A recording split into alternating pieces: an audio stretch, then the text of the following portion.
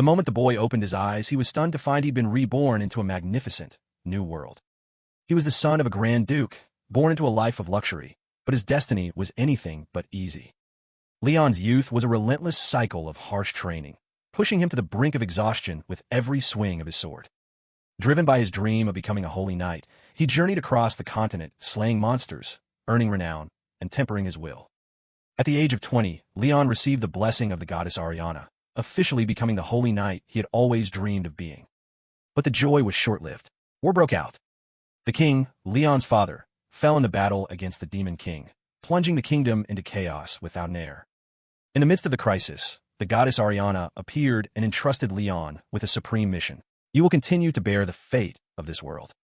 To give him enough time to fulfill his great responsibility, the goddess granted him the lion's heart, extending his lifespan. From that day on, Leon became the new king, a warrior clad in armor who always fought on the front lines. But while he and his knights were shedding their blood on the battlefield to stop the demon legions, treacherous mages summoned the Lord of Chaos in the very heart of the capital. Chaos erupted. In Leon's 121st year, the world stood on the brink of annihilation. In the final battle, swords shattered and banners fell, the anguished screams of the people echoing through the night. The entire kingdom was engulfed in flames, leaving Leon all alone. Alone amidst the desolation, he fought relentlessly for 2 centuries. By his 300th year, after thousands of solitary battles and a cursed, immortal existence, Leon swung his sword for the very last time. Just then, a group of people emerged from a portal. Staring at the Demon King's corpse, they wondered what in the world had happened. The sight of the Demon King's colossal head lying on the ground left them speechless. He defeated the archdemon in a single blow. Standing motionless on the blood-soaked battlefield, the blonde-haired man murmured, "There isn't much time. Awaken." The entire raid party was frozen in shock, their words stumbling out. Who are you?" The man turned, his voice resonating with majesty. "I am King Lionheart, the most valiant of knights, and the bearer of the faith and will of the temples." He turned fully, his body radiating a divine light. "I am Leon Dragonia Lionheart." A notification window suddenly appeared. "You have exterminated the entire demon race. Remaining demons, 0. In the heart of Seoul, a pitch-black gate opened. Level, unknown. The major guilds refused to enter. It was too risky. In the end, the government forced the Hunters Association to intervene, an order that was no different from a death sentence. Inside, a naked man. He stood amidst a field of monster corpses, his cold eyes scanning over his own handiwork. A voice rang out.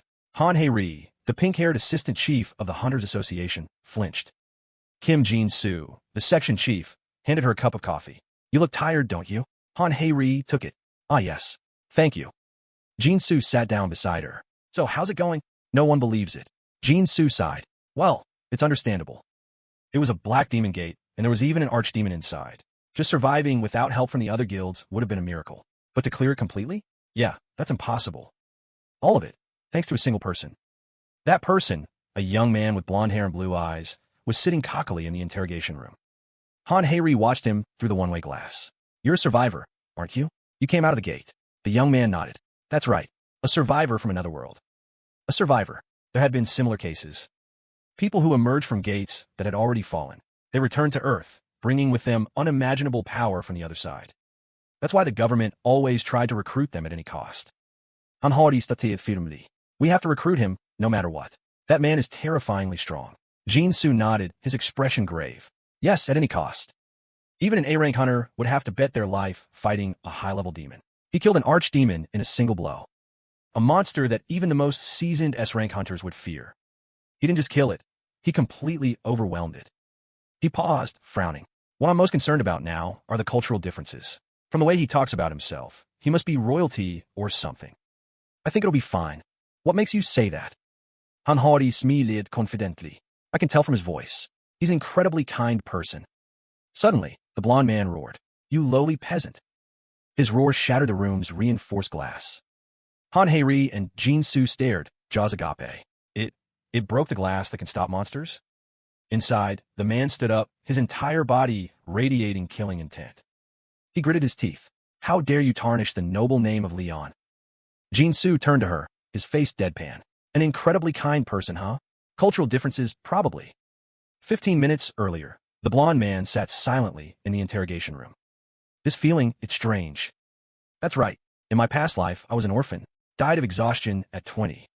Then, I was reborn in another world, became a king, a knight, spent over a century conquering the demon Jilai, then hunted demons for another 200 years.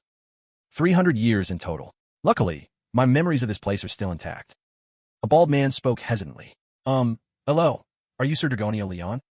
It'd be a disadvantage to reveal I was once from Earth. A Night King who lived for 300 years in another world. Sounds much better than a guy who worked himself to death at 20. Leon frowned in annoyance. Address me as your majesty, you peasant. The bald man froze for a moment. Ah, yes, your majesty. He actually listened. Is he a good person, or is the government just being overly cautious with survivors? The bald man continued. Ah, well then. The Black Gate, your world, had a conflict with our hunters, and you killed all those demons, is that correct? Yes. Have you forgotten? I'm sorry, what do you mean? Leon spoke, his voice clear. I annihilated the entire demon race and protected the honor of the knights. I command you to be my temporary scribe. I grant you the privilege of recording this noble event. The bald man looked utterly confused, but still replied, right, yes. He bowed his head and started writing. Cultural differences. Leon continued. In any case, is there no royal reception here? I'm hungry. Hearing this, the bald man quickly pulled out his phone and started typing. You must be famished. You must be hungry. I'll have a meal prepared immediately. And tell me about this world. I need to know what happened to Earth while I was gone. Ah, yes. I'll explain. He began to speak, his tone serious. The nightmare suddenly began 30 years ago. Gates opened up all over the world, and monsters and demons started to appear. Since then, we've been in a constant state of emergency. After suffering many defeats, we realized that each gate has a theme and a mission to be solved. And if a gate isn't dealt with, a dungeon break occurs and the monsters invade Earth. As he was speaking, he suddenly stood up. Ah, it seems your dinner has arrived. Leon rested his chin on his hand, deep in thought. It's a little different. In my world, demons invaded like mushrooms after rain. But this place has gates with themes and missions, as if it's testing humanity. The bald man wheeled in a food cart, interrupting his thoughts. Your Majesty, your meal is here. Leon looked down at the food tray. He froze. Bone broth, seasoned with salt and pepper, served with a side of crisp kimchi. Xiaoliangtang. Back when he was a worker, this was his comfort food. No, I can't. Leon forced himself to swallow, keeping his expression cold. He asked, what is this? Ah, that's Xiaoliangtang, your Majesty. It's known as a commoner's comfort food. For a split second, Leon's eyes lit up. Then he slammed the table. You lowly wretch. How dare you defile the noble name of Leon? How dare you serve a peasant's meal to royalty? Is this how your kingdom treats the royalty of another? Leon Dragonia Leonhardt, king of another world, emissary of the gods, guardian of the Holy Grail, master of the Holy Sword and Holy Spear. The bald man trembled with fear, stammering. Oh no, it's not. Get out. The lowly peasant Malice. Lord of Chaos and master of the 23 archdemons. Mankind's greatest rival. The embodiment of a 300-year war. And finally, a regressor. Returning to Earth after 300 years, his first thought was, what a mess. It's all because they lack proper faith. Enlightening these foolish peasants is the duty of a royal. Even though he had returned to Earth, he was still a Night King. Leon leisurely cuts his steak. Jinsu narrows his eyes. How'd he know? Han Heiri lets out a sigh. Thank God he's eating. Jinsu suddenly speaks up. Heiri, you go first. Han Hori dumps, punting altar self. Me? I don't know the first thing about ancient customs. Jinsu replies, but he seems a bit more interested in you. He called you brave, remember? At the very least, he won't just kick you out. Han Heiri looks bewildered. Just because he called me brave? She takes a deep breath and pushes the door open. Your Majesty, my sincerest apologies for interrupting your meal. Leon elegantly wipes his mouth. You're that swordswoman from the other day, aren't you? Seat. Han Heiri's eyes light up. She discreetly gives a thumbs up toward the camera. And she quickly sits down. Was the meal to your liking, Your Majesty? Leon replies coolly. Not bad. I can sense the chef's dedication and skill. And the reason I gave you a hard time wasn't because of the humble food, but because of your attitude toward a king. When you welcome royalty from another nation, they should be treated with the utmost respect. This affects the security of your country, does it not? Han Heiri's face pales. Please forgive my ignorance, Your Majesty. Very well. It's fine, Leon says. In any case, your name is Han something, yes? Han Heiri quickly replies, yes, Your Majesty. My name is Han Heiri. Leon continues, I've been told about this world. Demons, those wretched creatures have appeared on this planet, haven't they? Han Hei's expression turns serious. Yes, Your Majesty. That is correct. My mission is to convince him to join the association. At the very least, I have to keep him in South Korea. She hesitates. If Your Majesty would permit us, could the government of South Korea provide for you from now on? The battle to secure the survivor had begun. At all costs, he must be prevented from joining another nation. Leon squints at her. So, as long as I remain in this world, I am obligated to go to the battlefield? If I were a warrior of honor, it's true that I should fight. Han Hei is overjoyed. Then would you like to affiliate with our Hunters Association? Leon doesn't answer right away. However, a king cannot serve as a soldier in another kingdom's army. I will create my own order of knights here in this world. Han Hei is stunned silent. She can only nod. As soon as she steps outside, Han Hei immediately asks, "What did the higher-ups say?" Jinsu replies, "What could they say? Just to provide him with as much as possible. It's a good thing he hasn't gone to another country or a major guild yet." Han Hei says, frustrated, "The association is government-affiliated, and we still have to stoop this low to beg him." At that, her anger flares. It's all because of those bastards in the guilds who are always flaunting their money and power. Jinsu breaks out in a cold sweat. Speaking of which, the Phoenix Guild. Beep, beep, beep. Before he can finish, an emergency alarm blares. They both jump. A phone buzzes. Emergency alert. Dungeon break in the Honan Plain. Jinsu grits his teeth. Asterisk, the granary. Those bastards are going to ruin everything. Asterisk. Han Hei looks puzzled. Isn't the Phoenix Guild where the S-rank hunter Xian Wu is? There's no way he can't handle an orange-level gate. Jinsu replies, "I think those bastards have other plans. We have to go and stop this immediately." Inside his room, Leon overhears the curses from outside. The Phoenix Guild, those sons of bitches. Leon hears every word, every hurried breath, with perfect clarity. It seems they're in trouble. A dungeon break. The land will be defiled and become unfarmable. A flash of magical energy appears. Are you alright? On a plain, the air is thick with tension. Hunter Yongwan, what's going on here? Yongwan, the master of the Phoenix Guild, smirks. You're from the association. Section Chief Kim and Assistant Han are here too? Jinsu grinds his teeth. Asterisk, this bastard. He let the dungeon break happen on purpose. Asterisk, just because the association wouldn't accept his demands. Asterisk, the Phoenix Guild kept demanding tax exemptions on profits from gates. Mana stones, monster materials, they were already making a fortune. And yet they still wanted tax breaks to rake in trillions more. Asterisk. And they dared to do this just because their request was denied. Han Hei shouts, "Hunter Yongwan, we need to close this gate immediately.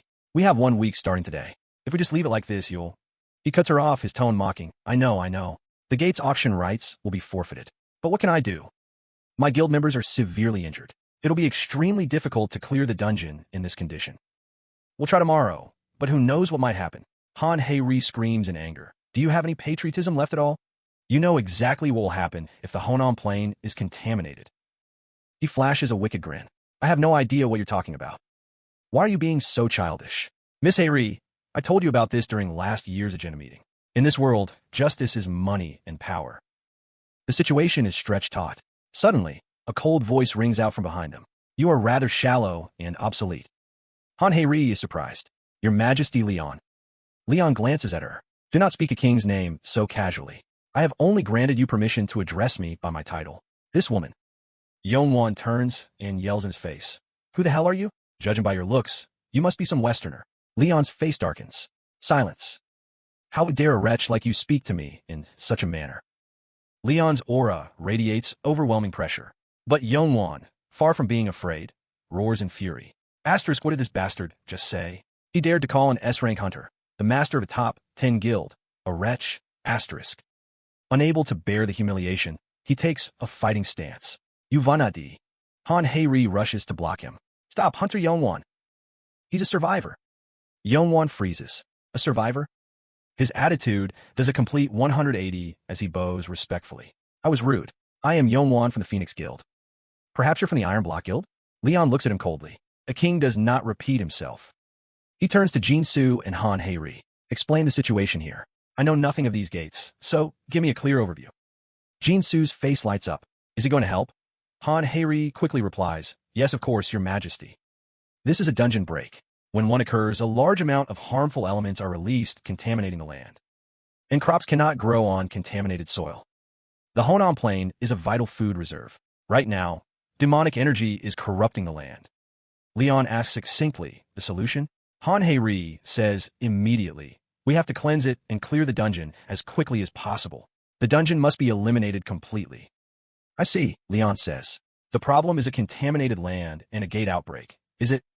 Summon the army. Tomorrow, the grace period for raiding that maggot's den ends. This king will enter himself.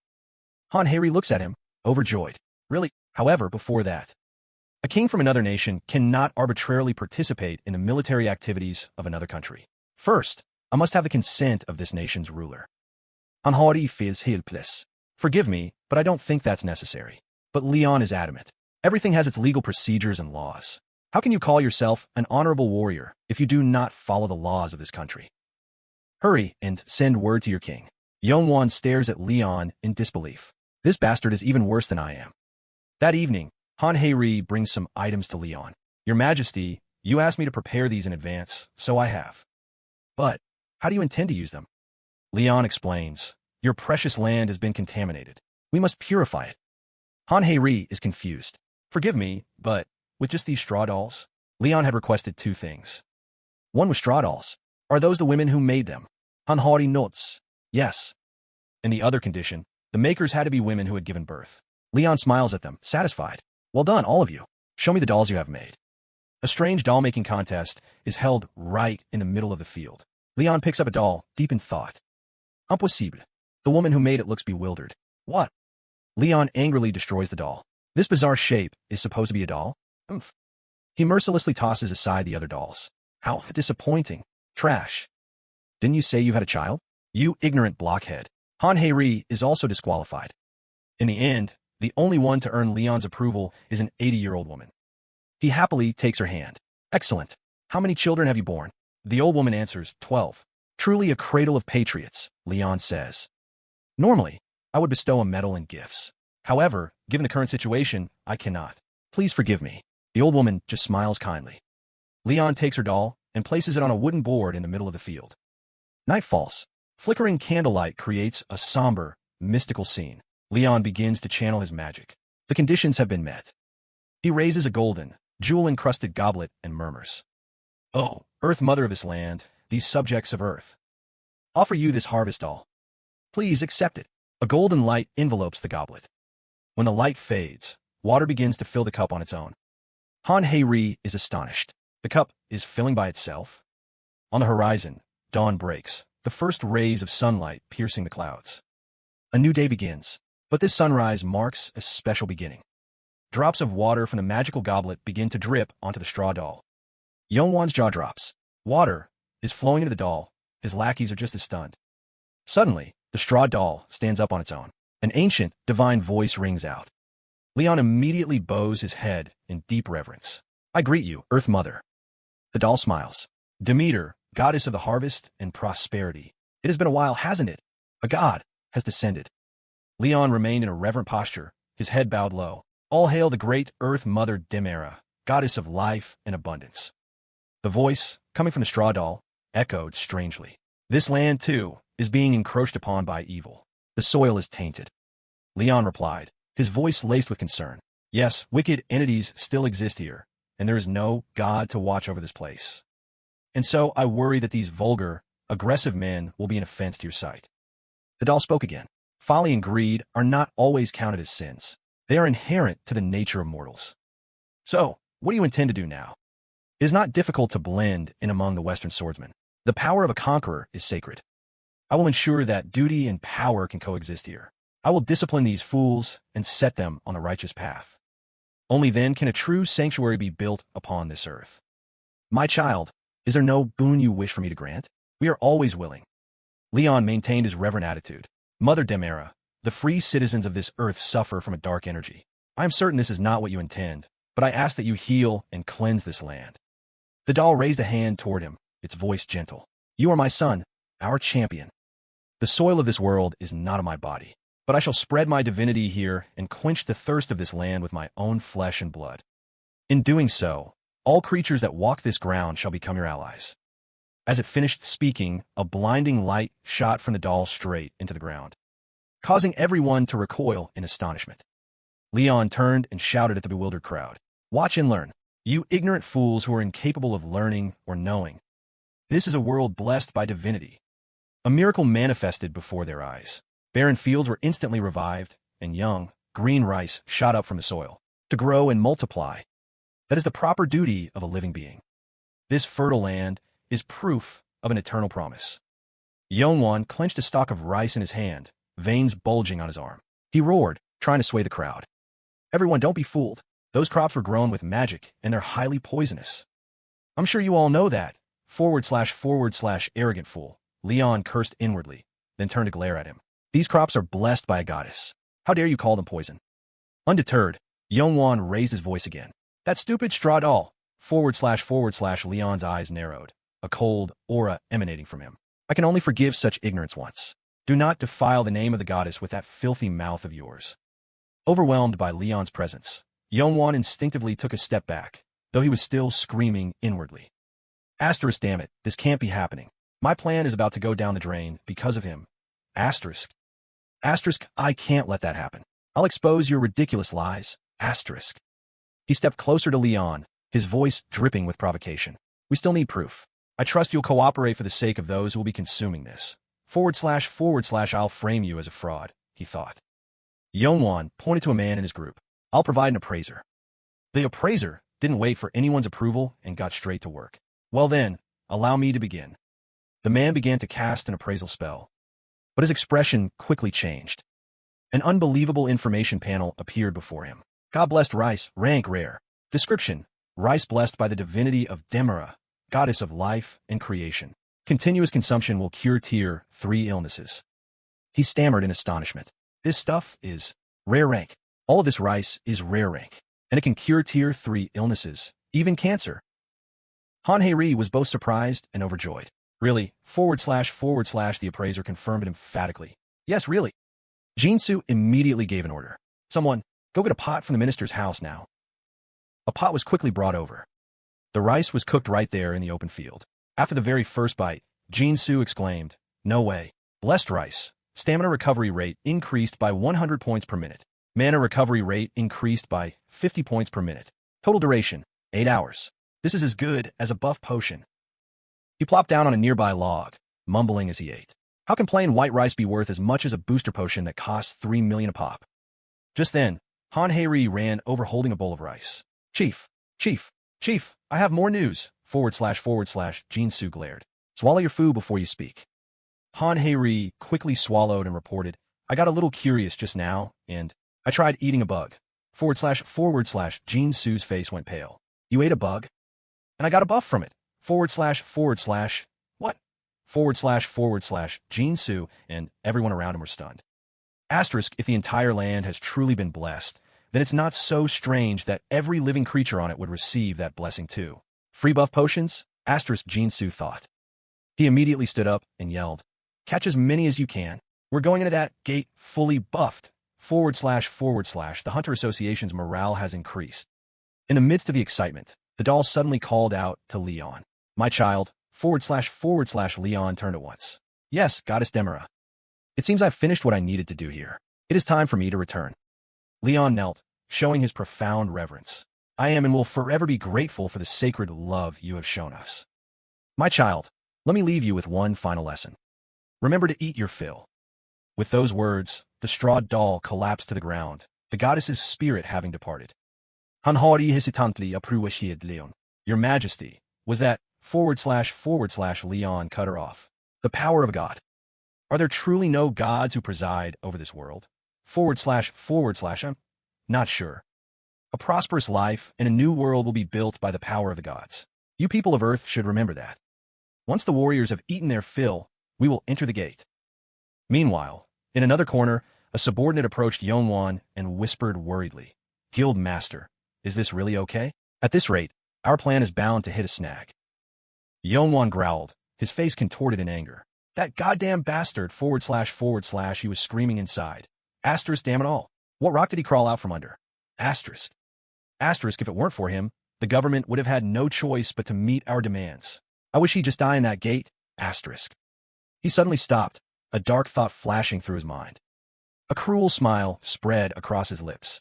That's not a bad idea. // the subordinate called out again. Guild master. He laughed and replied, you don't need to worry. This gate has already been partially cleared. // yes, but the middle section is quite difficult. Yongwan sneered, his cruelty showing. There is only one survivor, a woman named Han Hei-ri. She must be a support class that grants blessings and buffs. I'm guessing she's useless in a real fight, which means they're guaranteed to fail. Inside that gate is a monster that cannot be defeated by conventional means. A cold announcement rang out like the voice of death itself. A dungeon break is commencing. The lives of all beings inside the gate have begun to count down. Deep within the dark dungeon. I was told they'd already tried clearing this place, Leon said, his voice cold. There are far more monsters than I expected, though. That's this dungeon's special trait, Han Hei-ri replied. A special trait? Leon asked, intrigued. Yes. In most gates, the monster count drops as you defeat them. But in special cases with monsters like skeletons, zombies, or ghouls, as long as the boss is still alive, they will respawn indefinitely. Leon smirked. How interesting. So this only ends when we take down the boss. I see. Then this must be one of those cases you mentioned. Anhari smiled. Yes, that's most likely it. There's probably a necromancer controlling these skeletons. Before she could finish, a system window suddenly appeared. A dungeon break has begun. The Grim Reaper has called for all life within the gate. A time limit will be imposed. Commander Knight Dunlahan is approaching with his army.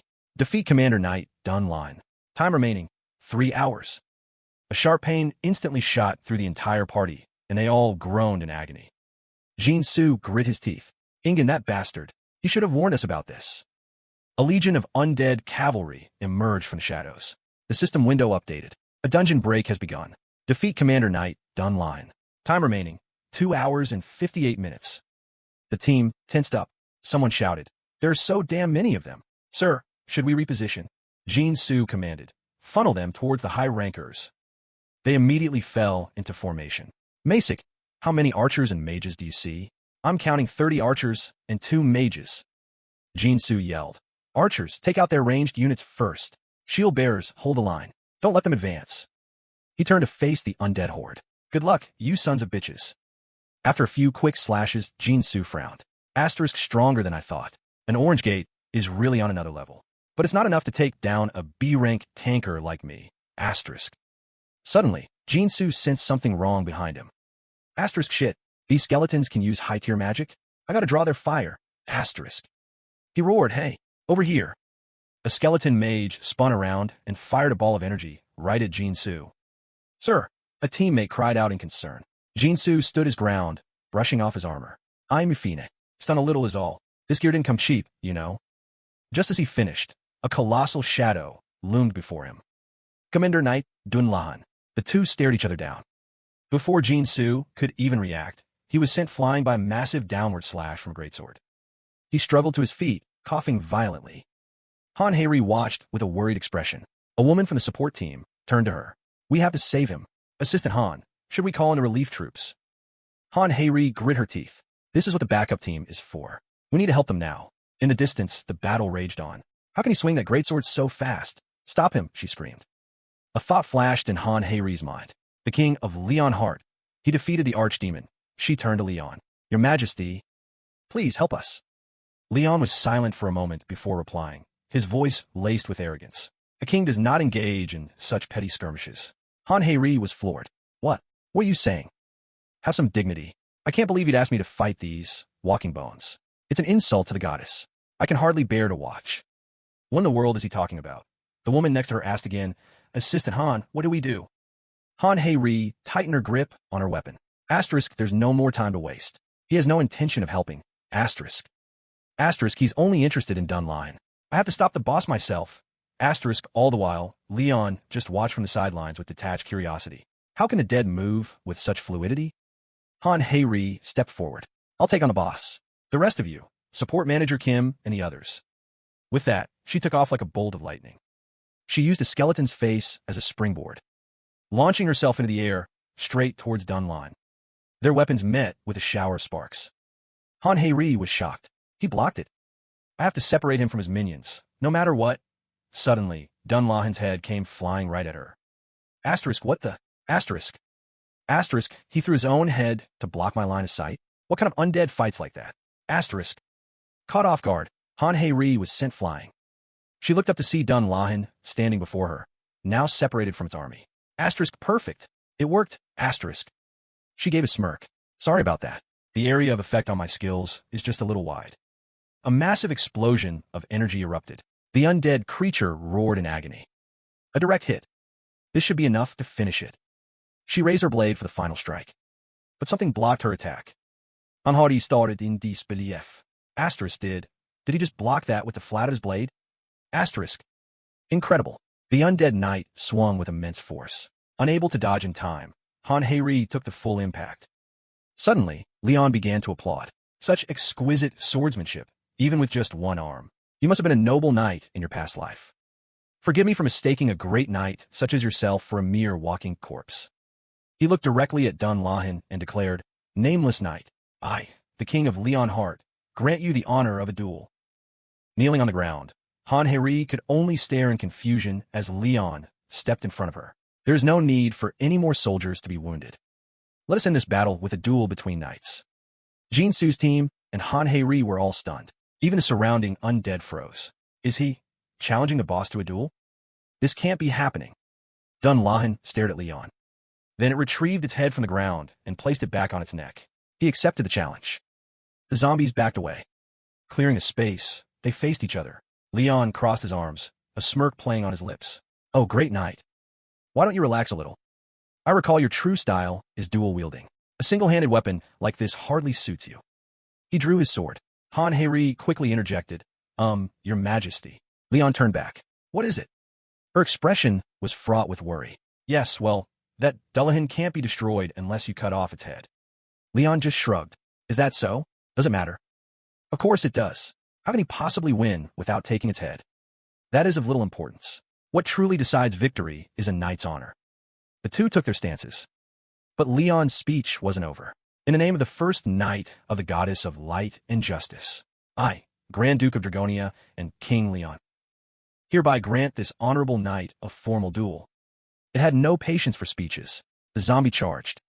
A seemingly effortless swing of his sword. Leon didn't just parry the attack. He turned the blade and held the point to his opponent's neck. The zombie hastily backed away, swinging its sword again.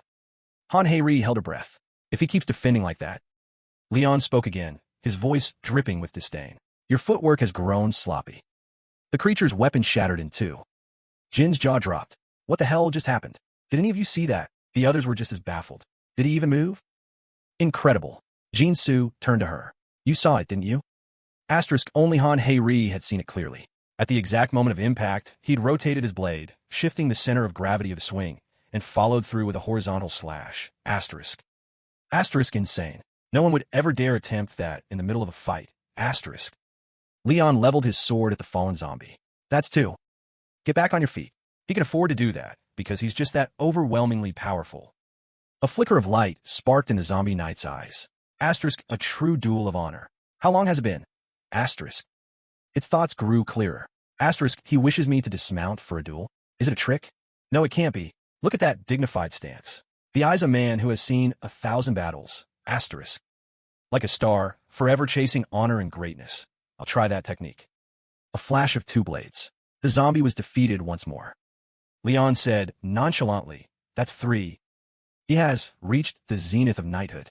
Do you wish to continue? The knight thought. A king among knights, so worthy of respect, so challenging.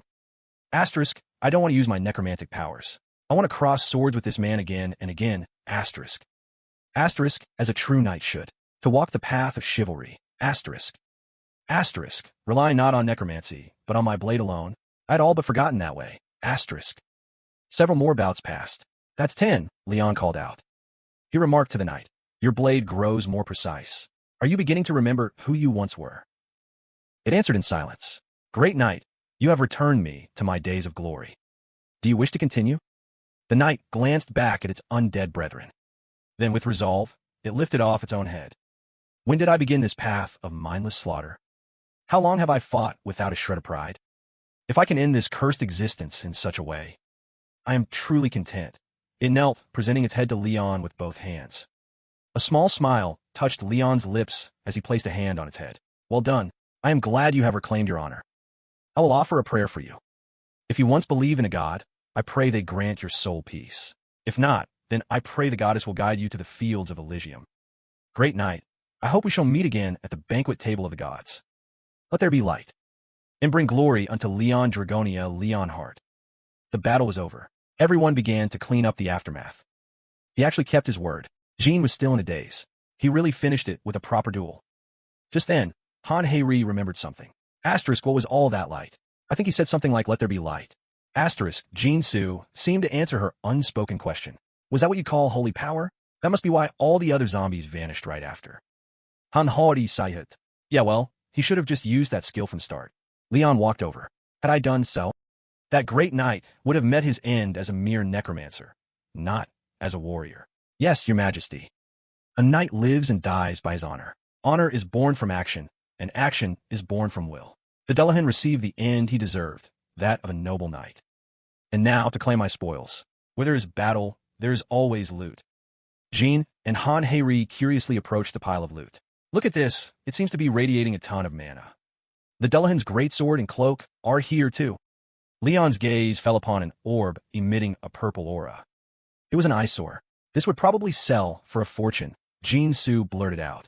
Without a word, Leon brought his foot down, shattering the orb. Garbage. Items like this bring nothing but misfortune. System, a notification window appeared. Final results, Dullahan's cloak, Dullahan's greatsword, energy stone, etc. Southgate clear. It had only been 4 days since Leon returned to Earth, but Han Hei-ri was already at her breaking point. She pushed the food cart, her hair a mess and dark circles under her eyes like a panda's. That short stretch of time had been a relentless series of chaotic events. Han Hei-ri let out a deep sigh. So tired. First, there was the issue of taxes. Leon had thrown a fit. What?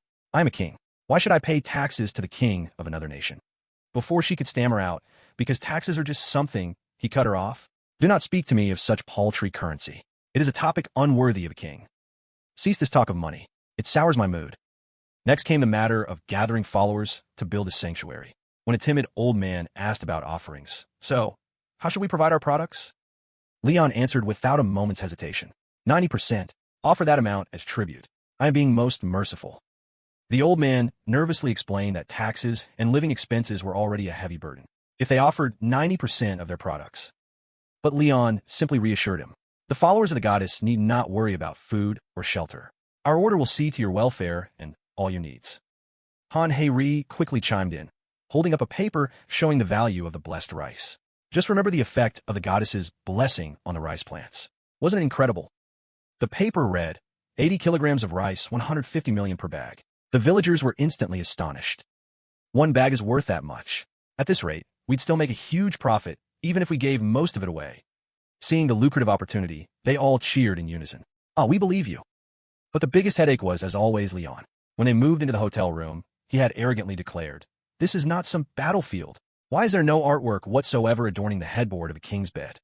He demanded not only a luxurious, high-end bed, but also servants on standby and priceless works of art. As a result, Han Hei-ri had to run around to every 5-star hotel until 2 in the morning to find a suitable room. Once she found one, she fell to her knees, exhausted, and begged him. Your Majesty, I'm begging you, please just go to sleep. In the end, Leon finally compromised, settling for a room decorated with paintings and porcelain. That was how her last few days had gone. Now, Han Hei-ri stood before his door and knocked. Your Majesty, it is I, Han Hei-ri. Leon's voice called from inside. Enter. She pushed the food cart in, forcing a smile despite her exhaustion. Are you well, sire? Leon asked coldly. Is something the matter? Han Hei-ri pushed the cart closer and said softly, your meal is served, Your Majesty. Please enjoy. He suddenly asked, Hm, have you eaten? Han Hori smilet. Ah, not yet. You should at least bring something for yourself. Do not starve. She answered meekly. Yes, of course. The cloche was lifted, revealing an array of exquisite and appetizing dishes. Asterisk, that looks so good. I should start bringing a sandwich for myself, asterisk, she thought. Suddenly, Leon commended, seed. Han Hori blew his head slightly. Why, Your Majesty? Is he going to share his meal with me? But she had given him far too much credit. While she was still feeling a flicker of hope, he narrowed his eyes and asked, What are you doing? Huh? Leon glanced at her. I was going to have you cut my steak for me. Han Hori started, dumbfounded. You weren't going to share it with me? He glared at her. Why would a king such as myself deign to share a meal with a commoner like you? Han Hei was speechless. Of course, getting even a scrap from him wouldn't be that easy. After breakfast, they got into a car to head to his new residence. The Hunters Association has decided to provide for your settlement, Your Majesty. While it may not be a grand, royal palace, it is exceedingly luxurious. Leon replied flatly, as it should be. A man at my station cannot have his reputation sullied. Han Hei turned to ask, Your Majesty, regarding the distribution of the spoils. He cut her off again. I already ordered you to handle it yourself. However, do not touch the cloak. I've taken a liking to it. The car pulled up in front of a modern skyscraper. We've arrived, Your Majesty, Han Hei announced. This location is very close to the Hunters Association. There's also a helipad on the roof, so we can use it for transportation in an emergency. What do you think of the atmosphere here? Leon looked around, his gaze landing on a strange, white, tree-like sculpture. What in the world are these grotesque things? As they entered the lobby, a voice called out, Ah, you must be Assistant Han Hei from the Hunters Association, correct? Han Hei was immediately on guard. Asterisk, how does he know? This trip was supposed to be confidential. Asterisk, and who might you be? The man quickly introduced himself with a wide grin. I just happen to be in the area. I'm Dong Chan, the director at Du Dung Meyer FNS, part of the Du Dung Group. At the mention of that name, Han Hei-ri's expression darkened. Du Dung Group, one of the top 3 conglomerates in Korea, and he's just coincidentally waiting here. Asterisk. Du Dongchan flashed a strange smile and turned to Leon. And this must be the famous survivor we've been hearing about. I knew it. Han Hei thought, her suspicion confirmed. Dongchan extended a hand toward Leon with a phony smile. A pleasure to meet you, Mr. Leon Dragonia L. He was completely unprepared for the sheer level of arrogance he was about to face. Leon tilted his head back, looking down his nose at him. A mere merchant dares to offer me his hand? Once they were up in the apartment, Han Hei began to explain. The association will be covering all management fees and rent, so you needn't worry about a thing. Oh, and room service and housekeeping are included in the management fee, so I believe you can make use of them. After speaking, she let out a quiet sigh of relief. Phew, that was a close one. Information about survivors was highly classified. I wonder what that Dongchan guy was plotting. Thank goodness Leon just ignored him. But why would he come all the way here to meet you, Your Majesty? Han Hei asked, curious. That merchant was undoubtedly here for profit. Profit? You mean because of the rice? The goddess's blessing. Han Hei recalled that the situation at the time had been so urgent that controlling the flow of information had been nearly impossible. Many news stations and internet streamers captured footage of it. The association strongly advised them to delete the videos, but she looked at her phone and grumbled in frustration. Ugh, did someone post it again? And it's one of the parks, of course. At that very moment, in another location, Du Dongchan was watching that same video. He gritted his teeth and cursed. Damn it. That bastard, Li Youngwoo. He turned to his subordinate. Are you certain this rice is effective? Yes, sir. Absolutely. But we haven't even run human trials. The tests on the mice were successful. Yes, but are you sure it works on people? The subordinate stammered. Well, that is. Just then, a young woman entered the room to report. Director, I went to the owner of that field to secure as many seeds as possible. But while I was there, I saw a dog that had died come back to life, and another person was completely cured of chronic rhinitis. After eating the rice, the villagers were all healed of various minor and major ailments. We don't have clinical trial data, but I believe we can consider its effects proven. Hearing this, Dongchan broke into a satisfied smile. I see. But his anger quickly resurfaced. Still, it's insane. How dare that bastard treat a world-class director like me with such arrogance? The woman added, Director, we have to make this work.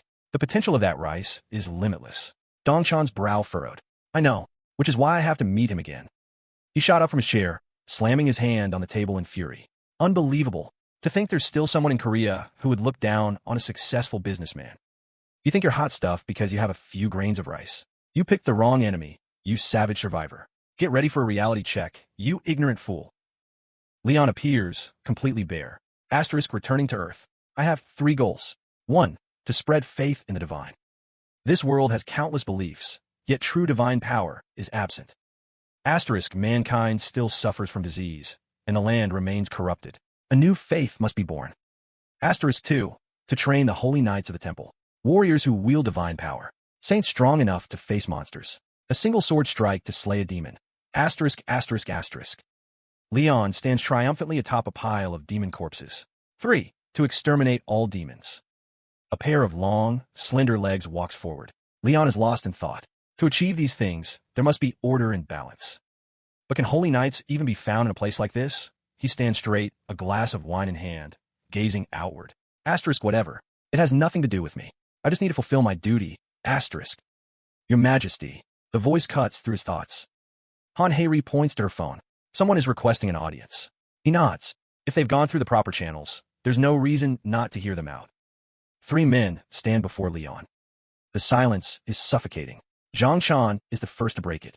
Thank you for granting us an audience, Your Majesty. Leon remains seated, silent. His sharp eyes look down on them, as if observing insects. Zhang Shan thinks to himself, all right, for the sake of business, I can bow to this lunatic. He puts on a welcoming smile. And this time, I've also brought a small gift. His men bring in a large case, half the height of a person. Please accept this. You're going to be so surprised when you see what it is. His expression is smug. Asterisk, a luxury, a lunatic like you could only dream of. Once you try it, you'll be hooked. I'll have you begging me to be your manager. Asterisk. At last, Leon speaks. Very well. You've gone to some trouble. He says with a serious expression. So I will accept it. Accept it? Zhang Chan's face twists as he grinds his teeth. Asterisk, what's with this attitude? Like he's doing me a favor. Asterisk, but outwardly, he keeps smiling, pushing the case forward. Why don't you see what it is? I'm sure you'll like it. Leon rests his chin on his hand, his expression impatient. TCH, I don't want to waste my breath teaching him manners. He commands, Han Heiri, open it. Yes, Your Majesty. Han Heiri steps forward and presses the button to open the case. The case slowly opens, releasing a plume of white smoke that causes her to step back in surprise. This is Yongchan smirks smugly. Haha. He gestures to the weapons inside, his voice full of pride. These are the finest weapons, the pride of our corporation. I want you to choose the one you like best. Han Heiri is astonished. Are all of these special grade items crafted by the master craftsmen of the De Young Group? He puffs out his chest, his arrogance on full display. That's right. They are all special grade items, the best of the best. He continues. I heard you'll be operating as a hunter from now on. These will be of great help to you. Han Heiri's eyes widen. Is he really just giving away the De Young Group's special grade weapons? Asterisk, weapons that money can't even buy. I've only ever seen them on YouTube. Asterisk. But Leon merely glances at the weapons with disdain. What use do I have for such low-grade weapons? Zhang Chan's face darkens. Low-grade? Han Heiri is also in disbelief. Your Majesty, what do you mean low-grade?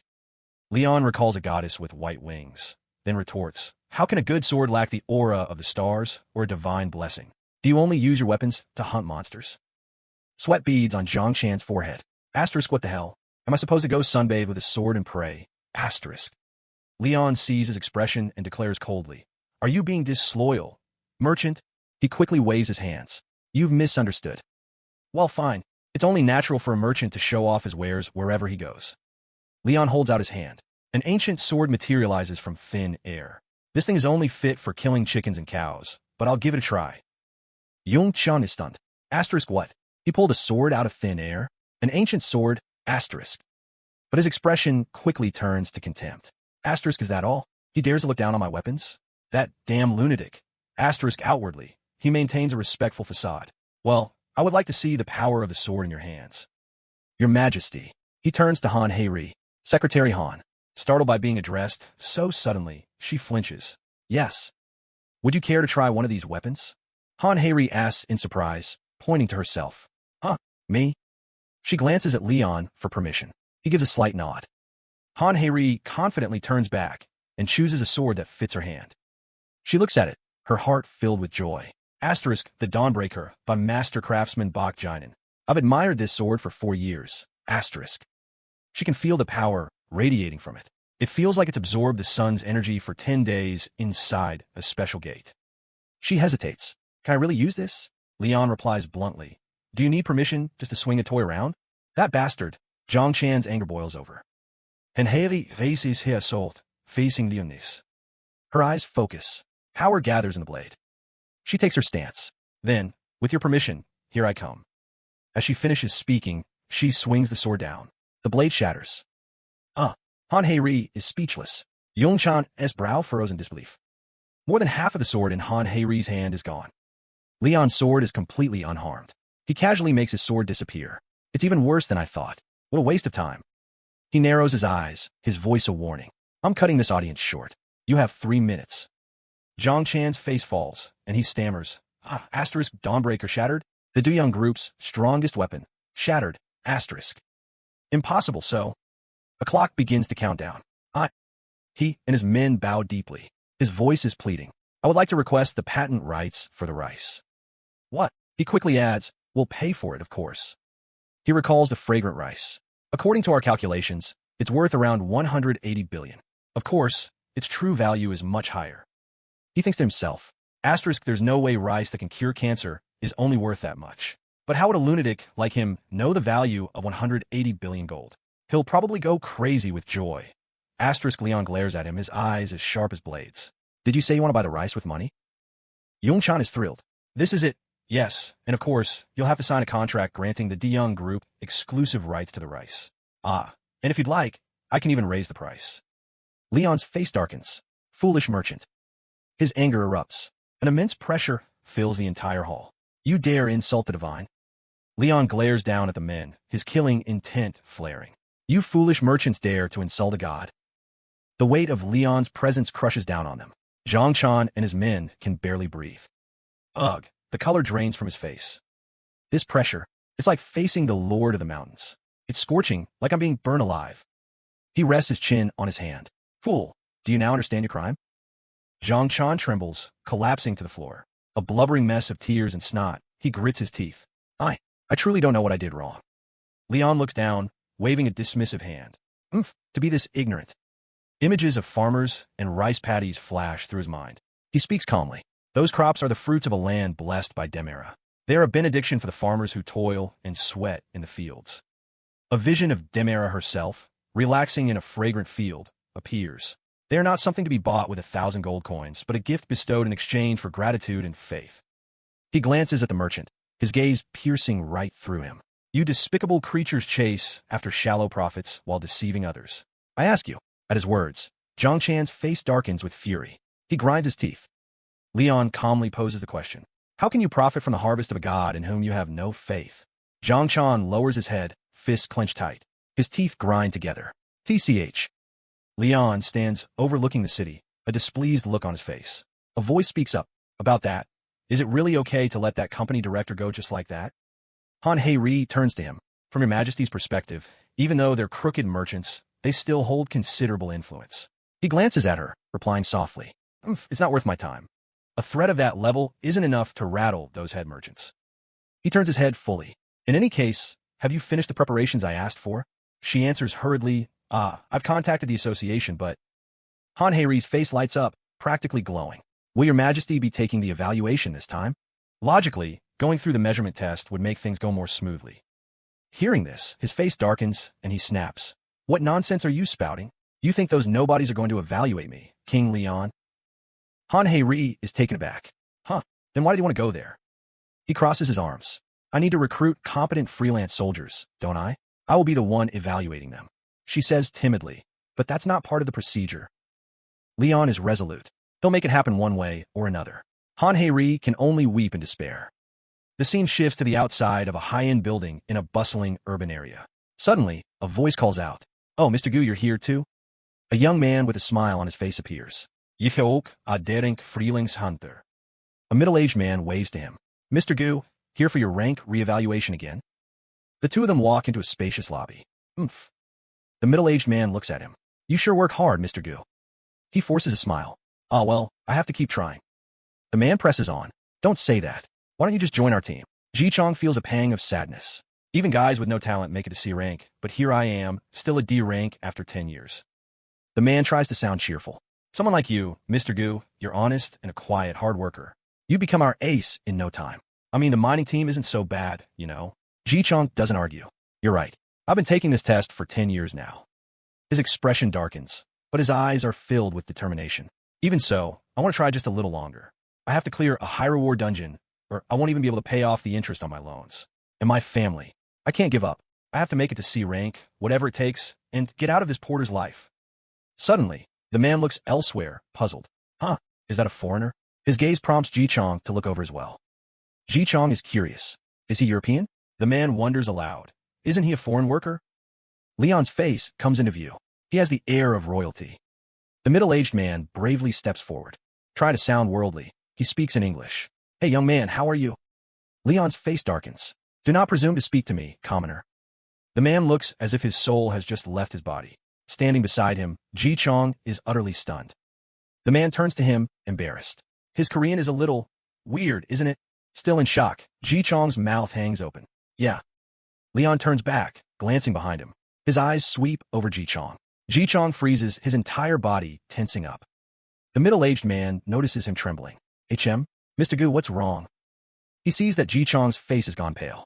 Are you hurt somewhere? Ji Chong can't understand it. What is this? Looking at Leon, he's hit by a terrifying pressure. I can't breathe. It feels like something enormous is crushing me. Suddenly, a staff member's voice rings out. Number 57, Ji Chong. Please proceed to interview room 2. Called by name, he snaps out of the pressure. Ah yes, coming. Leon watches this unfold before turning away. Oof. An attendant asks Ji Chong, just by yourself? Are you okay? He quickly replies, I'm fine, just a little nervous.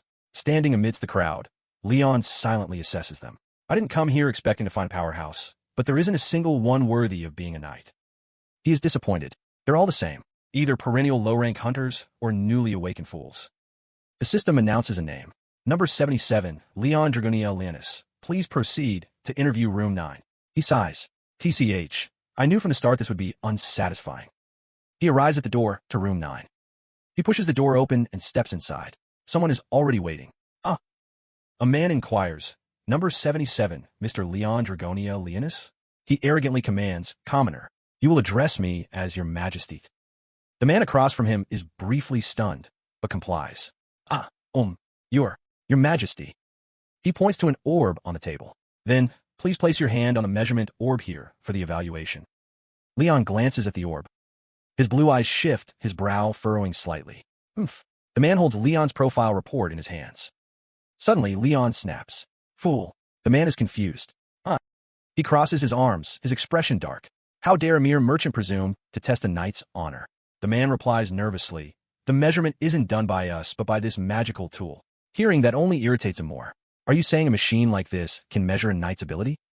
He continues. Only honored knights and the gods themselves may judge another knight. The man is exasperated. Then why did you even come here? Leon turns away sharply, his expression haughty. I came to recruit talented soldiers, but even the examiners are this mediocre.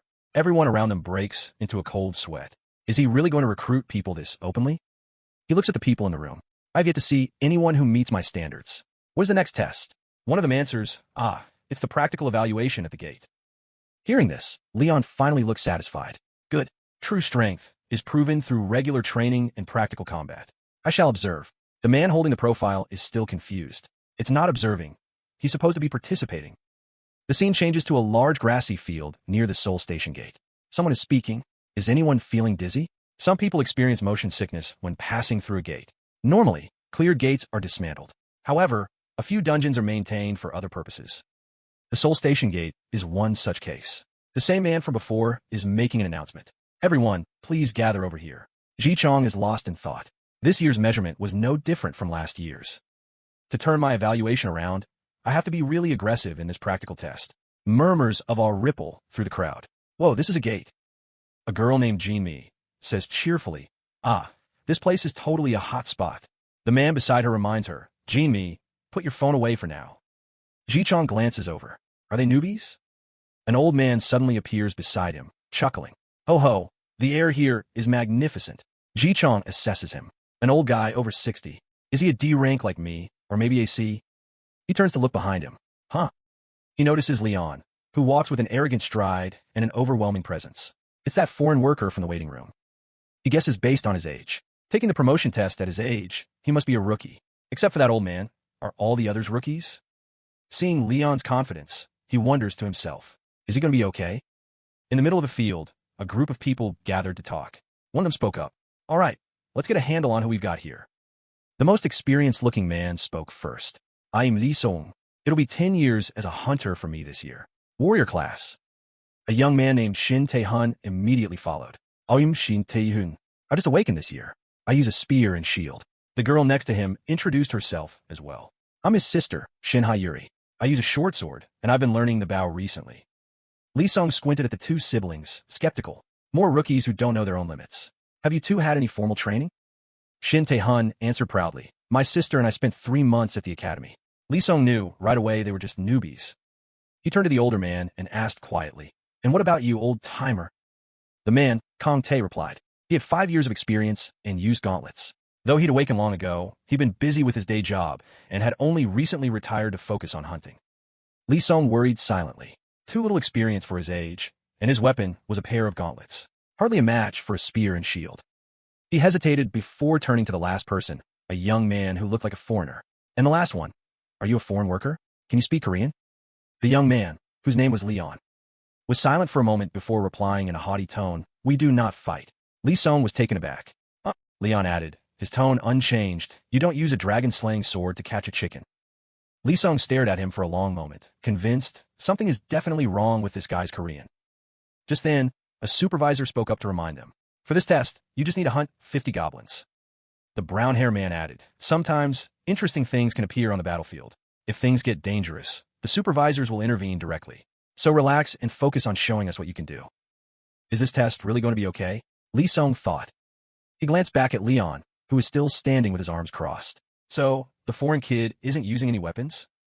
Shin Hae-yuri cheerfully walked up to Leon. Hey, handsome, you can borrow one of my weapons. Want to use my bow? Do you know how? Leon glanced at the bow in her hands, his eyes filled with contempt. You expect someone like me to use that?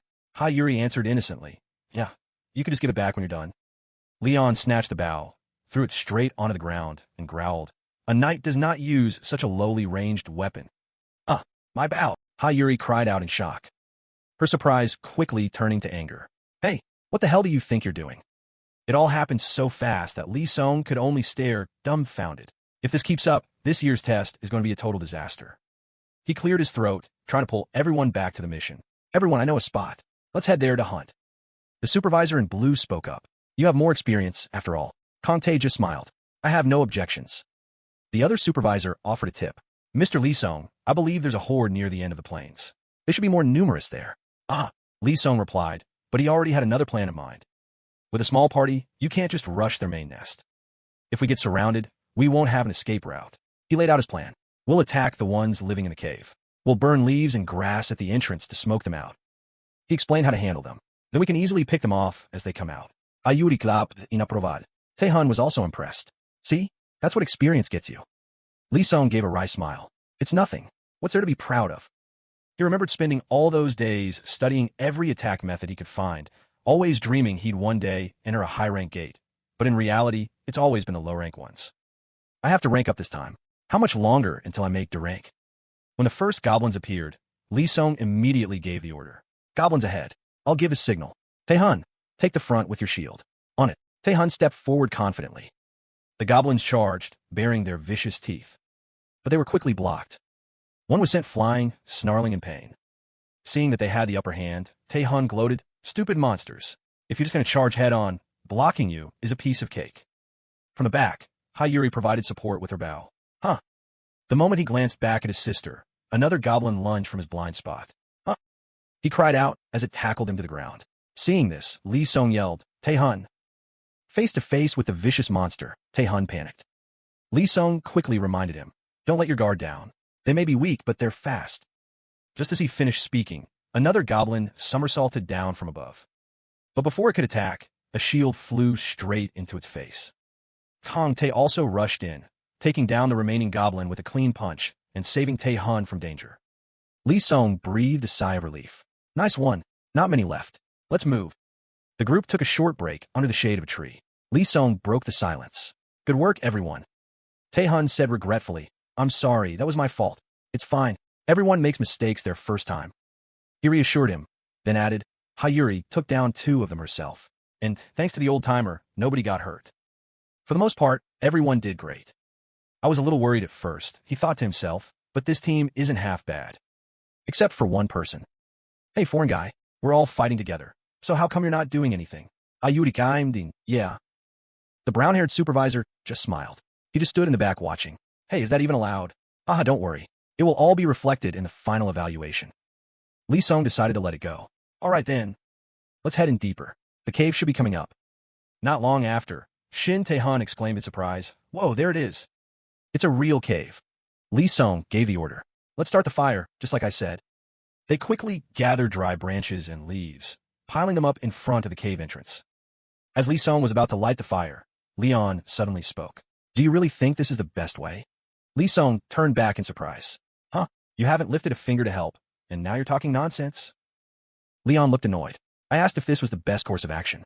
Do not make me repeat myself. I've used this method 3 times, and it's worked every time, Li Song explained. There's nothing wrong with relying on experience. How can you rely on experience when it is not yet a certainty? Leon retorted. Li Song started to lose his patience. Look, what does a kid like you know?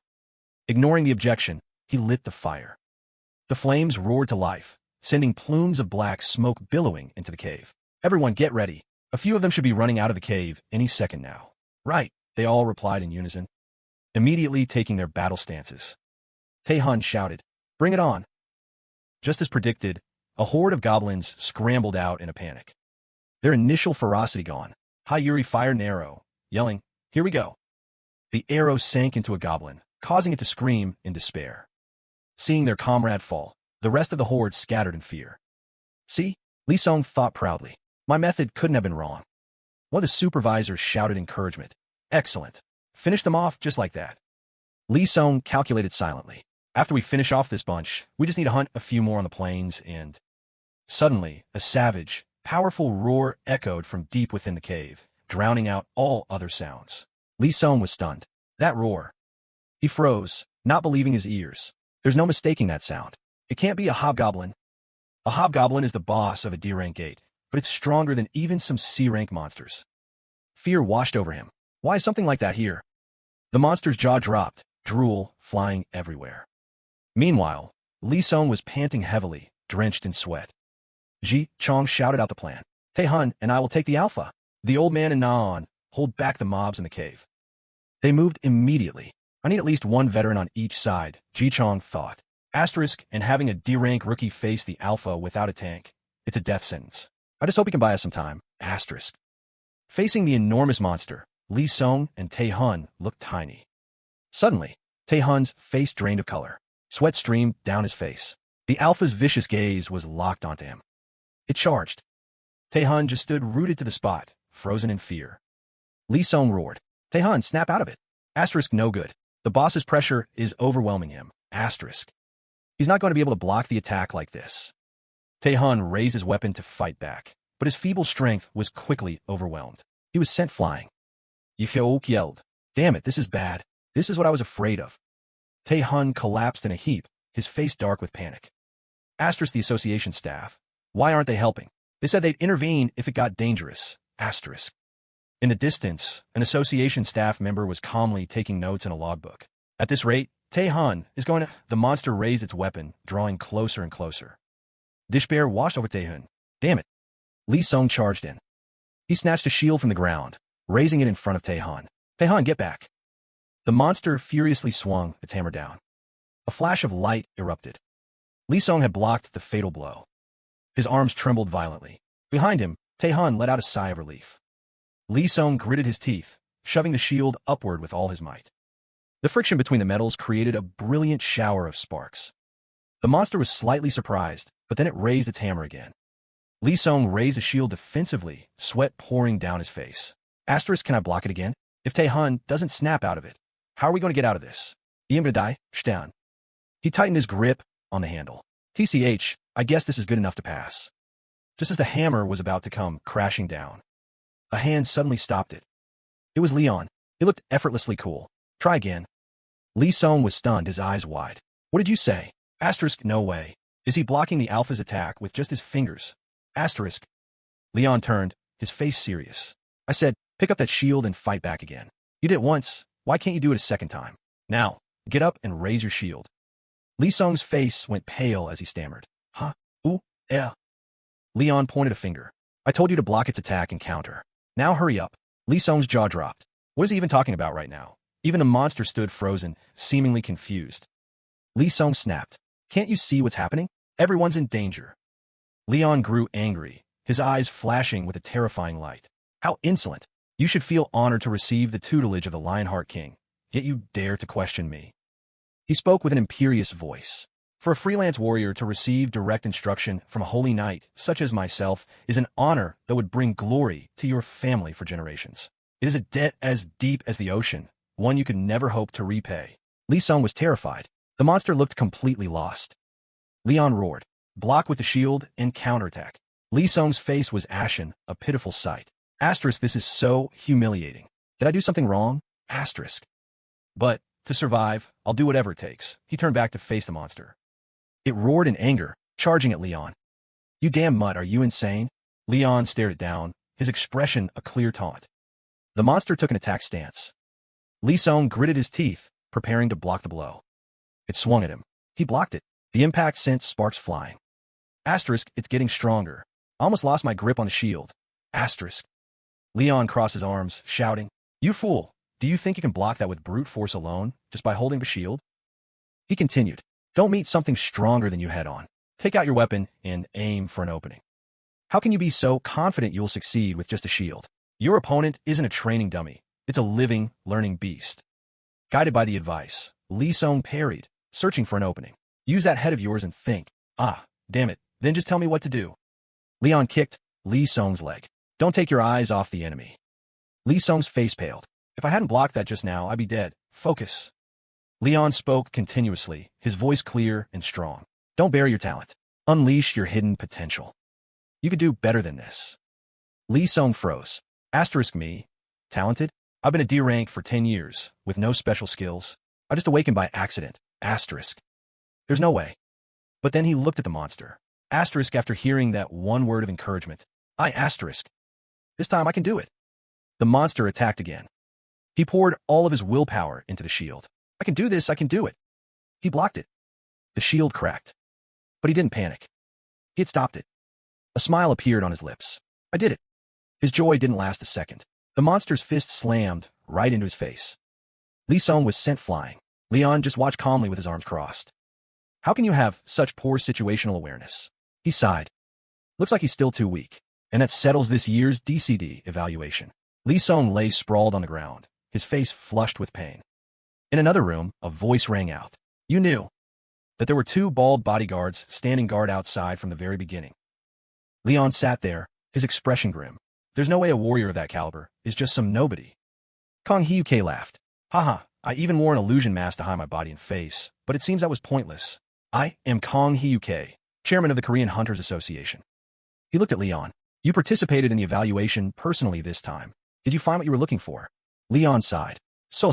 I was observing a candidate for the knighthood. Besides, it's not like I had any intention of going abroad, regardless of what I found. Kong Hyuke lowered his head, looking somber. I should have expected as much. It seems your majesty's powerful aura made him a bit too nervous, just like before. In any case, it was a D-rank dungeon monster. The boss was estimated to be above C rank. An image appeared, Leon facing the boss. He pointed a finger, his voice full of contempt. You filthy things who couldn't even become human.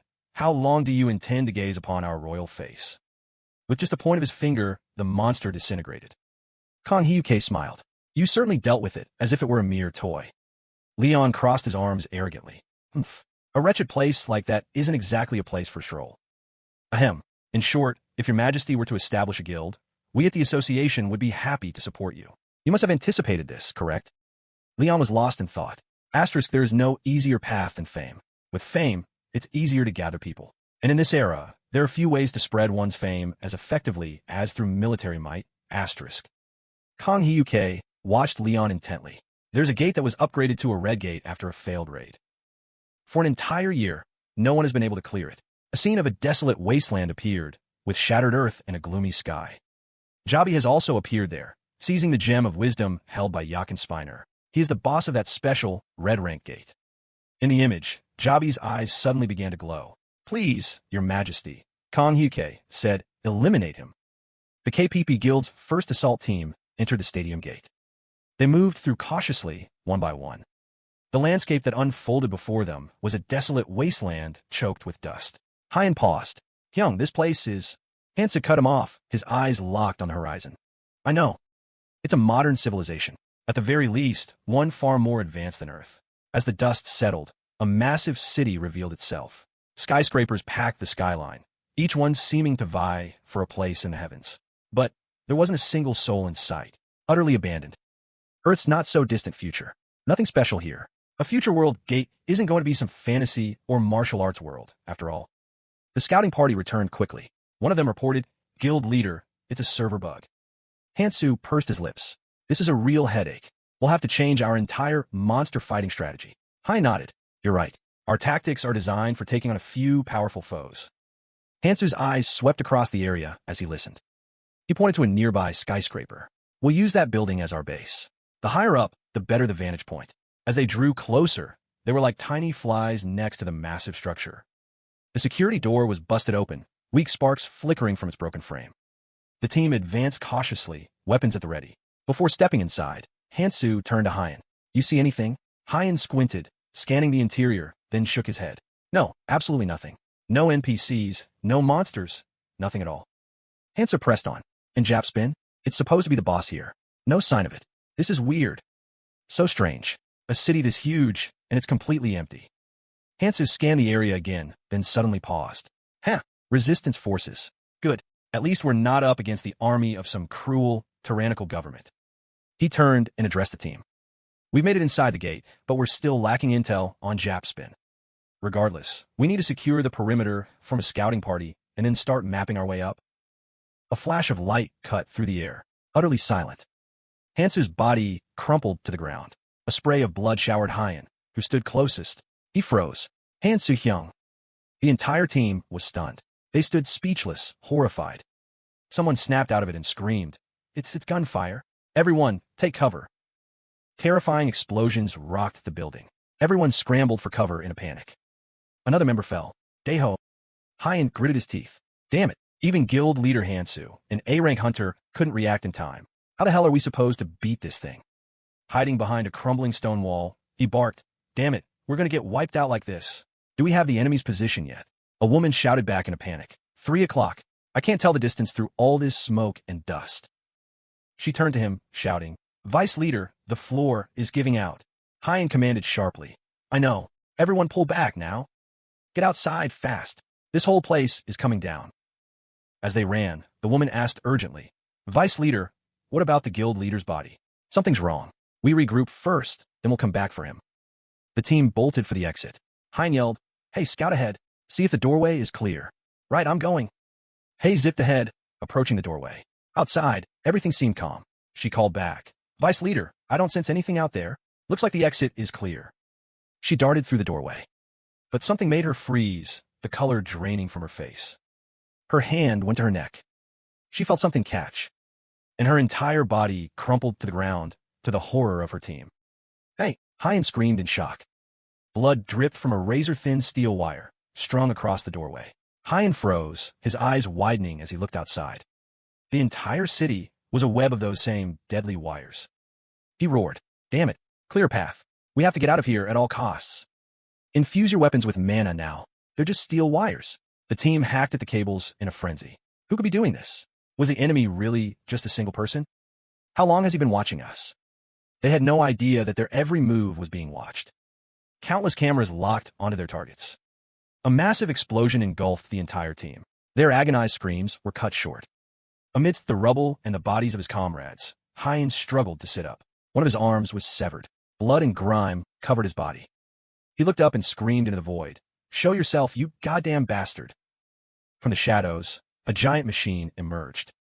He staggered to his feet, preparing for one last fight. "So it's you. You're Japspin, aren't you? Well." A memory flickered to life. A faded black and white image.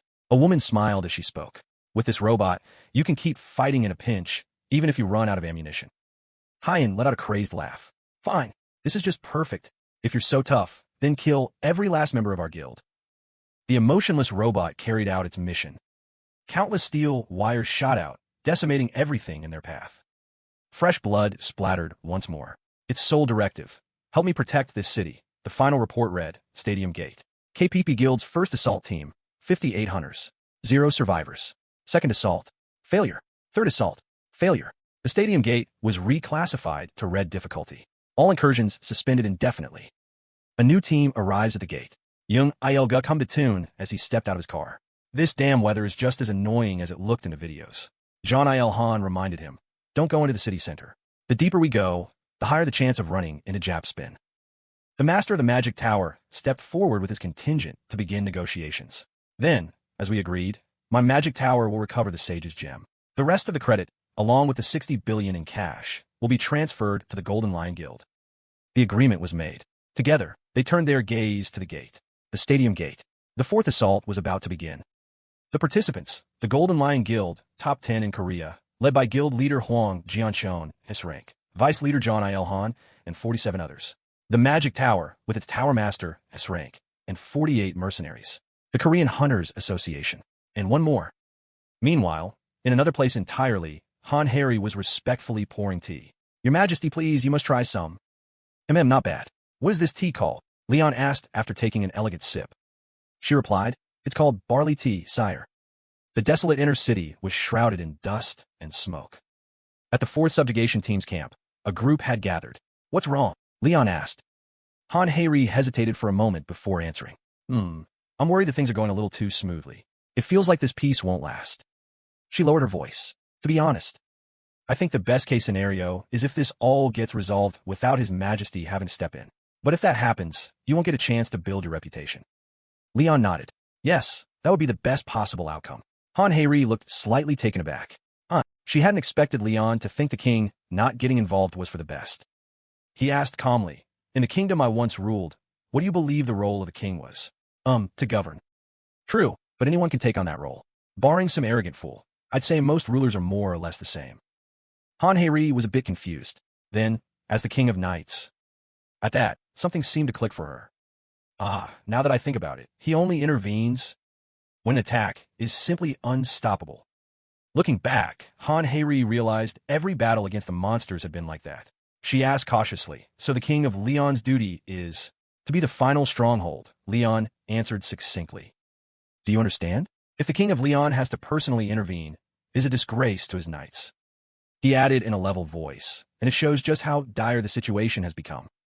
As it happens, he said softly, it seems I must intervene once again to take the place of pitiable weaklings like you. How I miss my honorable knights. Han Harry was a little stunned, stammering, but this subjugation team has Jum Cheon, who's an S rank, and there's an A rank mage too, so I think everything will be fine. Leon asked quietly, you call them hunters, don't you? I admit, they possess strength far beyond that of ordinary men. His expression suddenly darkened, but they have never once tasted true war. He smirked, his tone mocking. The outskirts of the city are safe? You all seem quite confident in that information, despite having only encountered the enemy a mere 3 times. You call yourselves a subjugation team, making judgments based on monster movement patterns and acting on scraps of information. How absurd. Han Harry's eyes widened. Does he mean? A true commander knows how to react to any situation as it unfolds. There is no manual, no pattern for it. Leon continued, his voice low. For what I've heard, this thing called the Z-Spiner. Just then, a deafening explosion ripped through the air, cutting Leon off. Screams echoed from all directions. What's happening? Is a brilliant commander, he finished. Elsewhere, a frail girl reached out a hand, whispering, Jappy, I'm sorry. This is the end for me. So could you do one last favor for me? Nearby, entity number 10,253, the Z-Spiner, glowed with deadly light. System, eliminating all unidentified objects invading the city. It immediately opened fire. Dozens of energy blasts rained down, plunging the city into fire and screams. Aya, it's the Spiner. Take cover. Get down. The Z-Spiner continued its scan.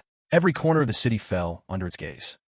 As soon as it locked onto a target, it unleashed a powerful bolt of lightning before soaring into the sky. Behind a solid wall, the members of the subjugation team gritted their teeth against the terrifying explosion. Thick dust and smoke filled the air. Damn it. Outside, countless people were buried in the rubble. A horrified team member cried out, what the hell kind of monster is that? System, 23% of responding life forms eliminated. Commencing suppressive fire to increase effect. Charging energy to 48%. Suddenly, a figure armed with a weapon charged straight for the Z-Spiner. Jum Cheon roared, his eyes blazing with fury. Without a moment's hesitation, he swung his weapon, smashing it into the Z-Spiner. Under attack, it shrieked. Key. System. Main body has sustained damage. Internal pressure has increased. Changing priority to elimination of unidentified object. The Z-Spiner immediately counterattacked. Jump Cheon bared his teeth in a taunting grin. Too late, you piece of scrap metal, he shouted. Jumpson, facing the powerful energy blast head-on. Shinon hissed, I told you. She threw a devastating punch toward the Z-Spiner, yelling, Don't call me Jumpson. The force of her attack shook the very ground. In an instant, the Z-Spiner was restrained. Nice one, Jump Cheon said quietly. The Z-Spiner short-circuited, letting out a broken cry. What? Suddenly, a powerful aura was summoned. Tizong raised his hand to cast a spell, saying in a low voice, I'll take care of the rest. System. Damage sustained is increasing. Emergency purge of target initiated. Radar system down. Authorizing use of restricted resources. Activating device are within the city. The Z-Spiner began to analyze the new target. System. Threat level 3. Prioritizing elimination. It abruptly changed course and sped away. Jump Cheon was stunned. Look at that, it's running away. After it. The team scrambled to chase the monster as it shot forward, shouting, Stop! However, the Z-Spiner fired back as it moved, pinning the team down. Tizong shouted an order. I'm activating a disruption field. Everyone, gather close to me. He stomped his foot on the ground, unleashing his skill. One of the Z-Spiner's projectiles flew toward them, but was instantly deflected by an invisible shield. Hansu cried out in surprise. Mr. Young, the incoming shots are being bent away. Tizong explained in a low voice. It's a type of magic tool created to counter the Z-Spiner. A shame I have to use it so soon. System. Anomaly detected in risk factor. Commencing system recovery maintenance. Blink. Observational analysis complete. The Z-Spiner had pinpointed the team's coordinates. D15, S37, F11. It quickly opened fire. Hansu, standing inside the shield, was suddenly hit. He let out a pain grunt. Ugh. Tizong whipped his head around. Fresh blood sprayed through the air. He froze. No way. It calculated the projectile's trajectory and curved it to bypass the shield. Looking at the Z-Spiner's relentless barrage, Tizong wondered, what in the world is that thing? The next attacks pierced the shield one by one. The team cried out in terror. How? Hansi yelled. Mage Ju Tizong, please turn off the disruption field. It's too hard to predict the shots now. Damn it, I'm turning it off. Attack the moment the field goes down. The team counted down together. 3, 2. With only a second left, Jump Cheon's eyes flew open in shock. He screamed, Everyone stop. Before them, countless trap wires were strung up everywhere, like a giant spider's web. Jung was aghast. Are those wires? It wasn't just running away. How did it manage to set all this up? The Z-Spiner calmly raised one of its claws. System. Charging. It continued to spin its web through every alley. Tizong was dumbfounded. No, how could it? We gathered in one place to avoid its firepower, but was that a fatal mistake? He thought. Now there's no way to move to dodge. System. Complete. Firing. The mechanisms on the Z-Spiner's body began to shift, preparing for the final blow. In that moment, the sound of galloping hooves suddenly echoed through the air. Junga turned her head in surprise. What's that sound? A warhorse was charging straight toward the battlefield, its eyes burning with killing intent. Are those horse hooves? The team member said, eyes wide with disbelief. Leon dismounted. It's been a while, he said softly. My old friend. He quickly swung himself into the saddle and advanced toward the subjugation team. Junga still couldn't believe her eyes. Seated on horseback, Leon's presence was overwhelmingly majestic. Leon's voice boomed. Soldier, hear me. Courage can carry a man into a sea of enemies, alone. I, the king of Leon, hold such men in high regard. The Z-Spiner seemed confused. Leon declared loudly. I grant you the glory of my respect. Through honorable combat, I bestow upon you the royal right to face me. He called out, Warrior. Watching the scene unfold, Jum Cheon gritted his teeth and thought, is he out his mind? Leon's excitement, like a kid playing an RPG for the first time, stunned everyone. Even Jap Spiner was momentarily confused. Its system immediately ran an analysis. Particle rifle at 13% power, threat level 0, unpredictable variables eliminated. Leon swiftly drew his weapon, spurred his white horse forward, and roared, Charge! My warriors! The warhorse flared with killing intent. It reared up, unleashing a powerful shockwave. In response, Jap Spiner opened fire, a brilliant beam of energy shooting straight toward them. As if possessed, Leon bellowed, Warriors, do not let their pathetic ranged weapons touch you. Without a moment's hesitation, he met the attack head-on. Leon played his trump card, his eyes blazing with an unholy energy. A massive explosion followed instantly. Jap Spiner was annihilated, its body shattered into useless scraps of metal. The sight left Ziner completely stunned, unable to believe his eyes. For a moment, the advanced AI of the Yakin Spiner self-propelled cannon ceased to function. So strong, Leon thought to himself, what just happened couldn't be explained by common sense. Jap Spiner's system tried to make sense of what happened by replaying the data. A few seconds ago, it had analyzed Leon's weapon as an old-fashioned spear, fast perhaps, but lacking in destructive power. Therefore, it designated the threat level as 0 and decided no defense was necessary. A simple shot from its particle rifle would be enough. An exceedingly rational choice for a machine intelligence. 3 seconds prior, a thin membrane capable of deflecting small projectiles was formed. A motion pattern with an anomalous physical phenomenon was recorded. 2 seconds prior, Leon charged forward, radiating killing intent. It had anticipated his move and fired its particle rifle, planning to eliminate the target with the next shot as soon as he entered the projected range. 1 second prior, 2 massive projectiles spun in midair. The bullet was deflected, which then created an earth-shattering explosion. There was no collision or interception. The result was simply deflected, without any preceding process. This was just a powerful thrust, a skill any knight could use. Yet against the strongest AI superweapon of mankind, it refused to obey the laws of physics. Jap Spiner unleashed a relentless barrage of attacks. Despite this, Leon, empowered by his faith in a divine blessing, charged on relentlessly. He believed that knights possessed an unconditional power, one that could defeat any opponent in a single blow. Whether you could call that cheating was another question. The energies of Jap Spiner and Leon collided head-on, shaking the very heavens and earth. When the dust settled, only Leon remained, sitting proudly on his horse. Jap Spiner's system reported an error, physical phenomenon unexplainable by logical reasoning. Incomprehensible.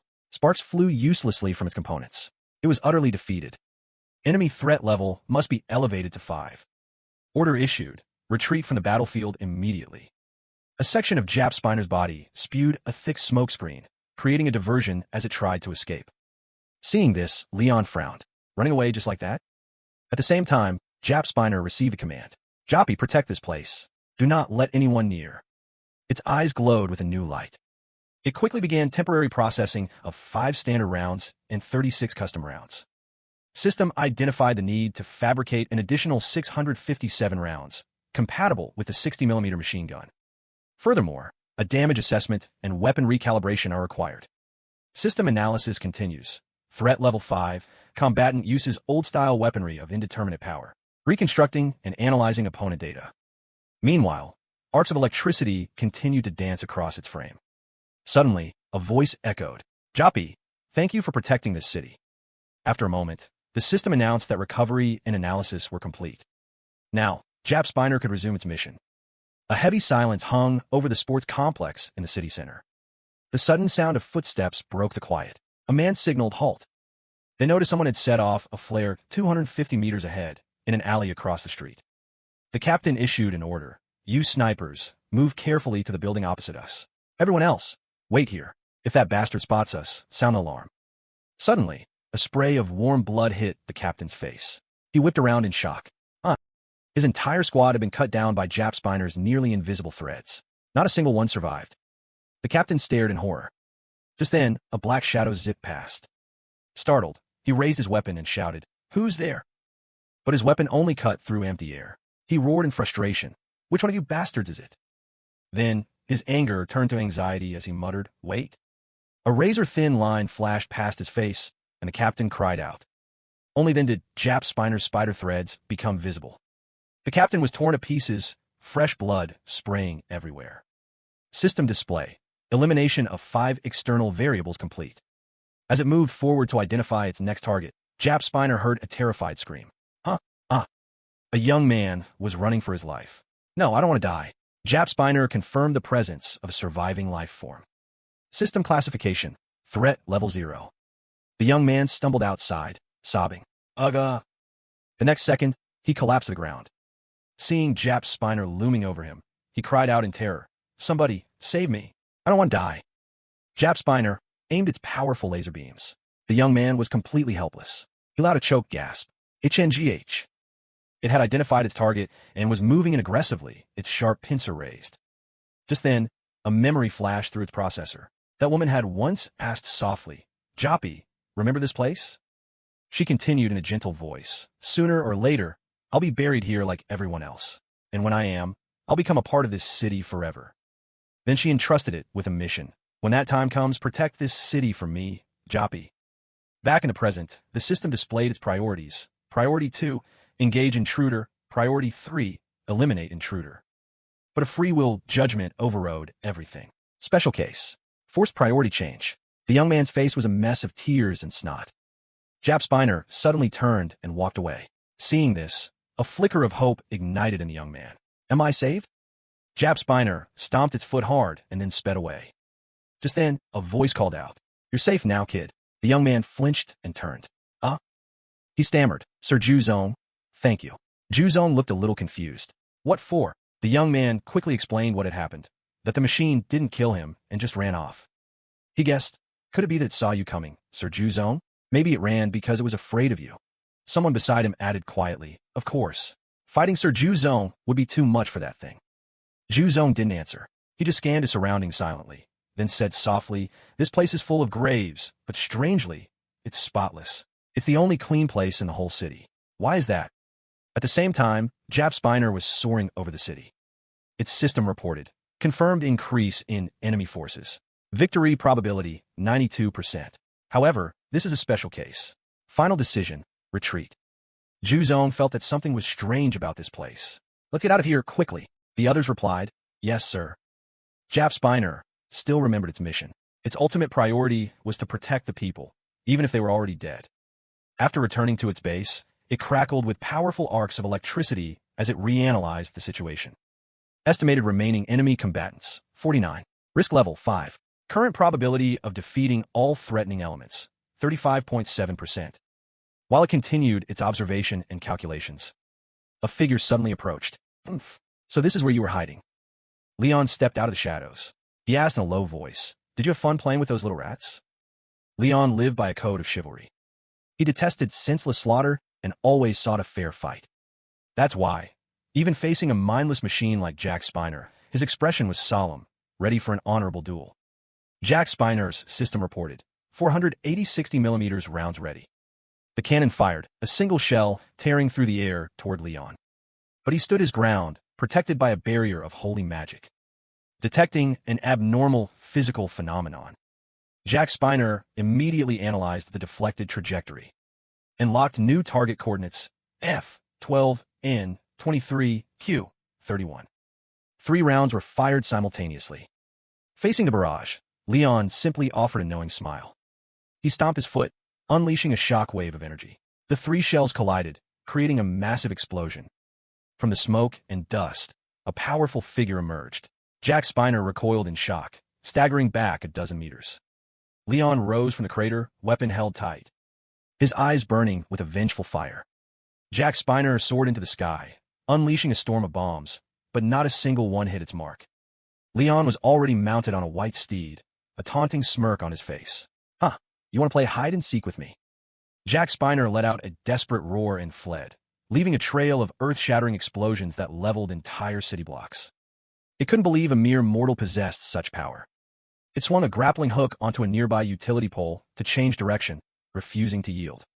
Leon spurred his horse in pursuit, shouting, charge, take down the target. The white steed neighed and galloped with all its might, each hoof-fall cracking the very ground beneath it. Cornered, Jack Spiner was forced to turn and fight. Lei casually rode closer. His voice lowered. Not bad. Jack Spiner didn't respond, only deploying another weapon assembly. The white steed charged forward. The machine unleashed a frantic barrage to block his path. But Leon simply deflected every shot with his weapon. He rode majestically through the epicenter of the blasts. Seeing this, Jack Spiner retreated while continuing its assault. The force of its attacks crumbling even reinforced walls. Leon let out a deafening roar, his fighting spirits soaring. Raff! The white steed slammed its hooves down and leaped into the air, using the floating chunks of rock as footholds. Leon quickly closed the distance, soaring through the air like a true knight. Jack Spiner's system warned, 68 small-caliber rounds fired simultaneously. A rain of ammunition poured down on Leon. Yet, he didn't flinch, his face still burning with the will to fight. Jack Spiner was stunned. Leon braced himself and yelled, I am Leon, and I have my pride.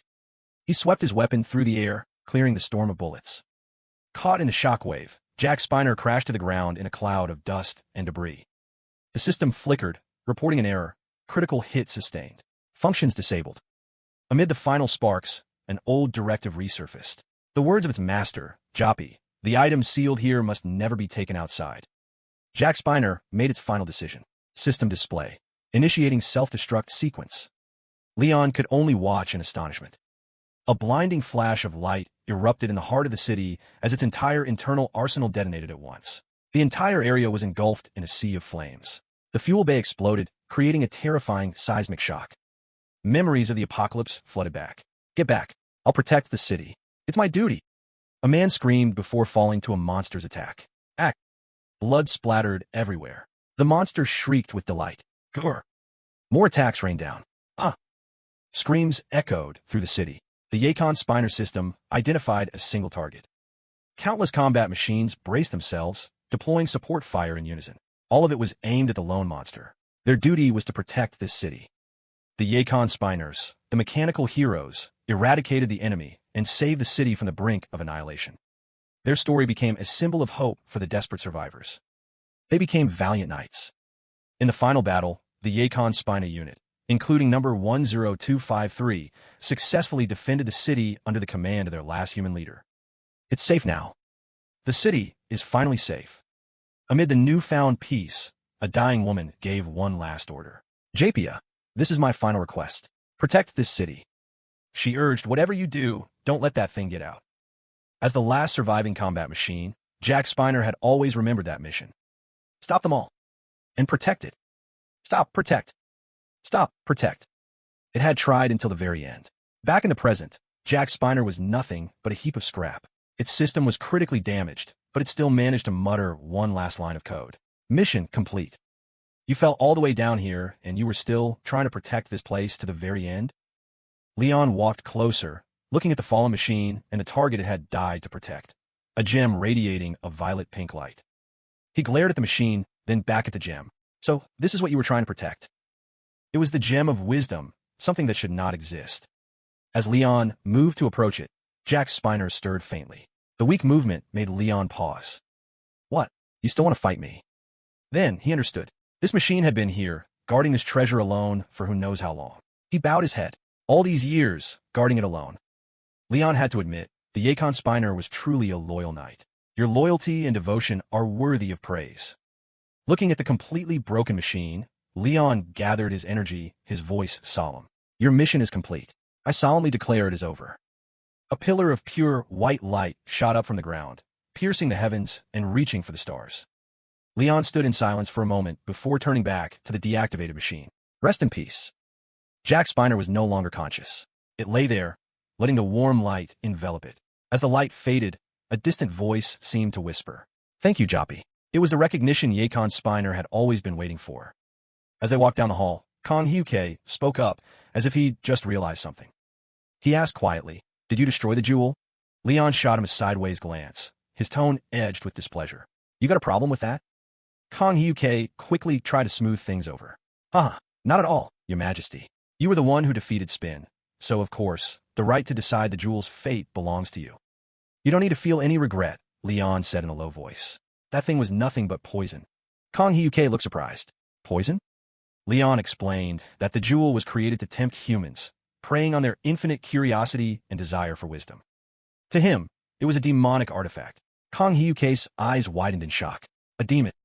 At first, it listens to its owner's desires, Leon said, his voice grave. But over time, it begins to demand a price for everything it grants. It's like raising a pet. While you're feeding it, it's slowly taming you. It erodes a person's soul through base temptations like the dream of eternal life and immortality, slowly stripping away their humanity until they become demons themselves. After a short pause, he asked, have you located the other jewel? We need to destroy it immediately. It's that horrifying? Kong Hyuke was aghast. I'll notify the U.S. government right away. They stopped in front of a door. Good, Leon replied. But his expression suddenly shifted. However, there's a good chance someone has already been seduced by that demon. Inside, a research lab was bathed in a green glow. Is this where it's being kept? Leon asked. Yes, it is, Kong Hyuke confirmed. Researchers bustled about, their faces etched with tension. Before them lay the half-destroyed body of Jack Spin. What should we do with it? Leon mused. I consider him an honorable knight. We should give him a proper burial and present him before the gods. He continued, but first, we must hold a proper ceremony. As he spoke, he summoned a golden chalice. Whoa! Kong Hyuke gasped. Holding the chalice, Leon spoke with great solemnity. To a loyal knight. He closed his eyes. May you rest in peace. A shimmering golden aura filled the room, seeping into Jack Spin's body. Suddenly, a powerful surge of energy flashed. The machine's joints began to stir, emitting a dry, mechanical whir. Kong Hyuke's jaw dropped. Hey, Jack Spin is moving. Leon remained deep in thought. The machine whirred again, then raised one of its limbs. Leon murmured. This is a strange sensation, he thought. A hint of surprise in his mind. It has no power source, yet it's moving on the strength of my blessing alone. Jack Spin's parts detached and reassembled themselves, forming a miniature version of the robot. Cree, the little robot chirped. I see. So that's how it is, Leon murmured to himself. I wonder if this is the will of the goddess. Seeing Leon draw a sword, Jack Spin flinched. Cree! Leon plunged the sword into the floor. A wave of power instantly radiated from it, filling the room. What is? Kong Hyuke stared wide-eyed. The researchers couldn't help but cry out in awe. Whoa, what is that thing? Jack Spin watched in silence. Leon's eyes blazed as he grasped the hilt of the mystically glowing sword. And, with a single, elegant motion, he swung it in a perfect arc. A brilliant, golden energy erupted from the blade. And from within the light, the form of Ariana began to materialize. How can this be? Kong Hyuke was utterly stunned. Overwhelmed, he and the other researchers fell to their knees. Their instincts screamed that the woman bathed in radiant light was no mere mortal. Kong Hyuke's jaw hung open in disbelief. He knew he was in the presence of an incomparably divine being. Amidst the brilliant halo of light, Leon bowed his head in reverence. Lady Ariana. The goddess clasped her hands, her voice resonating through the room. Leonard, my first knight, tell me what has transpired. Leon paused for a moment before speaking. This is Sir Jack Spin, an honorable knight who served as an exemplar to all others. I ask that you, Lady Ariana, consider granting him a true knighthood. The goddess turned her gaze to the small robot. After a moment, she spoke. But he did not serve a mission in my name. He may have proven his honor, but his glory was not won for me. I, Leon, the first knight of the goddess. He declared, his voice firm, vouch for him as a great knight. A knowing smile played on the goddess's lips. If my own knight speaks for him. Leon waited with bated breath. At last, Ariana delivered her verdict. Then I see no need for further deliberation. She smiled softly. However, I will require a small test of my own. She raised a hand, summoning her power, and her voice boomed. O knight of this world, forged of iron and steel, I have heard your tale from my knight, Leonard. Will you champion light and justice? Cree, Jack Spin chirped, clearly confused. Ariana laughed, pleased. His honor and knowledge are vast, yet his heart is that of a child. Help him cast aside his malice, that he may become a knight in my service. Jack Spin turned its head toward Leon. Cree.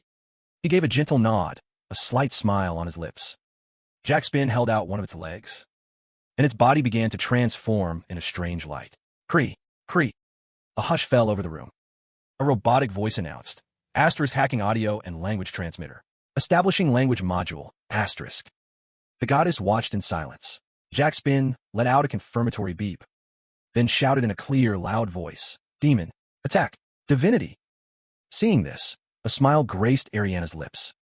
She spread her arms wide and declared, Very well, Jack Spin. If you pledge your loyalty to my first knight and lend him your strength, you shall share in my glory. A powerful surge of energy suddenly descended upon him. A new Knight of the Chalice is entrusted with the quest for glory and justice. Now christened the Knight of the Chalice, Jack Spin's body radiated with immense power. Meanwhile, in a government building in the United States, a voice echoed from Ronald Selman's office. Forgive me, O Great One. The man stammered, for I was unable to acquire what you commanded. The jewel's voice shot back, laced with contempt. You fool, you can't even accomplish a simple task like that? I granted you the truth and wisdom of Samara, and you have done nothing but disappoint me. I'm sorry, please forgive me, Ronald Selman pleaded. But there was nothing I could do. That survivor, Leon, he was a variable we never accounted for.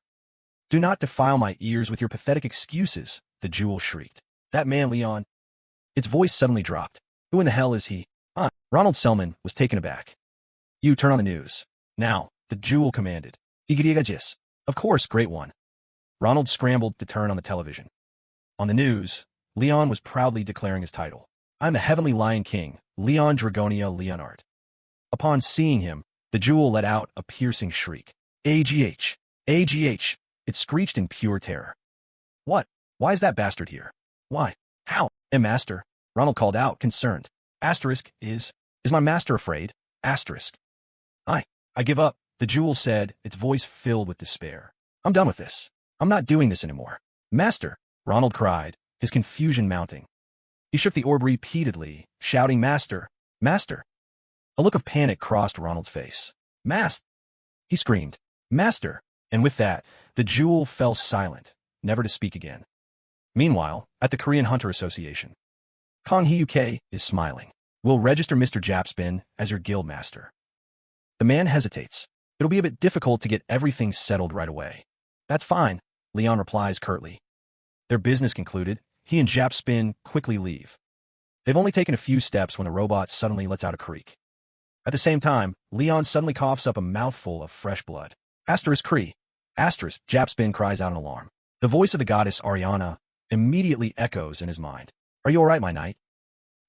Fine, Leon manages to reply. Recommending a holy grail night in a place so lacking in divinity. It's taken too great a toll on my body. Japspin nudges Leon's leg. It's worrying, sounding worried. Asterisk Kiri Cree. Asterisk Leon exhales sharply. It's not your fault. It's because I'm not strong enough. How could this possibly be your fault? This is because of my own shortcomings. Ariana's voice is full of guilt. Leon is silent. To him, blaming a god was unthinkable, no matter what happened. My lady, please don't say that. My knight. The concern in the goddess's voice doesn't fade. Leon's eyes open with determination. From on high, Ariana's voice continues to echo. I am forever grateful for the loyalty you've shown me. This is my fault, and the fault of the other gods, for not intervening sooner. Leon is slightly surprised. Rest now, the goddess instructs gently. Keep faith in your gods, and wait for them. Lady Ariana. But it seems the goddess has made up her mind, giving him no chance to say more. Her voice now echoes in another place. My brothers and sisters, we must help our follower. The day King Leonhard turned 121 was the day the world fell, leaving only a single knight. He expelled all divinity from his world and held it within his own heart. The gods, to our shame, then left the heart of this noble knight and watched as King Heart destroyed every last monster for 180 years. They placed the entire burden of the world on the shoulders of one man. Therefore, all the gods of Pien owe an insurmountable debt to Leon. In a meeting room in the divine realm, someone exhales sharply. Asterisk few, asterisk. A goddess asks softly, how is the child? Not good, Ariana replies bluntly. My knight has pushed himself too far. What should we do? The other goddess worries. Pedos, the god of war and fire, slams his hand on his chair and roars. To appoint a single holy grail knight to bear that much pressure. What's become of King Leonhard? The man who once shone with a divine aura. Compose yourself, or Ariana reminds him gently. He fought for us gods for over 200 years and finally won. I know that, Pedos retorts, irritated. That's why I'm so furious with myself. The entire meeting hall falls silent, everyone bowing their heads in self-reproach. Ariana breaks the silence. 180 years. It's time for us to make our move. My brothers and sisters. She thinks to herself, I can't bear to watch my knight suffer any longer. Just then, someone speaks up. I have an idea. Please share it. Hephaestus, the god of steel and smithing, speaks with his arms crossed. Just as the god of life did with the plains, we should bless everything we can to build faith among the people. You want us to do missionary work? Pedos asks quietly. Yes, we will let the humans see the miracles of the gods, Hephaestus replies. And from what we've witnessed through the followers of life, this world is connected by something called the internet. My plan is to use the internet to do it. But why didn't King Leon ever think of this? Pedos wonders. He was a subject of this world, wasn't he? He was in this world before the internet became widespread, Hephaestus explains. But still, Ariana asks, what about trial and error? The information Leon introduced took 20 years to take root. Hephaestus gives a meaningful smile. That's where our Holy Grail Knight comes in. Meanwhile, in an office somewhere. Hey boss, look at this. The bald employee looks worried. This is on YouTube. Is something like this even allowed? The manager is even more confused. YouTube? Huh, what the hell is this? On the screen is a YouTube channel named Naji Planes. He's a bit stunned as he looks at the stats. The HHN Romcom channel already has 3,000 subscribers, and a few comic review videos have decent view counts. There are other videos, too, like Why Go to Hospital? An office worker who used to look down on farmers, and a single sentence from an old farmer that changed his life. It's just rice, but one spoonful can change your life. And even ask someone about God. The result was unexpected. Looking at the comments below, the manager thinks it's all clickbait, but the video quality is incredibly high. The whole office suddenly falls silent. Who the hell made this stuff? The manager asks quietly. Banshin, isn't that his superior's company? The bald employee replies. You mean Leon? You think he'd be using YouTube? No, sir. The employee answers blankly. Then a flicker of suspicion crosses his face. Could it be Assistant Han? The manager recalls all the times Han Hei-ri had asked naive questions about technology and concludes she doesn't know the first thing about computers. The bigger problem is that these videos aren't just clickbait. It's all real. He says in a serious tone, what are we going to do? What is he planning? With that, he turns to leave. I'm stepping out for a bit. Okay, where are you going? I'm going to see this Leon guy. Meanwhile, night has fallen, but the lights are still on in Leon's apartment. Inside, the relentless clatter of a keyboard can be heard. Japspin is working hard. After a moment, it chirps. Subtitles successfully generated. It quickly hits the enter key to upload the video. Suddenly, the door opens. Han Hei-ri pokes her head in. Mr. Jappy, are you done using my computer? Sensing something is off, she asks cautiously, what have you been doing? Asterisk Kree asterisk. Japspin just beeps before proudly announcing, Phase 1 of the audio-visual promotion plan is complete. Immediately after, its eyes glow with a strange light. Initiating Phase 2, hacking into the internet network.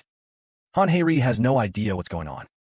Mr. Jappy must just be playing a game, she thinks to herself. She really didn't know the first thing about what people did on computers. The peaceful Natsu Plains. At the Panton Guild's temporary branch, a tabby cat was lazing in the sun. The silence was shattered by the manager's shout. Your Majesty, we have to take that video down. Han Hei-ri turned around, looking puzzled. She warmly offered him a glass of barley tea. Oh my, thank you. The manager, out of breath from running, downed the entire glass before he could speak again. We're in trouble. That video? Who in the world posted it? Leon replied nonchalantly. Mr. Spin did. Mr. Spin? The manager was stunned. Han Hei-ri just gave a small nod to confirm. He couldn't believe his ears. That killing machine knows how to make videos? He looked over at Jack Spin, who was typing proficiently at a computer, his disbelief still playing on his face.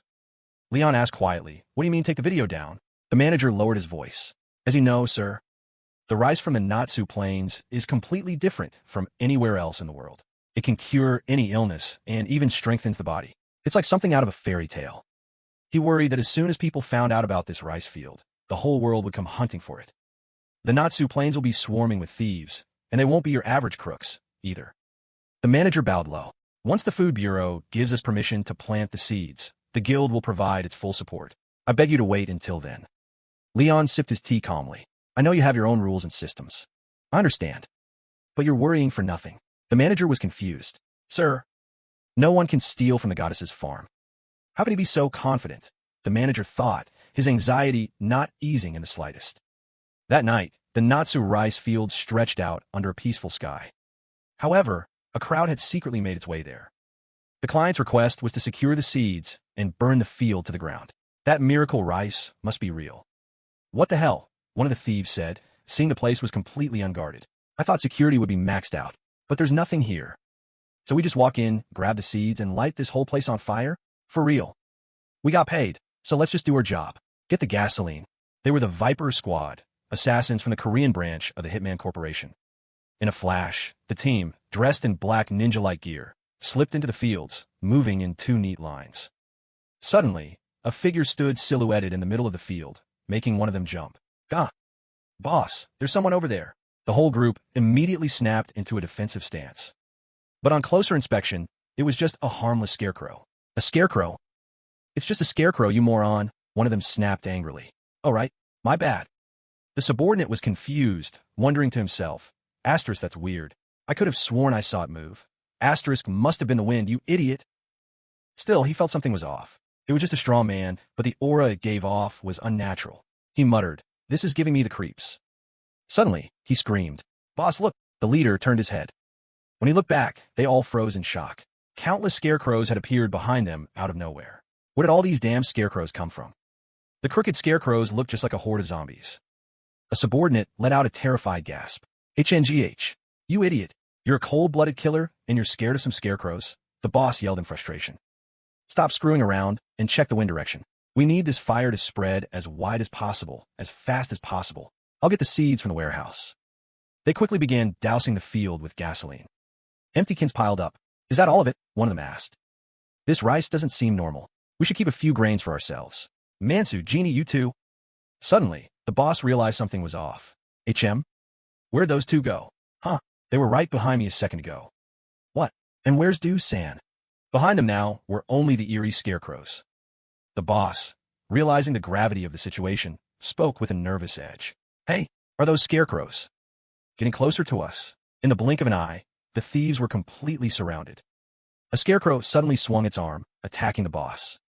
He whipped around in alarm, only to be met with a grim, straw face that was twisted into a mocking grin.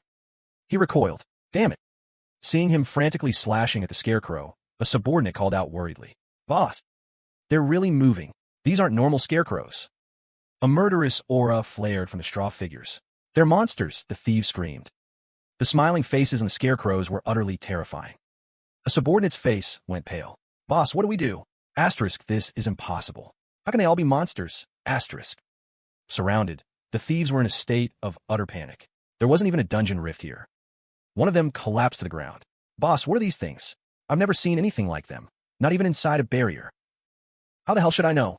the boss roared. "Damn it. I was in such a hurry I didn't bring enough men." He knew there was something very wrong with this mission. Just then, one of them cried out, "Boss, wait. What now?" The subordinate pointed ahead, stammering. There's a suspicious-looking building in the distance. Isn't it the warehouse?" Looking closer, they could see a ladder and large crates inside. The boss grinned. "Found it. If the stories about this miracle rice are true, we're going to be rich." He gave the order. "Get as much rice as you can to the car. The monsters are only in the fields. The warehouse is clear. Let's go." He led the way. The moment his foot touched the ground, he felt something was terribly wrong. As he turned his head, a powerful explosion erupted. His men were thrown back, falling in a heap. Back! The boss had been blown to smithereens.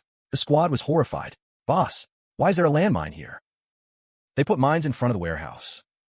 "Who would do that?" One of them trembled. Just then, a mechanical sound echoed. Beep. They all whipped around. Spin signal activated. Unauthorized intruders confirmed. Here, one of them recognized it as a spin barrier. Instantly, Joppy's eyes glowed with killing intent. Eliminate. In the end, only blood-curdling screams echoed across the rice field. The next morning, the sun rose again. Amidst the cheerful chirping of birds, the entire squad of thieves was hogtied, huddled in a corner and weeping. One of them even had a broken leg in a cast. Next to them was a sign clearly listing the rules. 1.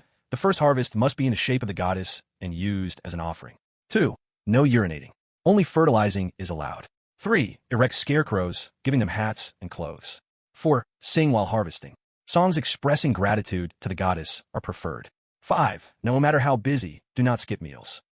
Finally, a line was emphasized in red letters. Important. Thieves must die. And, just like that, the Viper Squad was successfully apprehended.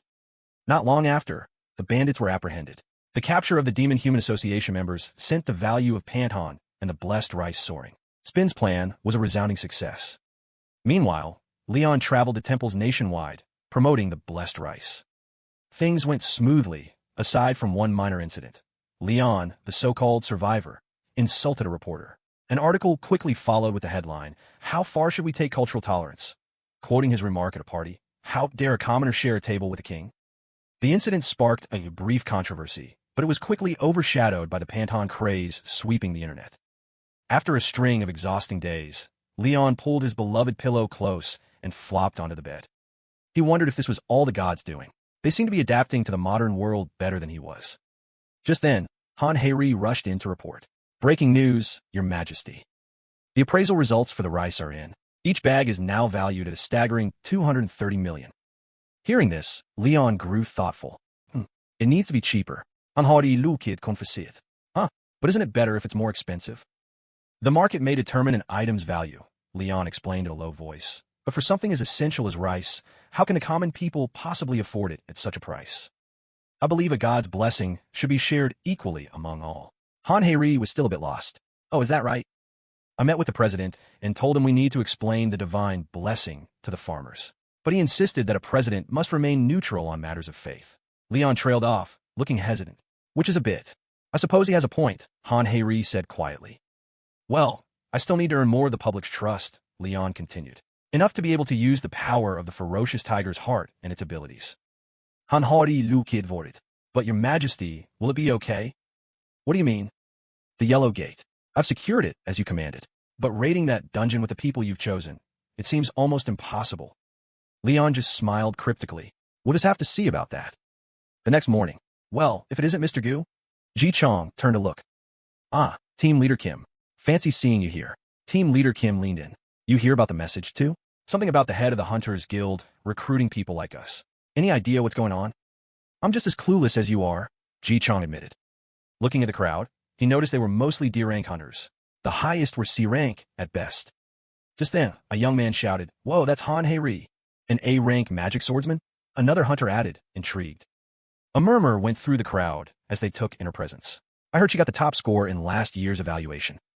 At the sight of her, Ji Chong fell quiet. Suddenly, another roar went through the crowd. His Majesty is arriving. The noble king, Leon Dragonia Leon. Ji Chong froze. That man is... He realized it was the man from the news, the survivor. I knew he wasn't just some ordinary person, Ji Chong thought, but I never imagined he was from another world entirely.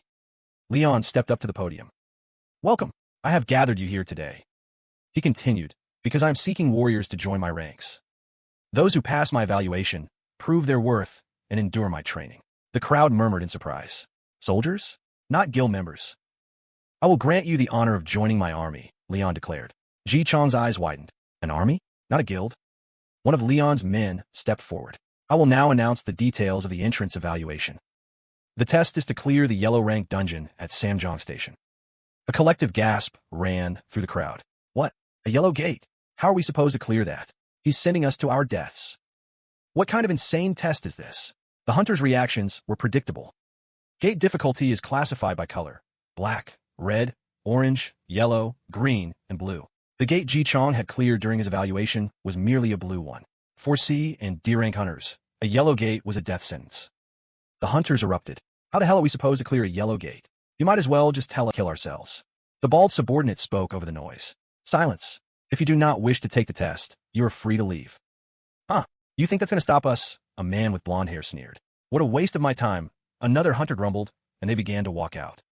Yeah, I'm going home to take a nap. As the crowd thinned out, leaving the hall feeling vast and empty, Ji Chong grew anxious. Is he really just going to let them all leave? Leon remained perfectly calm. Oomph. He pointed to a young man with curly hair. You. I shall. Me, the man stammered. Yes, you, the one with the curly hair. Why did you stay? Well, I figured there had to be a catch, the man answered nervously. Leon nodded slightly. I see. He turned to the next person. And you? I guess I'm just sticking around to see what happens. And you? Leon pressed on. My friend stayed, so. Another admitted honestly. Leon stroked his chin. I see. In that case, you. He pointed directly at Ji Chong. Why did you stay? Ji Chong's heart pounded. A guild founded by someone who's practically an S-rank hunter. This is an opportunity one can't afford to miss. He straightened his back and answered clearly. I stayed because I don't believe you would send us to our deaths. A flicker of a smile touched Leon's lips. A fine attitude. You're both sharp and perceptive. He stepped forward. As I said, I am here to gather soldiers. And a soldier's duty is to obey. You have answered a knight's call without question. Now, you must place your faith in that knight's honor and strength. Leon's voice was firm. That is all that is required of you. In other words, listen to my commands and follow them to the letter. He raised his hand high. We move out immediately. Gather your personal equipment and prepare for departure. In the blink of an eye, they were all standing before the yellow gate at Samjong Station. Each of them was now outfitted in incredibly sturdy military-grade gear. Team Leader Kim whistled under his breath. Whoa, it's a little heavy, but this gear is top-notch. Isn't this all rare-grade equipment? This piece alone has to be worth 10 million. Guys like us, see, in D-Rankers, we never get to touch stuff like this. Ji Chong, however, felt a flicker of doubt. But I'm a DPS class. Just then, team leader Kim glanced at Leon and muttered, "Look at the king, though. He isn't wearing a single piece of equipment." Ji Chong decided to ask, "Excuse me, MS. Anairi. Ah, Hunter Gu Ji Chong. What can I do for you?" Why isn't His Majesty wearing any armor? Han Hei-ri seemed a bit flustered by the question. Oh, well, his skin is tougher than any armor. Of course, because he's just that strong, Ji Chong thought, watching Leon survey the area with a grave expression. I guess, everything will be all right. Just then, a monster charged out of the gate with a ferocious roar. What the hell was that? Everyone cried out, their eyes wide with terror. With a single, fluid motion, Leon drew his sword and sliced the monster clean in two. I don't recall giving an order to speak. His voice was a low growl, his eyes radiating pure, killing intent. You are not honorable warriors yet. You are maggots who will crawl upon the dirt and stare death in the face. He roared, and that is my absolute justice. The monsters were wiped out in an instant. One of the members sighed in relief. Man, that was lucky. The whole team felt relieved. Maybe if they just stuck with him, they wouldn't have to do much at all. Just then, a system notification appeared, instructing them to form an alliance with one of two tribes on the plains and lead them to victory. One of them exclaimed in surprise, "Huh, an NPC support quest." Team leader Kim turned to him. "It looks like a faction quest, huh?" Dong replied, "Yeah, I think we have to pick one of the two tribes and lead them to victory." Team leader Kim wondered, "The question is, which side gives us the better deal?" Suddenly, one of them cried out in panic, pointing into the distance. "Wait, is that a monster army?" A horde of monsters was charging aggressively toward them. Each one was clad in armor, riding a wild boar, and bearing sharp fangs with eyes blazing with murderous intent. They brandished massive weapons, roaring as they charged. In the blink of an eye, the team was completely surrounded. The leader roared, "Who are you people? This is the territory of the War Axe tribe. How dare you trespass on our land?" The group fell silent. The air was thick with tension. Han Hei-ri tried to soothe him in a low voice. "Ahem, Your Majesty, please stay calm." But Leon just hissed furiously, "Oomph. These bastards." She went on, suggesting, "For now, why don't we just follow the quest scenario?" "Do whatever you want," Leon snapped. Flustered, Han Hei-ri replied, "Thank you, Your Majesty." With that, she turned back to face the monsters, her eyes firm and resolute. Han Hei-ri announced clearly, "We are a company of mercenaries. We heard there was a reward for helping one of the tribes, so we came here." The leader heard this and grunted, "Mercenaries? You must be the people our chieftain was talking about. Follow me." The other monsters growled, "Get a move on." They had no idea that Leon was struggling to contain a rage that was ready to erupt. As night fell, the group was escorted to the monsters' camp. The chieftain of the War Axe tribe cleared his throat, smirking as he looked them over. "Oomph, you're uglier and weaker than I imagined, but I suppose it'll have to do." He spread his arms wide and boomed, "Lend your aid to our War Axe tribe. The greater the war, the more glorious the death." Then he roared, "The victor takes all." Publicly humiliated, Leon ground his teeth. He couldn't take it anymore. The chieftain spun around, startled. "What? Who are you?" Leon stepped forward, veins bulging on his forehead. "Honor? Glory, you say?" He growled, then roared, "You beasts! You know nothing of such things, yet you dare speak of them." "You insolent bastard!" the chieftain bellowed. Without another word, Leon struck. A powerful blow landed on the monster, sending blood flying as the other team members watched in shock. Leon roared in fury, "You are no honorable warriors. You can cling to those pathetic dreams as you die in the dirt like the insects you are." The king's rage was unleashed. Leon planted his foot on the chieftain's corpse and yelled, "You will all die. That is an undeniable fact." His eyes blazed with fire. To date, 8,769,653 ORCS have been dismembered by the king. Leon's face was splattered with monster blood, his rage still burning. "You have acquired the title, ORC Slayer Legendary." The remaining monsters shrieked in terror at the sight. "What? The chieftain is dead?" The horde charged forward, screaming, "Those human bastards! Kill them all!" Li Song was stunned. "What the hell? What's happening? They're charging right at us."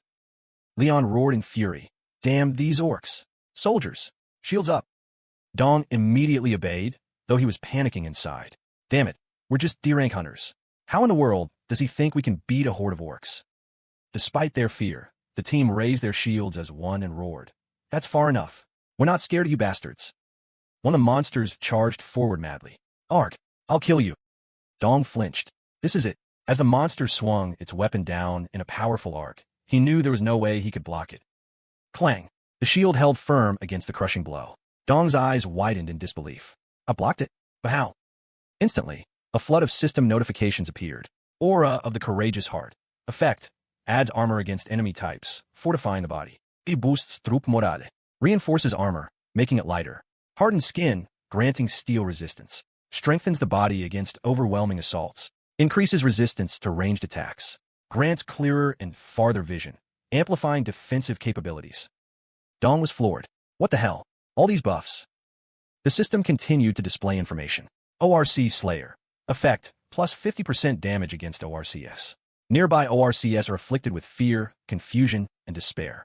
Hatred towards ORCS is amplified among allies. Everyone held the shield line, their eyes wide with disbelief. What the hell is this? How is this even possible? The notifications kept coming.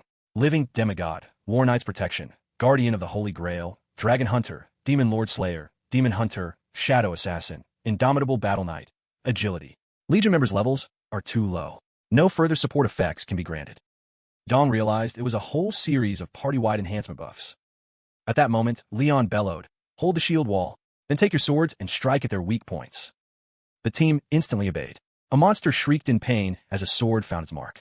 The team felt a surge of new strength. The members roared in unison, "Kill all these bastards." Despite facing the ferocious monsters, they no longer showed a trace of fear. Charge! In the midst of the chaos, one of the orcs bellowed, "The god of war is on our side." The words made Leon freeze. What? He roared, his fury erupting even more violently. How dare these wretched bastards invoke the names of the gods? You will pay for that. Leon screamed, enraged, "I'll rip out your tongues and crush your skulls for daring to insult our gods." He yelled, "To me, Stallion." A massive explosion rocked the earth. What the hell was that? One of the orcs stammered in confusion. Before they could regain their senses, a devastating blow crashed down on them. The monsters managed only a single, collective cry before they were wiped out. Leon, now mounted on his white steed, Stallion, tore across the battlefield. He leaned low, channeling energy into his weapon, then raised his head, his eyes burning with murderous intent. He charged straight into the heart of the enemy lines.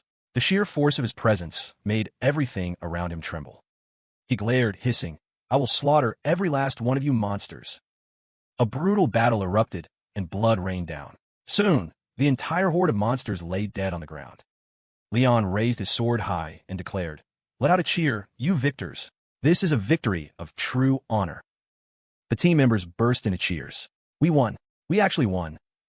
Amid the celebration, Han Heri spoke up worriedly, "Your Majesty." Leon turned. "Yes, Heri, what is it?" Han Heri asked quietly, Why did you do that?" Leon didn't understand. "Why would I need a reason to kill orcs?" Han Heri pressed on anxiously. "What do you mean?" "The quest was..." Leon snapped. "Help the orcs? Ridiculous. I'd rather throw myself into a pit of fire than help those green-skinned bastards." He declared that they were unworthy of respect, that their very existence was an insult to the world. "Sure, they might be strong," Leon said scornfully, "but how does that compare to the courage of a knight?" He gritted his teeth. "They are not to be treated as people. They are vile beasts." Han Heri was stunned. "He's prejudiced against orcs." She tried to reason with him. "But your Majesty, surely there must be at least one good orc somewhere in this world." Leon just smirked, then his voice grew serious. "Remember this, my naive girl. The only good orcs are dead orcs." The orcs were originally green-skinned creatures with mohawks, pointed ears, and a mouthful of sharp fangs. After the gates opened, many surviving orcs migrated to Earth. At first, humanity welcomed them, regardless of their race. But the peace didn't last long. The orcs soon revealed their aggressive nature, attacking humans and proving they could not coexist peacefully. They saw humans as prey, turning the entire orc race into a dire problem. Meanwhile, aboard a floating vehicle, Spin announced, "We've arrived. If you just drop that down there, they'll all die. Simple as that." "I'm counting on you," Leon replied. He and Han Heri were hastily wrapping scars around their faces as a nearly pointless disguise. Leon crossed his arms, his voice cold. "Don't disappoint me." Spin immediately initiated the sequence. The system quickly reported a 99.9% charge. A brilliant light flared from its body. Nuclear overload. Cryogenic system conversion. Fuel rods charged. initiating nuclear fusion. Han Hei's jaw dropped in shock. Spin then climbed onto a rocky outcrop and dropped a strange object into the river below. Does that look like a piece of shit to you? Han Hei whispered. Watch your mouth. Leon warned. But, Your Majesty, is this really okay? She asked quietly. What do you mean? Wiping out the orcs by irradiating the river. Doesn't this go against the code of chivalry you stand for? Leon turned to her, a knowing smirk on his face. Listen up, both of you. Han Hei and Spin, he said, his voice serious. Fighting these greenskins isn't a war or a duel. It's a grand hunt. And when you're hunting, who has time for honor? Han Hei fell silent, privately judging his prejudice. Leon continued, convinced that there was no such thing as a good orc. Sending them to hell was the only real solution. At the same time, elsewhere, Grokta swung his weapon fiercely at one of his own kind. He let out a booming, triumphant laugh. Mwaha! The other orc let out a pained cry. Act GHK! The crowd behind them roared in approval. Mwaha! Grokta smashed Garden's head in. That was a savage swing, brother. Garden lay unconscious on the ground. Grokta stood over his opponent, his voice majestic. You fought bravely. May the war god send you to the eternal battlefield. Another orc cheered. Grokta, let's celebrate. Yeah, drink up, Grokta. He walked to the riverbank, bent down, scooped up a handful of water, and gulped it down. After drinking, he wiped his mouth. The water tastes a little strange today. It has a bite to it. He considered it for a moment, then shrugged it off. Whatever, he mumbled as he turned away. Probably just the taste of blood from a fight. Grokta returned home. As night fell, a scream of agony tore through the air. Shaman! He clutched his stomach, writhing and screaming. Shaman! Shaman! Tears and snot streamed down his face as Grokta cried out for help. Where are you? Help me. Ugh, I can't take it anymore. The intense pain left him unable to stand. Grokta crawled outside, only to find his entire tribe in the same horrifying state. Help us, shaman! The cries echoed from all around. The old shaman dropped his staff, hissing. I've never seen anything like this. This isn't magic, it's a curse. He roared. What bastard has cursed our tribe? What's wrong with all of you? The shaman demanded of a writhing warrior. Despite the pain, the orc managed to shout, for the glory of the war chief. Just as he finished, a knight in white armor charged in on horseback, sending the shaman flying dozens of feet. It was Leon. He bellowed an order. Kill them all. Leave no one alive. A system notification appeared. Poison resistance activated. Leon's army roared in unison. Charge, men. It's free XP. Tear them apart. They quickly overwhelmed the battlefield. The stunned orcs tried to raise their weapons, but their bodies were too weak to obey. You cowardly humans, one orc screamed. Leon's army roared back. Blood splattered everywhere. In moments, the entire tribe was massacred. Notification. The White Axe tribe has been annihilated. Notification. All orcs are now your enemy. Han Hei's eyes widened in shock as she read the next message. You are the common enemy of all orcs. Notification. Hidden quest generated. Exterminate all orcs on the battlefield. Your Majesty, the quest has changed, she exclaimed. A satisfied smile spread across Leon's face. Excellent. Now, this is a real quest. Sitting atop his horse, he declared, My soldiers, the time has come to bring light and justice to this land. Suddenly, the shaman let out a furious roar. Leon turned back, his eyes narrowed. It was you, he shrieked. You humans cursed the river. The monster bellowed, his voice filled with hatred. You vile, cowardly race, and you dare call yourselves warriors. What did you say? Leon growled. You fool, a bastard who knows only how to sing of his own glory. I'm glad I couldn't see you before. The sight would have sullied my eyes. You orcs, Leon seethed. It seems you haven't noticed they're all dead. An inferior race like yours deserves nothing less. He went on. I'm giving them a chance to free themselves from their own ugliness by cursing them all. Die, you filthy animals. Insolent whelp, the shaman roared in fury. He braced himself, unleashing all his inner power. I, Gork RORC, will not forgive you. Leon immediately raised his weapon, his gaze lethal. You think I'm going to give you time to cast a spell? An instant later, he launched a powerful attack, striking Gork Rourke directly.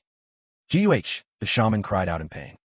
Even so, Gork Rourke grit his teeth, snarling with insane fury. It's too late, human.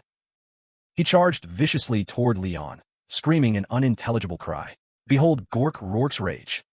At the same moment, the vengeful spirits of all the dead orcs began to converge in one spot.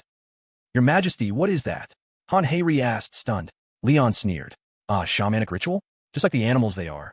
No wonder their civilization never advanced. The sphere of vengeful energy grew larger and larger. A colossal hand suddenly emerged from it, slamming down onto the ground. Behold, Gork Rourke screamed. The system screen began to display the hidden quest. Gork Rourke absorbed the powerful Yun-Cheat, roaring. Face the wrath of Gork Rourke. New quest. Defeat Gork Rourke, shaman of the Orc tribe. The Orc god's giant arm reached for the heavens. It curled into a fist, aimed straight for Leon. Radiating a powerful aura, it roared in fury, die. The arm came crashing down with earth-shattering force. Everyone screamed in terror, Your Majesty. Gork shrieked, I am the guardian god of this place. It snarled. And who is the god that protects you? Leon smirked. A thing like you has the nerve to ask me that. He immediately activated the Heaven's Protection Talisman. Gork raged, his fury boiling over. Leon roared. You call yourself the master of this wretched race and dare to claim you're a god? With killing intent blazing in his eyes, Leon drew his weapon and spurred his horse forward. This king cannot allow you to exist any longer. Across from him, Gork swung its colossal fist in retaliation. A tiny mortal like you, it shrieked, dares to oppose me? Undaunted by the attack, Leon charged forward. A lightning-fast arc of his sword enveloped Gork's arm. In an instant, the giant arm was severed. Stunned, Gork shrieked in agony, Aarg.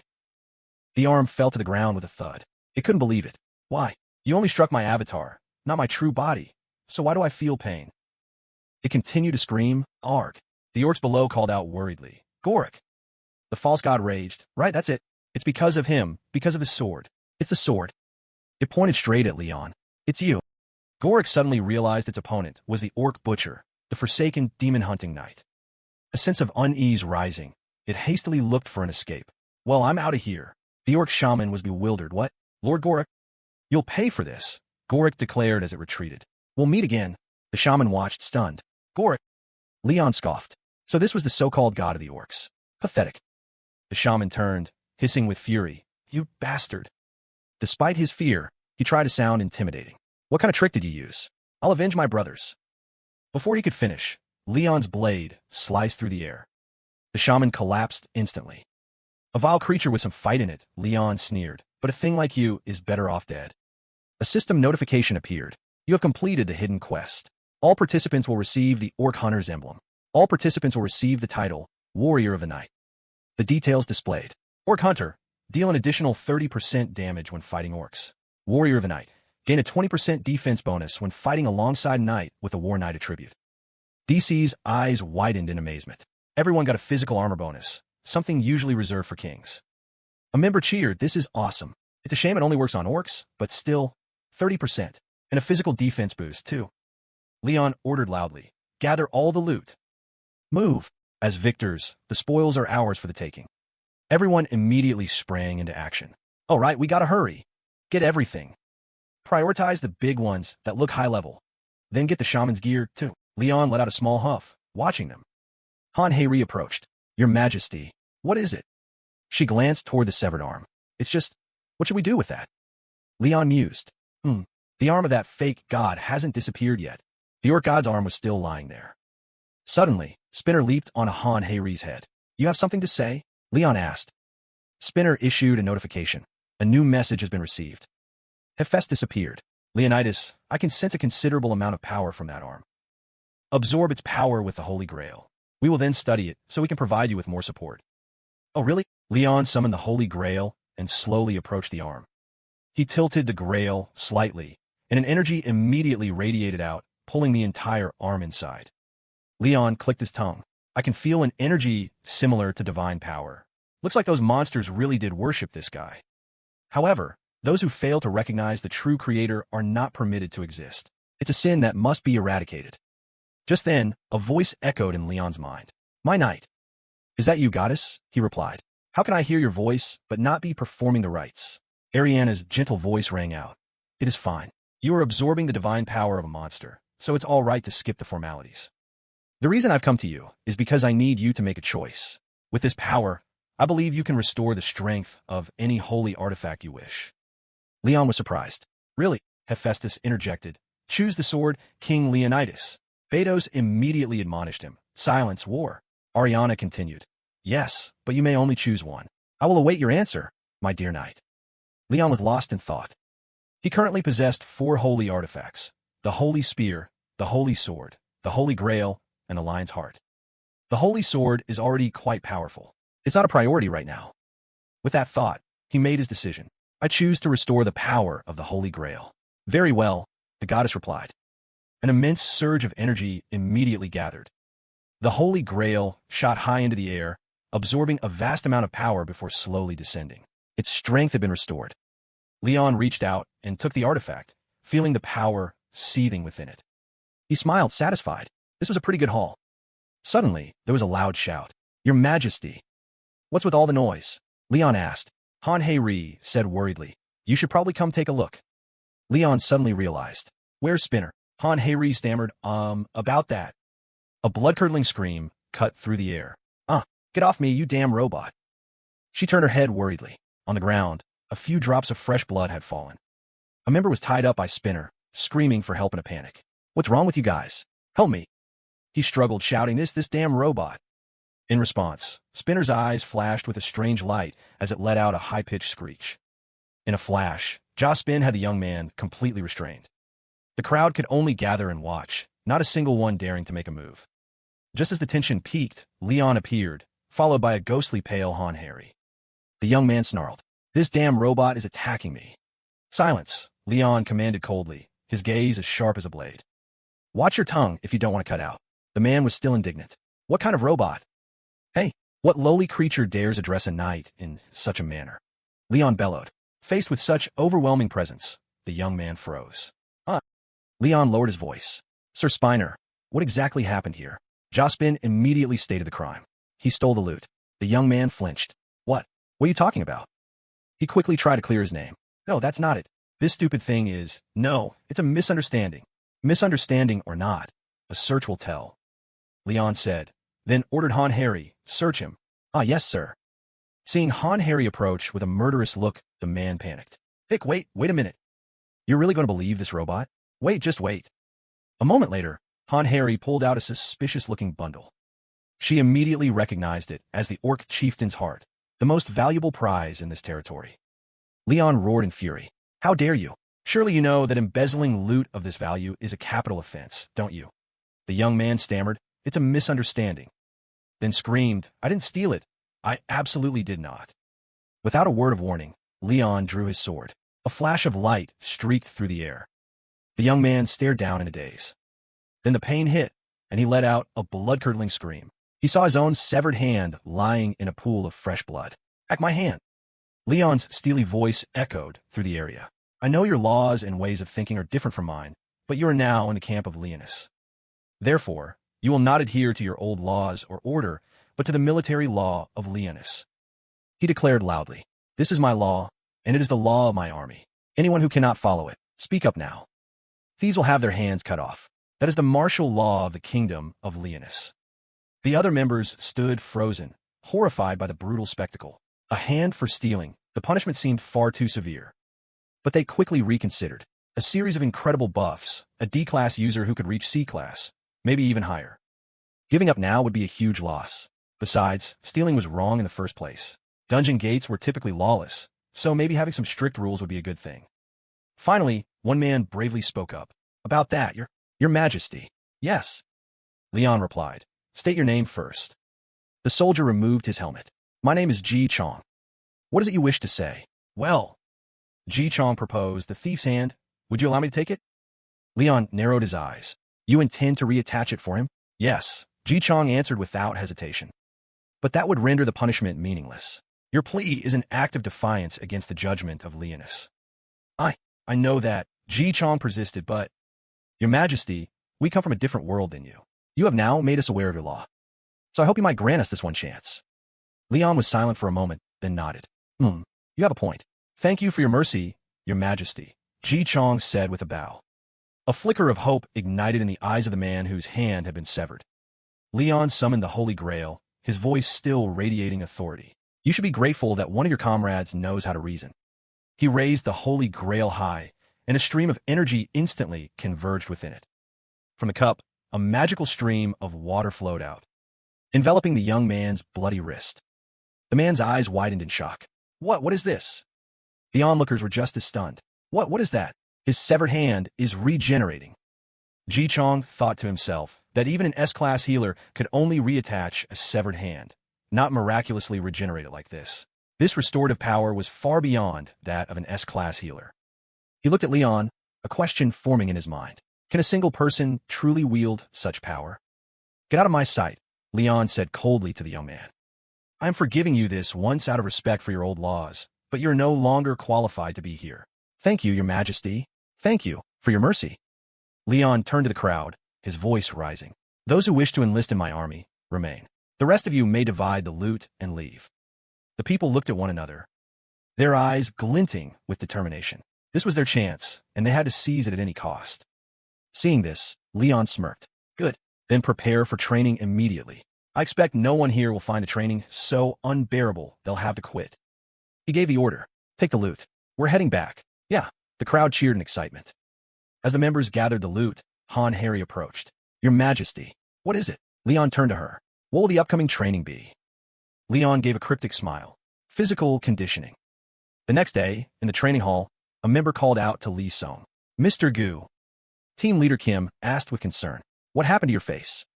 Don't tell me you already joined a new gate raid party. Li Song was startled. Yes. I get antsy just sitting around. You're gonna hurt yourself like that. You need to pace yourself. I will. Once everyone was assembled, Han Harry stepped forward. She cleared her throat shyly, then announced in a loud voice, His Majesty, Leon Dragonia Linus, and the Knight of the Holy Grail, Iakin Spiner, have arrived. Leon stepped onto the platform, his presence making the entire room tense. Congratulations on passing that simple test. I know that many of you have your shortcomings, but those are things we can cultivate over time. Ji Chong couldn't help but think, he calls an orc dungeon gate simple? Leon continued, watching you fight, I've noticed a few problems. The most critical one is your physical bodies. A man with curly hair looked confused. Our bodies. Ji Chong was also puzzled, but we all started as D or C class. Therefore, I have decided to train your bodies first. Leon declared, from now on, you will follow the exact training regimen designed for the standing army of the Kingdom of Leonis. A worried murmur spread through the ranks. Li Song wondered, a training regimen for a standing army? Like some kind of medieval muscle conditioning?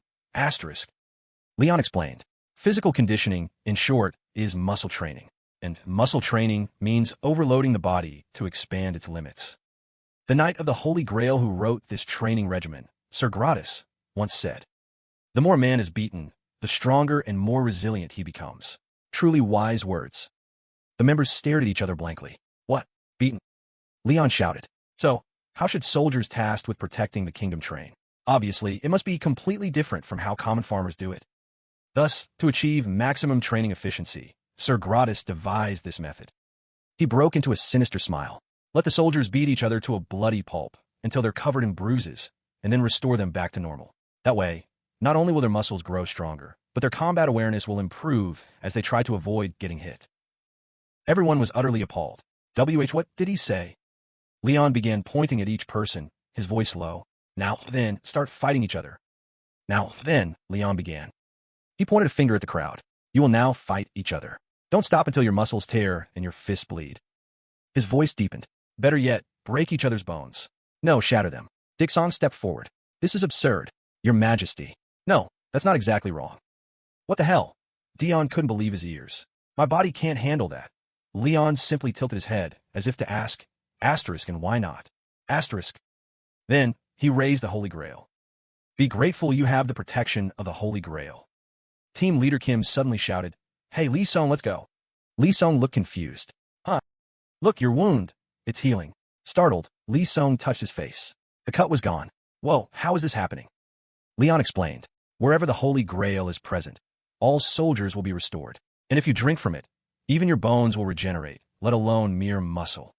He commanded. So, I'm giving you 5 hours. Punch anyone and everyone you see. No teaming up. Attack your opponents with every move you can think of. His eyes narrowed. Oomph. And if anyone tries to slack off, this king will personally teach you a lesson you won't forget. With that, Leon turned to leave. All right, Sir Spinner. It's all yours. Below, the recruits exchanged uneasy glances. This is how he's going to train us? This is insane. Asterisk. The air crackled with tension. Dixon laughed nervously. Haha. Team leader Kim isn't so different, is he? Ha ha ha. Suddenly, the supervisor Golem, Zappin, spoke. Violation detected. Anhari Lukid confessiert. Zappin unleashed a punishing blow. A recruit cried out in pain. Fight. If you do not comply, I will deal with you. A cold dread ran down everyone's spine. Someone roared, damn it, and lunged at the person next to them. In an instant, the training ground erupted into a chaotic brawl. I'm not going down that easy. Dion stood amidst the madness, completely bewildered. Everyone's lost their minds. This is insane. A fist flew right at his face. Hell's training schedule, 9 a.m. Combat training, a body of steel. 12 p.m. Lunch, water with salt or sugar. The exhausted members dragged themselves forward. A large water jug had been set out. Is that a water cooler? Ms. Hari, what is this? Han Hairi looked just as confused. Well, it's... Leon's voice was ice cold. That's your lunch. Water, with salt and sugar. Everyone was speechless. Who the hell puts salt and sugar in water? Excerpt from the Royal Army Field Manual. Asterisk, a soldier needs only enough sustenance to avoid death. Rest assured, the army will provide. Asterisk. 1 p.m. Tactical training, Leon roared. Form 5 squads and stop the king's advance now. Everyone froze. Asterisk what? Asterisk. But they had no choice. They all charged at once. The training hall became a true battlefield. 9 p.m. Collapse. After a grueling day, no one had the energy left to speak. Even in his sleep, Dion was beaten by sleep-fighting recruits. This truly was hell. The only thing keeping them on their feet was Han Hairi's care. Everyone, I brought a late-night snack. Amen. Thank you so much, miss. Of course, this was all part of Leon's calculations. But no one knew. They just greedily devoured the poorly baked potatoes. One afternoon, on the training grounds, HNGH. Li Song swung his sword. Sweat dripped from his brow. Ha. He panted heavily. Asterisk, this shield, it's heavier than I thought. Makes it harder to swing my sword. Asterisk. With the shield up, my attack angles are really limited. Looks like a thrust is my only option. He practiced the movement again and again. Just then, a voice cut through the air. Wrong. Li Song whipped around, startled. It was Leon. Your Majesty. Stop flailing that sword around. Leon commanded. Plant your feet. Try again. Yes, sir. Dion took his stance, shield raised to one side. Under Leon's scrutinizing gaze, he swung the sword with all his strength. He pivoted into the attack, then turned back to Leon for approval. Leon just shook his head. Still wrong. Leon stepped forward and physically adjusted Dion's form. You have a habit of dropping your sword when you thrust. That's your mistake. Your shield is meant to protect the right shoulder of the man next to you. Even if it blocks your line of sight, you never lower it. Li Song didn't understand. But why? The moment you do, you create a gap, and a gap creates an opening for the enemy. Dion asked, Your Majesty, the strategy is for us to form a shield wall to hold the enemy while the knights charge in, correct? Correct. A shield wall is a fundamental battlefield tactic. But if we're up against a monster, that tactic won't work. Leon was silent for a moment. Then he narrowed his eyes. Are you lecturing me on how to fight? Dion panicked. No, of course not, Your Majesty. Unexpectedly, a small smile touched Leon's lips. Oomph. In my world, we have plenty of monsters like the ones you find in those gates. No, far worse. The beasts in your dungeons are practically adorable by comparison. We've faced down 20-meter-tall behemoths, trolls with limitless regeneration, multi-headed hydras, giant spiders swarming with their young, and dragons larger than mountains. To deal with monsters like that, you have to master countless fighting styles. You need sharp reflexes and the ability to adapt in an instant. And those are skills you only gain through long, arduous training. He posed a question. Do you have decades of experience fighting monsters? Were you trained by the gods themselves? Do you think you can win every battle honorably with just a sword and a spear? Dion was speechless. I assume you understand now why I only teach soldiers one thing. Versatility is a virtue reserved for true masters. By perfecting that one skill, you drastically increase your chances of survival. Dion paused, then spoke again. But I want to climb higher. Leon asked, do you want to become a knight? Dion flinched. A commoner like me? How could I dare? Aren't only nobles allowed to become knights? Leon scoffed. Do not judge my kingdom by the standards of your world. Knighthood is not reserved for the nobility. Sir, a knight is one who willingly walks a path of suffering for a greater cause. One who protects the people and acts with courage. one who has sworn to devote their life to the goddess and her people. Anyone who can fulfill that sacred duty is worthy of the title. You need the courage and the skill to earn it. Something clicked inside Dion. Leon continued, and to earn my respect. Asterisk I was so wrong. Asterisk. He raised his head, his eyes filled with determination, and gripped his sword tighter. I want to become a knight, too. Meanwhile, the magic tower, an irritated voice echoed through the room. Damn it all. Even when I use what little free time I have to. Ronald scrambled to his knees. Oh, Supreme One, I knew you would return. The gem, hovering in midair, commanded, You fool, shut your mouth and kneel. Yes, my lord. I will teach you the truth and wisdom of Samra. Therefore, you will naturally obey me and listen to my words. His voice, it's different, Ronald thought. First, enchant this stone with a spatial shift spell. In an emergency, all you have to do is throw it into the air. Ronald was surprised. What? Why? I know these are teleportation stones, but... The gem snapped. Are you an idiot? You think I'd willingly descend into that hell without an escape plan? Huh? Listen closely. I will never set foot on that planet again, so long as that bastard is still breathing. Ronald was still confused. But with me here, I'll find a way to kill him soon enough. Without his Grail Knights and his Legion to protect him, I'll have my chance. First, you must find a way to enter the same dungeon gate as him. Oh, I see.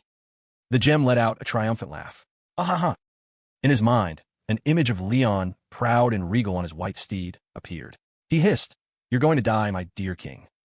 The graduation day for the Pantheon Standing Armies training course arrived in a flash. Han Hei-Ri asked quietly. They just finished their training program. Will they be okay? They'll be fine, Zap Spin replied succinctly.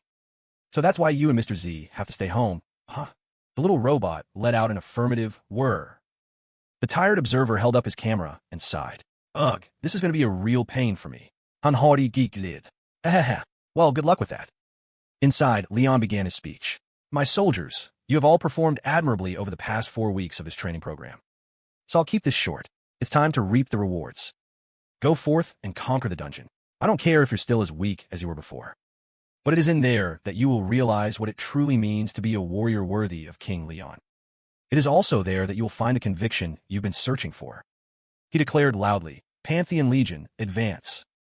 49 Durang hunters, 1 association observer, and Leon Dragonia entered the gate together. Watching from above, Zap Spin suddenly cried out, Whir! Don't worry so much, Mr. Z. His Majesty is with them. Everything will be fine. Han Hei-Ri reassured him. But the robot let out a warning screech and recited the data. 49 soldiers, 1 observer. Total, 51 personnel. Han Hei-Ri was confused. Yes-o. Number of entrants, 52. Huh. A mysterious intruder had infiltrated their ranks. Before Han Hei-Ri could even process who it might be, Zap Spin shot off like a bolt of lightning, initiating emergency response. Mr. Zap, Han Hei-Ri called out, startled. Seeing it race toward the dungeon at an incredible speed, she quickly gave chase. Wait for me. Without a moment's hesitation, Zap Spin charged straight in. Han Hei-Ri screamed, Mr. Zap. Smack! An invisible barrier blocked her way, sending her sprawling to the ground. Gah! Her subordinates rushed over in a panic. Han Hei-Ri staggered her feet, hissing. What the? Her eyes widened in shock.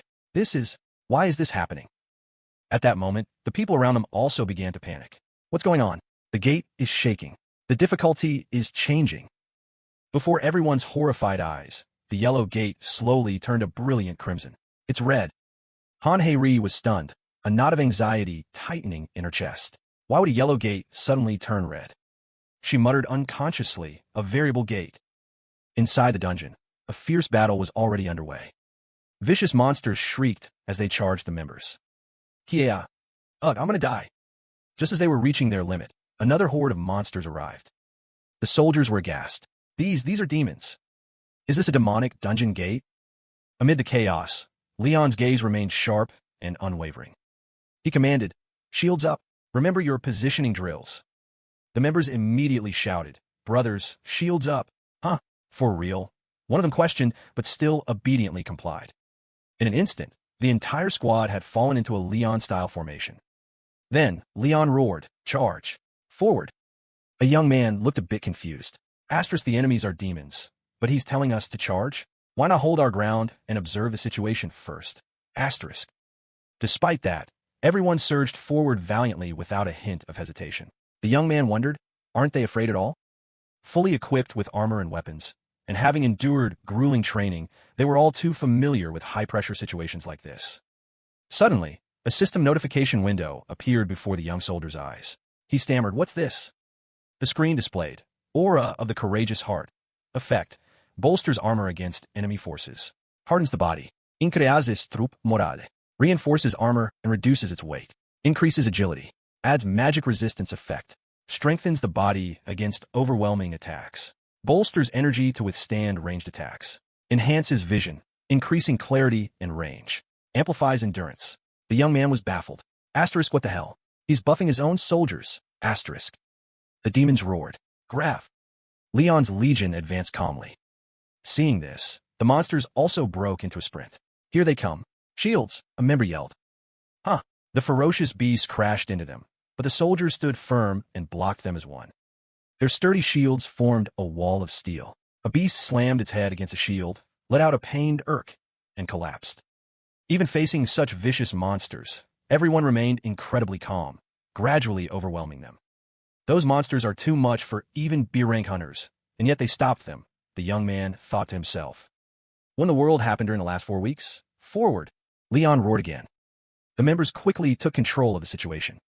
Leon ordered, "Defend yourselves and drive the enemy back. Give them no chance to retaliate." Hearing the command, the soldiers launched a powerful counterattack. They stomped on the monsters' heads with overwhelming force. "Get lost. Run him through." Seizing the momentum, Leon urged them on again. "Keep advancing. Finish the enemy." Just then, a colossal shadow appeared. "What is that?" "A giant demon. Be careful." The massive demon exhaled a scorching breath, its eyes burning with murderous intent.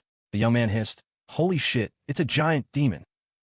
Facing this monster, everyone began to worry. "There's no way we can block that. A single one of its blows is nearly as powerful as an A-rank hunter's." The massive demon swung a devastating blow. Though terrified, the members quickly fell into a defensive stance. The captain of the third squad, Yu Sung, let out a roar and met the attack head-on. The giant demon's punch was stopped dead in its tracks. Yu Sung smirked contemptuously. Compared to His Majesty, a punch like this is just a love tap. The young man's eyes went wide with astonishment. He blocked it. The giant demon roared in fury. At that exact moment, Zap Spin appeared, its cannon aimed squarely at the enemy. A concentrated barrage of fire hammered the monster's body. "Mr. Zap!" Everyone cried out in surprise. Leon landed beside it and asked, "What brings you here, Mr. Zap?" Then he broke into a satisfied smile. "Nice work." With that, Leon launched himself into the air, unleashing a powerful sword slash. In the blink of an eye, the giant demon was slain. A spray of fresh blood splattered across his face, causing him to frown in annoyance. Seeing their leader destroyed, the remaining monsters panicked. "The giant demon is dead. We have to revive it." But it died right next to that dangerous enemy. "It's too risky." Sensing the killing intent radiating from Leon, the monsters turned tail and fled. "Let's bounce. Run." Witnessing the scene, the soldiers cheered in amazement. "Whoa, the demons are retreating." Joy erupted. "We won. We won. Yeah. Thank you so much." A soldier from Spur Kingdom stepped forward and said earnestly, "On behalf of the Spur Kingdom, we sincerely thank you, knights, for saving us." Just then, the system displayed a new notification. The Spur Kingdom is threatened by demons. Protect the kingdom from the demon lord's assault. Time remaining, 1 week. The members couldn't help but be shocked.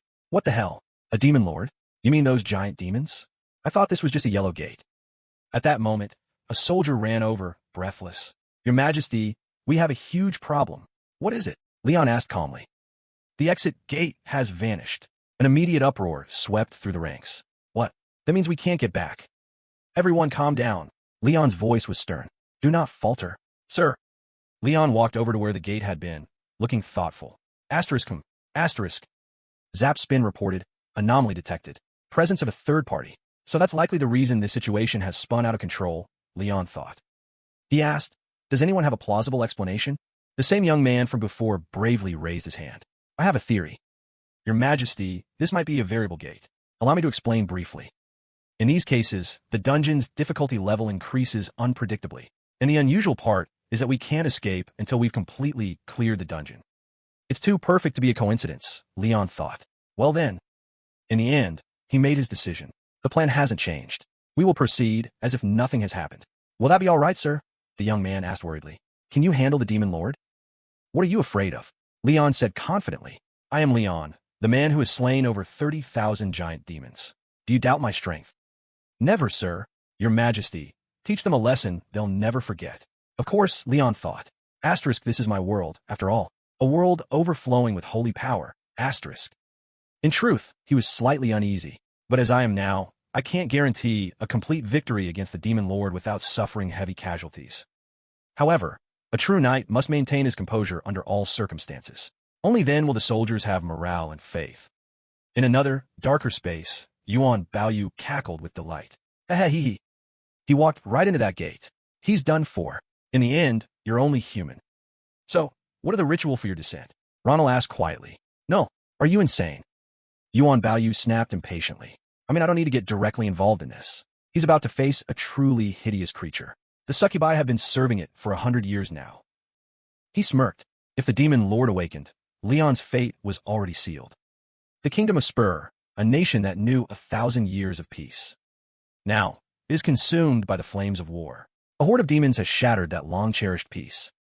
After a series of devastating attacks, the capital has fallen. Only the main palace remains, a final bastion of defense. Amidst this hopeless war, the survivors cling to a sliver of hope. After reviewing the report, a black-haired young man concludes with a grim expression. This is a serious problem. Across from him, Leon seems utterly unconcerned. However, seeing the young man's firm resolve, he reluctantly concedes. Yes, I suppose it is. I see. The gates, each one has its own theme. Seeing that Leon understood, the young man breathes a sigh of relief and gets to the crucial point. But this time is different, Your Majesty. Some of them have time limits. Normally, if a gate isn't cleared, the monsters just stay there, and eventually a dungeon break occurs. However, with a time limit, the gate will close once the objective is completed, even if monsters are still inside. Taking in all the information, Leon lowers his head, his brows furrowed in thought. I understand. After a moment of thought, he crosses his arms and looks up, meeting the young man's gaze. Your name is Kim Jinsu? Startled by the sudden question, the man replies, Yes, Your Majesty. Originally, finding the infiltrator in our ranks was the top priority. But the current situation is urgent, Leon says, setting the old issue aside before asking directly. And with Mr. Spinner here, will the post-training evaluation be affected in any way? The question silences Kim Jinsu, but the man beside him is quick to answer. Yes, everything is fine. He adds with a smile. The association president has already granted me full authority. Hearing this, the younger man sitting nearby can't hide his excitement. Oh, are they really going to promote us this time? Leon raises a single finger, cutting off their conversation and leaving them both bewildered. All right, one more thing. He gives a cryptic smile, slowly getting to the main point. About the hidden quest. What are your thoughts? The two men freeze instantly. Your Majesty, what do you mean? Seeing their hesitation, a dangerous glint appears in Leon's eyes. He declares in a firm voice, I'm planning to kill the demon lord. After the meeting, Leon stands alone by the window, lost in thought. Just as he expected, he had used up a considerable amount of energy.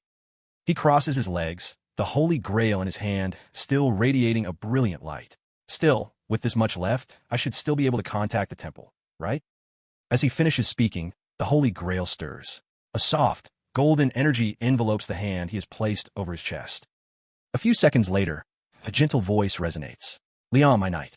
He immediately responds with the utmost reverence. Goddess Ariana, am I disturbing you? You've noticed it as well? Yes, though I realized it a bit late, he admits honestly. Then his expression turns sharp as he offers his analysis. I can feel a strange energy within this gate. The goddess replies swiftly. A body is full of life, as yours wouldn't be able to sense it so easily. That is only natural. After all, that energy has already assimilated into this world. This information startles Leon, a being so powerful that even he can sense it in his current state. He voices his suspicion. It must be a demon lord or something of that level. Perhaps a demon king. It is a cunning one, the goddess does not deny. However great you perceive its power to be, its true strength is far more terrifying. After analyzing the situation, the goddess finally reveals her main purpose. My knight, the sacred power of the temple has a message for you. Leon bows his head respectfully. I am listening. The gods wish to study this world. They must have sensed something. The gods? Then they'll need energy to descend, Leon murmurs to himself. Meanwhile, Ariana seems to be focused on some mysterious girl. Only when he finishes does the goddess refocus. That's right. Well, I suppose I don't need to tell you what to do I? Leon places a hand over his chest and bows with complete devotion. Of course not. I will find a safe way to assist them. The next day, a carriage carrying the group arrives before a magnificent castle. We've arrived. As the four of them step out of the carriage, a butler emerges to greet them. Welcome, Honor Knights. My name is Paco, and I am the head butler here. I will guide you to the audience hall. Please follow me. Along the way, the group can't help but look around, taking in the splendid architecture. Midway through, Leon offers a word of praise. The master of this place has excellent taste. The compliment fills the butler with pride. Haha, you have a very sharp eye, sir. The royal palace of this kingdom has a long and storied history, beginning with its founder, Queen Flora. Up to the reigning monarch, Queen Bit, I have had the honor of serving many generations of queens. Hearing this, the old man walking behind them suddenly realizes. So, they've only ever had queens. The young man beside him chimes in. Yeah, this must be a matriarchal society. A sharp glare from Leon immediately shoots their way, silencing them both. Shoo, His Majesty is glaring at us. Once they've quieted down, Leon turns, his voice dripping with annoyance. Where did you commoners learn to gossip about a royal lineage like that? The three of them bow their heads and mutter, We apologize, Your Majesty. Leon turns back to the butler, his tone polite. My apologies for that. They're rather foolish, aren't they? It's clear they haven't learned basic etiquette. The situation is quite tense, so I brought them along in a hurry. I hope you understand. The old butler just chuckles it off. Oh, it's quite all right. I understand they are outsiders. We have arrived. This is the Great Hall. Before them stands a grand door, flanked by stern-faced guards. This way, please. The doors slowly swing open, revealing a blinding light from within. The Queen is awaiting you. Leon steps inside, his expression as solemn as a man heading into battle. Inside, countless guards stand at attention. Two figures are seated upon the throne. King Leon of Leonis, you may enter. The announcement of his name draws every eye in the room. A man steps down from the high dais to stand before Leon, observing him. Humph. So you are Leon, the one who led the forces against the gate. After a moment of assessment, he scoffs and pulls out a scroll. I'm the Prime Minister of this kingdom, Duke Occam. In recognition of your great deeds, we have decided to bestow upon you the title of Knight. Now, with the Queen's approval, you may read it. Leon's brow furrows in annoyance. He ignores the man and walks directly toward the throne. That can wait. First, I will greet the Queen. What? He doesn't get more than a few steps before an old knight blocks his path. Stop right there, Sir Leon. I don't care what deeds you've accomplished. How dare an outsider like you approach Her Majesty the Queen? Behind him, his three companions begin to panic. Is this going to be okay? Man, I'm totally bricking it. Even though that Prime Minister is stopping him, he's not going to do anything crazy, right? Leon's patience finally runs out. TCH, I've had enough of this. He stands tall and declares confidently, Your Majesty, I myself am a sovereign. I am the king of the kingdom of Leonis. Leon Dragonia Leonis. I know this may be rude, but I will do what I must. His words send the Prime Minister into a rage. You? Who do you think you are? Insolent fool. Guards, seize him at once. Before he can finish, Leon moves like a flash. A hand of steel clamps down on the Prime Minister's head. His eyes are now terrifyingly bloodshot, veins bulging on his forehead. Those behind him are utterly horrified. Your Majesty, what are you? Leon ignores them, twisting with all his might. A sickening crack echoes through the hall as the Prime Minister's neck snaps to the side. Watching the body crumple to the floor, Leon grinds his teeth and wonders to himself, why did I get so angry this time? Unable to contain his rage, Leon's vein-popped hand tightened around the Prime Minister's neck and, without hesitation, snapped it. A sickening crack echoed through the hall. The Prime Minister's body went limp, his eyes staring blankly at the ceiling. The sudden violence threw the knights in the great hall into chaos. Your Grace, what the hell do you think you're doing? In the face of their shouts, Leon merely narrowed his eyes in contempt. A terrified knight screamed, Your Majesty? The knights quickly recovered, leveling their swords at him in unison. Despite being in such a perilous situation, Leon remained utterly unfazed. He spoke, his voice laced with a hidden meaning. Fool, how long do you plan to hide your true identity? Did you really think you could deceive me? Show your true forms, you filthy demons. The moment he finished speaking, the supposedly dead Prime Minister began to convulse violently, foaming at the mouth as the whites of his eyes showed. A dangerous, crimson light flashed within his pupils. He hunched over as the back of his coat bulged and ripped open. The human skin peeled away, revealing a giant ant underneath. Immediately after, in another corner of the hall, another person began to transform. Soon, an army of ants had appeared. They completely surrounded the area. Before anyone could panic and scatter, Leon took a fighting stance and roared, "Do not be afraid. Face them." He swept his arm to the side, his voice booming with encouragement. "Unite, stand together, and fight." As he rallied their spirits, Leon paid no mind to a demon creeping up to attack him from behind. Only then can we achieve victory. Before the demon could strike, he stopped its attack with just 2 fingers.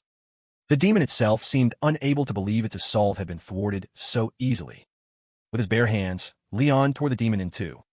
He then casually lopped off the head of another ant monster nearby.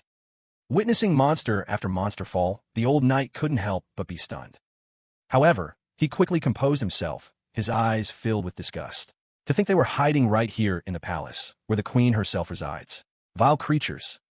In contrast to him, the other court officials were in a complete panic. "Oh, save us." The old knight could not stand by any longer. He gritted his teeth and charged forward. A swarm of ants fell before the tip of his sword. When it was over, he sheathed his sword and declared loudly, "All the demons that have infiltrated this place are to be exterminated. Kill every last one." Upon receiving the order, the soldiers immediately charged. A few seconds later, the entire swarm of ants had been slain. Only then did Leon turn his attention to the woman on the throne.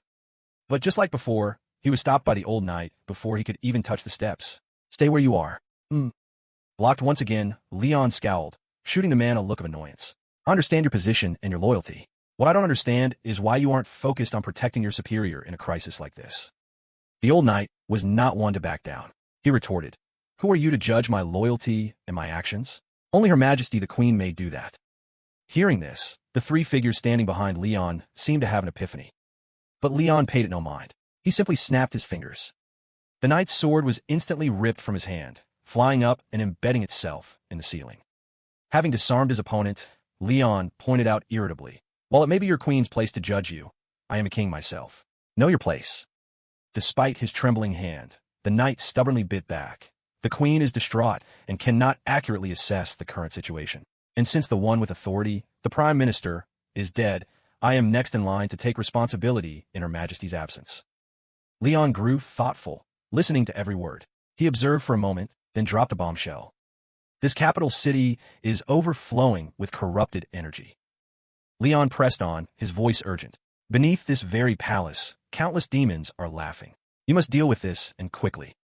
The knight was horrified by the news, repeatedly asking, "Are you certain?" Leon's response was absolute. The Night King does not lie. At this, the knight had no choice but to concede. "Then what do you want?" "Command of your soldiers." Just when it seemed settled, Leon added another condition, and the authority to eliminate the corrupted. After receiving permission, Leon knelt on one knee and gently affirmed, "Oh, incompetent queen, this king shall right all of your wrongs." A short time later, in the capital's central square, a great bonfire was lit. Below, a large crowd of citizens had gathered. Leon stood on a platform looking down, beginning his speech. "People, I have been granted full authority over this kingdom." He paused for a moment before introducing himself. "I am King Leon of the Leonis Kingdom, Leon Dragonia Leonis." With introductions out of the way, Leon got straight to the point. "Some among you have been possessed by demons and corrupted. It is likely their aim is to sow chaos from within while they attack from without." Before the crowd could panic, Leon reassured them. "However, there is nothing to fear. I have a way to distinguish who has been corrupted." A young man in the crowd quickly asked, "How?" Leon did not hide the truth. "Very well, I shall show you. Seeing is believing, after all." On the platform above, 2 citizens were tied together. Seeing them, the people below couldn't believe their eyes. Among them is one who is corrupted, and one who is normal. Leon's eyes were sharp as he observed their reactions. Waiting for the murmurs to die down, he declared, "Which one is the normal one?" Without another word, Leon threw both of them directly into the bonfire. "Prove your own purity by throwing yourself into the flames." "No, since this is a test, allow me to help you." The 2 screamed in shock. Witnessing the entire event, the people below were both astonished and terrified. "My God, he's going to kill us all." A few seconds later, the young man screamed in agony as his flesh began to melt. "Arg, put out the fire." The man's writhing only intensified the crowd's terror. "Oh my God." And yet, in stark contrast to the man, The girl stepped out of the flames completely unharmed. What? She's perfectly fine. Then what was that screaming just now? A man noticed something and pointed urgently. Hey, look, that soldier's body. The thing that had been covering the young man's body began to melt away. Look. When the outer shell had burned away completely, Leon looked down with a disgusted expression and calmly explained, this is a holy flame. It burns only evil creatures. With the explanation complete, Leon roared, issuing a demand that terrified the populace. You have the fire god of war, Pedos, to thank for this. Now, shout your names and walk through the fire. Faced with that demand, the crowd hesitated, despite the living proof before them. This enraged him. What should we do? Is it true that only demons will burn? Unable to watch any longer, Leon drew his sword and threatened them. Are you going to move or not? Or are all of you corrupted? In that case, I'll just behead every last one of you. At that, the people had no choice but to shut their eyes and leap into the flames. Ah, damn it all, I'm going. Son of a bitch. A few minutes passed. Only the demons were left standing. From his perch, Leon covered his nose in disgust. Humph, what a goddamn stench. You'll pay for making me witness this. Leon passed his sentence directly. I will tear your souls to shreds. The demons below immediately took attack stances. You human, what do you know? Don't think you can get away with this. Before they could finish, Leon exploded with rage. You demons, all of you dot. As he spoke, agonized screams filled the air. With every demon he butchered, Leon gritted his teeth. Filth. Parasites feeding on human emotion, you savages. The thought only made him more furious. How dare you mimic humans, walking on two legs and living in communities? How dare you pretend to be soldiers? Do you really think I would allow that to happen? The more he spoke, the more frenzied he became, spewing countless threats that left the demons stunned. All of you will die in agony. I will make you weep in despair and torment. The demons grew confused. What was this madman even rambling about? If you have two legs, of course you walk on them, right? Meanwhile, in another place, someone was observing everything through a crystal ball. It seems the plan to sow the seeds of corruption has been a complete failure. On the other side, Leon was still screaming. Scream more. Louder. Go on, scream. That is the only way to satisfy this king. Watching the whole scene, the owner of the crystal ball trembled with rage. That bastard. He's still the same brutal beast he's always been. After clearing out the demons, Leon impaled one on a stake and summoned his subjects to the town square. To the loyal subjects of the SPI kingdom. After his opening, Leon declared with absolute certainty, as long as this king with the heart of a lion exists, evil shall never harm you. He paused for a moment before adding, to be precise, these wicked creatures feast on the tainted emotions of humankind. Lost in his speech, Leon failed to notice the crowd's confusion as they watched the sinister grin of the demon tied to the stake. Having captured their attention, the demon struggled to raise its wing, erupting with power as it roared a proclamation. This isn't over. Your end has been written. The power of corruption will destroy you all. Before it could finish, Leon smashed a fist into its head, silencing it instantly. Shut up, you filth. The blow left a dent in the demon's head. Leon pointed at it, his voice booming with fury. Look at this grotesque, ugly vermin. This corrupting power is the very source of your temptations and fears. He quickly composed himself to continue his lecture. It is the cause of your hunger and your endless plagues. They are also the reason your families fall apart. The more he spoke, the more bewildered the people below became, but Leon paid them no mind, growing more fervent by the second. They're why you tripped and fell this morning, why your spouse is cheating on you, why you lose at gambling. This time, it wasn't just the people. Even the demon next to him began to question its own existence. As it came to its senses, it couldn't help but blurt out, "What the hell?" Before it could say more, Leon grabbed it by the horn and declared, "You will pay with your life." After a moment of shock, a new truth seemed to dawn on the crowd below. What? So it was because of that demon my mother got sick. Now that they had a reason, they ground their teeth, unleashing their fury upon the demon. I told you to shut your mouth, you damn demon. A man roared in outrage. The enemy of my father. The demon on the stake, its other horn now broken by Leon's blow, was furious and cursed back. You're all insane. That curse immediately shut it up for good. Leon returned to his speech. The curse of corruption spares no one. These wicked demons must be punished. He stated emphatically, every problem we face in our lives is connected to these demons. We cannot allow them to run rampant. At this point, the demon was officially speechless, too exhausted to even bother refuting him. After a moment, Leon produced a glowing wooden staff and proclaimed, "But now, you need not worry, for I am here to deliver justice for you all." With that, he pointed randomly at a young boy in the crowd. The red-haired kid was still dazed as he was called out. Me? That's right. Come on up, Leon commanded. The boy walked up, looking a little dejected when he was only tasked with holding the wooden staff for the king. Once ready, Leon stood with his hands on his hips and ordered, "Use this sacred flame and teach that demon a lesson." That was all the boy needed to hear. His face lit up instantly. "Yes, sir." "Don't be afraid," Leon encouraged him. Hearing that, the boy felt a surge of strength and shouted, "Yes, your majesty. I'll teach them a lesson they'll never forget." The boy advanced angrily, ready to give the fiend what it deserved. It wasn't just him. The demon looked like it was about to explode, too.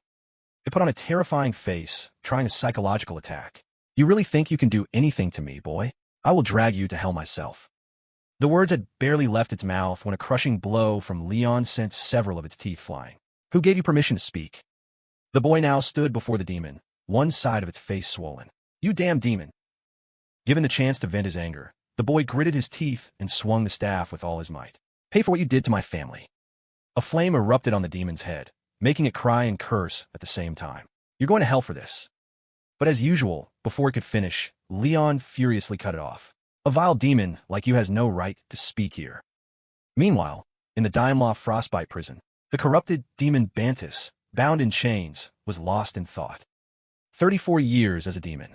I've tortured and trampled countless humans. Never thought it would end like this. A pair of familiar mechanical legs entered, and Jabi appeared. Seeing the robot, Bantis trembled with fear, but tried to keep a tough front. "What do you want? What's a robot doing here?" Jabi answered honestly, "Please provide me with information." The request made the demon laugh with contempt. "Oh, you think I'm just going to do what you say? You think I've surrendered?" Instead of getting angry, Jabi simply announced, "Prisoner number 14 is uncooperative." The demon was confused. "Huh." A few seconds later, 3 knights in full plate armor stood before its cell door. Despite an initial flicker of fear, it quickly regained its bravado. "If you want me to talk, you'll have to kill me. I'll just be resurrected and have my revenge." But a moment later, it broke into a cold sweat as the knights carried in a wooden tub. "What is that?" Inside was a shimmering, glowing liquid, a mixture of regular water and 15% holy water. The basin was set down, sending the monster into a real panic. Jabi appeared above the basin and laid out the terms. "Look at this. Choose wisely." The robot threatened it directly. "You know the answer." The demon tried to play dumb, but before it could say another word, a knight seized it by the neck. Jabi shoved its face straight into the basin of water. An excruciating pain washed over it, its face turning red as if a layer of skin had been peeled off. Finally, it relented and confessed. You bastard. I am Bantis, a corrupted demon." The name had barely left its mouth before it started cursing again. "How dare you do this to me?" Jabi just commented, "Uncooperative." Once again, its face was plunged into the water. The demon thrashed in the holy water, trying to beg for help in vain, but Jabi only repeated, "Uncooperative. Help me, please. Uncooperative." The entire process made even the 3 knights standing behind them shudder. After a long period of torture, the monster was weeping and begging. "Stop. What do you want me to say? I don't know anything." But it only received the same verdict. Uncooperative.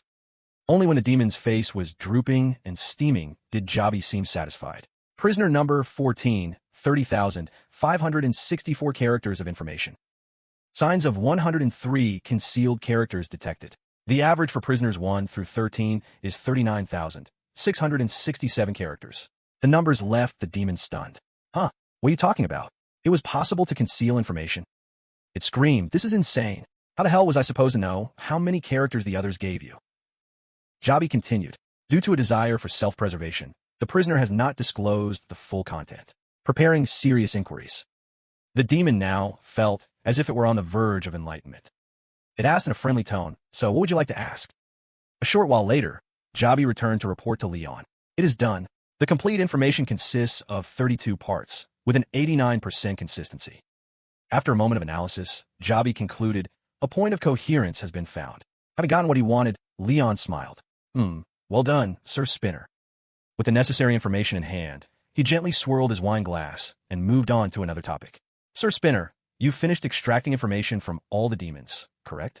What was their disposition?" "They have been eliminated. A few were kept to maintain operations."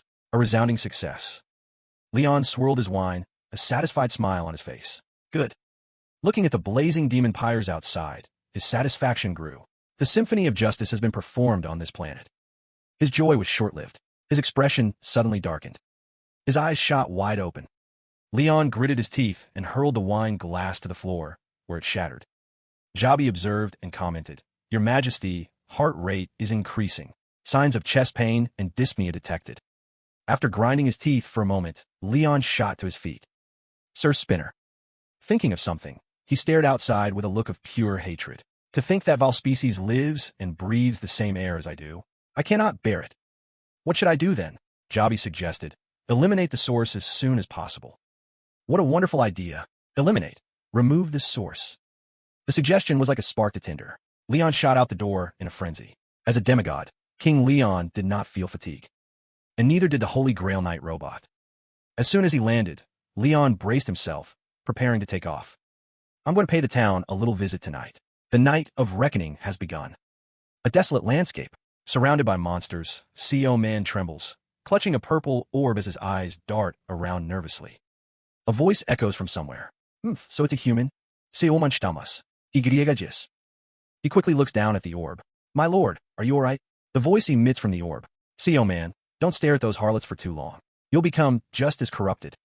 Behind him, the monster's horrifying gazes are fixed on him. CO Man swallows hard. Yes, my lord. Suddenly, a shout echoes from the distance. Halt! CO Man flinches, freezing in place and hugging the orb tighter. A massive, muscular monster strides forward, a grim sneer on its face. You bastard! How dare you trespass on my domain? He roars, his killing intent flaring.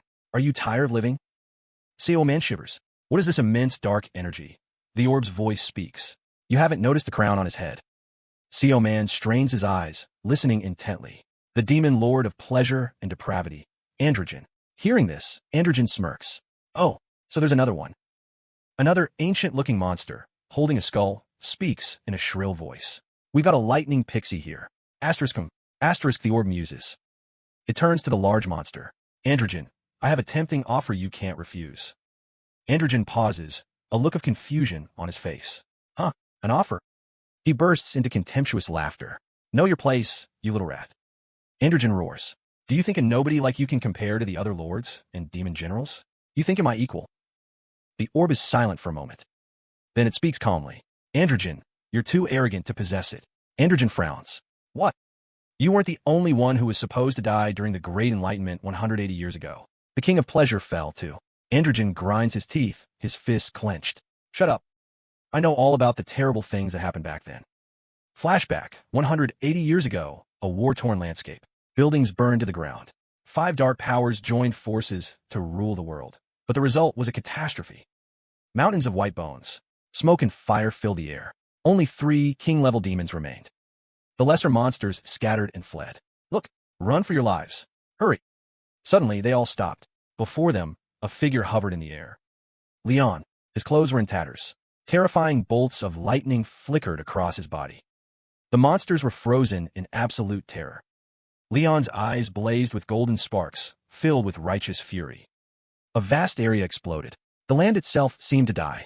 Over 10 million lesser demons annihilated. Present day, the orb's voice brings the scene back to reality. I'm a survivor of that era. Androgen is stunned. You know everything? The orb chuckles. Haha. Inside the orb, the hazy image of a demon appears. So what do you think? I told you I'd make an offer you couldn't refuse. Androgen's face darkens. He growls. I, Androgen, will cast him into the bottomless pit of depravity. The purple orb asks, I hear you're on a mission for the High Demon General? Androgen bares his sharp teeth in a savage grin. The times are changing, old man. In the end, it's just a human brat. An image of Aparo, curled up in a ball, appears. He's about to kick the bucket. In a gloomy forest, CO Man still holds the magic orb. The glittering flowers and beads from the girl's dress earlier glow faintly in his mind. Is it over? Getting that much done in the middle of nowhere is pretty good. The mystical purple orb continues. The odds are 7-3. Androgen only has a 30% chance. CO Man gets excited. If that's the case with me, an S-class mage, and another being with ultimate magic on our side, victory is practically guaranteed. The orb questions him. You're going to fight him too? This damn thing. Fight my ass, CO Man thinks to himself. He quickly changes the subject. So where are we heading now? First, the warrior zombies in the nearby forest. Those psychos can really fight. CO Man hesitates. Like for instance. They both fall silent. Ahead, A zombie with a body covered in tangled white stripes looms. The one over there? It holds a large, sharp blade. Its body is partially wrapped in bandages, grayish in other parts, with one arm ending in octopus-like tentacles. Its face is grotesque. That's right. That's a warrior zombie. Its eyes are wide and bloodshot. Its mouth hangs open, drool dripping down. The orb shouts, "Use your stealth spell now." A glowing white cord shoots out like a bolt of lightning. It wraps tightly around the zombie, yanking it into the air. CO Man and the orb are frozen in shock. The zombie is dragged through the air, desperately reaching an arm toward them, making gurgling sounds. Its hand scrapes against the ground in panic. Even though he's invisible, CO Man is shaking uncontrollably. A voice calls out from nearby. "Sir Spinner, did you get it?" Leon and Jaff Spinner walk over. "We estimate there are still a few individuals in the area." Gabby adds, "The creature we just caught saw something." Leon's eyes glow blue. "We were so thorough with the cleanup, and some still slipped through." The orb quickly whispers to CO Man, "Did you do as I said? Did you activate your invisibility skill?" "Of course I did. I don't believe you." He's looking right at us. Just then, Leon walks straight toward them. He stops right in front of the invisible CO Man, but I didn't hear a thing when we arrived. Leon's face is pensive. CO Man holds his breath. The vow of silence of the Knights of the Holy Grail. All the demons in this forest have already been wiped out. But something feels off, Leon speaks. "This is strange." He takes another step forward. CO Man and the orb panic. "I feel an unsettling presence." Leon leans in close to CO Man's face. Cold sweat beads on his forehead. He strokes his chin, his gaze sharp. "It's around here. I'm sure of it." Suddenly, a sound comes from behind him. Leon turns around. "What is it, Sir Spinner?" Satellite overview shows a target in Sector 4, B-17. Leon turns back, his eyes still glancing in CO Man's direction. "So there's still something left for me to hunt." He turns and walks away. "Let's go." As Leon's figure disappears, CO Man finally lets out a sigh of relief. He collapses to his knees, still clutching the orb. "That was too close. I almost lost my head." Elsewhere, night. A basin of water. A towel. Leon, his muscular frame fresh from a bath, is lost in thought. Asterisk demons of pleasure and depravity. Perverted fiends who don't seek true carnal pleasure, but a horribly twisted form of lust. Asterisk. His expression sours. How strange. An image of a dark castle forms in his mind. Why are there so many lust demons in this kingdom? Asterisk, even high-ranking ones. It's highly likely there's a supreme demon nearby. Asterisk. He looks down at the ground. But why? Suddenly, a woman's voice speaks from right behind him. The smell of blood. Leon flinches, glancing over. "I didn't sense a presence at all." The girl continues softly. "You must be exhausted." She places a hand on her chest. "You never get any sleep, after all." It was Sparrow. Her flawless beauty was revealed in the moonlight. Sparrow smiled warmly as she approached Leon. "Good evening, my honored guest." Leon's expression remained cold, though deep down, he was a little shaken.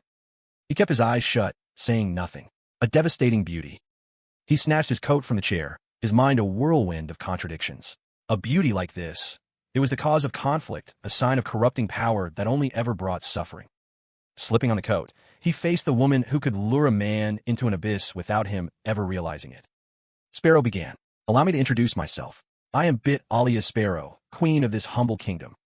As a courtesy, Leon replied calmly, "I am Leon, Leon Dragonia." His eyes narrowed, wary. "I can't believe she's already found me out." As if reading his mind, Sparrow let out a soft chuckle. No need to be so on guard. I only wanted to come and greet our kingdom's savior." Leon shot her a look, his tone sharp. "This is hardly the time for a lady to be paying me a visit." At his words, Sparrow's face fell, and her voice, thick with desperation, seemed to catch in her throat. "The truth is, I'm being watched." Leon looked at her, confused. Watching the queen? Who would dare? A deep sorrow crossed her face. "The Grand Marshal and his knights. They have me imprisoned under the guise of protection." An image of the Grand Marshal flashed through Leon's mind, and he couldn't help but feel a slight chill. He doesn't seem like the type to betray his loyalty to the crown. Sparrow suddenly gripped his hand, her voice urgent. "I don't have much time. I must ask something of you, your majesty." Leon's voice softened. "I'm listening." She hesitated for a moment before making a shocking request. "Kill the Grand Marshal and all of his knights." With utmost sincerity, Sparrow tightened her grip on his hand. "If you do this for me, I will give you this entire kingdom." They stood in silence. Sparrow suddenly rose onto her toes, signaling for him to lean in. As he did, she whispered, Investigate the basement of the royal palace. Sparrow placed a hand on his chest, her whisper continuing, the Grand Marshal is hiding something down there. At that moment, the sound of heavy, approaching footsteps echoed from beyond the door. They both spun around, startled. Your Majesty, Leon. The Grand Marshal's voice boomed from the other side, sharp and unapologetic. Forgive the intrusion at this late hour, Your Majesty. We're coming in. The door burst open. The Grand Marshal and his knights filled the doorway, his brow furrowed when he didn't see what he was searching for. Leon stood there, hands clasped behind his back, his coat hanging open. Barging into a royal's bedchamber in full armor? What kind of disrespect is this? The Grand Marshal looked conflicted. I know this is a breach of protocol, Your Majesty, but the situation is urgent. We had no other choice. Umph. Leon sneered. I just met the Queen. Ah, is that so? She was out for a stroll.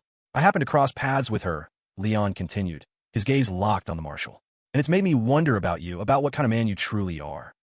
Honestly, with demons still running rampant, you dare disturb the rest of a royal?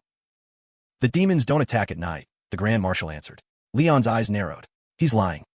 Asterisk, since when do they stop their rampage at night? I'm not that foolish, asterisk. You sound like someone's convinced you of that. They locked eyes for a long moment.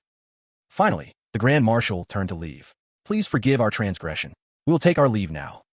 The Queen, Leon said, causing the Marshal to freeze. She said you're treating her like a prisoner. The Marshal whipped around, snarling. That is no concern of an outsider like you. With that, he slammed the door and was gone in a flash.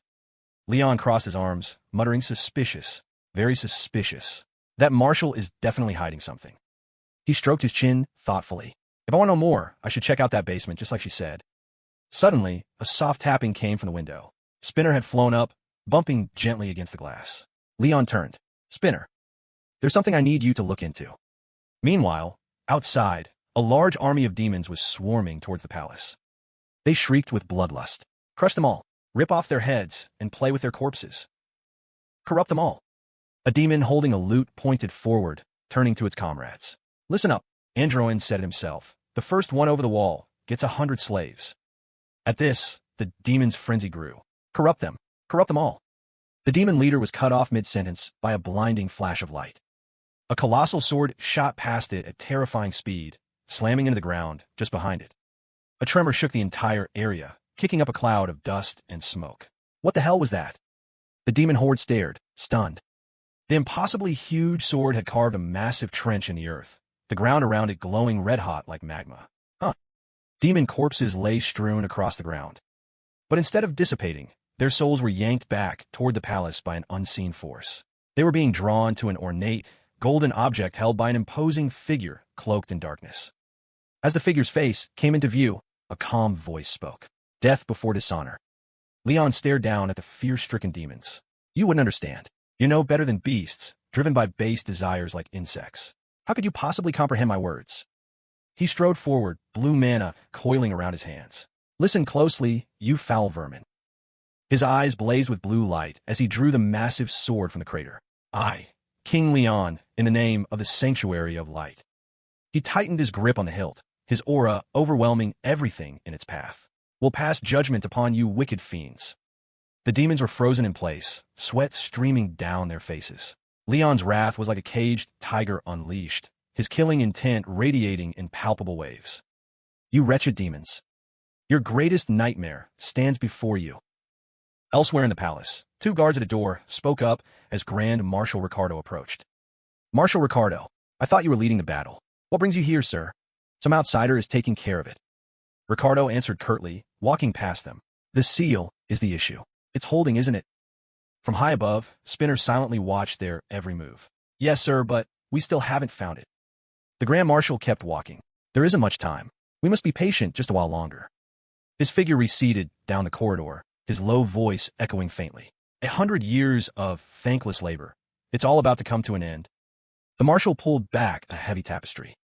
From its perch high above, Spinner saw everything. It had just discovered a crucial piece of information, and it couldn't contain its excitement. As dusk settled, it stained a corner of the sky blood red. Below, pillars of black smoke still billowed high from a battlefield littered with bodies, broken arrows, and swords. Amidst the scene, a line of prisoners, their hands bound tightly, trudged along in a single file. They were demons, Every last one of them, their faces grim and downcast. Suddenly, a demon in the line stumbled and fell, catching the attention of a nearby soldier. He walked over and knelt beside it. "Hey, watch your step." But as he got a closer look, the soldier froze, his cheeks flushing red. The demon before him looked nothing like a demon. She possessed a stunning face and a dangerously seductive figure. The demon spoke in a sultry voice, a provocative smile on her lips. "Oh, Mr. Hunter, please let me go. And in return, I'll do anything you want." Her words were like honey, and the soldier, completely mesmerized, broke out in a sweat. He tremblingly reached out, about to touch that beautiful face. But just then, she smirked cryptically. All unit charm resistance activated. The illusion shattered. The demon before the soldier reverted to its true form, ugly and grotesque. Furious at being deceived, he swung his hand and delivered a resounding slap across its face. "You bitch!" The blow twisted the demon's face, leaving it swollen and dazed, completely bewildered. It glared at the soldier in rage. "What the hell? How could a mere human like you resist my charm?" The soldier, sweating and scowling, thought to himself, "Asterisk, this is her charm. She's so hideous I nearly passed out. Asterisk." Just then, a voice called out from a distance. "Who is it?" A white horse galloped over, braking sharply right in front of them. The man on the horse was none other than Leon. He majestically led the column of prisoners. His gaze as cold as ice. Who broke formation? Both the soldier and the demon were sweating bullets, rendered speechless with fear. The soldier immediately pointed a finger straight at the demon, which terrified it to no end. "It was this thing, sir." Leon seethed, his eyes blazing. "How dare you, trying to seduce my soldiers with that filthy body?" The demon clasped its hands, trembling as it stammered. "My apologies, your majesty." Without letting it ramble on, Leon spurred his horse forward, launching a swift kick straight into its face. "Silence!" He kicked it relentlessly, striking fear into the demons behind it. "I can't stand your vulgar voice. You think you can tempt my army, will you?" The demon could only flail in despair. Another demon in the line shivered uncontrollably, drenched in sweat, and thought, "He's more of a demon than the demon king himself." The army, led by Leon, continued its march through a crowded street. An aide riding beside him spoke up. "Your Majesty, have you not noticed?" Leon asked in return. "What are you referring to?" The aide glanced at the wary eyes of the townspeople as the demons passed by. This is certainly a glorious victory, but the public's reaction seems less than ideal. As Leon fell into thought, the aide continued. "Even low-level demons can easily bewitch humans and gradually corrupt them." His words hung in the air as they passed a mother and child clinging to each other, fearfully watching the procession of prisoners. The war against monsters like these can't be won overnight. A single victory like this means little in the grand scheme. That mother and child seem to be genuinely on guard against them. In essence, this is a war against their demon king. Leon cut him off, a murderous aura radiating from him. "We will let the people hang these demons. Let them kill them with their own hands. Then they will taste the sweetness of these foul souls' demise." The aide quickly replied, "Yes, sir." Standing before the magnificent palace, Leon turned to his aide. "In the best-case scenario, we will earn great renown for defeating the demon king." Thinking of the Grand General, he gave a slight smile. "And after that, no one will ever bother us again. No one." The entire massive palace seemed to blend into the blood-red sky. In a window, Spinner was pressed against a wall as if eavesdropping. "We're going to pull this off." As night fell, the palace was swallowed by darkness. Elsewhere, two soldiers stood guard before a solid door. Suddenly, one of them was drawn by the sound of footsteps. Leon and his attendants were approaching.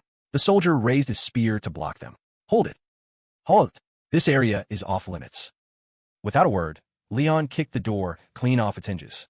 Rock and debris flew, creating a small shockwave. He gave a silent nod, and his men carried the two unconscious soldiers to the side. "We're going in." A torch was lit, illuminating the dark area. Together, they descended the stairs. One of them expressed doubt. "Is it really okay to attack so recklessly?" Another replied nonchalantly. "They wouldn't surrender, so we had no choice." The soldier in the lead suddenly stopped, as if he had noticed something strange. He turned back and exclaimed, "Everyone, look at this." Before them was a strange, curtained enclosure, standing alone in the middle of the room. Leon remained calm, but those beside him began to murmur. "What is this? There's a place like this right under the palace?" "Yeah." As they drew closer, they realized it was a bed. "What is that?" It's a bed." Leon was deep in thought. "They're clearly hiding something. Is this the kingdom's secret the queen spoke of?" With that thought, he strode toward the bed. "I have to check this." The men behind him try to stop him. "I'll wait, your majesty." Leon decisively pulled back the curtain. Inside, a girl was sound asleep. The moment they saw her, all the men blushed in astonishment. Her beauty was like a flower in bloom, and her sleeping form was all the more enchanting. Just being near her was enough to captivate anyone. One man couldn't contain himself, his reason seemingly stolen away. The others also began to lose control, approaching with malicious intent. What a beauty! They reached their hands toward the bed, ignoring Leon, who was still standing there. He turned and roared, "Resist the enchantment. Don't be fooled by this evil energy." But it was too late. Drool dripped from the corner of one soldier's mouth as he mumbled unconsciously, his expression utterly vile. "So beautiful." Leon realized the situation was dire. His support aura was proving useless as some of his men stubbornly pressed forward. He swung his arm. A powerful force from behind sent the most out-of-control soldier stumbling before he collapsed, unconscious. This is getting complicated. The air grew incredibly tense. Leon raised his hand, about to strike down another attendant, when he noticed something unusual. The man was stabbing a knife into his own knee to stay conscious. Leon smiled, satisfied. "Wounding yourself to fight off the illusion, eh?" The attendant hesitated. "Your Majesty." Leon took out an exquisite golden object that radiated a mystical power. "Take a deep breath, in through your mouth, then exhale slowly." A pale golden orb of light enveloped the two of them like a shield. "Clear your mind." Just then, the Grand General's voice echoed through the chamber. Unbelievable. He entered with 2 of his own soldiers. "I never thought Her Majesty the Queen would deceive me." Even while healing his attendant, Leon turned back to answer. "Is that really the case?" The corner of his mouth curved into a faint smile. "You people, how is it that you aren't bewitched by that queen?" The Grand General and his soldiers froze, unsure how to respond. Finally, the general spoke. "Because we're used to it." Leon's face was cold as he cursed. "Bullshit." Thinking of the queen, he continued. "The queen's charm is less of an innate ability and more like a curse. It's not something you can just get used to. I've seen someone with similar power before. The demon lord of pleasure." His voice resonated in the room, where the queen still lay deep in slumber. A demon who seduces all living things, a fiendish ecstasy that leads all beings into the depths of depravity. But it's strange. That demon despised and hated humans more than anyone. So why can't I feel that same power from the queen? The Grand General's expression shifted slightly. Leon spoke as he dropped a purple rose petal into his special goblet. "And yet, you are all completely unaffected." The petal touched the water's surface, creating small ripples. Suddenly, a violet gale swirled around Leon. He called out the name of a god, the god of dreams and death. He closed his eyes, praying earnestly. "O patron god, I seek your grace." A deity of indescribable beauty appeared, held aloft by whirlwinds at her feet. She answered, "Granted." The Grand General was stunned and terrified. The deity spoke. "Knight of Ariana, master of the lion's heart." A magic box hanging from the deity's staff materialized. She stood beside Leon, her form towering and immense, and smiled. "I'm always most pleased to answer the call of King Leon." Leon places a hand over his heart. "Goddess of dreams and death, I greet you." Goddess Flo replies softly. "Of course, Knight of Ariana, wielder of the lion's heart." He turns to her. "I need your help with this." Flo's eyes scan the area. "Very well, I can feel it." The Grand General suddenly snarls, his face a mask of shock and horror. "You corrupted demons. They're deceiving you." Flo closes her eyes, the image of a castle appearing in her mind. A repeating dream, a ritual of corruption. She stands majestically, the scepter in her hand beginning to glow. No matter how beautiful the dream, you must eventually wake up. She raises her scepter high. "Show me your true forms." Intense bolts of lightning shoot out from the scepter, enveloping Leon and the Grand General's men. The world suddenly loses its color, plunging into a bleak monochrome. The space before a soldier shatters like glass. He looks on in confusion. A blue flame flickers to life. Within the flames, a pair of blood-red eyes with endless black pupils are revealed. Their skin is a grotesque brown. Unholy flames wreath the Grand General's armored form. His face cracks apart, revealing the bone beneath. A soldier cries out in terror. "A death knight." Goddess Flo frowns. "Now I see why I couldn't recognize it sooner. It's because..." Leon cuts her off. "This world has the power to create anything." The Death Knight takes a step forward. The Queen rests. Do not disturb her. The entire host of Death Knights advances as one. Behind them, one of Leon's soldiers supports a wounded comrade. The leader roars. We must protect her. Protect the seal. A soldier shouts. Your Majesty, the Death Knights are closing in. They draw closer to the goddess and Leon. Leon narrows his eyes. This corrupting energy, it isn't from a pure demon. He reaches into a spatial rift and draws a sword. If that's the case, then the nightmare behind all of this. The sword in his hand radiates a brilliant golden aura. Leon stands protectively before the queen's bed. Must originate from the queen herself. His gaze turns sharp as ice. When the queen awakens, this dreamscape will surely. A Death Knight's sword swings down over Leon's head. The two blades clash in a brilliant flash of light. Leon smirks. Suddenly, his expression changes. Huh. Another one lunges with a spear while he's still blocking the attack from above. In a flash, Leon swings his sword. A streak of gold light slashes down his opponent's body. This is a duel. Radiating killing intent, Leon's eyes are ice cold. If you have any honor left as a knight, you won't interfere. The lead Death Knight raises a hand. Honor. They all charge forward at once. We cast that aside long ago. Leon roars in anger. You think you can stop me by ganging up? A powerful surge of golden energy explodes around him. Leon swings his sword. Oof. A single slash creates a long arc of light before the knights. A massive explosion erupts.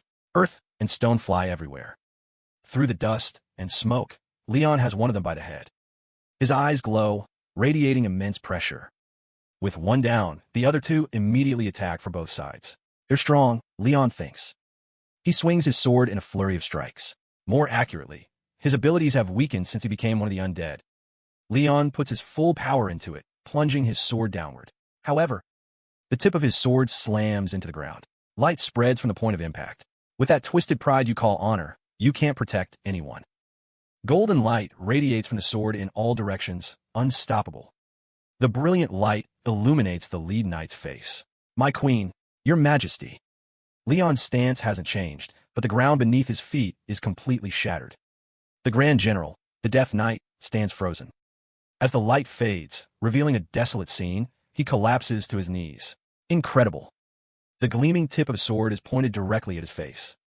Leon stands there, cold and impassive. King Leon. Wake up from this fleeting dream. Leon snaps. The knight looks up, hesitating. Leon raises his sword high. Since you refuse to wake up, you can spend eternity lost in your hopeless illusions. He is about to bring the sword down, but then he stops. Something's not right. He struggles internally. Even if his loyalty is warped, he doesn't seem like a traitor. He remembers. Why did the queen ask me to kill them? Glancing at the bed, he hesitates. It can't be. The queen is still deep in sleep, but a suspicion flashes through Leon's mind. Could it be that she's the demon? He turns to the Grand General. His voice is clipped. Tell me what you've done to the queen. He drops to his knees. Her Majesty made a pact. His face contorts in absolute anguish. With a demon. Ricardo kneels beside the queen. Dozens of bodies lie around them. The queen looks haggard and exhausted. A voice calls out, Queen. A cloaked figure, radiating a sinister purple aura, stands among the corpses. I admire your courage. Make a deal with me. The queen sits on her throne. A deal. Accept the seed of corruption and continue fighting the demons for 100 years. The figure grins grotesquely, holding a strange orb. If you are not corrupted by it, I will save you and all your subjects. The queen is silent. The Grand General's voice continues. The queen of a dying kingdom had no choice but to accept the pact, even knowing it was a treacherous trap. The 5th year, a man laughs maniacally beside a knife and several bodies. This is bliss. Why does everyone avoid me? The number of people corrupted, twisted by pleasure and torment, grew steadily. The queen sits on her throne, covering her face. One of the corrupted sees him. Asterisk by day, she watched demons slaughter her people. By night, she was tormented by whispers in her ear.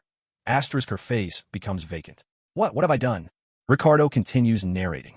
The first few years were bearable, but our opponent was the great demon of pleasure. Asterisk the trap it set was cunning and insidious. There were no loopholes in the contract. Asterisk. Asterisk anyone who took their own life to escape the pact would become a wandering ghost in the 9 hells. And when the 100-year contract ended, all would become corrupted slaves. Asterisk. Ricardo stands beside the queen as she buries her face in her hands, despairing. Asterisk the queen was driven to madness by the thought of her kingdom turning to ash. The very essence of corruption had taken root in her body and was slowly consuming her. Asterisk. The 50th year, the queen is on her bed, terrified. A naked, blood-covered knight stands before her, sword in hand. Her most loyal knight could no longer resist his desires. He broke into the queen's bedchamber. Ricardo stands before the knight, speechless. He made a decision. Ricardo stands before all his soldiers and declares, "If no man can resist this temptation." His face is grim. "Then we will take our own lives, as long as it meant we could protect the queen and remain loyal." Blood and swords stain the entire room red. Grand General Ricardo stands amidst the countless bodies of his soldiers. Asterisk. Even if this land is defiled, even if we become wandering ghosts in the nine hells, even if we must break the pact and become corrupted slaves after 100 years, we will protect Her Majesty, the Queen, until the very end. Asterisk. Leon stood there, his blade pressed against the neck of the Grand General, who knelt before him, gravely wounded. Once we took our own lives and became death knights, the Queen's charm lost its hold on us. The old general looked up, his gaze firm. We sealed the Queen away. An image of the Queen, curled up and asleep, flashed through Leon's mind. And for 80 years that seal has held, he continued. We are the only sacrifice needed to keep Her Majesty in that deep slumber.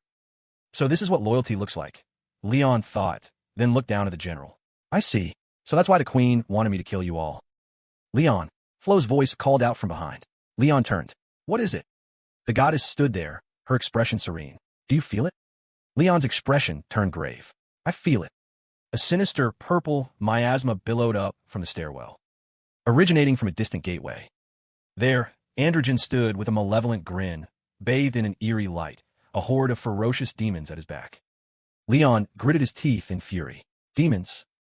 He spun around, grabbed a still drowsing soldier, and roared, Soldiers of King Leon, on your feet. Are you going to sleep through this like a bunch of fools? The soldiers jolted awake, startled. Huh, what's going on? Leon didn't answer, his hand grabbing one man's collar and yanking him to his feet. Get up now. He dragged the soldier along, leaving the stunned Grand General behind. Leon called back over his shoulder. I'll do what I have to do. Flo merely glanced after them before turning back calmly. Now where were we? Outside, armored soldiers had already assembled. Seeing Leon emerge, they cried out in unison. They're out. A soldier hurried forward to report. Your Majesty, the demons have breached the city walls. An appalling sight unfolded before them. A roaring sea of demons charged forward, a dense and savage horde. Sweat beaded on the soldiers' foreheads. There are so many of them. Leon stared at the dark army, his eyes wide and unfocused. Just then, an ironclad boot stepped forward. One of his personal guards, shield held firm, advanced with confidence. Seeing this, another soldier shouted, Shields up! The command spread quickly. The soldiers moved forward in unison, seamlessly forming a solid shield wall. Together, they roared, For His Majesty.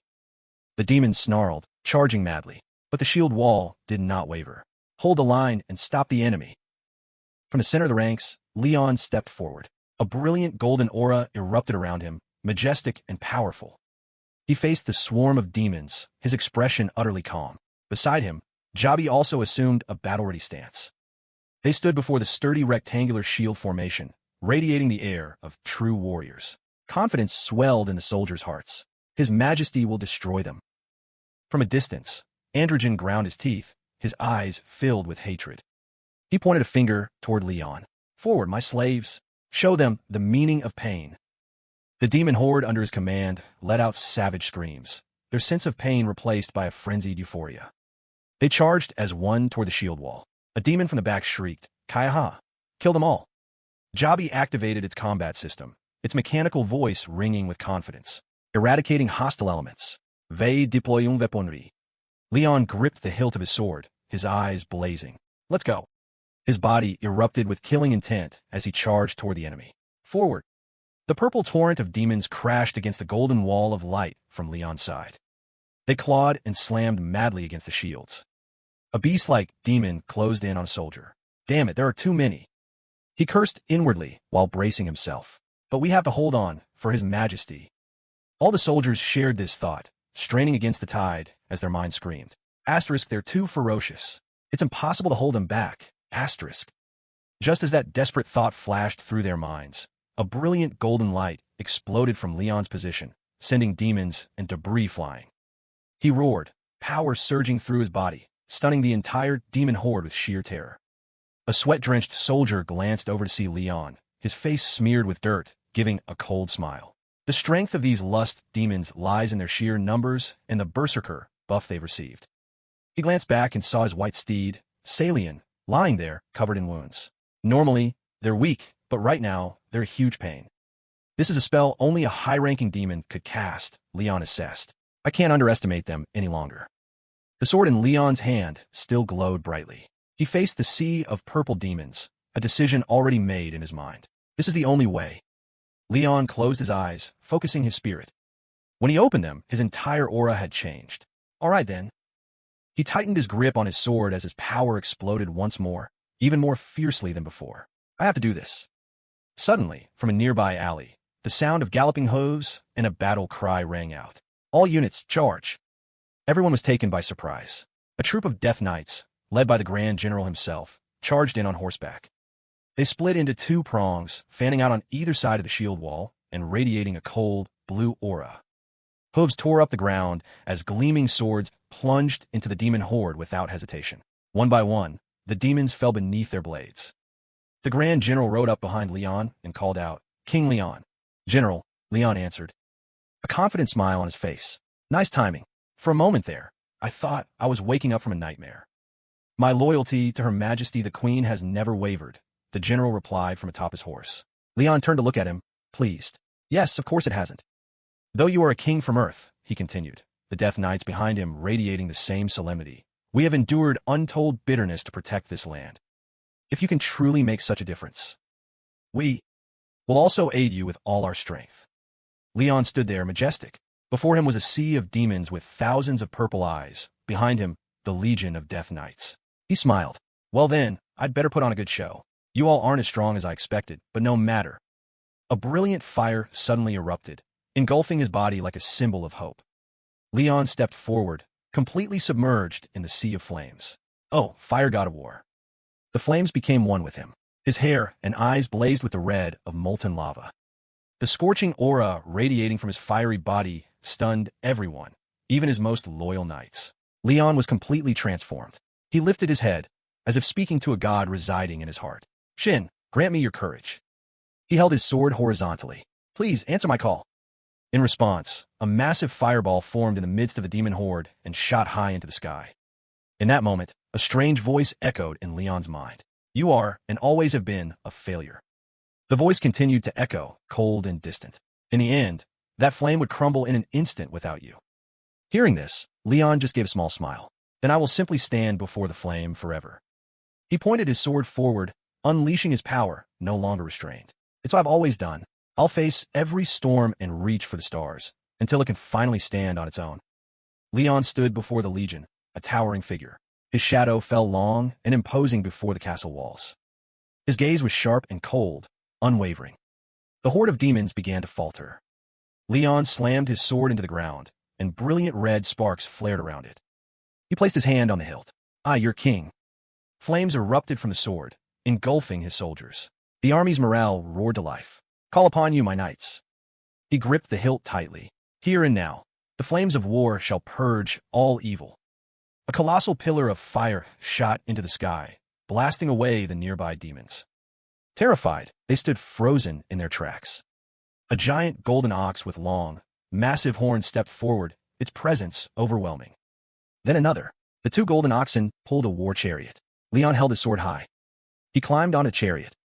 His white steed slowly faded into nothingness. Leon glanced at it. "Thank you, little friend. Rest well." He pulled a crossbow from a spatial void. He gripped the crossbow firmly. "All right then." The army was ready. "Follow me." The two golden oxen braced themselves, ready to charge. The Grand General tightened his reins, standing behind Leon's chariot and facing the demons. "Bring me their heads." Both sides roared and charged at each other. The demons no longer knew fear. Leon's expression turned ice cold. Trying to copy human cavalry, he roared in fury. "You disgusting demons, daring to imitate human cavalry?" He brandished his crossbow, signaling the attack. "Damn it all, charge." The two oxen shot forward like arrows, ramming straight into the demon formation. One of the ox's horns pierced through a demon in its path. System, Berserk effect activated. Led by the two oxen, the army plowed through everything, sending bodies flying. A soldier faced the demon leader. Not a word was spoken, only the clash of steel on steel. Leon relentlessly whipped the reins, driving the chariot forward. A fiery battle raged. Demons were constantly thrown into the air. The demon leader stammered, "Impossible." Standing amidst his minions who were carrying cannons, he roared, "What the hell is that thing? How is it just plowing through us like we're not even here?" He ordered, "Fire the magic cannons. Kill them all." A minion loaded one. Boom! Ready to fire. The cannon barrels charged up with purple magical energy. A swarm of winged demons took to the sky, diving straight for Leon. Holding the crossbow in one hand and the reins in the other, he growled, "Using ranged weapons, are you? You despicable bastards." System. Indignation registered. Applying to all units. Unified immunity. Applying divine defensive layer. Nullifying arrows and magic projectiles for all subordinate units. Target. Valiant Knights.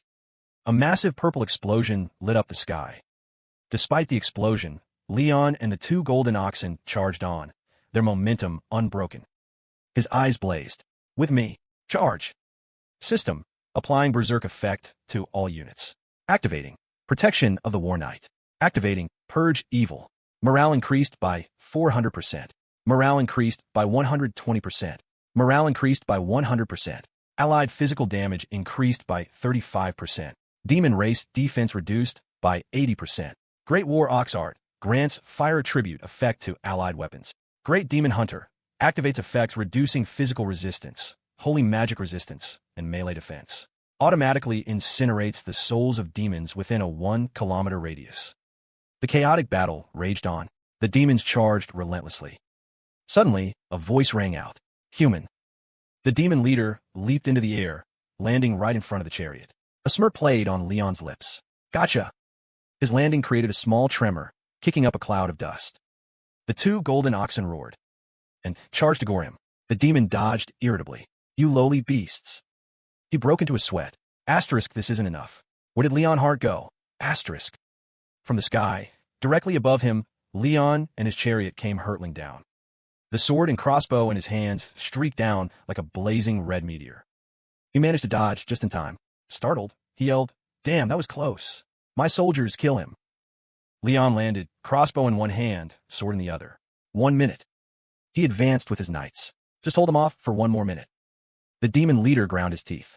"Damn it. Asterisk, he's just one human. How could he do all this? Asterisk. How could he make the knights of that desolate kingdom so damn strong?" The two faced off, one wreathed in red fire, the other in purple energy. The leader spoke. "You, King Leon Hart." He pointed directly at him. "It was you. You're the one who killed Drayden." Leon raised an eyebrow. "Drayden?"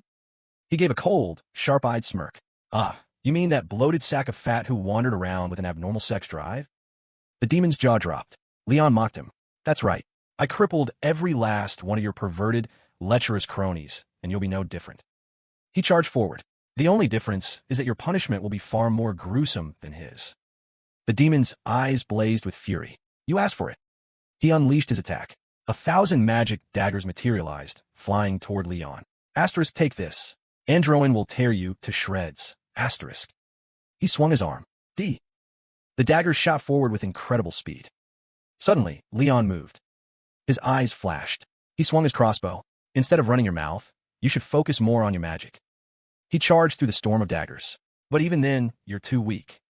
The crossbow in his hand glowed with a brilliant red light. The crossbow pierced through the magic formation, leaving a long streak of light as it flew straight for the leader. He gritted his teeth. Did he just counter my attack and aim for my hand? Seeing his opponent's confusion, Leon added, "I told you, I will kill every last one of you." He spun around and swung his sword down, the blade blazing with light. Suddenly, the corner of the demon's mouth curled into a sinister smile. As the sword neared, the object on its head glowed with a purple light. "Lust, crown of lust, satisfies your primal desires. No living creature can resist." The soldiers cried out, "Oh no, be careful, King Leon Hart." Leon didn't stop. A long red gash appeared across the demon's body. Blood gushed out. How is this possible? How could you reject the pleasure of lust? Leon strode closer, looking down at his wounded opponent. Not even the demon lord of pleasure could entice this king. His sword was still dripping with blood. How could a useless thing like you ever hope to fool me? The demon was horrified. Asterisk impossible, asterisk. Asterisk, something's wrong. As long as they're alive, humans are supposed to have desires. Asterisk. His mouth fell open. "I have to run. Stop him. All of you, stop him now." Leon let out a soft laugh as his overwhelming aura flared. Before he could do anything, a golden ox charged out of nowhere, sending him flying. The demon fell in a heap. The ox turned and ran off. Leon stood there, calling after it, "Hey, I'm over here." He planted his foot on the demon's chest. It groaned, "Wait." It struggled, trying to speak. "You coward. You let a divine being interfere in our duel. I thought you knights were supposed to be fair." Leon put a hand to his chin, pretending to ponder. "You have a point. Allowing a third party to interfere in a fair duel isn't very knightly." The demon broke into a sweat, thinking he'd found a lifeline. "Exactly. In that case. But..." Leon cut him off, his voice dripping with mockery. "Against scoundrels like you, there's no reason for me to show any respect." He raised his sword high and leaped into the air. Because this isn't a battle between knights. His eyes burned with killing intent. It's pest control. The demon shrieked in terror. "You damned human." A streak of red light slashed down. Androin, great demon of pleasure and depravity, has been slain. The sky was a brilliant blue.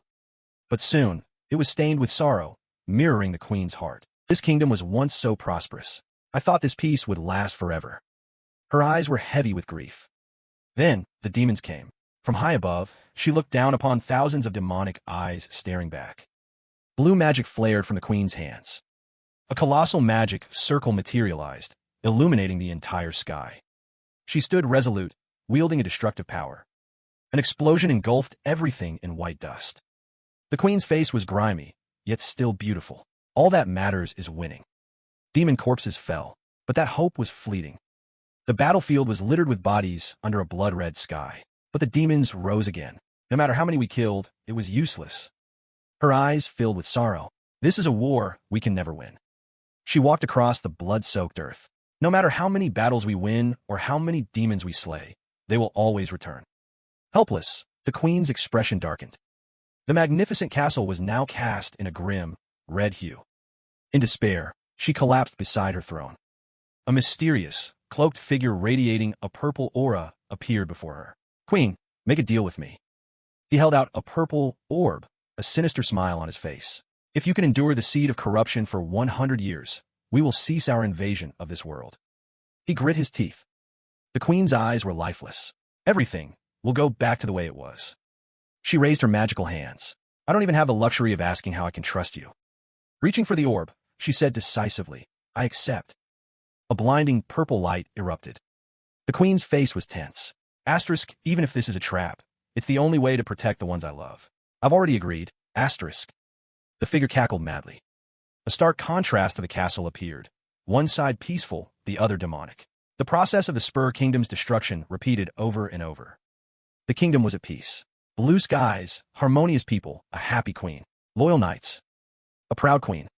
But little by little, they sank into darkness. Their faces twisted into demonic, cunning visages. Once corrupted, there was no turning back.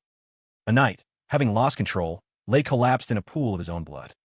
Finally, a knight, unable to restrain his desires, snuck into the queen's chambers. A sword was plunged into him. The queen lay on her bed, trembling in fear. The Grand Marshal stood there, grief-stricken.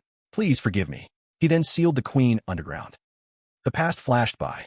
The Grand Marshal knelt by the queen's bed, surrounded by soldiers. Afterward, he took his own life and became one of the undead. The queen lay there, her heart heavy with sorrow. The Grand Marshal thought it was his fault, a decade of regret. A fate of endless resignation. The queen's eyes remained closed, but tears streamed down her face. "I'm the one who caused all of this." From then on, the castle was shrouded in gloom and mourning. This nightmare, when will it ever end? Leon stood before the spoils of war, facing the Grand Marshal's army. He looked at the crown and the mirror. Aren't those the crown of ruin and the nameless mirror that demon used to carry? Spinner chirped with delight. It used its silk to lift a large blade. This high-durability metal will be useful. Leon crossed his arms. "You really like that, huh?" He examined the blade. "But it's been tainted by evil. I think it drains souls." "Put it down. Damn it." Spinner kept a firm hold on the blade with its silk. "I can handle it, if you say so." Leon turned to the crown, which emanated a mysterious purple light. "What about this thing?"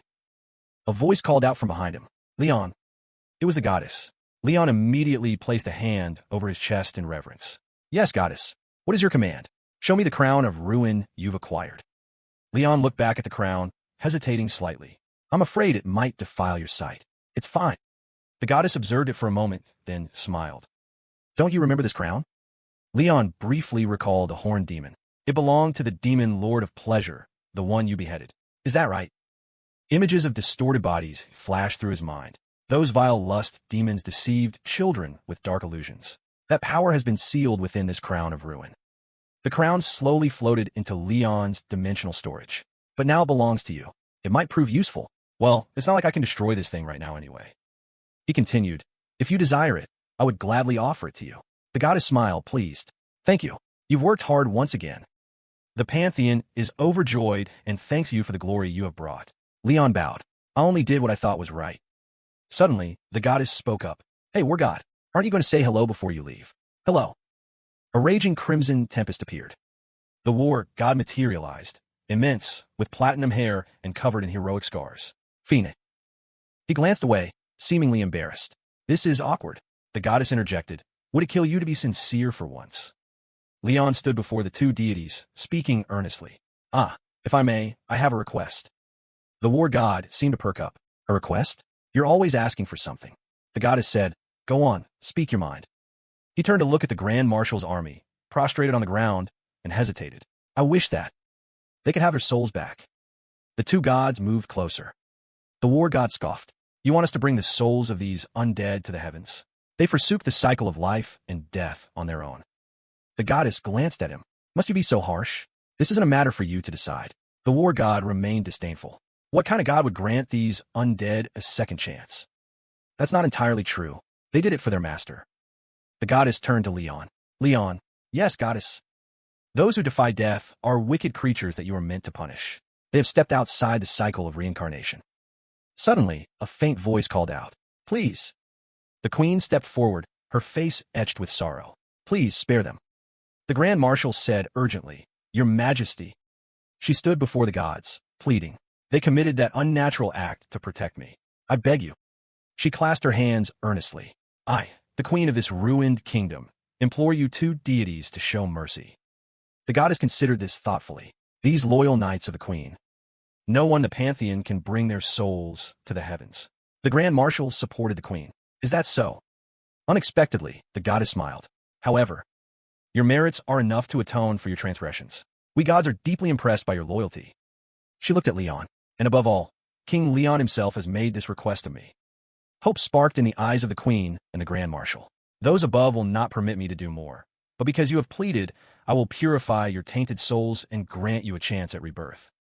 The goddess's feet gently touched the ground. However, I have a proposal for you.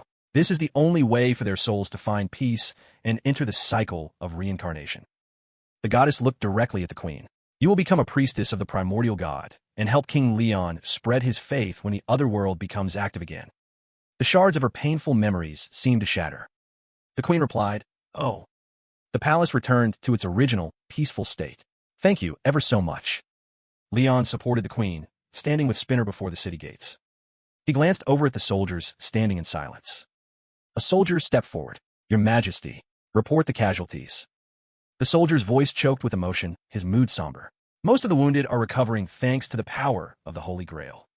But 6 have passed away. Other soldiers stood silently beside the cold bodies. Tears streamed down. Leon's voice was gentle. I see. That's a great loss. Even when facing such a demonic force, he drew his sword from his dimensional storage. They did exceptionally well. I will pray for your souls, brave warriors. He knelt, planting his sword in the ground. Opening his eyes, he saw flickering flames before him. Oh, God of the blazing war. His voice rang out, filled with sorrow. These brave warriors have departed in a blaze of glory. The flames enveloped the bodies. I pray you protect their souls. If they have sinned in life, please forgive them. Cherish the burning courage they showed even in the face of death, so that they may find rest in the heavens. Watching the dancing flames, a soldier stammered, This is... Leon's back remained straight and strong. Leave the names and families of those who fell in this battle. The Pantheon will never forget their sacrifice. The bodies were consumed by the flames, slowly turning to ash. When it was done, Leon stood up. Let's go home. In a celestial paradise. System, your soul does not meet the requirements for entry into the heavens. Faith level, low. Entry to the heavens denied. Glory, too low. Entry to the heavens denied. King Leon has bestowed his blessing upon you. You have been granted entry into the heavens. The scene erupts into chaos as a red portal suddenly tears open. The crowd and police can only watch as the Hunter Association summons everyone present to prepare for a dungeon raid. A bald man in glasses screams in a panic. They're out. They're back. Cheers erupt from the people around them. An entire week had passed. Leon's team emerges, walking confidently through the turmoil. At last, King Leon has cleared the gate and returned.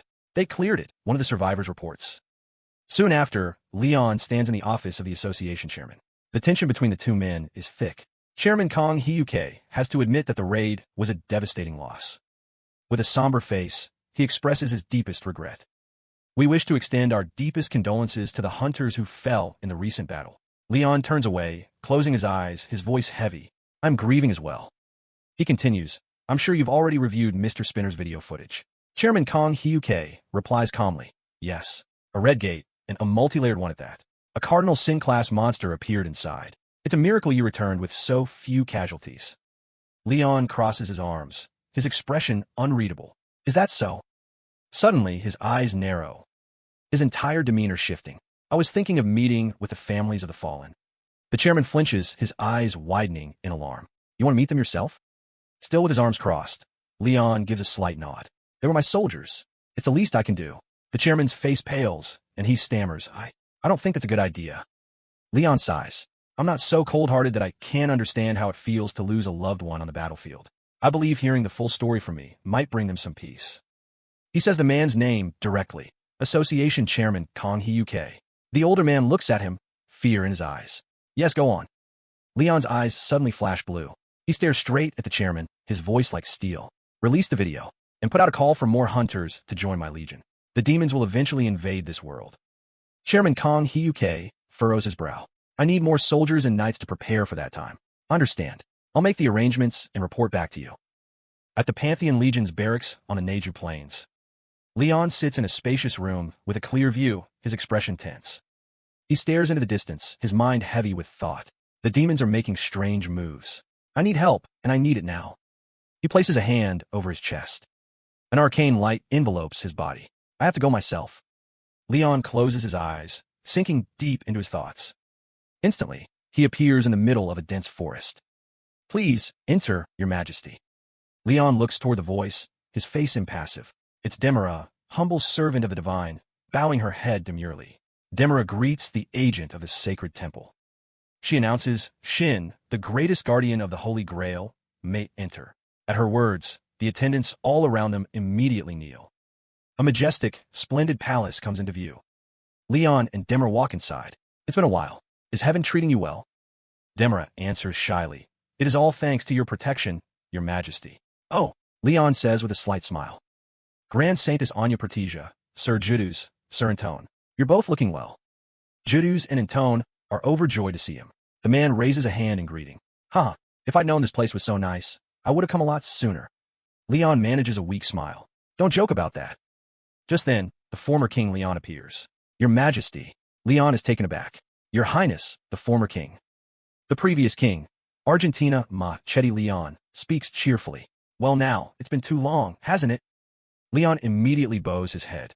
My apologies for disturbing your rest. The king laughs, placing a hand on his hip. Don't say that. We're family, are we not? Your Highness, new souls have arrived. Were you aware of their coming? The king's face grows a little strained. He glances around before speaking awkwardly. About that. Aren't those the warriors who fell in the recent battle? Rest assured, they will be welcomed warmly. You can set your mind at ease. He then clears his throat, his expression turning serious. There must be a reason you came so quickly. Tell me what's on your mind. Leon answers calmly. I originally came to greet the gods of the Pantheon and explain a few things. He places a hand on his chest, his voice growing urgent. But the situation is critical. I must draw upon the wisdom of my ancestors. The king crosses his arms and smiles. Very well. Let's go to the forest. I'll let you speak with my friend, Peter. A pair of pure white wings spread wide against the clear blue sky. It's a Pegasus in flight, and on its back is Leon. He glances down below, thinking to himself, one day, I'll ride through here with Stallion. Of course, that won't be possible if Earth is overrun by demons. Behind him, a group of people gives chase. While riding, Leon gives a command.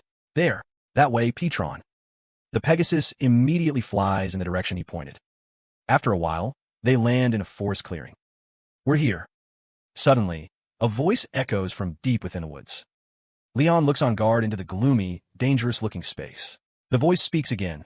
Rightful Archduke of the Dragonia Kingdom, master of the holy relics. Leon is surprised.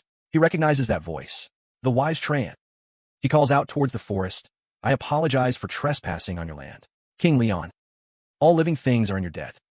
The voice emanates from an ancient tree. Even the gods. This forest will always welcome you with joy. Leon dismounts and approaches, smiling in return. I'm flattered to be mentioned in the same breath as the gods. The face on the tree's trunk suddenly looks sad. Descendant of a dragonslayer and revered demon hunter, successor to the Leon throne. How grave must the matter be for you to visit this bygone paradise? Leon's expression changes as well. Guna, the youngest of your sages and my friend. I wish to see him.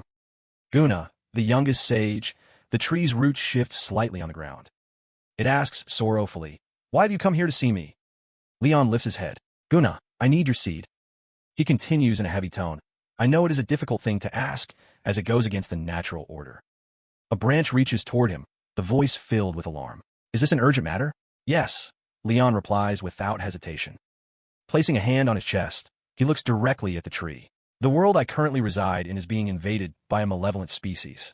I know them well, for I have encountered them on my journey. They have noticed my presence and have begun to make their move. They are now trying to infiltrate that planet.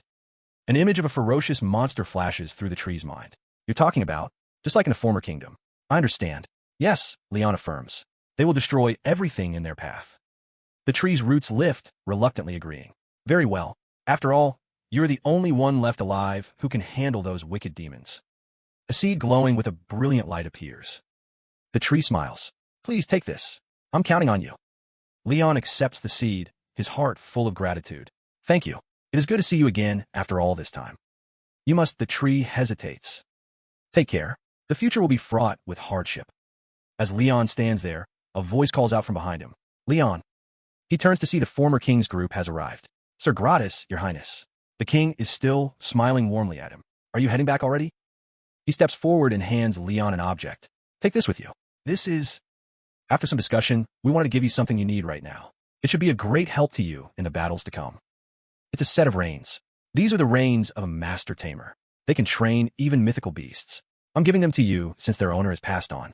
I received them at his funeral. Next, Gratis steps forward. My turn. In his hand is a book. He gives it to Leon, and it emits a soft glow. This is, Leon says, amazed. I heard you training your army from scratch. I imagine that must be frustrating. Leon takes the book and reads the cover. How to capture a giant with ease. This is the legendary warrior training manual. Gratis chuckles, pointing at the book. Haha, I used that manual quite a bit to train my troops back in my day. Demira also steps forward with a cheerful smile. Your Majesty, I will give you this as well. I hope it will be of use to you. She offers him a necklace with a word of advice. Shin, please accept this.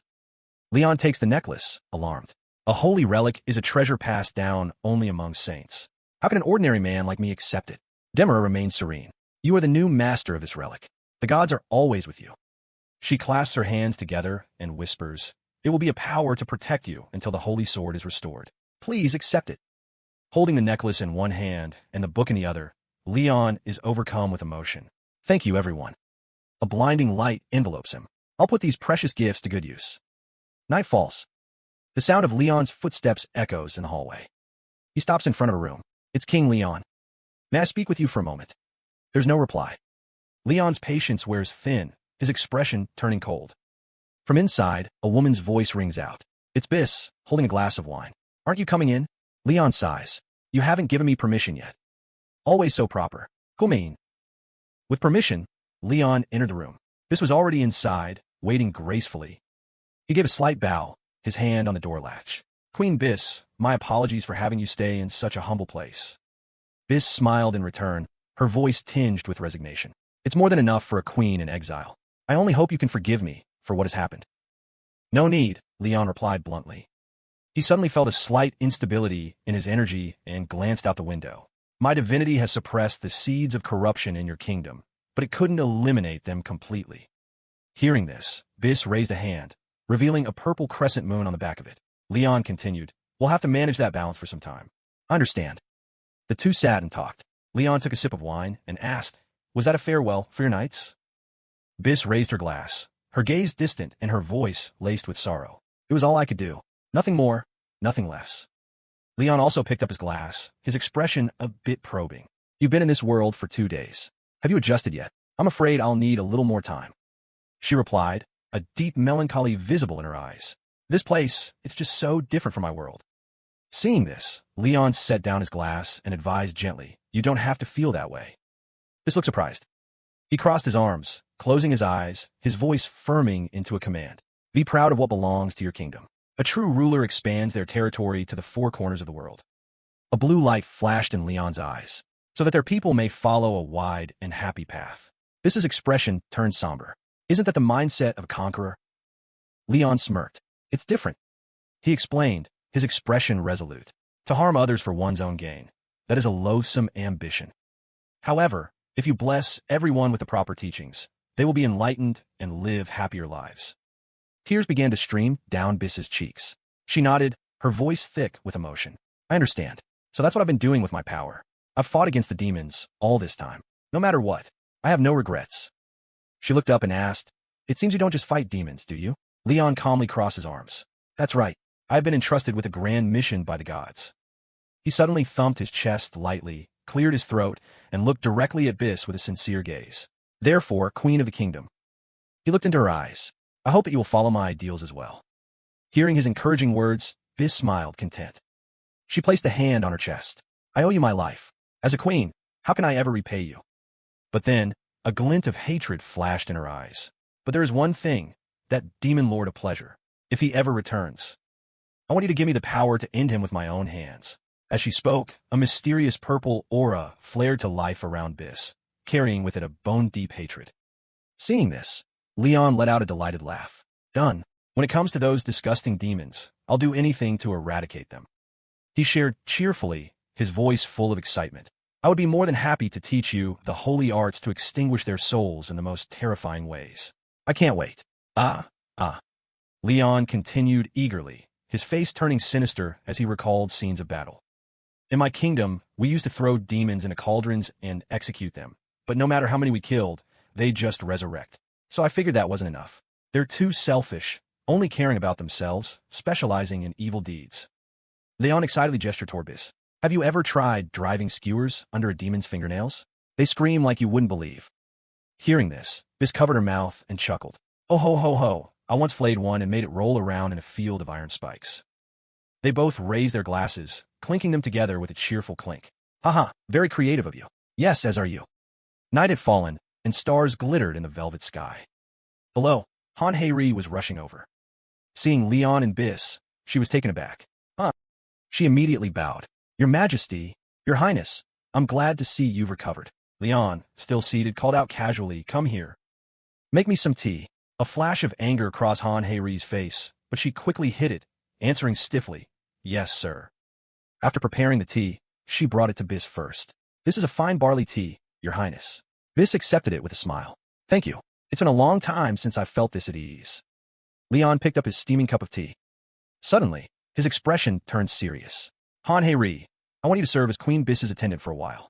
Luggage isn't important, but make sure you are properly dressed and conduct yourself well before the Queen. Hearing this, Han Hei-ri's face went pale, and she froze on the spot. Biss was stunned. You don't have to go to such trouble. No, I insist, Leon said decisively. A royal like you deserves a proper attendant and aid. Poor Han Hei-ri's face flushed red, and she stood holding the teapot, not daring to say a word. Biss turned to her and asked cheerfully, so, what did you say your name was again? Han Hei-ri. Han Hei-ri jumped, stammering, yes, ma'am. Biss studied her for a moment, then said, I can feel a powerful fire-based energy from you. If it's all right, I would like to see a demonstration. Asterisk, huh? Then she can see my unique skill? Asterisk. Leon spoke up calmly. Then let's see how you wield a sword. I know your abilities are worthy of your current position. He used his power to manifest a sword and cleared his throat. Show us what you can do. You can use this. Han Hei-ri was astonished, her eyes wide and mouth agape. It would be my honor. Beside them, Biss just smiled gently. Leon handed her the sword. Han Hei-ri took it with both hands, her eyes fixed on the blade. She gripped the weapon firmly, preparing to channel her power. Not far away, Biss and Leon sat and watched. Hablasing red aura enveloped Anai-ri. She raised the sword. and unleashed a powerful slash, her eyes glowing. She moved rhythmically, delivering a series of mighty strikes. After watching for a moment, Leon remarked, "Your swing is too wide." Hearing this, Han Heiri froze, flustered. "Sir." She returned the sword to Leon. He took it and asked, "It seems you were using a skill just now." She answered shyly, "Yes, that's right." Leon held the sword to demonstrate. "You need to swing decisively, but with a shorter arc." He swung the sword forward.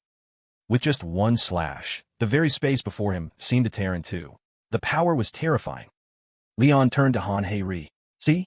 Easy. Practice that when you have time." She answered meekly, terrified, "Yes, sir." He turned to Bis. "Bis, what do you think?" Bis replied calmly, "Her use of fire magic is a bit unstable." She walked over to Leon and Han Heiri. "The fire element is a rather potent power." Bis took the sword. "Instead of simply swinging, you need to focus your mana into the blade. Compress the power within you, then channel it to the focal point." The sword in her hand suddenly began to glow and extend. Han Heiri's jaw dropped in amazement. Bis continued, "Once it's compressed, the flame won't be easily extinguished." She took her stance, demonstrating the skill for Han Heiri. She slashed forward, releasing all of the compressed flame. A massive wave of red energy swept through the space before them, all in a single swing. Han Heiri was speechless at the sight. Finished with her lesson, Bis turned back to her and smiled. "You just need to compress it until the heat is enough to incinerate your enemies to ash. Simple, right?" Han Heiri broke into a cold sweat. "Simple, my ass." Later that night, Han Heiri was slumped over a messy desk, exhausted. Her weak voice echoed in the quiet room. "There's so much to do." She whimpered, "I have to send reports to my boss and the association president, bring potatoes and sweet potatoes to the rookies. On top of that, I need to upgrade my weapon and get new armor. But where am I supposed to find iron?" Suddenly, she shot up, clutching her head and shouting, "Taxes! What am I supposed to do? They don't teach you this stuff at the academy." Spinner suddenly appeared behind her. Incapable of handling accounting tasks, Han Heiri jumped, her heart nearly leaping out of her chest. Spinner was already perched calmly on her head. "What do you want?" "Spinner, you scared me," she said. "I want to delegate tasks to be more efficient." And she thought to herself, O, right? Spinner is a supercomputer. I can just have it do whatever I want, asterisk. Hearing this, Spinner moved to the desk and began processing everything while Han Heiri could only watch, tears streaming down her face. Utilizing intellect absolute reference data, applying special administrative law. Hunter food costs processed. Private equipment production registration complete. Crop prices have risen on the Natsu Plains. Using special subsidies from the fisheries and agricultural law, purchase tax benefits can be applied. Segregating business entities. Manson Farm and Manson Temple Conference are two completely separate enterprises. Monty Farm receives special support under the fisheries and agricultural law, applying additional tax exemptions. Applying tax exemptions for social welfare corporations, as well as family support projects for currently active soldiers. Han Heiri's face turned green, sweat pouring down as her head spun. "Okay, that's enough. Super useful information. I didn't understand a single word. We will reconvene when there are further topics for discussion." "Ah, Spinner," she called out. "I need a maid outfit. A European-style one should be fine, right?" King Leon is analogous to an early to mid-medieval European monarch. The choice of a European-style, maid uniform is logical. Hearing this useful piece of information, Han Heiri cheered. "Thank God. I'm about to become a cosplayer. Would you like me to purchase a maid outfit based on the data you have provided?" "That would be great." Little did Han Heiri know, the data Spinner was referring to was her search history. Asterisk 60 med costume, asterisk. Complete data from an online shopping center appeared. Asterisk 5-star review. "My boyfriend loves it. I'll have to use it often." Asterisk. Related searches. Lingerie. Beneath a clear blue sky, traffic flows endlessly between towering skyscrapers. The car pulls up to the A-Rank Hunter Academy. Han Suho steps out, looking sharp, followed by Kong Hyuke, who's wearing a deep scowl. "You're more of a leech than I thought." Han Suho just glances back with a smirk. "Get over it. It's not like anyone is surprised to see me here." A few days earlier, King Leon had paid a visit to the academy. Standing at the lectern, he boomed before the entire student body. "I am not here as a soldier. I am here to save the next generation of hunters. I will teach you everything from swordsmanship and spearmanship to horsemanship, and even theology." The entire class broke into a cold sweat. Kim Jae-hyuk turned to Han Suho, a look of pure disgust on his face. "Did he just say theology?" One student timidly raised his hand. "But sir, I specialize in the bow." Leon instantly flew into a rage, roaring, "You failure! That's a weapon for cowards. Teach yourself. The terrified student collapsed back in his seat, tears welling in his eyes as he mumbled, "Why, yes, sir." The tension in the room was palpable. At first, Leon's crude and condescending attitude left the students deeply resentful. He crossed his arms, his voice dripping with condescension. "But if you learn theology..." His words were cut off by a wave of murmurs. "Theology? Like religion? I can teach you some basic holy arts." Han Suho's head snapped up in surprise. As he finished speaking, Leon held out his hand. "Now watch closely." After a moment of incantation, a brilliant golden orb of light formed in the palm of his hand, causing the entire class to gasp in awe. The stunning display silenced all their doubts. Back in the present, John So-yoon steps out of the car, shaking her head. "No joke, that was a real culture shock." Han Suho, still looking a bit dazed, replies, "It's incredible. Anyone can use magic." "What's so incredible about it?" she replied coolly, making both Han Suho and Ji-yu turn to look at her. "Without effort, it's completely useless." Kang Hyuk strode forward, a provocative look on his face. "So you came after all, huh? You're just pissed because he treated you like some common pleb." "Watch your mouth." Han Suho looked confused. "What about the Holy Sword Guild? Aren't you the guild master's granddaughter?" A faint blush crept onto her cheeks. John So-yoon immediately held up her phone. "Have you guys not seen this yet? What is it?" The screen showed clips from Pantheon TV of King Leon using holy arts while fighting at a gate. "What's the point of watching this?" John So-yoon pulled up a webpage. Han Suho took the phone for a closer look. "Oh, it's my sister, Han Hae-ri." Ji-yu peered over curiously. He turned to John So-yoon. "You make a lot of money, right? So why are you using such an old clunker of phone?" "Most of my earnings go to an orphanage." In the video, Han Hae-ri was fighting with everything she had. Ji-yu then asked, "Both you and Han Hae-ri are really hard workers, huh? I heard they're on their way to the shrine." Han Suho stared at the phone, then a smile spread across his face. She must be handling some incredibly important mission. The screen showed Han Hae-ri in a bizarre outfit with the caption, "Sexy Maid Uniform," a 5-piece coordinated set for special events. Rated 9.98 stars. Meanwhile, in another room, Han Hae-ri was breaking out in a cold sweat. She had just put on the uniform and was horrified to find Spinner at her feet, looking straight up. She quickly covered her skirt, stammering, "Hey, Spinner, are you sure about this?" "For real," Spinner replied calmly. "According to the database, the numbers do not lie. There is a 99.999% certainty based on the available information." "Are you questioning the database?" "No, but isn't this a little..." "Denial of the database is unacceptable." Outside, Han Suho knocked cheerfully on the door, planning to surprise his sister. The knock at the door sent Han Hae-ri into an even deeper panic. Spinner continued to drone on. "Ah, that's right. You mentioned you were expecting a guest today, correct? It is now time to open the door." "No, wait." But Spinner didn't listen, automatically opening the door. "Spinner." The door flew open just as she shouted. Han Suho walked in with a bright smile, only to freeze in his tracks.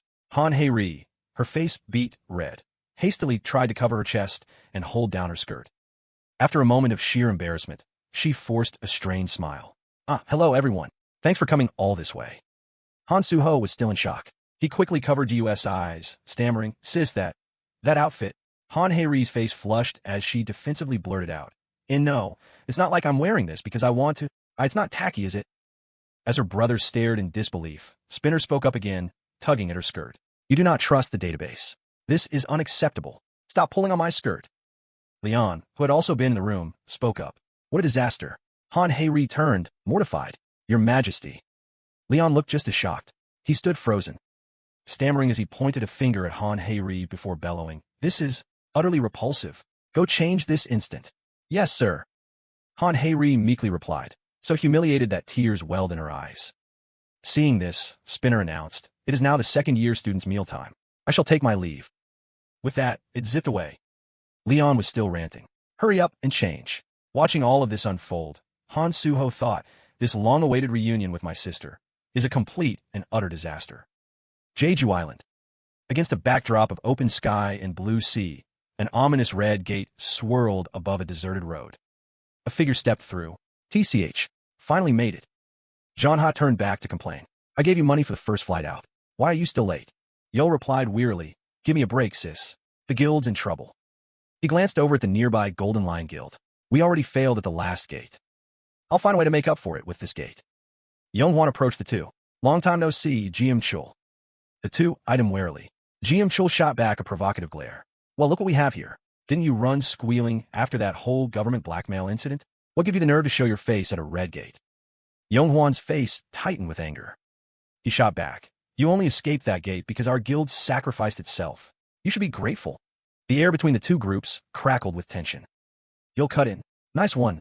GM Chul just smirked. Yeah. Yul asked through gritted teeth. So, are we settling this at 50-50? GM Chul shot back. 50-50? You don't have the strength to be making demands like that. Your guild is the one in trouble here. Yul taunted. Who else is going to back you up out here? Right, you traitorous hunter? Yonghwan snarled. You little brat, don't push your luck. GM Chul jabbed a finger in his direction. 60-40. Take it or leave it. Yul calmly crossed his arms. Fine, but you're buying your own dinner. I can pay for my own damn dinner. Watching this, Janha couldn't help but laugh before letting out a sigh. God, they're so pathetic. They're not children anymore.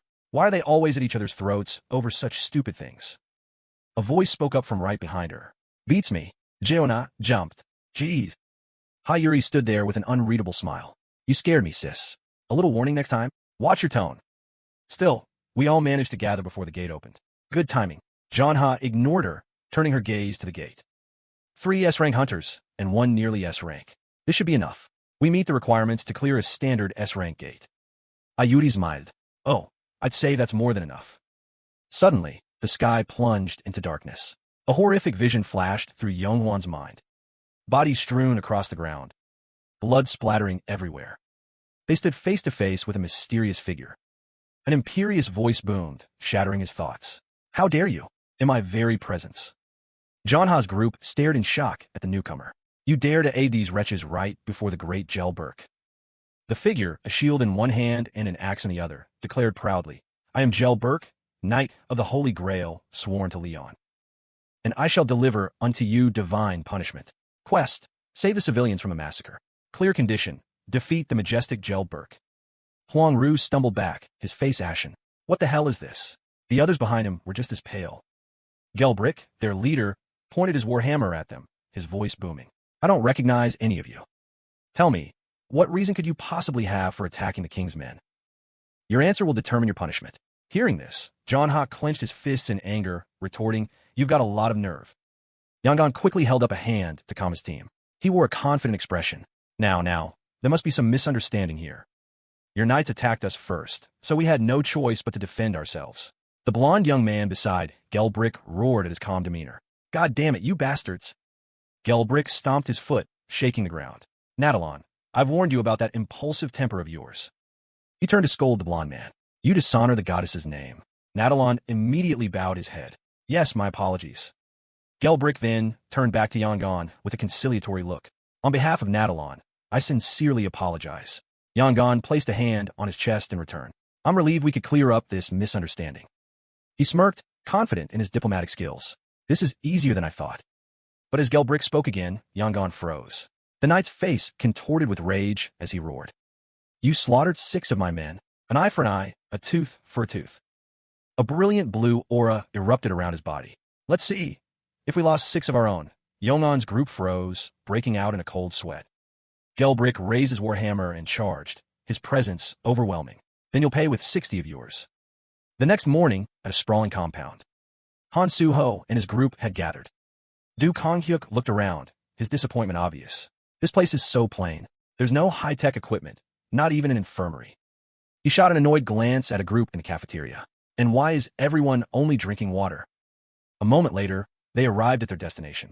Han Hei-ri announced cheerfully, We're here. Unlike her, Kim Hee-wook scowled. What the hell is this place? Han Hei-ri pointed ahead. This is the soldiers' training ground. In the middle of the field, students were brawling, a chaotic mess of fists and feet. Screams echoed across the yard. D, I'll kill you. Punches flew relentlessly. Du Konghyuk was stunned, rubbing his eyes in disbelief. Sunbae, what is this? Am I dreaming? But Han Hei-ri was ecstatic, cheering wildly. This is the training. This is training? Another group of students was literally tearing into each other with their teeth. The boy being bitten looked ecstatic through the pain, his eyes wild. Goor. Harder. Even harder. This is insane. Han Hei-ri's eyes were sparkling. There's profound meaning behind this kind of training. You all should give it a try. Oh, and I heard they're using a different training manual for this batch. You guys are so lucky. Du Konghyuk was frozen in fear, stammering, I need to get out of here. Now. Just then, a cold voice cut through the air from behind them. Is everyone present? Du Konghyuk flinched, turning around with a pale face. Seeing Leon, Han Heiri's group hurriedly bowed. Your Majesty. Leon crossed his arms and answered nonchalantly. He gave an order. Today we welcome the cadets who wish to experience a gate subjugation trial. Cease your training and be seated.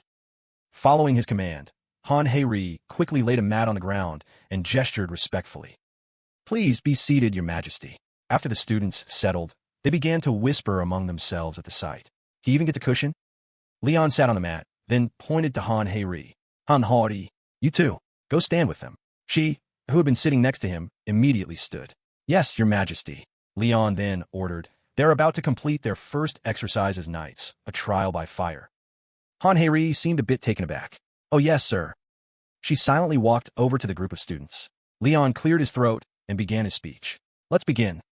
I will select a few diamonds in the rough from among you and polish them until they shine. Those who are chosen will continue their training under my direct guidance. For the glory of your houses, you will give it your all. The students exchanged bewildered glances. Han Suho turned to Han Heiri and whispered, Sunbae. She gestured for him to be quiet, then leaned in to whisper.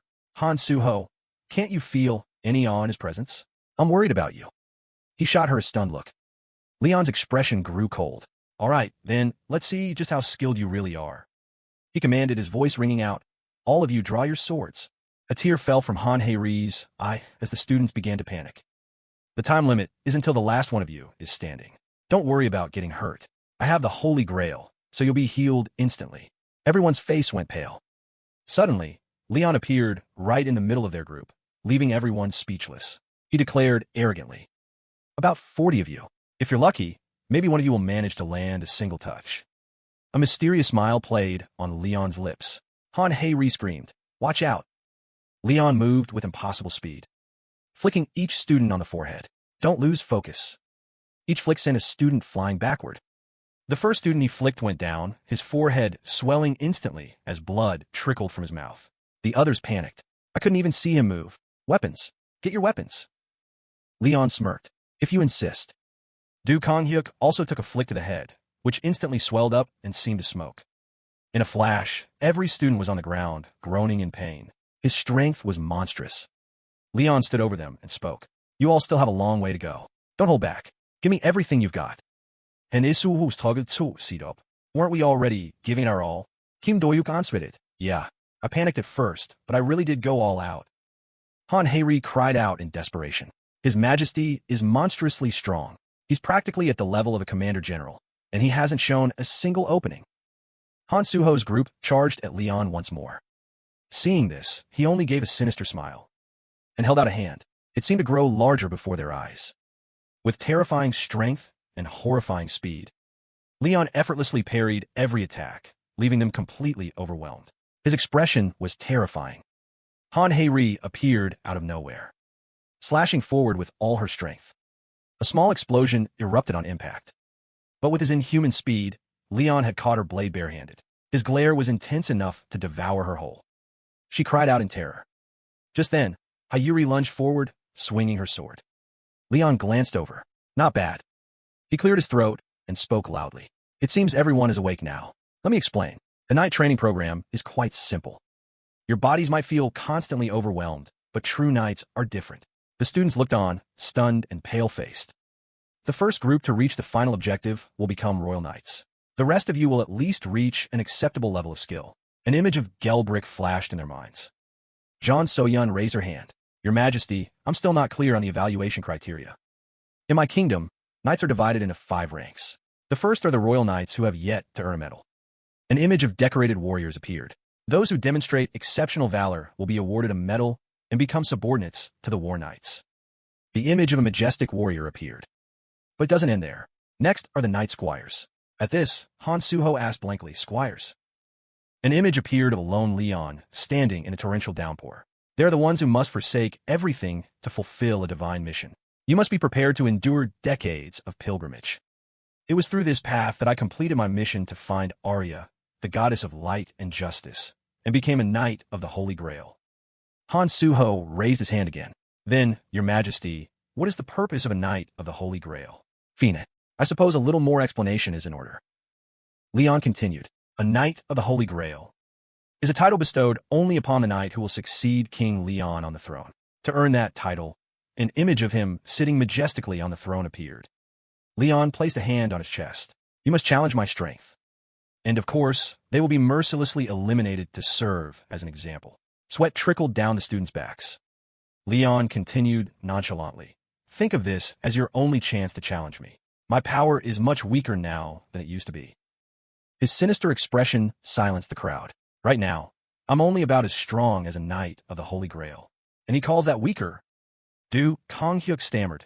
Your Majesty, just how strong is a Knight of the Holy Grail? The strength of a Knight of the Holy Grail, you ask. A scene from Gelbrick's battle flashed before them. He had single-handedly defeated Yongon's entire group, leaving them sprawled on the ground. Gelbrick's eyes blazed as he raised his warhammer, striking terror into his opponents. It's hard to say. Janha lies unconscious on the ground. She slowly sits up, a hand gently touching her wound. Damn it, that hurts like hell. What the hell is happening to me? She tries to search her memories. Nothing. I can't remember. Suddenly, a voice calls out from inside. You're awake? Janha flinches. Who's there? My name is Hudia. I'm a shaman of the Yulin tribe. She smiles. Our heroine. Janha raises an eyebrow. What? Heroine? Hudia nods. Thank you for trying to protect us from those wicked knights. The curtain is suddenly pulled aside. A head pokes in. Wow, you're tough as nails. Janha screams in terror. What is going on? Hudia speaks cheerfully. Warrior Jum Cheol, you're here? Jum Cheol enters, his voice heavy. Yeah, I think we've lost his trail. Lost his trail? You really don't remember anything, do you? Janha looks irritated. So, what do you remember? The ground was shaking, and somehow we escaped. Jum Cheol sighs, his voice full of disappointment. You've lost all your memories from that day. He explains further. Luckily, we used a smoke screen and managed to get away. They only had foot soldiers, so it was hard for them to track us. He hesitates. But that monster, he's something else. He followed us the whole way. The Lin people came and helped us. Jum Cheol recounts the details. According to him, Janha charged in to fight head-on and was hit in the head by a huge rock. Is that so? He nudges his shoulder toward Hudia. You should thank her. The shaman here saved you. She's been taking care of you and healing you for the past 2 days. Janha is stunned. 2 days? We're our own medics. For some reason, they couldn't heal you. Hudia explains, her tone somber. The Holy Knight, Gelbrick, has the power to curse his opponents, preventing their wounds from healing. It's an ability that counters your healer's powers. As she speaks, she steps closer and gently touches Janha's arm. Janha recoils, staring at the strange mark on her skin. What is this? It's a magic sigil I created to restore your strength. I'm channeling my energy to heal you. She adds, it's a special ability unique to the tribes in this region. Each sigil holds a different power. Janha lets out a sigh of relief. Oh, is that right? I guess I need to be more careful. Jum Cheol speaks up. Anyway, can you stand? I think we need to prepare for a strategy meeting. Janha looks bewildered. Asterisk a meeting? What now? Asterisk. Inside a tent, the air is thick with tension. An elderly man, the chief of the BY tribe, speaks in a grave voice. For many years, the king has slaughtered and plundered our people, even branding us as heretics. Everyone listens in silence. They captured us, executing us in the most barbaric and cruel ways. His voice grows heavy. A few of us tried to resist. However, a horrific image flashes through his story, of flames engulfing everything. 3 tribes were completely wiped out. In the end, we had no choice but to seek the gods and beg for their help. And as a result, he looks directly at them. You heroes came to save us. Yongwan and Jum Cheol exchange a doubtful glance. Yongwan muses. That guy's pretty strong. Hudia adds, an S-rank hunter party and a group of about 150 people have come here before. Gelbrick has a formidable defense, strong enough to block any attack. He can even regenerate his body after being burned to a crisp. She continues, and as long as he's alive, his entire army is empowered by his aura. Yongwan shudders. That's terrifying. The only thing that worked was the lamb bracelet. Janha, standing in the back, nods. Ah yes, that worked well enough. She comes to a conclusion. So we need to find an item or some kind of gear that can counter his defense. Hudia looks surprised. Counter gear? Yeah, something that can pierce his armor. A look of realization dawns on Hudia's face. Oh, I think the fangs from my tribe might do just that. System, item, Yulin Tribal Fong. Effect, armor penetration plus 35%, strength minus 20%, endurance dash 20%. Yongwan's eyes light up. This thing is awesome. Now I'm ready to take on that monster. The BY chief stands up. Then I believe we are ready. He bows his head earnestly. Heroes, please save us. If there's anything I can do to help, I will do everything in my power. The thunder of hooves suddenly breaks the silence. A voice calls out, the horses. Everyone's here. Yugong Estate, Jeju Island. After the training session, King Leon brought the trainees here. Whoa, look at that horse. A voice calls out from behind. Oh, you've arrived? Your Majesty. Leon turns around. The horses look excellent. Thank you for taking such good care of them. He speaks to the manager. As you know, I am here to select a warhorse. My goodness, it's an honor. Here at Yugong Estate, we have many renowned racehorse breeding experts, so we take great pride in our stock. Indeed, a horse is only as good as its keeper. I shall take a look around. Leon turns back and raises his voice. Everyone listen up. For a knight, a horse is a lifelong companion. It is crucial to connect with your horse and become one with it. He looks at them with a fond expression. Now, approach a horse you like, get acquainted and ride it. The crowd cheers and swarms out to choose their horses. Leon turns to the manager. Please keep an eye on them. I'll do my best. Oh my. Bis, under an umbrella held by Han Hei-ri, gracefully approaches. You have such a generous heart, Your Majesty. Leon bows and gently kisses her hand. Thank you for meeting me on such short notice, my queen. You invited me, Your Majesty. How could I possibly refuse? He smiles. May I have the honor of assisting you, milady? Of course. Han Hei-ri stands between them, bewildered. What the hell? At the central area of the estate. Not bad at all, they say in unison. Leon asks, would you care for a stroll? I'd love to. Which horse would you recommend for me, Your Majesty? They both look toward a majestic warhorse. How about that jet black one? Leon turns to Han Hei-ri. Go on, pick one for yourself too. Han Hei-ri is surprised. Me too. She looks around and points. That white one. That horse over there looks strong and well-built. Not a bad choice. Han Hei-ri looks pleased. It's pretty damn cute up close too. Leon chuckles softly. But then he freezes. Wait a minute. He suddenly shoves her aside by the shoulder. Go play somewhere else. Do not bother me. Han Hei-ri clutches her shoulder, a hurt expression on her face. Leon turns back, offering his hand to Bis. Milady, please take my hand. Ah, thank you. He gently helps her onto the horse. From a distance, Han Hei-ri pouts. So extra. Bis sits on the horse, feigning frailty as Leon leads it by the reins. Han Hei-ri stands alone with the white horse. Lonely. Suddenly, a frantic voice calls out. Your Majesty. Leon frowns. What's with all the noise? You're startling the horses. A soldier rushes up, out of breath. It's urgent, sir. The subordinate holds out a communication device. It's an urgent call from Kong Hyuk. I received an urgent call from the association president. Leon takes it, then put him on. The voice of President Kong Hyuk comes through. Good morning, Your Majesty. What is it? Your Majesty, could I ask you for a favor? It seems a dungeon rift is about to open. Leon raises an eyebrow. Must I? I'm not your servant. Of course not, but I think you might find this interesting. His voice turns serious. The goddess of life and childbirth. The self-proclaimed knight. He's the final boss of the gate.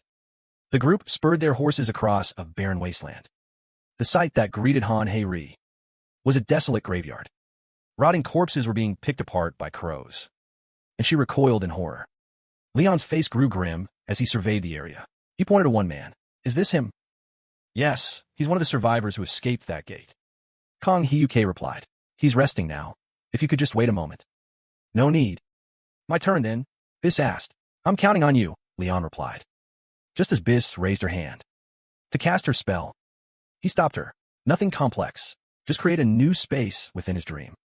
This is something I know only you can do for me. A pulse of magical energy flared and then stabilized. Bis paused for a moment, as if peering into another world. The man is a knight with a giant hammer.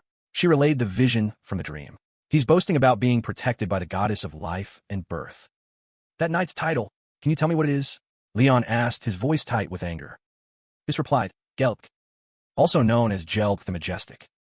Bis glanced at the corpses scattered around them. It looks like these bodies have been hanging for a while. Were they hunters? Based on their builds, I'd say no. Leon said, they burned the villages and slaughtered everyone. Their goal is to leave nothing alive on this planet. How can you be so sure? Because my goal was the same when I slaughtered the orcs, Leon answered coldly, sending a shiver down everyone's spine. They've been gone for some time now. If we follow the trail, we might discover what their plan is. Night began to fall.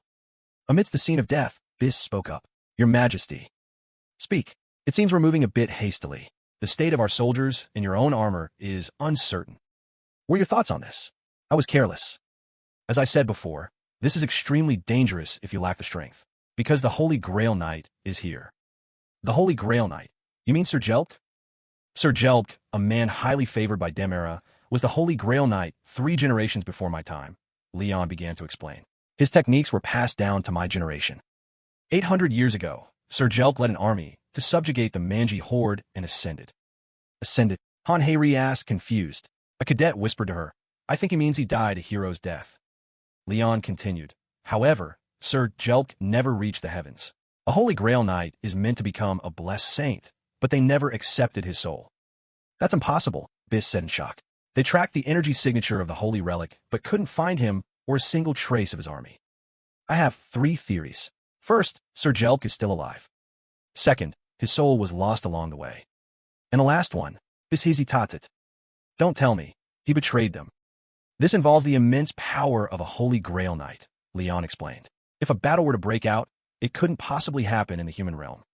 In any case, if we attack this gate, we should be able to get to the bottom of this whole affair. The company rode on. Before long, they came across a similar scene. Not again, Han Heiri said, her voice filled with despair. They were executed just like the others. Leon was silent for a moment, deep in thought. Then, a firestorm of rage ignited in his eyes. To think he would commit such atrocities. This is unforgivable. They're nothing but criminals who deserve to die. Even His Majesty is this furious over the tragedy. As expected, even if he's a little strange, he's a man worth serving. Han Heiri and all cadets, listen up, Leon commanded suddenly. Yes, sir, Han Heiri replied. From this moment on, no matter what happens, you will only follow my lead. Do not act on your own judgment. Understood? Understood. We will follow only your Majesty. The cadets chanted in unison. Good. Let's move out. They must be close. In the distance, terrified screams echoed through the air. The sound was drowned out by a madman's laughter. Kill them all. Don't leave a single one alive. That's... Your Majesty, it's a village. Han Heiri cried out in panic. The villagers are being slaughtered. Leon's face twisted into a mask of pure fury. As he witnessed the brutal massacre of the people, his rage finally exploded. You goddamn bastards. Our people are in danger. Move in to support them. Your Majesty, Han Heiri called after him. She couldn't believe how enraged he was. He clearly couldn't stand seeing his own people being massacred. Charge, Leon roared. He's so fast we can't even keep up, a cadet exclaimed. Leon bellowed. Face my wrath. This is just like dealing with those orcs. Wait, orcs? Something suddenly clicked for Han Heiri. Leon urged his horse onward. His mind laser-focused. Don't tell me. The piercing screech of swords clashing was followed by a scream. You bastards! Leon charged like a bolt of lightning. He roared, singing out, let the sun of justice pierce your hearts. His Majesty? I'm going to kill every last one of you. Just taking out the enemy, boys, Leon declared. A spray of blood arced through the air. At the brutal sight, Han Heiri cried out in horror. Your Majesty! The barbarian on the ground could only whimper. Leon had lost all patience. Stop your damn groaning, you worthless trash. The blade plunged down without hesitation.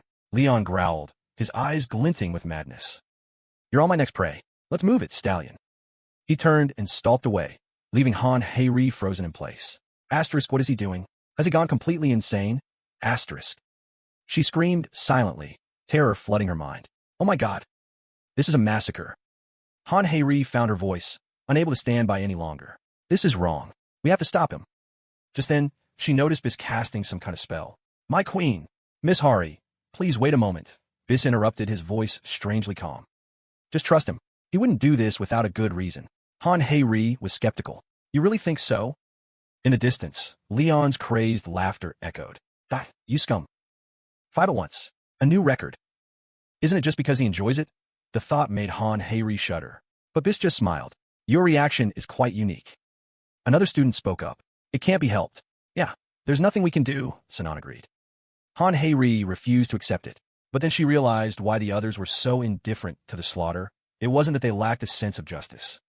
It was simply because none of it was real. The monsters and NPCs inside this gate were all fakes, just memories of the past. Aside from a few rare survivors, they were nothing more than reenacted memories. So, what was the difference between sacrificing them and sending them to the gallows? So brutal, a student muttered, but it's not like it's a real crime. Meanwhile, Leon continued his rampage. He roared, "Cry my ass. All of you just die." After the battle, the smoke slowly cleared, revealing a scene of utter devastation. The party walked on in silence. As Leon's gaze swept over the fallen enemies, a group of unfamiliar knights suddenly appeared. Their leader removed his helmet and knelt on one knee. "Greetings, Knight of the Holy Grail, living saint of humanity," the man said with deep reverence. "Get up. We're still on a battlefield," Leon replied. "I am the brother of Lord Bendelik, of the Laboring Knights of the Dawn. My name is Tiscata Bendelik. If you're from the House of Bendelik, there must be a trade capital near the city. Is your younger brother the lord there?" Leon asked. "Yes. I was the only one recognized for my talent as a knight. I take it you haven't abandoned the Crusades, then?" "No, Toscata Plaith. Though it's rumored this will be my last." "I see. I don't remember the name Tiscata Bendelik at all," Leon thought. Asterisk, if he was destined to become a knight of the Holy Grail, I should have met him in the Celestial Palace. Or, he failed and died during this crusade. Asterisk. He couldn't recognize a single face here. Did these knights fail to make a name for themselves in history? Leon raised his voice, declaring his identity. "I am Dragonia Leon H., the rightful Grand Duke of the Grand Duchy of Dragonia, under the patronage of Ariana, the goddess of light and justice." Master of the Lion's Heart, Tiscata was stunned. The one who was always bathed in a brilliant light. "But, aren't you just a farmer? A farmer? What kind of knight dares to call this king a farmer?" "Anhari understood." Asterisk, it makes sense. In their generation, King Leon was a completely different person. Asterisk. "I believe you," Tiscata declared. As if he had a choice, Han Heiri thought. "Knights," Leon continued. "As I understand it, you are a mercenary unit, here to eliminate the barbarians." "Is that correct?" "That is correct," Tiscata confirmed. "The war knight of the ruling army. The knight of the Holy Grail, under the protection of the goddess of life and birth. That would be Sir Gelb, correct?" Tiscata looked slightly confused but nodded. "Yes. I must see him at once. Where's Sir Gelb?" Right now, Leon didn't answer, a plan already forming in his mind. They're the last of the hunters, an independent unit. Based on their appearance, could this place be? One of Bendelik's men cut in. "Sir Gelb is currently facing the main force of the Manji head-on. He will soon annihilate those disgusting Manji," Tiscata added with pride. "I see," Leon replied, his theory solidifying. Asterisk, so he thinks. That means the Holy Grail Knight, Gelb, was corrupted by something during this war. Asterisk. Before a fortified encampment. Heavily guarded. Another group was observing the situation. "Excellent," said Jum Cheon. "This looks like a battle straight out of a legend. Both sides are ready for war." "Is this really a red gate?" Janha asked skeptically. "The difficulty feels more like black level." "Even so, it's worth a shot," Hori replied. "Thanks to us, all the local tribes have gathered. We definitely have the advantage in numbers." Just then, a system window appeared before her. The tribal sigil of Magel has been activated. Armor penetration increased by 35%. Strength and endurance increased by 20%. The tribal sigil of Bran has been activated. Skill Long Stride acquired. Agility increased by 15%. The tribal sigil of Chan Wong has been activated. Skill Super Strength acquired. Skill Iron Skin acquired. The tribal sigil of Huk Shuri has been activated. Skill Magic Resistance acquired. Magic damage reduced by 30%. So this is the power of the sigils used to tame the divine beasts of the shaman and the native tribes. Hori tightened her grip on her weapon. "All right, we can take him." From across the field, Jelk let out an arrogant laugh. "If that's the case, you surviving mercenaries, I will sentence you for the crime of ignorance. Why have you come here?" "We came prepared to finish you off," Yongwan shouted. "The final requirement is to defeat the great Jelk." "I will give you ignorant, delusional fools one chance," Jelp said condescendingly. "Surrender your weapons and leave this place at once, or you'll be guilty of a grave sin." "Asin, you gotta be kidding me," Yongwan growled. "How can you talk about sin with a straight face? Does the justice you preach spare no one, not even the old or the young?" Yongwan's word struck a nerve. Jelp flew into a rage. "You heretics! I feel no shame before the heavens, nor humiliation before the earth. For my actions are justice. You have tested my patience for the last time. I will deliver your punishment." "Oh, great warriors!" Yongwan tensed. "I've got to use a defensive skill, but I can't afford to waste them. If I could just dodge it this one time." Before he could react, Yongwan witnessed a terrifying sight as a unified oath rang out from the knights. I swear to protect the kingdom and those who entrust their fate to the gods. All of that unwavering faith focused on a single person. What the hell is this? Yongwan cried out. The knights' voices rose to a roar. We, the royal knights who serve the venerable knight of the Holy Grail, shall wield this power to annihilate all evil. And now, before the radiant light of the 10,000 Buddhas, of the one true God, kneel, Zhou commanded. The moment the miracle descended, the very ground beneath their feet began to crumble. A breathtakingly desolate landscape. The aftermath of an absolute, divine power. Where the earth cracked open, only ashes remained. The ritual of the Holy Grail Knights. Yongwan stood in shock. It's all so pointless. If this was the outcome, what was the point of us all fighting each other? A John hack? What even is that? Diam Cheon stared in horror at the scene. In a single move, nearly 3,000 tribal warriors were just vaporized. We're lucky we weren't caught in that. Jum Cheon looked to the sky in despair. Damn it, is that thing even human? There's no way we can win. Amidst the ashes, a lone Holy Grail Knight stood, offering a prayer. Gel Brick prayed, Goddess, protect us upon this sacred land of our birth.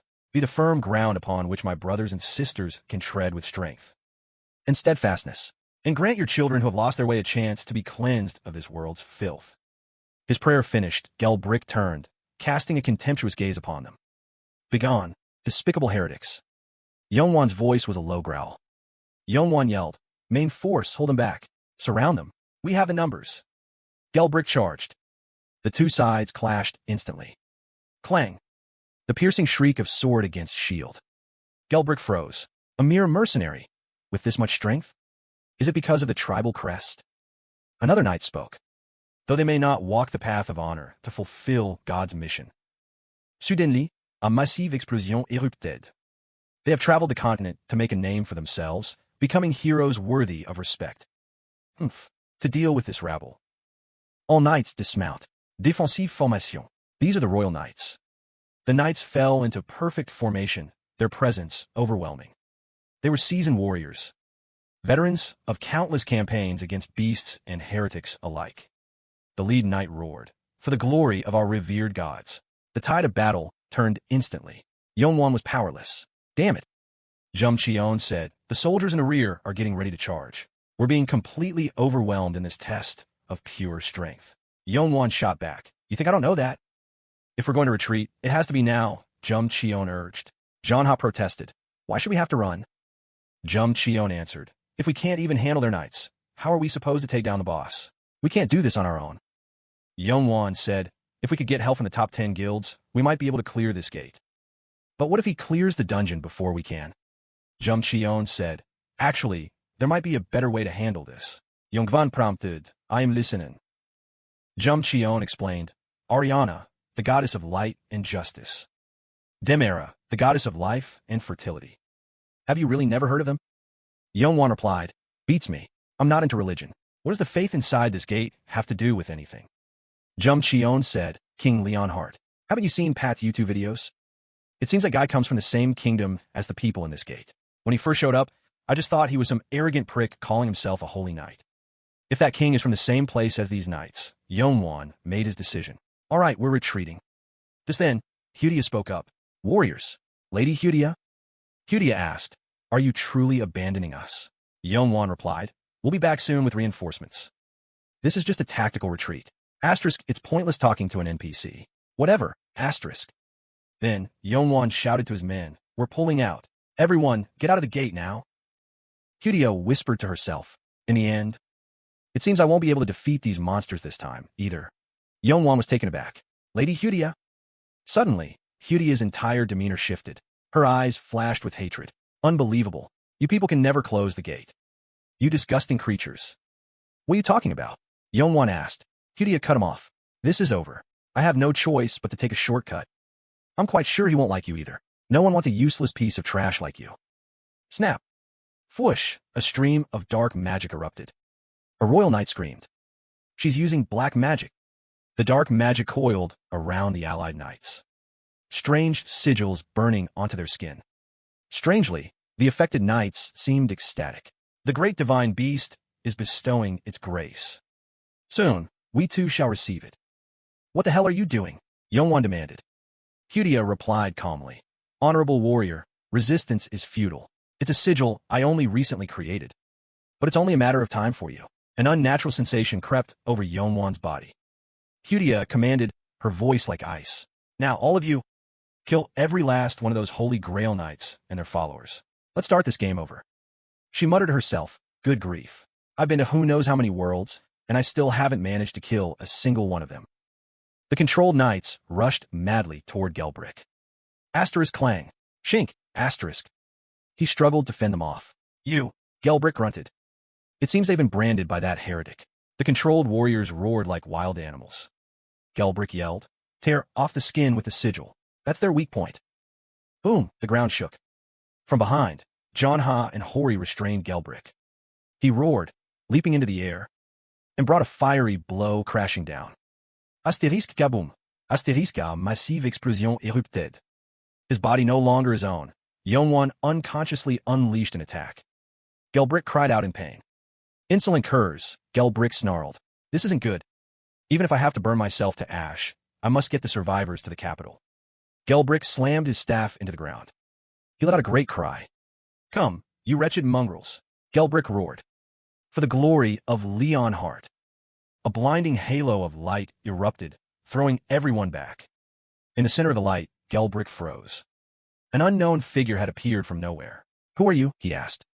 The man turned, his gaze sharp as a blade. I'm a lion's heart. Leon Dragonia Leon Hart. Species rode in on horseback. At the same time, a system window appeared, displaying information about the item in her hand. Reins of the Sun King. These are the reins of a king, capable of taming any ferocious beast and awakening the ancient bloodline hidden deep within them. Give me the reins and jump down, Leon ordered. Species obeyed, unable to help but think to herself. His Majesty is really something else. Leon gripped the reins tightly, then soothed the beast. Salient, isn't it? Thanks for letting me get a firm hold on these. 5 minutes earlier, the situation was completely different. Leon was facing a difficult problem as monsters continuously swarmed them. You filthy sewer rats. Despite having wiped them out and thinned their ranks, the enemy kept respawning from somewhere. Han har de lukid varit. Forgive me, but skinning these children to death seems a bit. Leon cut her off immediately. They're not that stupid. He pointed out the real cause. It's that sigil. A sigil. Han Hei asked, surprised. Leon explained. It's an oath, offering their bodies to a divine beast. Anyone who abuses the sigil's power will have their soul rot from the inside out. Han Hei was horrified. No way, a divine beast? That's a demon. Remember this, Leon said in a stern voice. Your sentimental feelings about peace and human rights are meaningless in this bitter battle. All that matters is absolute truth and destiny. Species, standing nearby, decided to act. I suppose I should do my part. With that, she held out her hand and summoned a series of magic circles. Now get out of my sight. Just then, Jelk appeared. Ah, the king's canticle. Leon noticed the enemy was still charging forward, ignoring the Holy Grail Knight's attack. He immediately concluded that the laws governing Jelp's domain were flawed. Demara's Holy Grail Knight. First, we need to get out of this mess. Fine, but why are you? Jelp replied. Leon hesitated for a moment. I suppose I should sever the link connecting those miserable bastards. As he spoke, he began to channel his power. Ode of Leon. Open the gates of paradise. Jelp was stunned. Is that? How can the Holy Grail be here? Leon began to chant. Great tear of sorrow. Shine bright. A brilliant light erupted, engulfing the battlefield and forcing everyone to squint. My God, Jelk exclaimed. He's speaking. The surrounding knights were all astonished. The wounds on their bodies were healing at an impossible rate. Holy crap, my arm grew back. Hurts like hell. Yonwan and John Ha groaned in blissful agony. This is a miracle from the gods, Jelp thought to himself. How could I not have realized? It's like I'd completely forgotten about this. It's holy power. A majestic voice suddenly echoed in his mind. My child, my lost knight. The goddess Demara, Jelk realized. The goddess's voice continued. Follow him and support the Night King. Without a single question or moment of hesitation, Jelk immediately obeyed. I will follow your command. I simply obey. Leon paused in thought for a moment, then spoke. I'm glad we can fight alongside each other this time, Sir Jelk. I will be by your side. Protector of the Holy Grail, Jelk declared. Good. The fallen monsters are all gathering in one place. Are they regenerating? Jelk asked. Elsewhere, Xiujia was screaming in fury. Damn it. One Holy Grail night was bad enough, but what the hell is this now? She looked up to the sky and shouted, Great Chan Wong, I offer all these slaves to you. Dark energy exploded violently from her body. Leon, I'll tear you to pieces. Leon yelled from afar. Let me clear a path, Bishi said. The beast stall spread its wings wide, preparing to descend. Leon smirked with satisfaction as the skill system window appeared. Bishi's immediately unleashed her technique. Heaven's Eye. At the same time, Leon channeled all his power, his voice echoing everywhere. Listen well, my brothers and sisters, knights of glory and all my loyal soldiers. For those disgusting heretics, the time for execution has come. On the desolate battlefield, Xiujia was running for her life. Damn these monsters, and that damn Holy Grail Knight. Jelk alone was a big enough pain in the ass, she thought, recalling the sight of Leon roaring, die and become fertilizer for this earth. As he slaughtered his enemies, Xiujia's rage grew. And where the hell did that damn King Leon come from? And that witch too? Suddenly, a voice spoke right beside her, going somewhere. Before she could react, Xiujia was completely immobilized by an invisible force. What? Species appeared from the shadows. Is this what they call a soul-ensnaring stone? I got it while hunting inside a gate. They say it's a new resource for concentrating magical power. She continued her analysis. This gate is very strange. No matter if you kill tens or even millions of monsters, they're still everywhere. What the hell are you talking about? Xiujia snarled. This gate is also a cycle, isn't it? Species went on, just like me in my own world. I don't think you're a demon, but you've done the exact same thing. Impossible. Xiujia began to feel afraid. I have a lot of questions for you. She doesn't see herself as an NPC, Xiujia realized in horror. This isn't my preferred method. But I'll be a little more attentive, Bishi said with a smile that made Xiujia tremble in fear. So, then, what is this? A mysterious voice suddenly echoed. Oh dear, master. You've disappointed us again. The slave Xiujia had just sacrificed began to speak, their voices dripping with mockery. And now you don't even recognize your own master. Xiujia's face went pale. Holy. Bishi seemed amused. Now, what? Your slaves are mine now. What are you going to do? The ghostly voices continued to echo. Show me what you've got. You seed of pleasure. I will chew you up and swallow you whole. Xiujia screamed in agony and despair. No. The gods will descend. This gate is the kingdom of the divine beast. Once the incarnations of the divine beast arrive, this gate will... Species considered this for a moment. Well, that's not good. The ground cracks open. Around them, acolytes rush to treat Knight Leon. A soldier speaks up. Ronald Battalion Leon, the 11th King Leon. King Leon, Jelp freezes. You know His Majesty? Yes. The king is in the heavens now. Jelp's eyes widen. My God. Han Heiri asks cautiously. Did you remember something? I don't. We just came here to subdue some monsters. Han Heiri hesitates. Your Majesty. They should know. Just say it. She takes a deep breath. Sir Jelp, you and your soldiers cannot leave this gate. You are all characters bound to it. To close the gate, we must defeat you. Jelp is silent. What? Han Heiri watches him nervously. Then he laughs. Jelp's laughter grows louder, turning manic. He roars. Your Majesty. After all these years, I don't believe I've ever lost a single battle. Leon replies, his voice calm. I'm not surprised. If you had ever been defeated, you wouldn't be here to meet me now. Amidst the desolate landscape, a horrifying voice echoes from the darkness. I will chew you up, grind you down, and swallow you whole. Leon turns toward the sound. Has it begun? Is there any way to stop the divine beast's advance? Another voice scoffs. There is none. This gate is finished. The great divine beast will use its immense power to destroy this place. Leon clenches his fist. Fine. Then I will meet it in battle. How could I leave my men to fight alone? Your Majesty, I don't think a direct confrontation is wise. Even so, there's no other way. It could escape into the real world. Jelp suddenly speaks. No. There is a way. Leon turns to look at him. Jelp's gaze is resolute, fixed on the ground below. Boom! He stomps his foot down hard. Han Heiri screams. Sir Jelp. Jelp's voice rings out. The condition to close this gate is that I, Jelp, must be defeated. I ask you all to stand aside and continue to live your lives. Is there any meaning in fighting for a gate that will soon vanish anyway?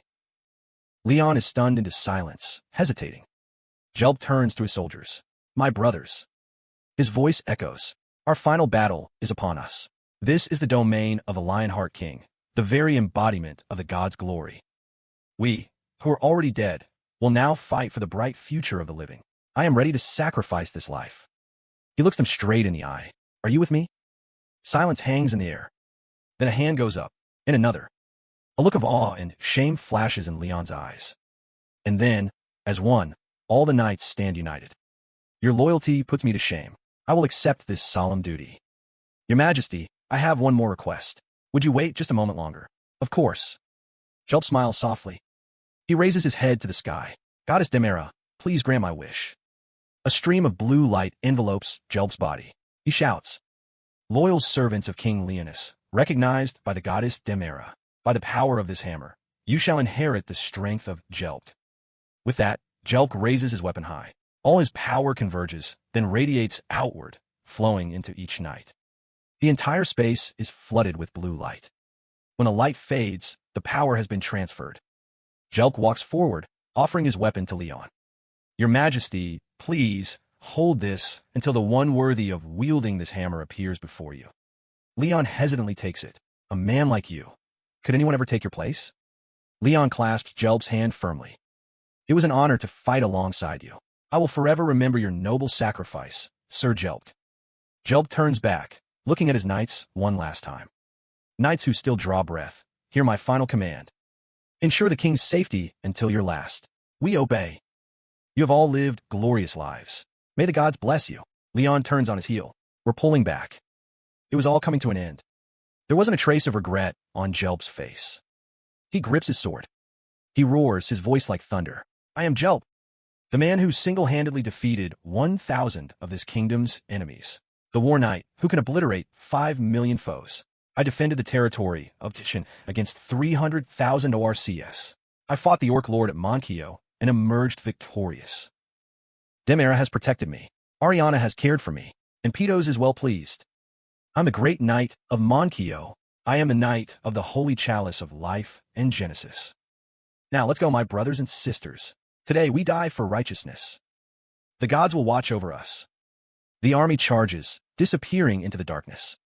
Glory to Leon. Your Majesty. Han Hei calls out, but Leon doesn't turn back. I told you to go on ahead. I think we have to see this through to the end. Leon stops. After a moment, he nods. If you wish. The two of them stand together, witnessing a moment of history. Your Majesty. Not yet. Not yet. Not yet. Jelp was nearing his limit. His power suddenly plummets. Leon is shocked. What happened all of a sudden? Is it wounded? Your Majesty. Leon's face darkens. Sir Jelp has passed on. A firestorm of rage ignites within the king. Leon screams, his voice thick with pure hatred. They will pay for this. I will grant them the most merciless death imaginable. He turns away. Let's go. Asterisk, a knight of the Holy Chalice is a champion of divine justice. So what are the words of this great man? What weight did they truly carry? Asterisk. Leon clenches his fist. I will remember this day. It was the oath of a Night King. Swoosh, swish, the sound of a sword cutting through the night. Leon, having changed out of his work clothes, was training. His eyes were sharp, filled with determination. Greek in my arms so cold. The painful memory flashed through his mind. He swung his sword more frantically, then stopped abruptly, letting out a ragged breath. I am exhausted, Kropka. Asterisk, I didn't feel this tired at all when I was slaughtering those demons. So what's hitting me now? Asterisk. His gaze drifted toward the castle, where his loved ones were. Asterisk, that's right. I get it now. Asterisk. I'm afraid of losing everything I cherish all over again. I'm terrified of a future where I have to fight alone once more. But this is a burden I have to bear by myself. Who could I possibly share it with? A voice called out from behind him. Your Majesty, you're here. Leon turned. Han Hori. Training this late? Shouldn't you be relaxing right now? Watching a romance movie or something? Well, I just felt that I should train more to increase my strength. All of a sudden, it's not all of a sudden. Han Hei hesitated, her cheeks flushing slightly. It's just, I feel like I've realized and learned so much from following you lately. Leon smirked. Is that so? Pick up your sword. Show me what you've got. Her eyes lit up. Yes, Your Majesty. I would be deeply honored to train with you. When is she ever going to drop that formal talk? Raise your sword. Yes, Your Majesty. Try and block this. Whoosh, Leon vanished.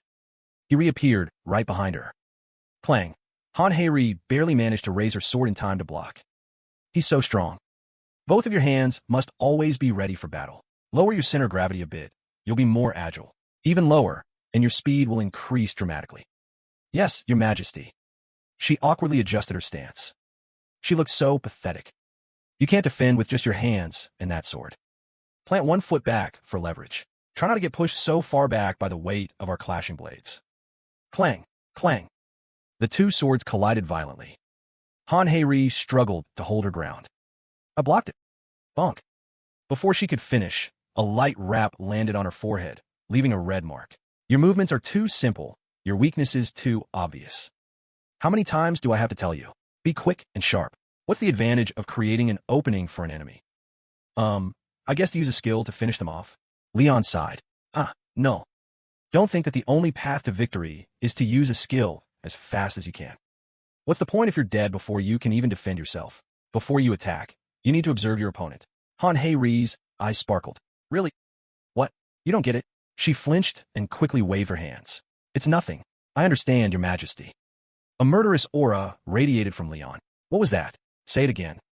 Han Hei tremble, heart face paid.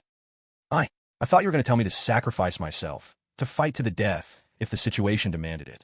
For a knight's honor, for glory. Leon froze for a moment. Then he gently tapped her on the head. You idiot. You don't dedicate that honor and glory to anyone. Why would you want to be like those knights? What you need is to protect your own life. Someone to dedicate, someone to protect. A rare smile graced Leon's lips.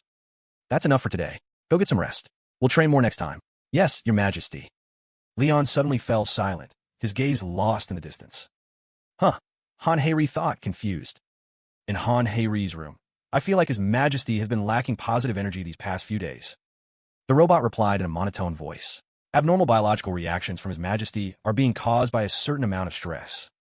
Could you say that in a way I can understand? He is stressed. Stress relief is required. Stress. You're probably right. After that dungeon incident, his majesty has been thinking a lot. Do you know what he likes to do for fun? The robot was silent for a moment. Its eyes flashed. Searching. Result. Information analysis. All living organisms enjoy recreational gaming, which requires activities that boost morale and provide adequate rest. Games are perfect for relieving stress. His Majesty plays games? I can't imagine what kind he'd like. Can you think of any games he might enjoy? A suitable game for increasing dopamine levels in an organic entity. It induces euphoria and happiness in humans. However, I am a robot. Therefore, such a thing is outside my calculations. Asterisk, why couldn't it just say it doesn't know? What's with all the jargon? Asterisk. Han Hei sun this snap tar fingish. Snap, that's it. I think His Majesty would like this, too. She excitedly explained her plan to the robot. I will not deny that it is a suitable plan for His Majesty at this time. But that is merely a lucky coincidence. You could never hope to match my genius-level calculations. Han Hei stuck her tongue out. Yeah, sure, but not always. It appears you are mocking me. That is not the proper attitude for an organic entity to have towards another, but I've beaten you before. The next morning at the shrine, Ariana appeared, looking worried. My beloved knight, your diligence pleases the gods, but I am concerned. My apologies. You have conquered demons and endured hardship for the past 200 years, training without rest. You should enjoy some entertainment. It's time for you to take a break. Entertainment? I haven't heard that word in a long time. Indeed, it seems this peaceful era has many forms of entertainment, different from what came before. I'm not sure if there's anything my king would enjoy here. But entertainment itself is a constant through time. It helps people erase their fatigue. Is there such a thing, goddess? Ariana smiled knowingly. Sleeping with a woman is the best way to relieve fatigue, in any era. Leon froze. In my eyes, the queen would be a fine partner for you. Or how about that little red-headed girl? Goddess, she's just a young, innocent girl. How could I possibly suggest such a thing to her? She is a grown woman, your majesty. Humans find pleasure and release by sleeping with the women they love. Besides, you do need to restore the royal family and produce an heir, after all.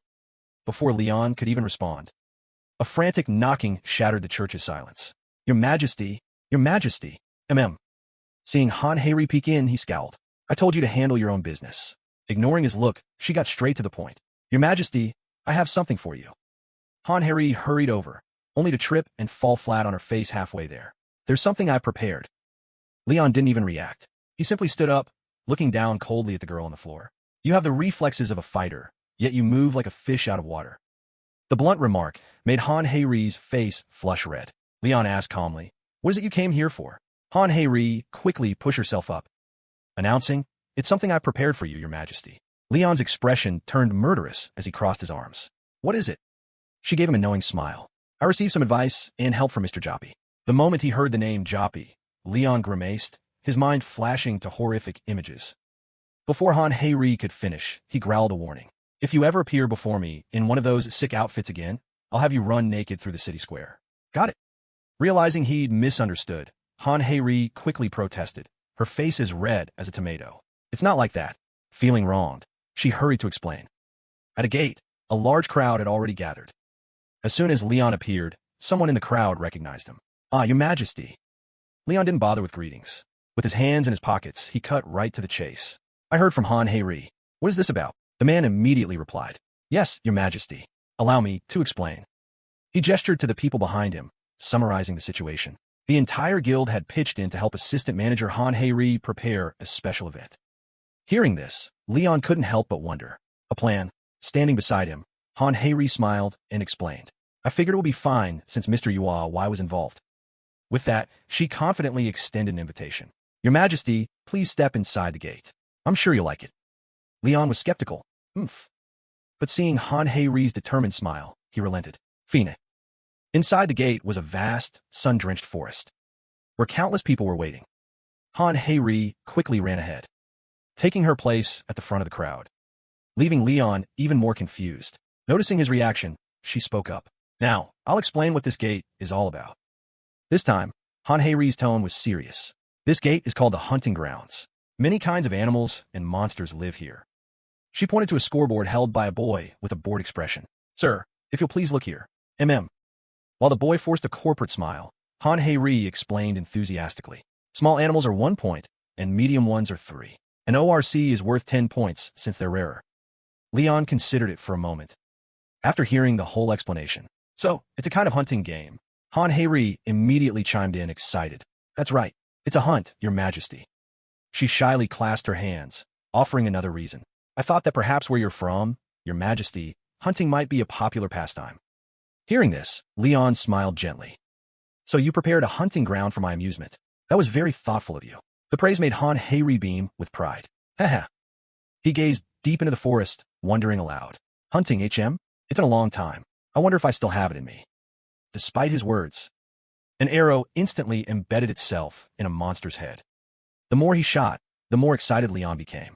Hunting instead of just fighting, this is actually quite fun. In another corner, the demon clan's leader roared in fury. "Who dares to slaughter our people?"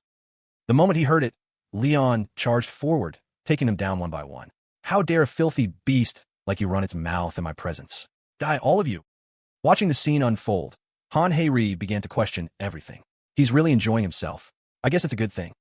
After felling another monster, he picked up its fang to inspect it. Leon proudly tucked it into a small pouch. A hunter should always take a trophy from his hunt. Seeing that he showed no signs of stopping, Han Hei-ri approached him hesitantly. "Your Majesty, you're very skilled with a bow." Seeing Leon admiring the bow only made her more nervous.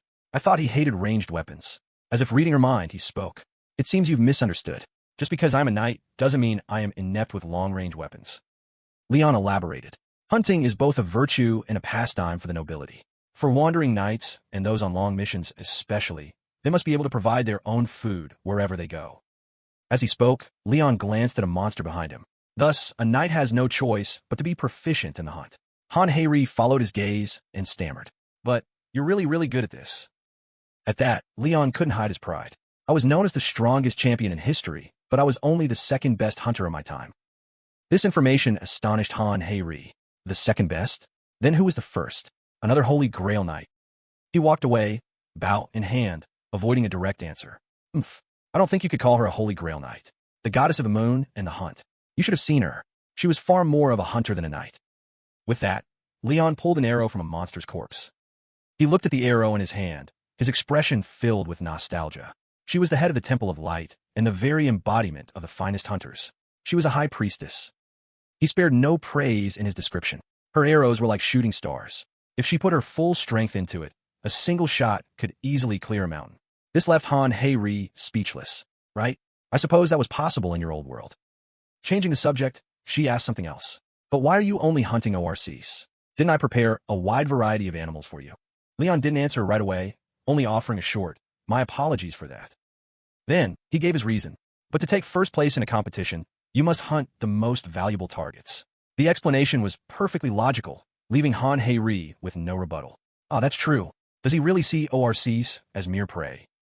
Leon took out a small wooden stick that glowed with a blue light. In any case, I did find this strange object. It feels cursed. The moment she saw it, Han Hei-ri had to agree. Ah, you're right, your majesty.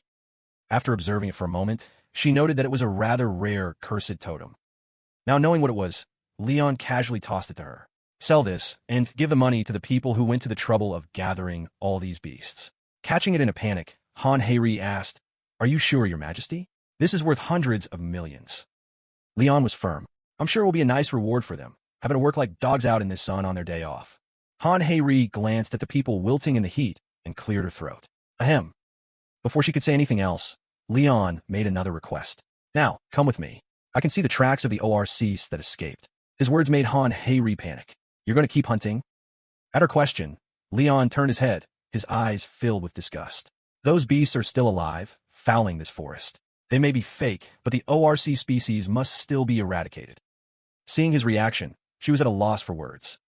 Leon paid her no mind and continued walking. Now follow me. I will teach you how to use a bow and arrow. Yes, your majesty. After they'd walked for a while, Han Hei-ri suddenly smiled at him. I'm glad to see you seem to be in a much better mood. Seeing her smile, Leon found himself smiling back. How long had it been since someone treated him kindly, expecting nothing in return? After a few more steps, he praised her in a low voice. I'm proud of you. Sorry, I didn't catch that. Instead of repeating himself, he gave her a new task. Use the techniques I taught you to eliminate at least 3 ORCs. Fearing she wouldn't comply, he added a threat. I'll be very angry. Her whining voice immediately followed. I'm sorry, your majesty, but I've only used a bow a few times. Later, at the Pantheon Guild's training grounds, Han Hei-ri cheerfully pushed a cart full of swords. I'm so glad his majesty is feeling better. Halfway there, she ran into a familiar face. Oh, Assistant Manager Han. Han Hei-ri recognized him as well. Department Director? What are you doing here? The man, holding a stack of reports, answered slowly. The tractor broke down, so I had to stop by the supply room. No one's used it since the Neja disaster. Hearing that, Han Hei-ri offered, Oh, then I'll go with you. The two of them walked to the guild supply room together, looking at the door before them. The director looked doubtful. So this is where Sir Jelvric's hammer is kept, right? Han Hei-ri hesitated before replying. Yes. She clasped her hands in prayer, wishing him peace in the afterlife. Her actions confused the director. Are you mixing Buddhism and Christianity or something? You even made the sign of the cross. As the door slowly opened, he asked, Has the hammer been here all this time? Han Hei-ri answered as she pushed the tool cart inside. That's right. No one can wield it right now, so we're keeping it here for the time being. However, the item that was supposed to be stored there was long gone. Han Hei-ri's face went pale with fear. Outside the headquarters, a luxury car pulls up. Nearby, a family is happily taking pictures. A few minutes later, 2 men step out of the car. One of them adjusts his suit jacket. So this is it. The other grins, filled with excitement. We're about to see the first epic-grade item ever found in Korea. They're halfway there when a robot suddenly blocks their path. The 2 men stare at the mechanical creature before them. Whoa, isn't that a JP spin robot? So the rumors were true. It's really with the Pantheon Guild. Jabi speaks up. Here, for the hammer challenge. The man nods in confirmation. That's right. At this, Jabi's demeanor instantly shifts, becoming incredibly friendly. Welcome, esteemed guests. A bit taken aback, the man still manages a reply. Thank you. He turns and whispers to his friend. What was that about? The other man offers a brief comment. A lot more welcoming than I thought it'd be. Just then, Jabi activates its machinery and fires a beam of energy, making the 2 men jump and cling to each other in surprise. Despite the shock, one of them yells, What the hell do you want? Jabi assumes a combat stance and declares 2 words. Entrance fee. This time, both men are completely bewildered. Jabi points to a chest nearby and explains. An entrance fee. You have to pay to get in. A nearby sign clearly lists the prices. Entrance fee to the sacred ground. Hunters, 5 million won. Citizens, 500,000 won. Staring at the numbers, both men groan. That's outrageous. One of them points to the civilians watching nearby and shouts indignantly, "Hey, civilians pay 500,000, so why do we have to fork over 5 million?" Jabi quickly provides a logical explanation. Civilians are observing the Hunter's Challenge. It's a relic preservation fee. The answer leaves them speechless. 10 times the price, just for that reason? Still, compared to the value of an epic item, they had no choice but to accept it. Finally, they wearily pull out their phones. "So, do you take wire transfers?" As if waiting for this exact moment, Jabi cheerfully presents a sign. "Yes, please scan the QR code here." After paying, the two men shuffle inside, only to be stunned once again. "Welcome, hunters." Han Hei-ri, wearing a lion costume, greets them enthusiastically. "I'm Han Hei-ri, from the Korean Hunter Association." Staring at the girl, both men can't help but think. Asterisk the monster rookie from last year. So this is what's happening here, asterisk. It all began a week ago, when a hammer suddenly appeared. Leon approaches, his eyes indifferent as he looks at the gathered crowd. So here it is. Before him, a man is using all his strength to lift the hammer. "Your Majesty, I've tried with everything I have, but it won't budge even a single centimeter." The people around him hurry to explain the situation. "We found it sitting right here this morning." Leon slowly walks forward. A second later, an unbelievable sight unfolds. With no effort at all, Leon lifts the hammer as if it weighs nothing. Holding the hammer, Leon doesn't hold back his mockery. "Is that what you call everything you have?" As if its pride was wounded. The hammer suddenly begins to glow, then slips from his hand and crashes to the ground. Watching this, a white-haired girl can't help but remark, "Oh my, it's like it's sulking." Leon looks at the hammer, speculating. "I think it wants something." Just then, Han Hei-ri walks up and curiously pokes at the hammer. But can a hammer really have a will of its own? Standing nearby, Leon quickly clears up her confusion. "Sometimes, if it's a holy relic." He places a hand on his chest, closing his eyes as if sensing something, then explains further.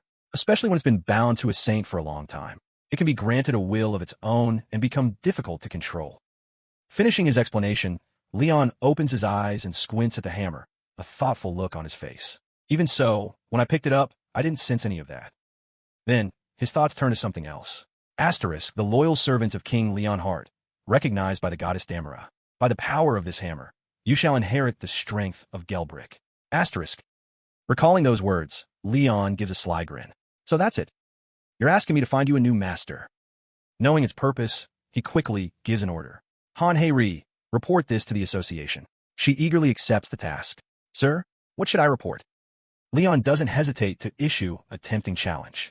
Anyone who can lift this hammer, regardless of rank or identity, may claim it as their own. As soon as he finishes, Han Hei-ri, who is in the middle of drafting a message, quickly looks up for confirmation. "For real, sir." She starts to explain the standard procedure. Normally, they'd send an appraisal expert first. A short while later, the moment the appraiser touches the hammer's handle, he screams excitedly. "What are you screaming about, old man?" The man points at the hammer, trembling as he speaks. "Epic. It's an epic." He turns to Leon, trying to stress the point. "It's an epic-grade item." But Leon remains perfectly calm. "I know. Hunters typically use specialized equipment to face monsters. For convenience, they are categorized into different grades: common, rare, epic, and legendary. Exquisite items crafted by artisans are classified as unique. Furthermore, equipment requiring precious resources, or even rewards from grueling quests, are called legendary. And then there are the items that have appeared over the last 30 years, known as epics. They transcend even the legendary grade, possessing the power to command 100 mountains. Xion Datong, the scepter of the Archmage, said to be capable of parting the heavens and the earth. Shi Xin Shi. Thanks to the heart of the Ice Queen, even now, the snowfields of Siberia continue to expand. After the Blackfield crisis in London, it roamed the planet. Ling Ya Gue Jian, whose mere presence can shake the heavens and turn the most daunting strategies into victory. And now, another epic item has appeared here. The excited appraiser looks toward the hammer. "You're seriously telling me that if I can lift this thing, you'll just give it to me?" Han Hei-ri scratches her head, not denying it. Yeah, that's the deal." Still wary, he glances toward Leon. Leon confirms it once more. "That's correct. Anyone who can lift this hammer will become its new master." The appraiser still tries to persuade him. "Your Majesty, the value of this hammer is absolutely astronomical." "Oh, look here, sir." A full information panel appears before Leon. Reading the glowing text word for word, Han Hei-ri feels dizzy. Leon, however, is lost in thought. After a moment of thought, his answer remains the same. My stance has not changed. I want everyone to know of it. At this point, the appraiser has no choice but to accept, timidly making a request. All right then, may I make a quick call? On the phone screen, a call to the association's head is connecting. The call connects quickly. Association president speaking. Ah, yes, Chairman Lee. After hearing the report, the chairman is left utterly dumbfounded. When he finally snaps out of it, he screams louder than he ever has before. Huh, an epic item. Immediately after, the announcement spread like wildfire. Anyone who could lift the epic hammer would become its next owner. Countless candidates flocked to the site. Back in the present, one of the two newcomers eagerly asks Han Hei-ri, "So, where's Gelbrick's hammer? I'm dying to see the real thing." Instead of answering directly, Han Hei-ri corrects his phrasing. "Hey, watch your mouth. It's Sir Gelbrick." Seeing their confused faces, she quickly explains. "You must use honorifics when referring to someone of such noble status." Her words make both men think to themselves, but it's just an item. Snapping out of his thoughts, one of them sighs. "Fine, I want to try lifting Sir Gelbrick's hammer." Han Hei-ri's playful tone vanishes as she gestures enthusiastically. "Ah, this way." A few seconds later, they're led to where the hammer rests. "Hunters, if you please." As they get closer, they both exclaim in awe. "Well, what is this? This energy?" As he gets a clearer look at the power swirling around the hammer, one of them is even more astonished. It's radiating from the hammer. My God, just the hammer itself is putting out this much energy. Unable to contain his excitement, he rubs his hands together. "All right, let's see. This should be a piece of cake." But it wasn't that simple. The moment his hand makes contact, a powerful electric current zaps him mercilessly, sending him tumbling to the ground. A few seconds later, he sits up, stunned. "Holy crap, did the hammer do that?" Han Hei-ri finally stammers out an explanation. Yeah, it does that sometimes if it doesn't like you." This information comes as a huge shock. "What? Why didn't you say so from the start?" At this point, Han Hei-ri can only admit, "Look, we don't know what it wants either." Just then, Jabi appears behind them again. One of the men grumbles, wondering what the robot wants now. Jabi ignores him and makes a cheerful offer. "Would you like to make a contribution?" The offer confuses the man. "Huh? A contribution?" Looking at Jabi, he has a sudden realization. We already paid an entrance fee, and now it's hitting us up for more money? Contribution is just another word for it. Realizing this, the other man has a flash of insight. Yes, that's it. He holds his phone up to Jabi. Instead of being dejected like before, he confidently declares, "Take it. I'll donate 10 million won." "Are you crazy?" Jabi sincerely thanks you for your contribution. As the bank notification confirms a 10 million won deduction from his account, he stands up, full of determination. Once again, he touches the hammer and declares confidently, "You will be mine." The words have barely left his mouth when he's zapped again. "Or what?" The hammer doesn't budge. Jabi calmly makes an announcement to the three people standing nearby. A donation for the construction of the Pantheon Temple has been received. The others who witness the scene also eagerly whip out their money. "Me too. I'll pay." The scene descends into chaos. "Get out of the way, I was in line." "Oh please, cut the crap. Money makes the world go round." Unable to watch any longer, a worried Han Hei-ri asks Jabi, "Sir Jabi, is this really okay? It feels like we're committing blasphemy." Jabi breaks away from the chaotic crowd and quickly walks away. "Young miss, are you trying to interfere with my efficient asset management? All you need to do is follow the plan." Looking from the robot to the scrambling crowd, she hesitates. "But this..." The crowd, now completely ignoring everything else, gives their all to lift the hammer. More. It's still not enough. We're so shameless." Suddenly, Jabi senses something, its eyes glowing brightly. A cash cow has arrived. The plan of Jabi, treasurer of the Pantheon, will now officially commence. Inside a luxurious mansion in the heart of the city, Han Hei-ri burst in, her face beaming as she announced the big news. "Sir Jabi, Starbucks just offered to open a shop here." In contrast to her excitement, he remained strangely calm. After all, only cold, hard cash could move a machine like him. "Shin, report the donation amount." This had become routine. The Pantheon Guild had recently become a major hotspot. Countless hunters flocked here to try and lift the hammer, but what astonished them even more was its miraculous healing power. Simply by standing near it, most ailments would subside. Word spread like wildfire, and soon it became a massive sensation. People whispered that even chronic, incurable diseases could be cured. An old man cheered. "Ah, the leg that's been hurting for 10 years is all better." Another man exclaimed, "My cavities are gone too." From major illnesses to minor pains, everyone flocked here out of curiosity, keeping the place constantly crowded with people just wanting to gaze upon the divine hammer. Meanwhile, Joppy continuously leveraged these resources, converting them into capital to solidify Panthen's reputation. It was all being poured into a grand project, a state-of-the-art masterpiece far beyond current technology, one that would go down in history. When she finally saw it, Han Hei-ri could only stare in stunned silence. "What is this?" "A high-intensity forging facility," he replied in his cold, mechanical voice. "An advanced system detailed down to the finest crack that promised to produce items of unparalleled quality." An item was immediately forged, quickly taking shape.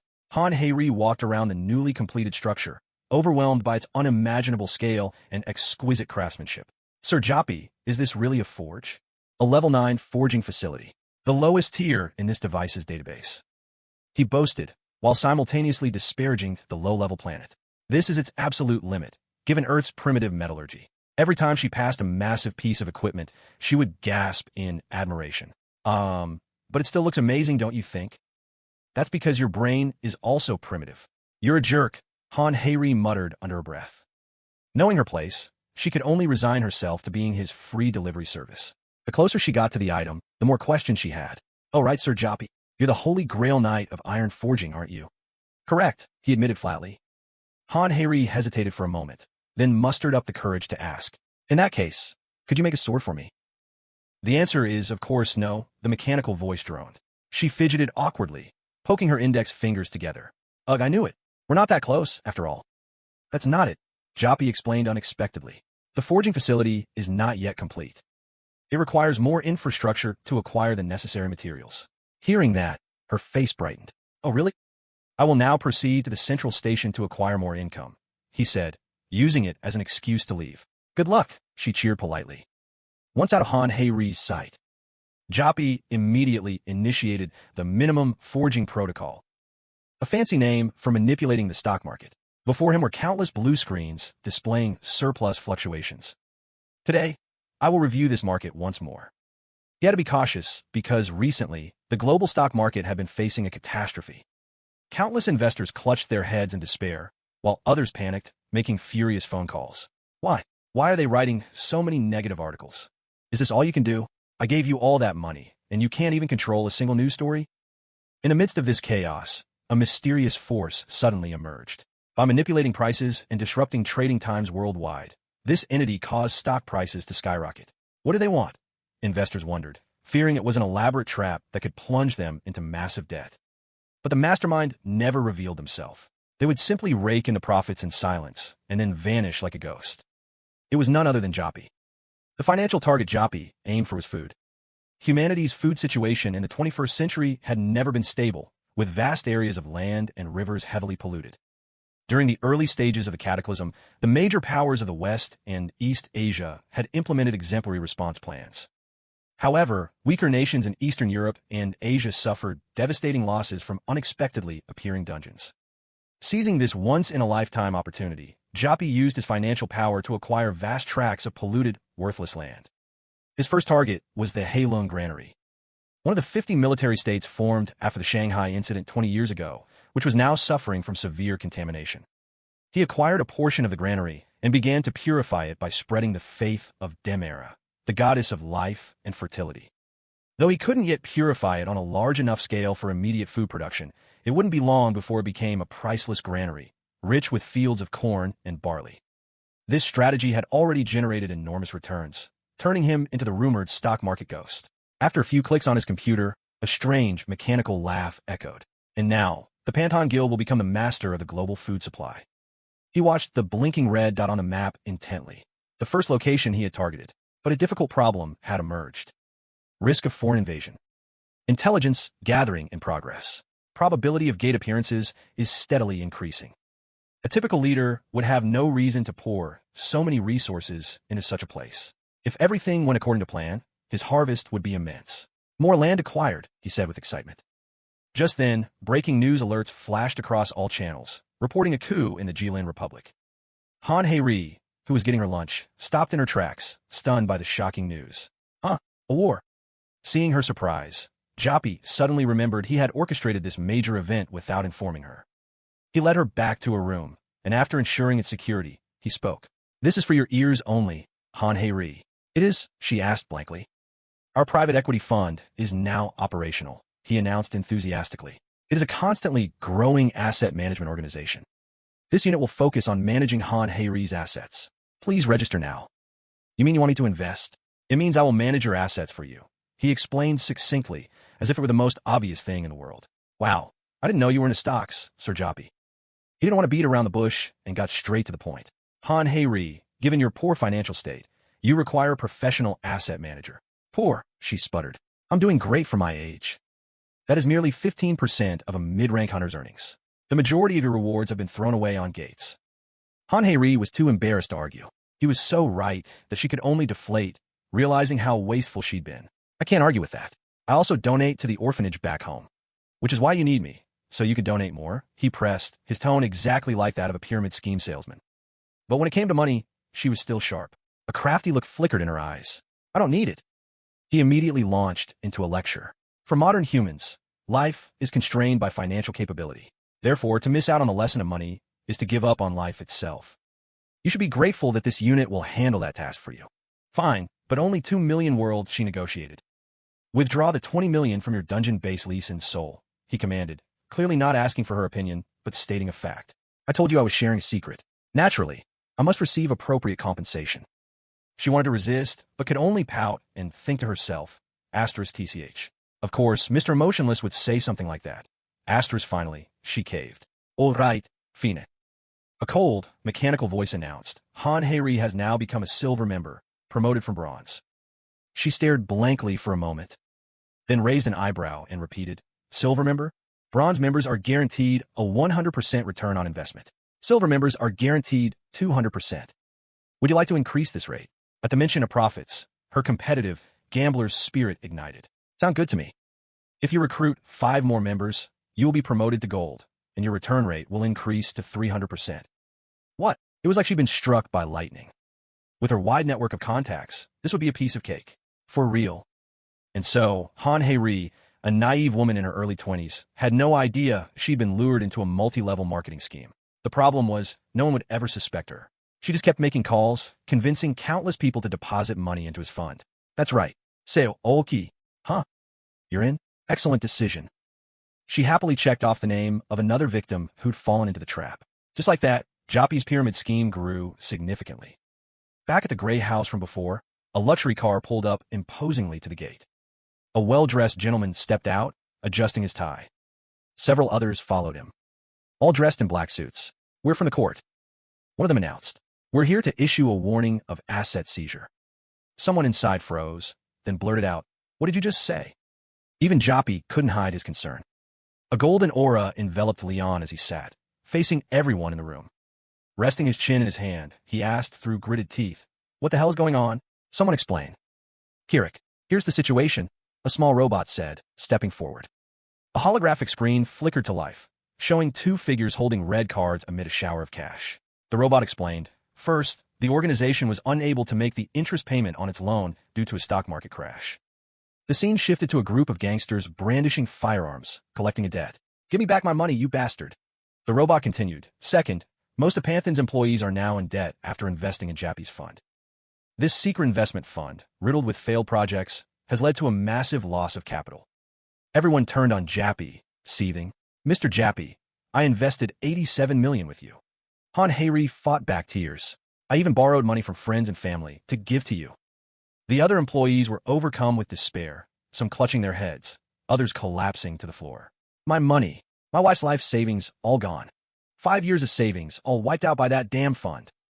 An elderly couple stood weeping.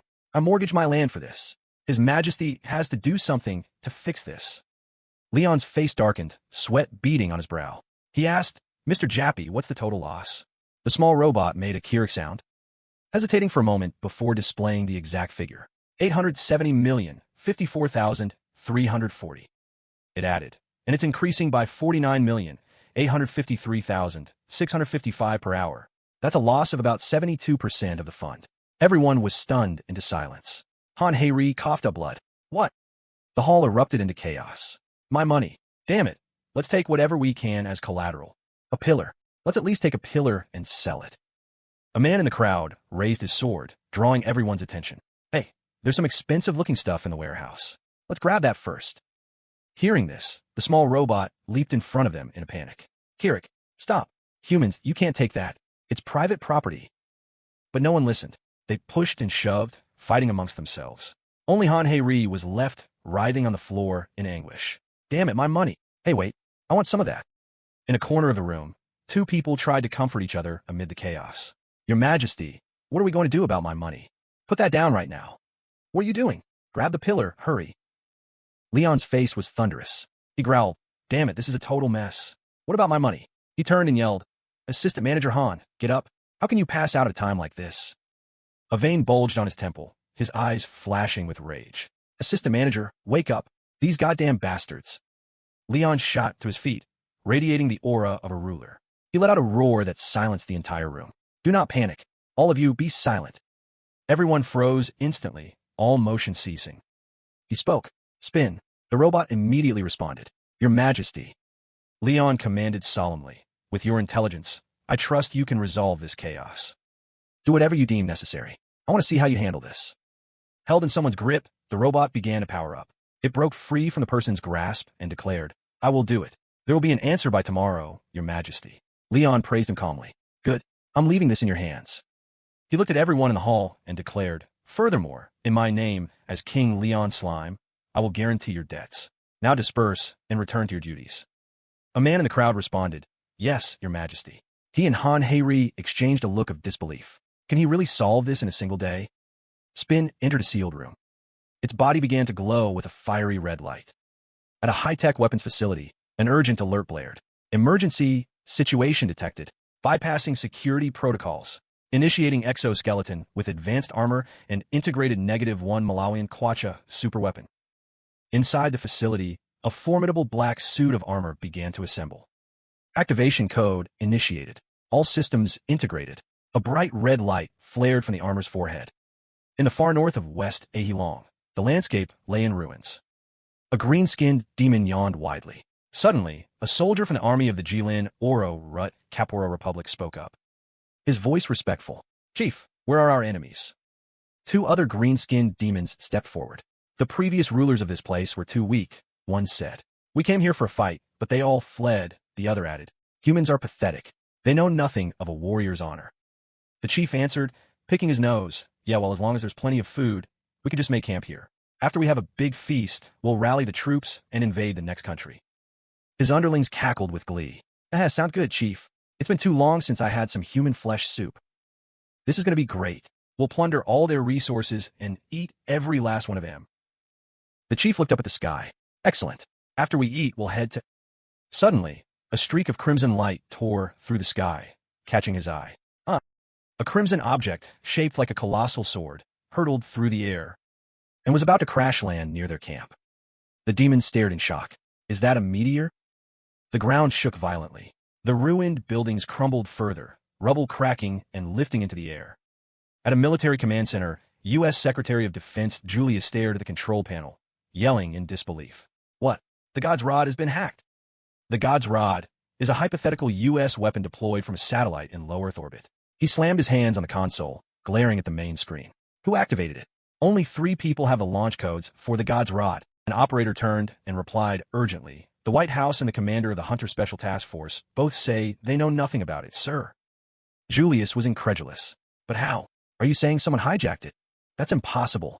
The encryption key changes every single minute, the operator insisted. Looking at his console, he reported there are over 100 million possible key combinations.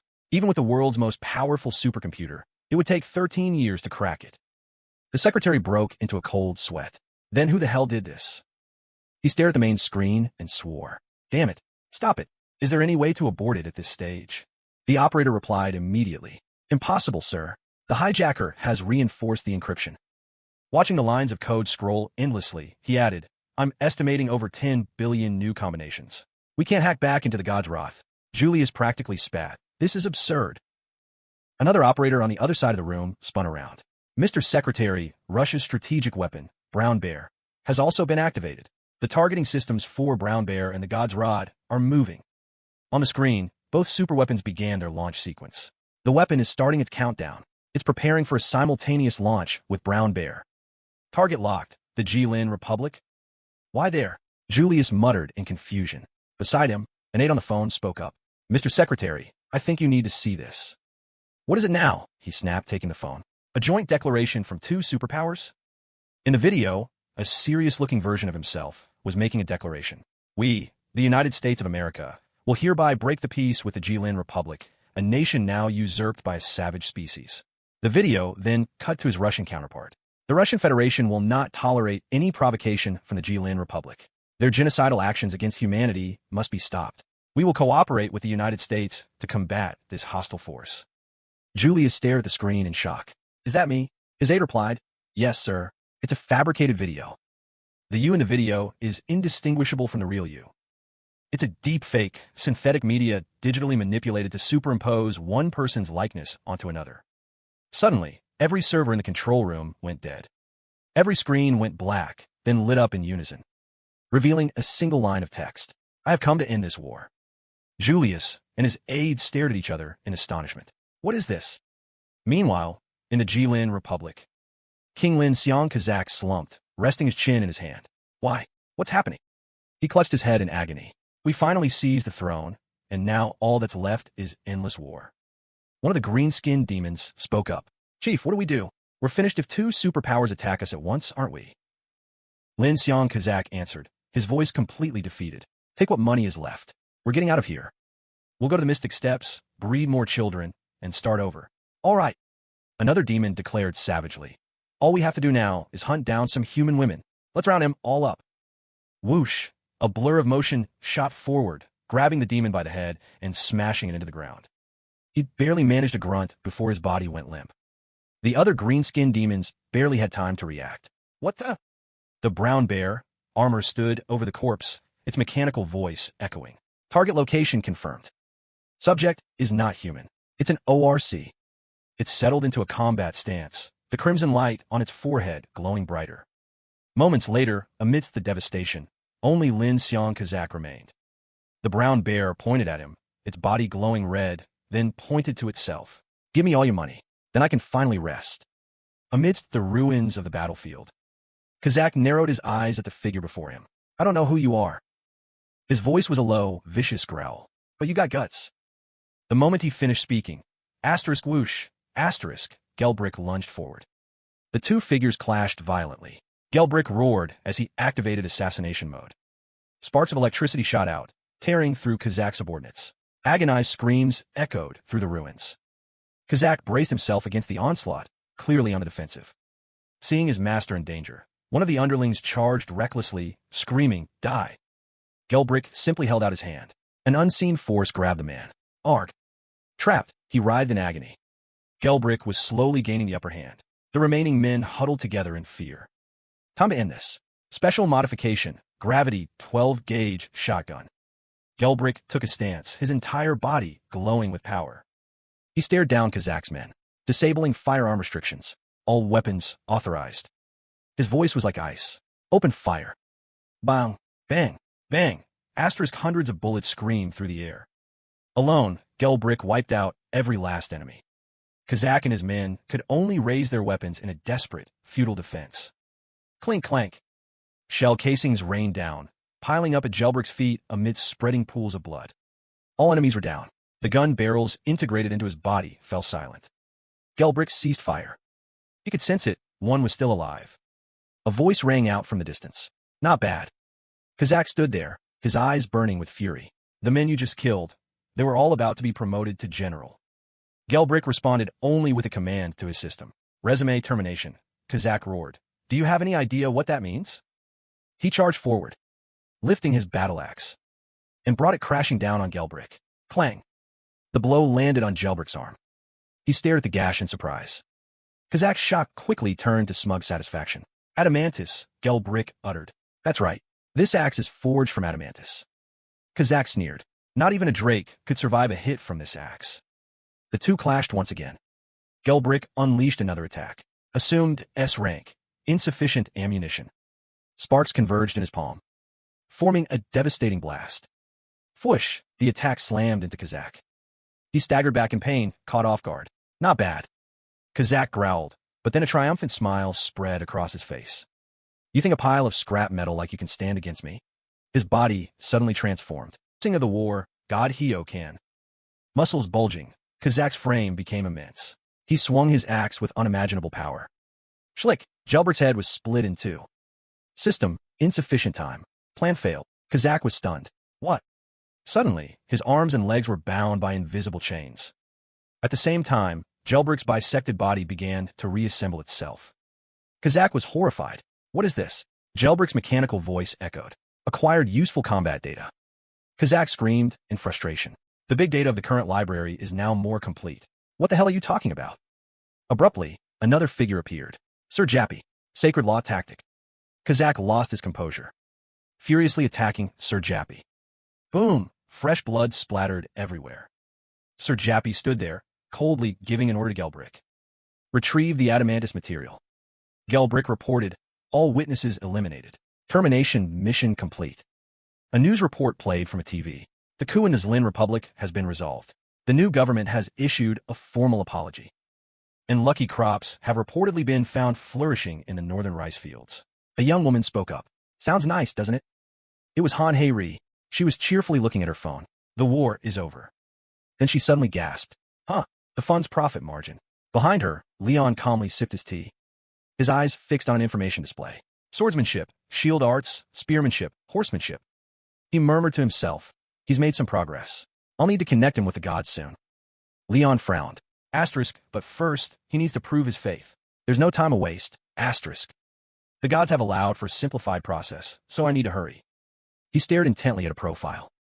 Name asterisk Tron, age asterisk 20, affiliation asterisk A rank Hunter Academy, Hunter rank asterisk B, primary weapon asterisk sword, note asterisk daughter of the Holy Sword Guildmaster. A knight who abides by the rules of virtue. Leon mused. Asterisk curiosity. This rich kid with good physical stats probably signed up just to see what the sacred law is like. Asterisk. Suddenly, a painful memory flashed through his mind. A girl's voice echoed. Asterisk, you killed him. You. The greatest king in history, Leon Hart. Asterisk, she reminds me of someone. Suddenly, Leon froze. He sensed something. The hammer. It just moved. He shot to his feet, his voice sharp with alarm. Who's there? Whoosh. Leon bolted out the door like a gust of wind, leaving Han Hei-ri and the others to stare after him in astonishment. Your Majesty. On the rooftop of a high-rise building. Leon landed, facing the source of the disturbance. A smirk played on his lips. Well, what do we have here? Before him stood Ji Chong, struggling to hold a powerful artifact, a look of complete bewilderment on his face. Near the Natsu Plains, a mischievous brown horse nibbles on Han Hei-ri's hair. Everyone's eyes turned in the same direction. Leon spoke, his expression serious. We'll be getting a new trainee. A murmur went through the group. At a time like this, Jia, Yuki Sigid, all the other students from the academy have already joined one guild or another. Except for us. Who is it? Leon continued. He'll be training with us for the time being, and will be challenging for the rank of knight. Everyone was stunned. Challenging for the rank of knight. A man, sitting on horseback, smiled. What good boy. He pulled the reins, and the horse came to a sharp halt right in front of Leon. The man introduced himself in a clear voice. I'm from the first squad of the Panton Corps. My name is Goody Sung. I look forward to working with you all. At the association's office, association president, Chairman Kong Hyuk stared silently into the distance. The sound of a TV echoed. News report. The campaign has been confirmed complete by the East Sea Command, the U.S. 7th Fleet, and the Naval Division. Chairman Kong Hyuk gave a slight nod. The Dragon Palace. It seems this issue has actually been confirmed. That red circle is considered to be the so-called Dragon Palace, also known as a Sea Gate. News report. It was first sighted in Tokyo Bay 25 years ago. The image on the TV switched to a sailor struggling in a violent storm. News report. At that time, everyone thought dungeon gates could only open on land. Gate monitoring satellites didn't exist yet, so no one was paying attention to the seas. Marine life mutated into monsters bent on conquest. The Tokyo Bay Gate was left unchecked until a dungeon break occurred. It not only destroyed Tokyo Bay, but also contaminated the entire surrounding environment, turning the local sea creatures into monsters. This is how the legendary monster known as News report. The Tokyo Bay Gate is remembered as one of the most devastating gate disasters in history. Afterward, a cooperative effort was established between neighboring countries to handle issues related to sea gates. The reporter's voice grew urgent. News report, Typhoon XA Hong, which was heading toward the Pacific, has suddenly changed course and is now moving directly toward Ulingdu. Chairman Kong Hyuk was lost in thought. Field reporter, it's the largest typhoon of the year. Chairman Kong Hyuk muttered. It's changing course to that dangerous area now. Reporter at the East Sea, with wind speeds of 64.5 meters per second, surpassing even the 2023 quasi-typhoon. This storm poses a real threat to the people of Ulingdu. Chairman Kong Hyuk looked up. Chairman, he ordered, contact the guild master of the Panhan Guild. On the computer screen, lines of code scrolled continuously. 30 minutes later, Lee Yongwan walked in. Any other signals from the monitored area? Kong Hyuk replied. That's all we know for now. Guildmaster Lee Yongwan, you haven't changed a bit, have you? He looked directly at Lee Yongwan. How dare you ignore my combat deployment order? He scowled. Why are we the only ones being deployed? There are a dozen other guilds more qualified than us. Kong Hyuk answered calmly. But it's hard to find a guild as outstanding as the Phoenix Guild. Lee Yongwan scoffed. You're awfully complacent, considering the fallout from the Jeju Island incident is still fresh. The chairman burst out laughing. Haha, that was a rare incident, but hasn't it mostly recovered by now? Lee Yongwan clenched his fists. Asterisk, damn it. Why'd I have to come here? It seems this old bastard still hasn't forgiven me for that failed operation. Asterisk. He growled. You're not just sending us there alone, are you? Chairman, you can't possibly expect us to take such a risk. Kong Hyuk quickly waved his hands. Wait, it's not just you guys going. I'm not the type of person to send others into danger. Don't worry, you'll have backup. Lee Yongwan's expression was one of pure contempt. Well, that's exactly the type of person I think you are. He turned to leave. Damn it, this was a complete waste of time. Ha Yuri stood beside him. He's still the same. He'll never change. Lee Yongwan let out a sharp breath. Yeah. He stared ahead, his gaze resolute. My horsemanship is still lacking, but I will fight as the king commands. Asterisk, I hope everyone will be safe. The gods will be watching over us. Asterisk. Lee Yongwan muttered. Damn it, this is so exhausting. The door burst open. A subordinate stood there, panting.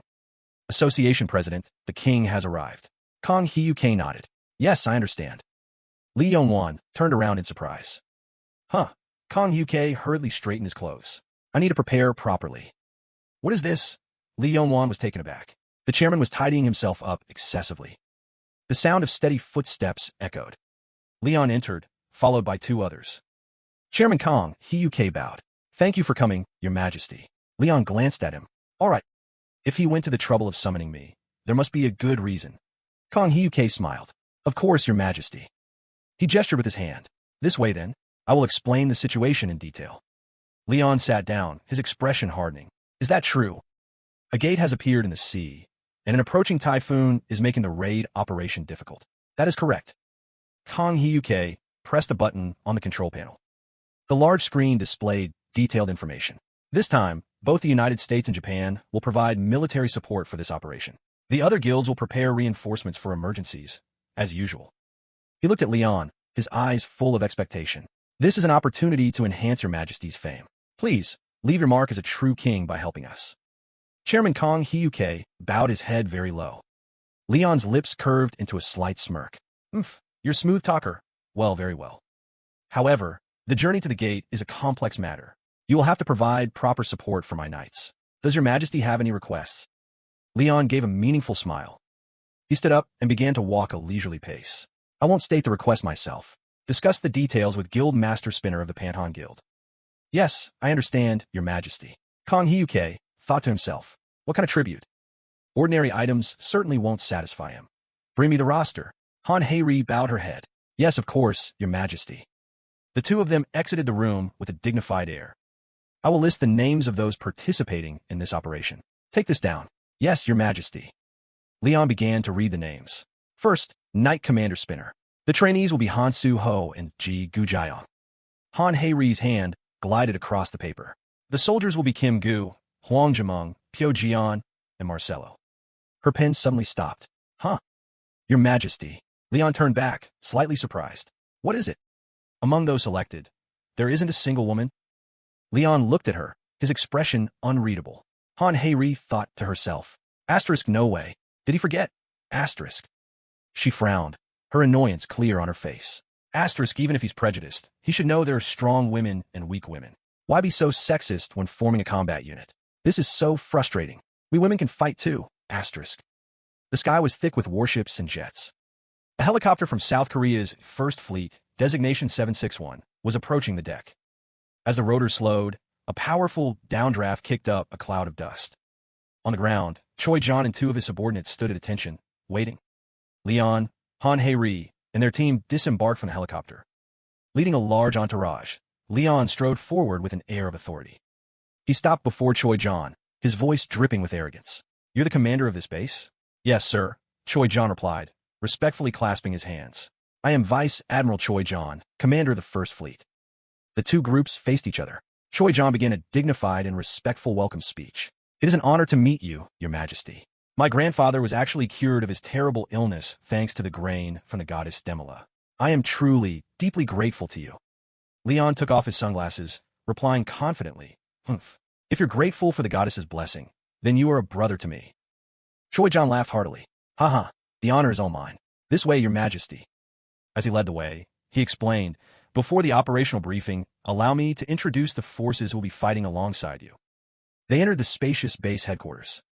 Leon maintained a stern expression, while Lai Yongwan followed close behind, his eyes cautiously scanning their surroundings. He stepped forward and asked, "Are those U.S. military personnel?" "Yes," Choi John answered openly. "They said they flew directly to the aircraft carrier on a transport plane." There's something strange about that U.S. force. Suddenly, Lai Yongwan spotted someone and cut himself off. "Huh? That person?" In the middle of the crowded hall, he called out, "Renan Selman. From America's Magic Tower? Really?" The man, deep in conversation, turned around with a confused look. "What is he doing here?" Lai Yongwan wondered. Renan's face darkened for a moment. Asterisk, huh? Even here in Korea, my reputation seems to precede me. Asterisk. Outwardly, however, he smiled warmly, holding his magic orb as he turned to greet them. "A pleasure to meet you all, the hunters of Korea. I am Renan Selman, master of the Magic Tower. I was invited here to assist with the raid on the Sea Gate." Halfway through his sentence, his face suddenly went pale, and sweat began to pour down his face. His gaze cut through the crowd and locked directly onto Leon. Renan was horrified, his mouth agape, as if he'd been struck by lightning. Asterisk, what? Why is he here? Asterisk. He clutched his trembling orb and muttered, "Oh God, great entity, he's standing right in front of us. That man, the one they call the king, he's here." Renan struggled to stay calm, adjusting his glasses as he tried to reassure himself.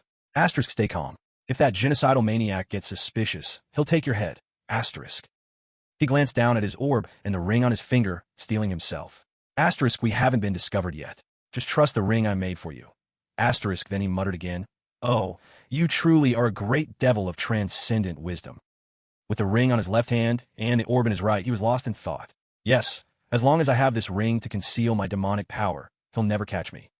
Suddenly, the ring on Renan's hand flashed with a purple light. He panicked. A crack appeared, and demonic energy instantly leaked out. Renan's jaw dropped, sweat drenching him. Asterisk, great entity, the ring is cracking. "Oh, come on, calm down, just stay calm." Asterisk. Blinding golden energy radiated from Leon's body. Asterisk, it's cracking from contact with his holy power. Get away from here. Don't stand so close to him. Hurry. Asterisk. The two of them stood facing each other amidst the crowd. Renan thought in terror. Asterisk, if this keeps up, he's going to get suspicious. "Hey, you idiot. Aren't you going to run?" Asterisk. He finally snapped out of it and hurried to offer a respectful greeting. "It is an honor to meet you, Your Majesty. Even from so far away, your reputation has reached my country. I hope we'll have the chance to meet from time to time, Your Majesty." "No, don't tremble like that while you're talking," Renan thought frantically. "You're squeezing me too hard." Leon suddenly gave a mysterious smile, causing those around him to glance over curiously. He walked past Renan, his voice confident. "Since you're a tower master, I'm sure we'll be seeing a lot of each other during this gate raid." Watching Leon walk away, Renan clutched his orb, drenched in a cold sweat. He let out a sigh of relief. Asterisk, thank God. As long as I have the ring, he won't find us out. Asterisk. Pale as a ghost, he commanded the orb. "Let's go. You should be fine. From now on, the second you see him, you run. Got it? Don't get near him." A voice came from the orb. "Yes, I understand. But..." Renan grew anxious. "Are you scared?" He gritted his teeth. Asterisk, we have no choice but to enter the gate with him. It's going to be a real pain in there. Damn it, why did I have to run into this bastard king here of all places? Asterisk. In another corner, Han Hei clutched a stack of documents, walking listlessly. She sighed in frustration, the king's words echoing in her head. Women aren't allowed on the ship? Suddenly, she looked up. Huh. Watching the group of people busy moving equipment ahead, her eyes landed on one person. She called out curiously, Hunter Gung. She walked over to the young man, wiping away his sweat. Hunter Gung. He immediately turned around. Oh, Assistant Manager Han. A can of soda dropped from a vending machine. Why are you carrying luggage? Han Hori probeert.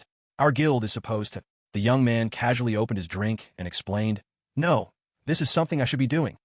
She stood facing him, speaking earnestly. You're a hunter for the Path Guild now. Even the king wouldn't ask you to do this kind of menial work.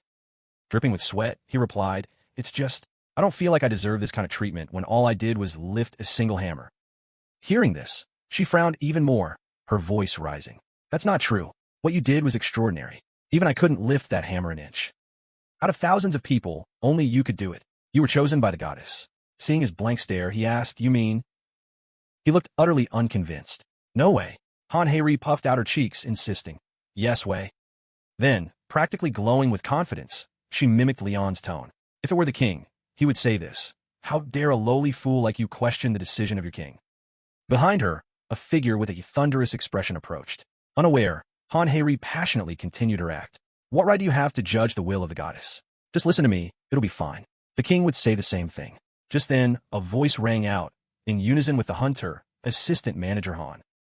But Han Hei didn't notice, lost in her own complaints.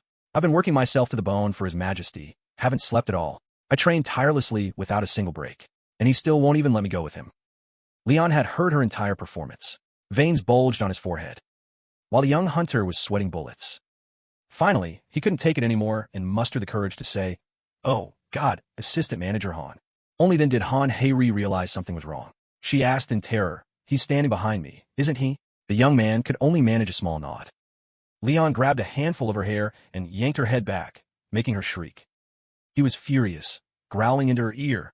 How shameless can you be? Well, have I ever spoken to people like that? How dare you put words in my mouth? Crying, she begged for forgiveness. Sniff. I'm sorry.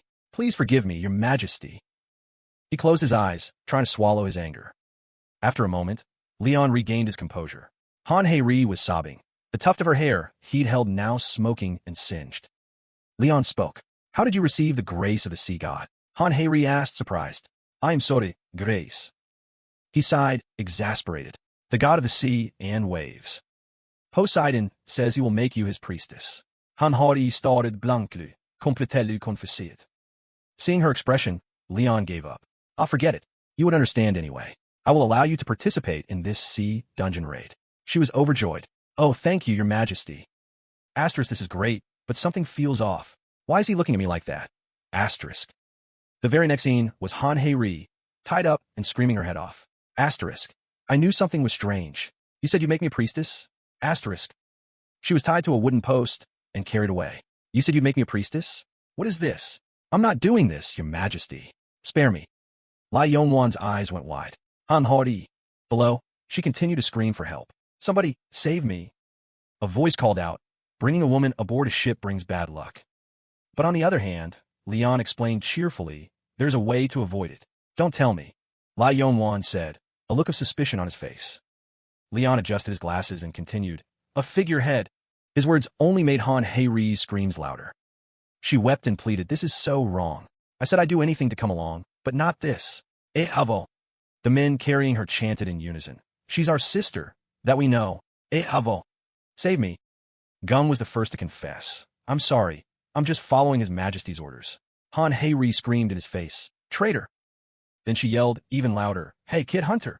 The 6 men carrying her skipped along, chanting, somebody stop us. Oh, somebody please. Han Hei turned to the woman next to her and ordered, didn't you hear me? Help me. But the woman just ignored her. The post was set on the ground. Immediately, it was carried over and fastened securely to the bow of the ship. Facing the vast, open sea, Han Hei was drenched in sweat. The captain blew a long blast on the ship's horn, signaling their departure. Below and on deck, everyone stood at attention and saluted, while the bound Han Hei screamed endlessly, No, I don't want to go anymore. The ship began to move, slowly pulling away from the dock. With tears and snot streaming down her face, Han Hei wailed, Save me. out on the open sea. Raging waves roared, ready to swallow the ship whole. A terrifying storm raged just ahead. Alert! Storm ahead. We are heading directly into it. Speed, 64.5 meters per second. Han Hei-ri, bound tightly, was white as a sheet. Someone help me. Her voice was lost in the crash of the waves. Please, save me. I don't want to die. Leon, completely calm, frowned slightly. You're being too loud. It's fine, she pleaded desperately. Your Majesty, please spare me. A vein throbbed on Leon's forehead. Be quiet. Can't you see you're scaring away all the fish? She fumed. Fish? You have the nerve to go fishing while you have someone tied up like this? Leon ignored her, glancing at the sea's surface. Her racket scared them all off. Han Hei-ri was still fuming. And how can you possibly fish with the ship moving like this? Whoosh! He cast his line with a powerful swing. His eyes laser-focused. The line went taut. Leon strained, pulling up a giant, thrashing fish. He grabbed it firmly by the tail. Commander Choi, is what I asked for ready? Choi Jae-sung bowed his head. Yes, Your Majesty. More than enough has been prepared. The fish was placed on a ritualistic altar. Leon knelt, his expression reverent. Oh, Master of the Ocean, please accept this offering from those who dare to challenge your domain. A brilliant light burst forth from the fish, shooting straight into the darkened sky. What is that? A soldier beside him trembled. Has anyone ever seen anything like that before? Choi Jae-sung pointed frantically toward the sea. Is that a wave? I've never seen one that big in my life. The light enveloped the entire sky, transforming into colossal walls of water that threatened to crash down. Suddenly, a majestic voice echoed from the depths of the ocean. Ah, Leon, my lighthouse, guardian of my shrine, protector of Long One. Leon looked up. It's Poseidon. A gigantic, divine fish materialized in midair. A soldier stammered. Teach the god of the ocean and the raging waves. Choi Jae-sung's crew was speechless, unable to believe their eyes. This is truly a magnificent ocean, and a fine day to meet you. I can feel it, the caress of the sea, just as the old gods spoke of. The fish god swam above them, its voice booming with authority. Your ship has no sails. You ignorant mortals do not understand the ocean's grace. Leon gazed out at the sea and replied earnestly. The times have changed. It is not as it once was, so there are many new things you may not understand. Please continue to protect and watch over this place, as you always have. The fish god laughed loudly. Haha, I have no reason to watch over those who are not my followers. My blessings are reserved only for those who truly fear and revere the ocean. Leon accepted this. I suppose so. Very well. In any case, I have a question. He looked toward Han Hei-ri. Why did you choose this girl to be your priestess? Han Hei-ri flinched. A shark. The fish god burst out laughing again. It can be difficult to convert others, but the effort is well worth it. When they finally change, the benefits for me are great. Han Hei-ri scowled as she listened. This girl has a virtuous soul. She is one who can be converted. The fish god added. Of course, her awareness and faith in the gods do not compare to yours. After all, in this world, you remain someone that no one can truly comprehend. Leon asked again, his tone skeptical. I suppose it's your good fortune to have found her, but are you certain about this choice? This is a blessing. How dare you question my judgment? Leon sighed. I think it will be difficult for you to convert someone with so little faith in the divine. Han Hei-ri muttered sarcastically. A blessing? What are they even talking about? The fish god seemed confident. Haha, I trust that the virtuous king of this world will handle things just fine. It called out loudly. Han Hei-ri. My new priestess. Han Hei-ri looked up, bewildered, and stammered. And me? I shall bestow upon you my grace, so that you may wield the blessings of the great ocean and the raging waves.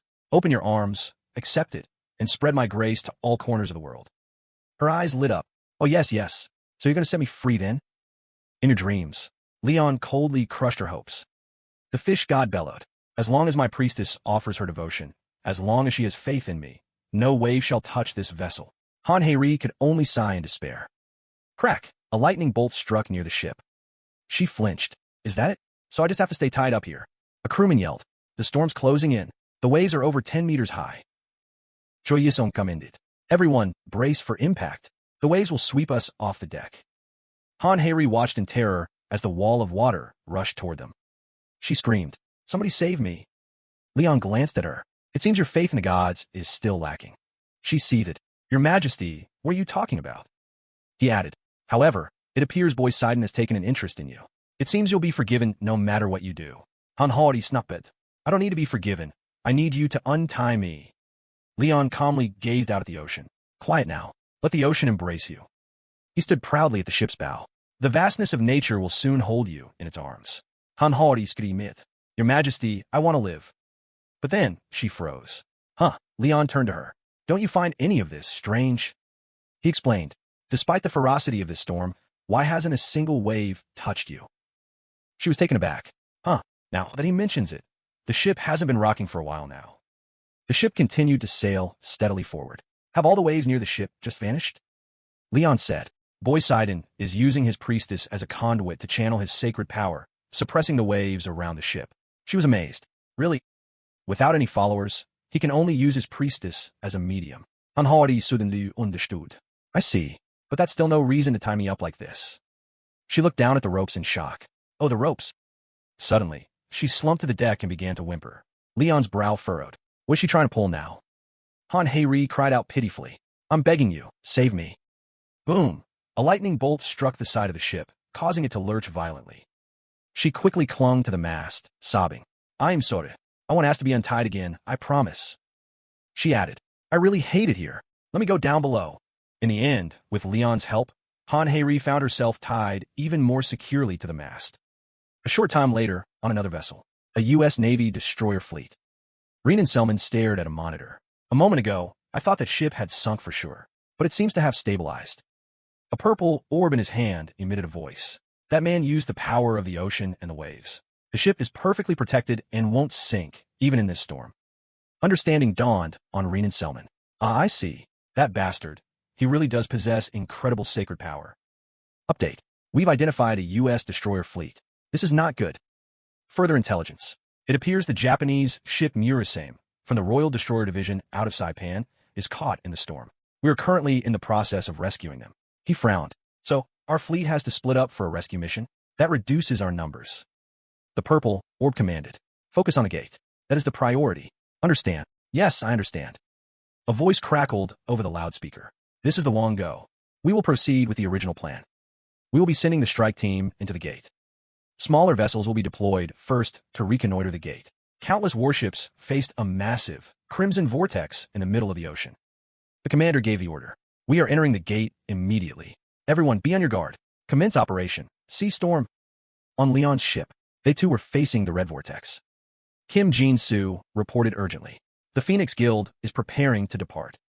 Hearing this, Han Hei-ri's eyes welled up with tears. Ahead of them was a hazy, blood-red gate. Suddenly, a frantic scream. Look out, it's a waterspout. Han Hei-ri was confused. Huh, what? A massive waterspout appeared out of nowhere, sweeping numerous soldiers into the sea. She stood frozen, watching in horror as their desperate screams faded. Then she whipped her head around and shrieked. Your Majesty, save me. The coast. Dusk settles over the sand. Han Hei-ri lies face down, unconscious. No, you old coot. I told you it's kimchi. Gasp. A gush of salt water floods her throat. Han Hei-ri shoots up. Got so salty. She stumbles to her feet, quickly spitting out the seawater. Asterisk tui. Tui, asterisk. That whirlwind. It must have swept me away. Where am I? She stands up straight and takes in the whole scene. Bodies are scattered everywhere. Everyone is lying motionless on the sand. She runs to them, shaking each person. Everybody wake up. One by one, they slowly stir, groaning and clutching their heads. Swajerk sawake. Vaidi. My head. Han Hei-ri asks with concern. Are you okay? Yeah, aside from my mouth being full of sand. He looks around. Did that storm really blow all of us here? Han Hei-ri begins to notice who's missing. All of us. Seeing her trail off, Suho grows confused. What is it? She scans the crowd, and then it hits her. His Majesty, he's not here. Sir Gap and the other hunters are gone too. Suddenly, a voice echoes in her mind. Asterisk, calm down, girl. They're gonna be okay. Asterisk. Startled, Han Hei-ri whips her head around. Where did that voice come from? Look down. She slowly lowers her head. The source of the voice is a turtle. A turtle. The turtle wags its tail. That's right, girl. Han Hei-ri and Suho crouch down. The turtle continues. I sent my avatar to save you all. Avatar. She glances at its tiny body. You're so small. The turtle fumes. Hey, show some respect. You should be reverent when you meet a god. A series of terrifying images flash through Han Hei-ri's mind. She quickly bows. Speaking of which, you said they'd all be safe. Do you know what happened? The turtle stands on its hind legs. Yup. The power of the waves carried them to safety. It was inevitable that you'd be separated. Han Hei sighs in relief. Wow, that's incredible. What a relief. The turtle stretches. Man, it's hard to move in this body. Let me ride on your shoulder. Han Hei grimaces, but forces herself to be respectful. Ah, yes, of course. She places the turtle on her shoulder. What do I do now? Suddenly, she feels a murderous aura. Her gaze hardens. Something is moving toward them fast. She drops into a fighting stance and yells, "Everyone on your feet." Hordes of giant crabs burst from the sand, charging right at them. Monsters! The crabs are getting faster, and there are more and more of them. Suho raises his shield, taking a defensive stance. Honhoeri dros har sword. Where did these monsters come from? Her sword ignites with a blazing red flame. I have to go all out.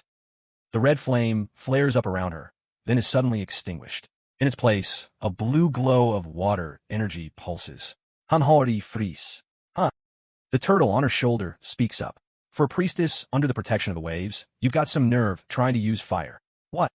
She yanks the turtle off her shoulder and shakes it furiously. I can't use my fire magic anymore. No, to hell with being a priestess. I quit. Dazed from the shaking, the turtle replies, there's no turning back now. Suo, standing nearby, taran spade. Han Hei's face falls in despair. The turtle in her hands goes limp. She lets out a roar that shakes the entire coastline. Art, are you serious? The giant crabs continue their relentless advance. Whoosh! Suddenly, rows of crabs are instantly cooked, their shells smoking.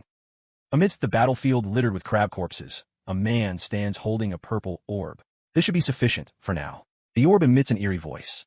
The beginning was a bit rough, but at least we escaped that monster king. Asterisk forget about those pathetic hunters from the Allied forces. Let's start building our resort. Asterisk the man bows obediently. Yes, Almighty One. He turns and points a finger at a smoldering crab. Purple magic envelopes it. Arise. The crab slowly gets to its feet. He gives it a sideways glance and commands, take me to the stone statue. Before them stands a colossal stone statue. Cradling the orb, he asks, is this the stone statue? Asterisk precisely. We need to find the other statues as well. Asterisk. In that case, he raises his hand, gathering his magic. Suddenly, a voice rings out. Hold on. Li Yonghuan's group approaches leisurely. He issues a warning. Magic Tower Master, do you even know what that is before you go touching it? The Magic Tower Master turns around. Mr. Li Yonghuan, I see everyone is safe and sound. TCH, they got here sooner than I thought. The orb whispers. How did they manage to avoid the monsters? The Magic Tower Master probes. I assume you two Korean hunters also received the quest? It's not to destroy this statue, is it? Of course. I read the instructions immediately. Explore the island and destroy the giant Jack's statue. Li Yonghuan suddenly hesitates. However, images of the Jeju Island Gate and the giant iron golem flash in his mind. The objective of the Red Gate was to defeat Jelgrick, but Jelgrick was an invincible god of war. His expression turns serious again. In other words, the quest must have another secret we don't know about. We still don't have enough information regarding this gate. If this turns out to be a trap, there's no telling what could happen, right? He glances at the Magic Tower Master and states his condition. First things first, I think we should share whatever intel we have on Jagga. The Magic Tower Master hesitates. He whispers to the orb, we should back off.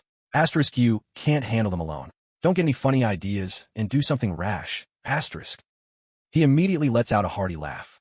Ho ho, you're absolutely right. The Korean hunters are truly far-sighted. Li Yonghuan and Harin look bewildered. Then let's head to the beach for a more cordial chat. The Maverick Guild members are there too. Even so, Li Yonghuan and Harin remain on high alert, exchanging a knowing glance. Meanwhile, Han Hei's group has finished dealing with the crabs. Phew, finally it's over. She walks over to Suho. Suho, is anyone hurt? No, we're all fine, Heiri. She turns to the others and yells, Paris hunters, any injuries over there? Someone calls back. Nah, we're all good over here. Just then, Gu Daesung walks over. About that, Assistant Han. HM, Hanta Gu Daesung. He says simply, this. She looks at him, confused. He looks at his empty palm, his expression grim. The buff His Majesty gave us, it's gone. What? Sweat trickles down Han Hei's forehead. This is serious. I've seen His Majesty's aura many times, but that's exactly the problem. Gu Daesung the goal. I previously asked His Majesty to participate in an experiment to see how far his aura's influence could reach. He holds up one finger. About 30 kilometers. Thanks to Longinus and the demon army, his aura was at its maximum range. He pauses, his voice slowing. But none of us? He looks up at the empty sky. then lowers his voice. Are receiving his buff right now. Unhardy Stauch. Ah, so that means, no matter how you look at it, this island isn't anywhere near 30 kilometers wide. Gu Daesung looks out at the vast ocean and concludes, there's a high probability that His Majesty isn't on this island, or any of the islands nearby. No way. She turns to the turtle on her shoulder. Poseidon, can you? The turtle cuts her off. Even my link to him has vanished. Panicked, Han Hei-ri turns to face the endless ocean. This is bad. I can't even start looking for the others yet. The sea remains silent. There is no answer. Desperate, she cries out, where are you, Your Majesty? Deep beneath the ocean, inside a vast, underwater palace. A voice echoes in Leon's ear. Well, it's time to put an end to this long, long dream. Leon remains silent. A massive, lumpy red monster rambles on. After 500 years of eating every kind of fish, even the most beautiful of lands no longer satisfies my palate. It opens its enormous mouth toward him. Now, I wonder, what does a Knight of the Holy Grail taste like? A jumble of electronic sounds. BIOS boot, error. Processing unit has collided with an unknown substance. Retrying. The system attempted a reboot. Jabi woke up. He was bewildered. Beneath his back was a cold stone slab, surrounded by countless strange flowers. He spoke in his unique, mechanical language. Asterisk clack, clack. Asterisk hordes of crabs scuttled over. Beep beep. They repeated his words, like children learning to speak. Understand my language? Jabi froze for a moment. He waved a mechanical leg. The crabs obeyed and dispersed in unison. He waved his leg again, pointing in the opposite direction. The crabs panicked. They lost their bearings for a second, but quickly reformed their ranks. It seems there was some miscommunication. Coolant dripped down his face. He was about to ask again when... Elsewhere, the soldiers sent out to search had returned. They reported back. No sign of Kim Do-han. No sign of Kong Hyuk. Manager Kim wasn't here either. A troll guessed that they had all been separated. Suho tried to reassure her. I'm sure they're all okay, sister. I guess so, huh? Han Hei-ri replied, her voice lacking confidence. Suddenly, she remembered. That's right, there's that other squad. She turned to them with a polite expression. Oh, and thank you for your help earlier. A soldier eagerly added. Yeah, our comrade from the American Guild. Thanks to you, we were able to wipe out those monsters in no time. The foreign man gave a standard military salute. Feitra Kurianunters. I'm M from the Maverick Guild. Han Hei-ri was a bit overwhelmed by their presence. She returned the greeting politely. Yes, hello. A second later, the name M, he just said, made her freeze. Asterisk, huh? Wait, Mr. M? Asterisk, I think I've heard of you before. She realized who he was. This was Lynn Taylor, the S-rank hunter, ranked 6th in the Maverick Guild. He got embarrassed when his identity was revealed, scratching his head. Ahem, shouldn't we be using our real names instead of talking about code names? So laid back, Han Hei-ri took the hint and quickly bowed. You're right. If you have a name, you should use it. My sincerest apologies. Her gesture only made him more embarrassed. You don't have to be so formal. Hearing this, the other soldiers began to whisper. So that's Mr. M. I saw him on YouTube. I think an S-rank hunter actually came to help us. Han Hei-ri got back to the matter at hand. In any case, I didn't know you were also part of this operation. He turned his face away. We haven't exchanged any information yet. Well, I guess we were in a bit of a rush. By the way, it seems your guild master isn't here yet. Are we simply supposed to be searching for those who were swept away by the waves? She smiled at his question. Oh, don't worry about that. We have the god of the sea protecting us, and if His Majesty intended to find us, he would have found us long ago. That's right, Nuna. No matter what, His Majesty has a Pegasus, so what's there to be afraid of? The sea god? A Pegasus? The sudden flood of fantasy information left the man dumbfounded. What did you just say? Whoosh! Before he could hear the answer, a notification appeared. First wave commencing, everyone stared, speechless at the giant text. The pleasantries were over. Han Hei-ri sighed. What is this? We have to stop more monsters again. We'll talk later. We have to deal with these things first. He rolled up his sleeves. Another notification appeared. First wave, monsters approaching, time remaining, 2 hours 59 minutes and 34 seconds. From the sea, mutated creatures sprouted legs and swarmed toward them, radiating bloodlust. Someone in the group exclaimed, an A-rank boss right from the start? This is going to be tough. On they came. Countless monsters appeared. They had numbers and quality. A high-level monster stood motionless on the water surface, stretching its long tentacles toward them. They were all stunned. The attack was too fast, too sudden. They were nearly hit right in their command post. A soldier shouted, ordering the day's troops, shields up. Even with the shields, the monster's attack was too powerful. Several people were injured. The shields began to crack. The commanding soldier realized. Asterisk, damn it. Without his majesty's buff, I'm so much weaker. Asterisk. They barely blocked the first blow. The second, shatter, the defensive line crumbled. Everyone cried out in alarm. Hunter Young.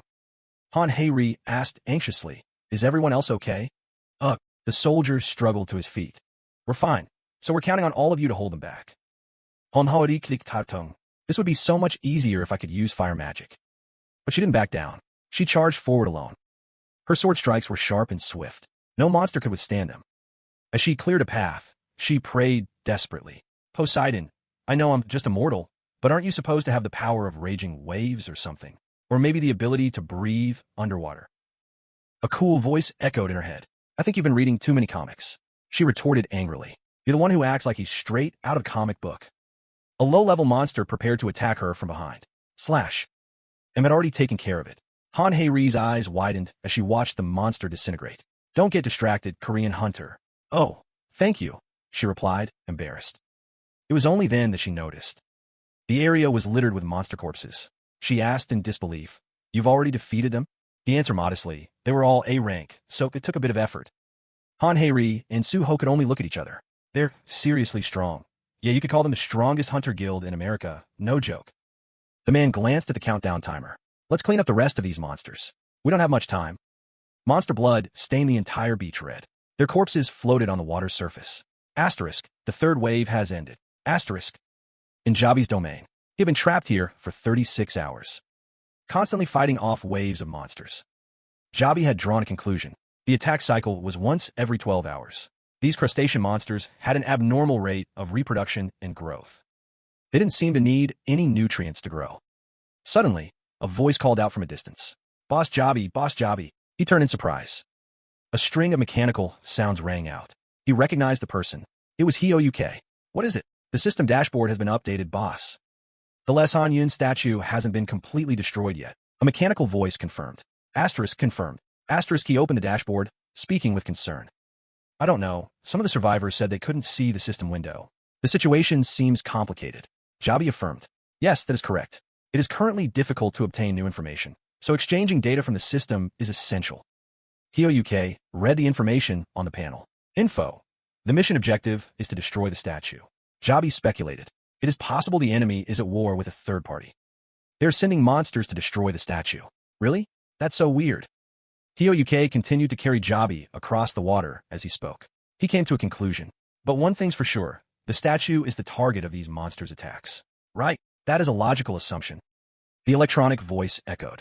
Suddenly, Jabi asked, By the way, it appears the Kiki accelerator has sustained too much damage. Will we be able to protect ourselves? Hyo UK stared blankly, then turned to look at the crabs scuttling behind them. Those Kiki things. Jabi stated definitively. Impossible. The difficulty of the waves is increasing exponentially. There is a high probability of catastrophic failure during the fifth wave. Even with you here, boss? Unfeasible. Even if we had the right gear to fight back. The right gear. Hyo UK was confused. Then who's going to teach these monsters a lesson? Suddenly, he clapped his hands together. Smack, oh right. Boss Jabi, I just found something really cool. He led Jabi to a strange land. As they went deeper, he explained, there's a cave behind a waterfall. The inside is already gorgeous, but that's not all. When they arrived, he announced excitedly, Look, boss. Jabi was speechless. Before him was a miniature city. Those Kiki might have built a civilization more advanced than we thought. Just look at the streetlights. That's enough to prove it. It's incredible. In the depths of the sea, a man removed his glasses. This is complicated. A line of reasoning formed in his mind. Asterisk, this is no ordinary sea worm. This is the remnant of a civilization. Asterisk. A world that has already been destroyed. Asterisk, the moment the boat capsized, Poseidon's power was cut off. This place is the domain of something else, something that has weakened us. It's possible. Asterisk. Asterisk, it's a being on the same level as the gods. Or a demon of equal rank. Asterisk. He called out arrogantly, You demon, show yourself. A grotesque laugh echoed. He he he. The voice was as grating as insects gnawing at his eardrums. Leon Hart, the hound of the gods. Leonidas, heir to the divine dragon slayers. You, who have slain the most demons in the universe. Knight of knights, king of kings. You, who protects a great empire, now appear before me. Even my army and I must tremble. A dark shadow materialized behind him. He quickly pinpointed its location. You know your place, don't you? It wasn't angry. On the contrary, it feigned reverence. How in the hell could I not know of Leonidas? Even among our kind, you are a legendary hero. Many warriors have come here before, but not one of them could defeat evil. Will you be any different? He stared straight at the demon, unwavering. So even filth like you considers me a threat? Is that it? Hearing the taunt, it cackled. He. In an instant, it teleported high above. Leonhard, I have you to thank for this. Thanks to you defeating Malphas, I have been given this opportunity. Malphas? He wondered. The demon expanded, growing larger. That's right. The time has come to end 500 years of weary waiting. To prepare for the fourth wave of attacks, Han Hei-Ri was out at sea. From a distance, it looked like she was just playfully splashing around, but the focused expression on her face told a different story. She puffed out her cheeks, sending water flying, prompting the god to let out a weary sigh. The Supreme Being's crystal-clear voice echoed across the watery expanse. If you want to play in the water, you should take off your clothes and get comfortable. It'd be a much better view. The god's jest made her fume. Not even the cool water at her feet could soothe the irritation on her face. TCH, stop saying such weird things. I'm trying to awaken, you know? Hearing her explanation, the god feigned surprise. Oh, so you're not just splashing around? You can stir up this whole sea, but you'll never awaken the power of the waves that way. The god's half-joking, half-serious taunt caught her off guard, as she had thought her efforts, though tiring, were perfectly logical. Gazing into the distance, she explained, I learned from the goddess Ariana, the goddess of justice, that by accumulating good deeds, one's character will ascend. The god's voice rang out again, its clear tone belying the insolent words. That's the textbook method, sure, but it's also boring as hell. She quickly reasoned. The goddess plows the fields and cherishes the fruits of the earth. Baidos is in tune with the flame of glory and an unyielding will. Isn't that right? Boma is connected to the sea and its waves. I thought I had to do something out in the ocean to awaken, but I guess not. The god sounded indignant at her reasoning. Even if that were true, it wouldn't involve just splashing around out here. Frustrated, she poked the small turtle head that the god was currently inhabiting. TCH, then you tell me what to do. You're the one who said we have to save King Leon. At this, the god adopted a look of serious contemplation. That's right. I think that guy is trapped under the sea, not on land. She met the small turtle's eyes and argued. If that's the case, shouldn't we hurry? I need to awaken as soon as possible to find His Majesty, Leon. You've got a point. Finally, the god was convinced. Seizing the opportunity, she got straight to the point. So, are you going to tell me how to awaken or not? I can never understand a thing this god says anyway. The god let out a sharp sigh, as if in deep thought. Then, with the voice of a supreme sea god, he proclaimed, Han Hei-Ri, my extraordinary maiden, performing the rituals of the sea and waves, and building faith is a simple matter for you. The sea is an endless source of life. Simply by expressing your gratitude to it, you can build your faith. But, Hei-Ri, you are my young priestess. How dare you mistake your path for that of a mere believer?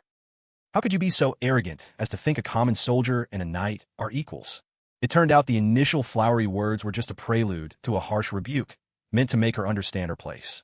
Han Hei-Ri let out a soft, dejectedly conceding defeat. All right, I'll try harder. From the distance, a young man came sprinting toward her, calling out as he gasped for air. Ma'am, hey, Mom. What's wrong? She asked, looking puzzled. The young man, panting heavily, stammered. We found it. The Yaksha statue. She froze for a moment. After catching his breath, he continued. The Maverick Guild found the statue. On a desolate, grassy field. Ronald Mann's brow furrowed. He had also followed the Magic Stone's guidance here, but he was a step too late. He spoke quietly to the stone, actually communicating with someone else. They're still protecting it. This is harder than I thought. A sharp voice snapped back from the stone. Did I ask? Why do these leaders always have to be so theatrical? He observed them pensively, thinking, looks like they're really uncertain about this mission. So he asked, should we destroy it secretly tonight? The voice on the other end replied quickly, don't worry about baseless suspicions. We'll have an explanation soon enough, one way or another. Just as the person had predicted, someone in the group voiced their doubts. Hey, my Korean friend, isn't it about time we destroyed this statue? Being thorough is one thing, but it's been 3 days.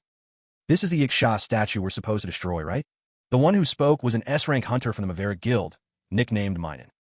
Hayuri and Lee Yongwan listened in silence. Looks like we don't have a choice, Hayuri said quietly to him. Then there's nothing we can do, he replied. Right after, Minun said nonchalantly, well, I'll leave it to you guys. Just waiting for that cue, another person happily accepted. You got it. As soon as he finished speaking, he charged at the statue, unleashing a powerful punch. The statue shattered into pieces, sending countless fragments flying. A notification appeared immediately after. The Great Yiksha statue has been destroyed. Remaining statues, 2 out of 3. Seeing the notification, Minun said cheerfully, looks like destroying the statue was the right answer after all.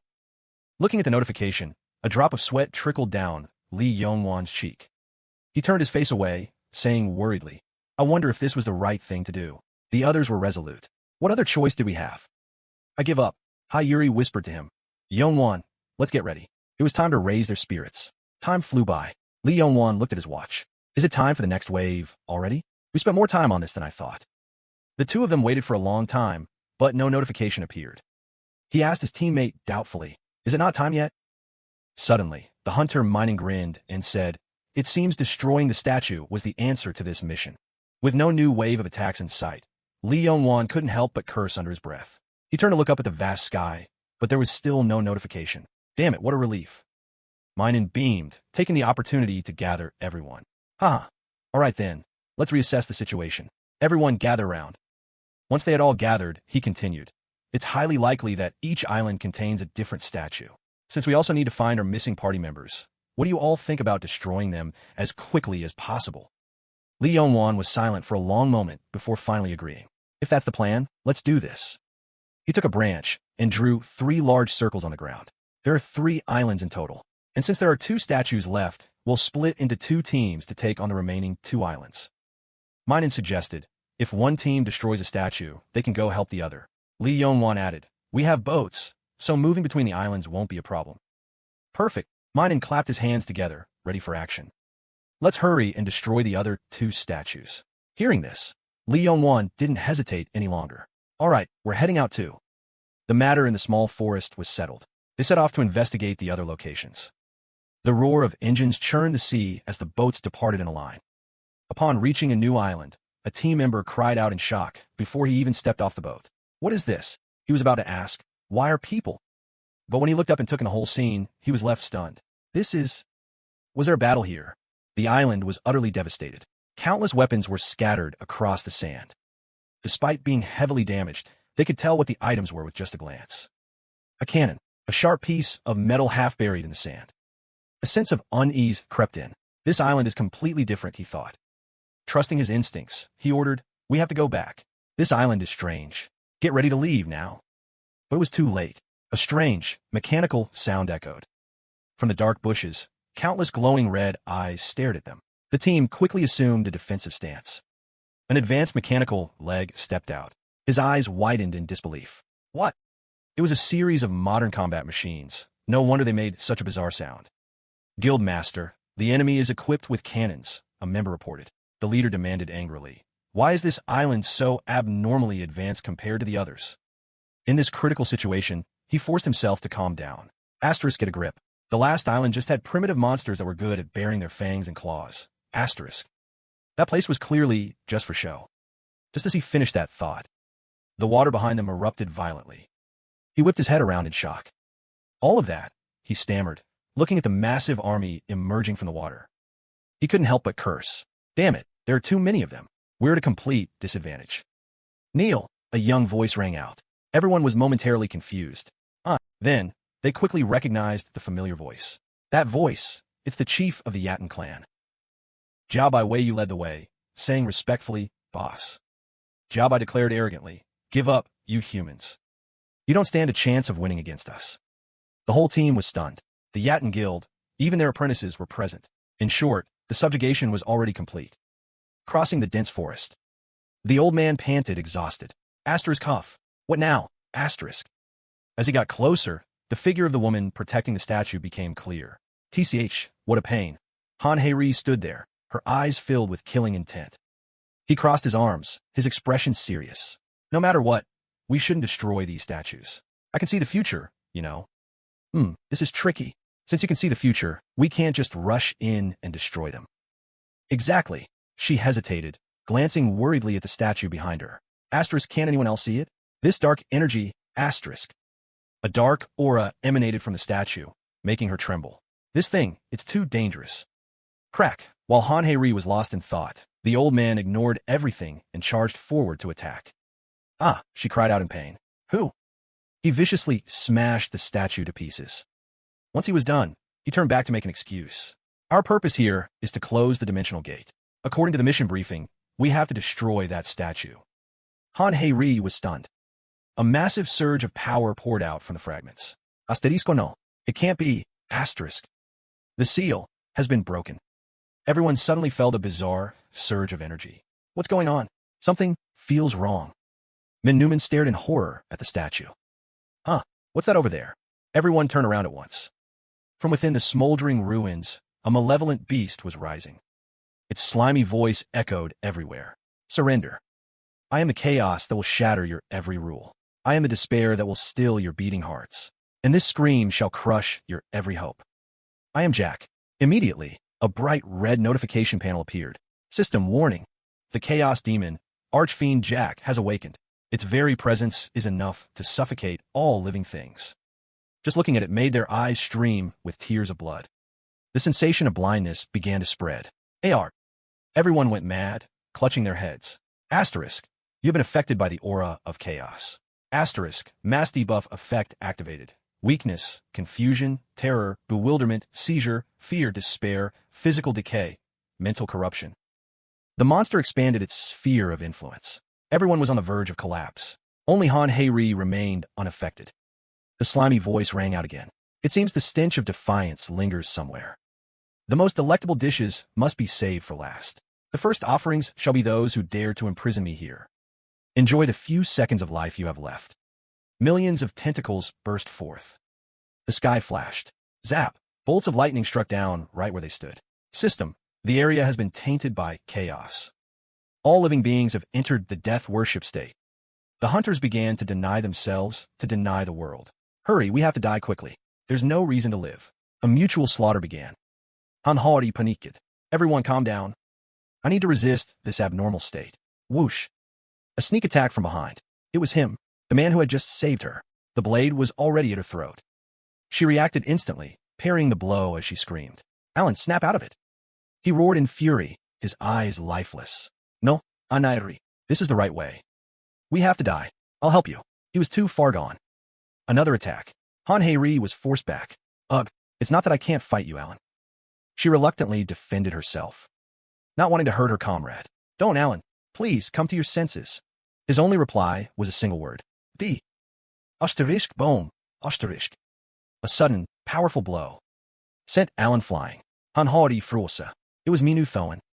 Thank you, she said gratefully. But the twisted smile on his face made her realize she had fallen into another trap. It was too late. Minu Thoen attacked her head-on. I can't dodge this. A cataclysmic impact. She was blown away into the sea, sinking deeper and deeper. Her consciousness faded from the lack of oxygen. Am I going to die like this? Memories flooded back. That day, as a little orphan, look at your parents. They were heroes who sacrificed themselves to save the world. Isn't that wonderful? I don't know what kind of person you'll become when you grow up, Hari, but let's make a promise. Hold on to that pride and become someone extraordinary. Asterisk, those words echoed in her mind. Damn it. Hunter or priest, what does it even matter? I can't even come close to Sir Gelbrick's level. In her despair, a figure appeared, a divine sea turtle. A gentle voice echoed in her mind. Han Hori. Do not try to control the sea. That is but a single stream in a vast ocean. Fill your heart with faith, with sincerity and trust. Understand and accept. How truly great that which you embrace is. But, she lamented in her mind, but the big problem is, I don't understand a single thing you're saying. The god continued, listen to the sea. If you have never felt its infinity, then do so now. The ceaseless motion of the furious currents, the whisper of the coral formations, the boundless symphony of the sea. You are a finite being, a mortal child. If you truly wish to obtain peerless power, do not try to grasp it with your own hands. Infinite power cannot be grasped. At this very moment, you are already within it. She had an epiphany. Her eyes slowly opened, adapting to her new power. Asteriska, I understand now. What I can do right now, asterisk. Han Heiri looked down into the depths of the ocean. Your Majesty. So this is where you were. She no longer hesitated. She stretched out her hands, parting the waters to open a path. Divine law, part the seas. At the end of the watery path, a pure white temple appeared. There Leon was waiting, his entire body radiating a holy power. A powerful call rang out. Come, stallion. Han Heiri woke up after fainting at the bottom of the sea, a soft groan escaping her lips. Right at that moment, a gentle voice, yet enough to fully wake her, rang in her ear. Well done, Han. She was startled, her whole body stiffening. Your Majesty, Leon said sternly, don't jump up, sit still. Han Heiri asked cautiously, did I almost drown?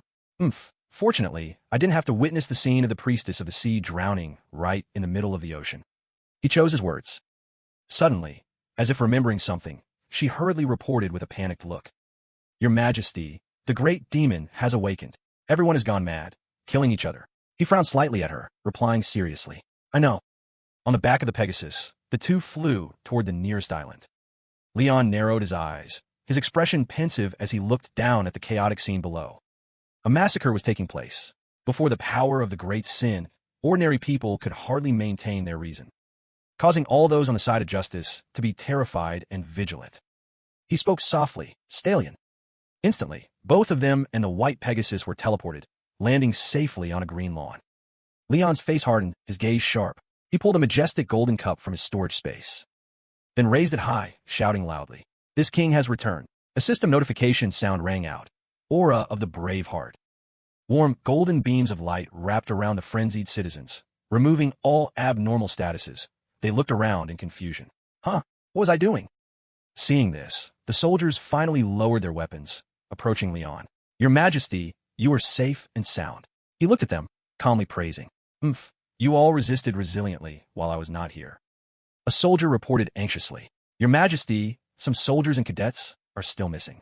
I heard they are safe thanks to Sir Poma, but... Leon interrupted, his voice decisive. Do not worry. This king can sense how they are doing. The soldier was a bit uneasy but still trusted him. I understand. Now you all must leave this gate. Leon said straight out, his hand gripping the reins tight. If you trust and receive the blessing from the priestess, everyone will be able to walk on water. Just run towards the gate. The soldiers were stunned. Say what? A blond boy, still trembling, asked. Then what is your plan, sir? Save all the survivors if possible. He replied calmly. Only then will this king and the priestess have time to retreat. On another side of the island, a giant octopus monster floated on the sea surface, staring at the mainland. Before its massive form and gruesome tentacles, no one dared to step forward. Weak animals, it seems you have poured all your resources into this plan, haven't you? It roared triumphantly. I have waited for this moment under the deep sea for so long. Surrender now. Suddenly, a beam of energy shot straight into the monster's face, nearly knocking it over. Electricity was still numbing on its flesh. The monster immediately recognized this familiar attack style. This energy is... A bright yellow robot stood on a spinner machine, its spirit blazing. Holy Grail Knight. Most of them are already dead. How can one still remain right here on this island? From a yellow robot came a mechanical command. Critical Strike Number 3, expanded scale firepower. Hearing the command, all the spinner machines simultaneously fired streams of electricity, aiming straight at the monster. Countless explosions occurred in succession. The monster calmly analyzed. Sure enough, it has improved significantly compared to the first version. When the attack ended, it lifted a tentacle, its voice full of disdain. But it is useless anyway. It slammed the tentacle hard onto the water surface, stirring up a tsunami. The unstoppable giant wave crashed straight toward the island. Both humans and robots stood frozen, looking in horror at the monster and the rage of the sea. The orange-brown-haired boy trembled in fear. Boss Joppy, we can't dodge it. Yongwon gritted his teeth, looking angrily and helplessly at the scratchless monster and the tsunami right in front. Some people had started to run away. Just as the wave was about to crash, it suddenly stopped and then shattered. Holy law, violent tide control. The water was controlled, winding spectacularly in the air, then poured back toward the tentacle monster. What? At this moment, Leon and Han Heiri had arrived riding the Pegasus. It was Han Heiri's power that controlled the wave. The monster realized it immediately. Holy law manipulating waves? It looked straight at the two flying high above. You are the guardian of the Holy Grail. It recognized Leon, but he only looked down coldly, observing Han Heiri, focusing on controlling the water. The monster was completely trapped inside a giant water sphere by her, unable to move. It could only scream his name from inside. Leon, but he just stood there with his arms crossed. Sir Spinner, we must close this gate and leave immediately. Immediately after, Spinner spoke up. Target has been seriously injured. We can leave slowly. Leon disagreed. He turned back to look at the monster, his eyebrows slightly furrowed. No, we must destroy the remaining statues and close the gate. He thought to himself, if he didn't retrieve the holy sword, he wouldn't be able to defeat a demon of this level. The world tree hadn't bloomed yet. It was best to preserve as much force as possible. The monster continued to scream. Leon, I will kill you. Spinner continued. Proposal. The indigenous creatures here also need to evacuate. Leon turned back to listen. The robot's stiff voice rang out again. A tribe sealing demons, they're not NPCs. He also replied frankly, surprising Han Heiri. Do we have time? It will break out soon. Feasible. Spinner replied. Then he and the boy next to him proudly declared. I will use the last stronghold of the Kikiru tribe. The robot beneath their feet also let out a stiff sound. Kick-cook. A pair of feet gently stepped onto the water surface, a sound of amazed gasp ringing out. Oh, the system board appeared to explain. Blessing of the goddess of the sea and waves. Strengthens power by 35% when moving underwater. Sea waves move according to your will. Removes all adverse effects when underwater. You can move on the water surface. The boy stepped on water for the first time, saying tremblingly, I never thought I could actually walk on water. But Han Heiri hurriedly urged, hurry up, we must escape before the great demon is released. Meanwhile, Leon had ridden Pegasus soaring into the sky, his gaze looking straight down. The monster trapped in the water sphere was still growling. Leon Dragonia, Leon, as expected, you are indeed the enemy of all demons. It struggled to break the water sphere, but it wasn't enough yet. Suddenly, one of its tentacles smashed hard from the inside. A large hole was punched through. Immediately after, the monster shattered the sphere, roaring a sound that shook heaven and earth. You will never escape my hands. From inside the golden dimensional gate, he pulled out a heavy sword again. Pegasus's white wings immediately spread wide. One man and one horse rushed straight toward the giant tentacle monster. From its eyes flashed purple streaks of electricity. It roared while firing high-power electric beams from its four eyes. When the magic stream rushed in, Leon quickly jumped off the white horse's back, while it ducked to avoid the deadly energy beam. He landed precisely on one of the monster's tentacles. He adjusted his breathing, his hand gripping the heavy sword firmly. Then quickly ran and jumped across each tentacle, approaching the monster. It immediately detected him, controlling two tentacles from behind to smash forward. But they smashed straight into the tentacle he was standing on. A blinding purple light flashed. He had quickly slashed a few lines, binding its two giant tentacles tight from the inside. Just as he jumped out, the two tentacles collided and snapped into pieces. He let himself fall freely from above, but his gaze remained fixed on the target. His hand tightened around the heavy sword. The monster tilted its head up to the sky, its eyes flashing with purple electricity. Once again, it shot a high-power energy beam straight into the sky, shaking the entire sea surface. When the electric magic smoke dispersed, his figure appeared, still safe and sound. He sat on the back of the white horse, one hand holding the reins, one hand holding the heavy sword, hovering in the air. Now flying in the air like flies and mosquitoes. The monster said disdainfully. Both looked at each other with hateful eyes. His eyes flashed with furious golden light. The sword in his hand suddenly burst into bright magical flames. Judgment of the ocean. Yongwan and some soldiers standing on the ground were amazed, looking towards the blinding halo in the sky. What is that? Creating a giant bright yellow sphere? Orange light energy accumulated more and more on the heavy sword. Leon's smile gradually became manic, his face full of excitement as he raised the flaming sword high. This is the fire that burned the chaos demon to death, he said calmly. Its sweet yet horrifying scream still lingers in this king's memory. I just need to kill you before you can launch the attack. The monster replied, unafraid. Suddenly, its expression became panicked, looking up at the sky in terror. While it was busy looking at the light of the heavy sword, its tentacles were suddenly gripped tight by something. From under the sea, a giant crab rose up. Impossible. Haven't you lot always been creatures living in hiding? Next, 2 or 3 more rose up, using their claws to clamp tight on its tentacles and body. Let me go, you lowly fleas. The heavy sword finally completed absorbing energy. Leon raised it high, his eyes glowing with the pink light of glory. Fire Realm God's Wrath. Roar. The octopus monster was crushed down onto the water surface, immobilized. The tip of the heavy sword descended, aimed straight at it. His face was etched with extreme fury, veins bulging as he gripped the sword hilt tight. He drew his arm back, channeling all his power. Divine punishment, Fire Realm God's Wrath.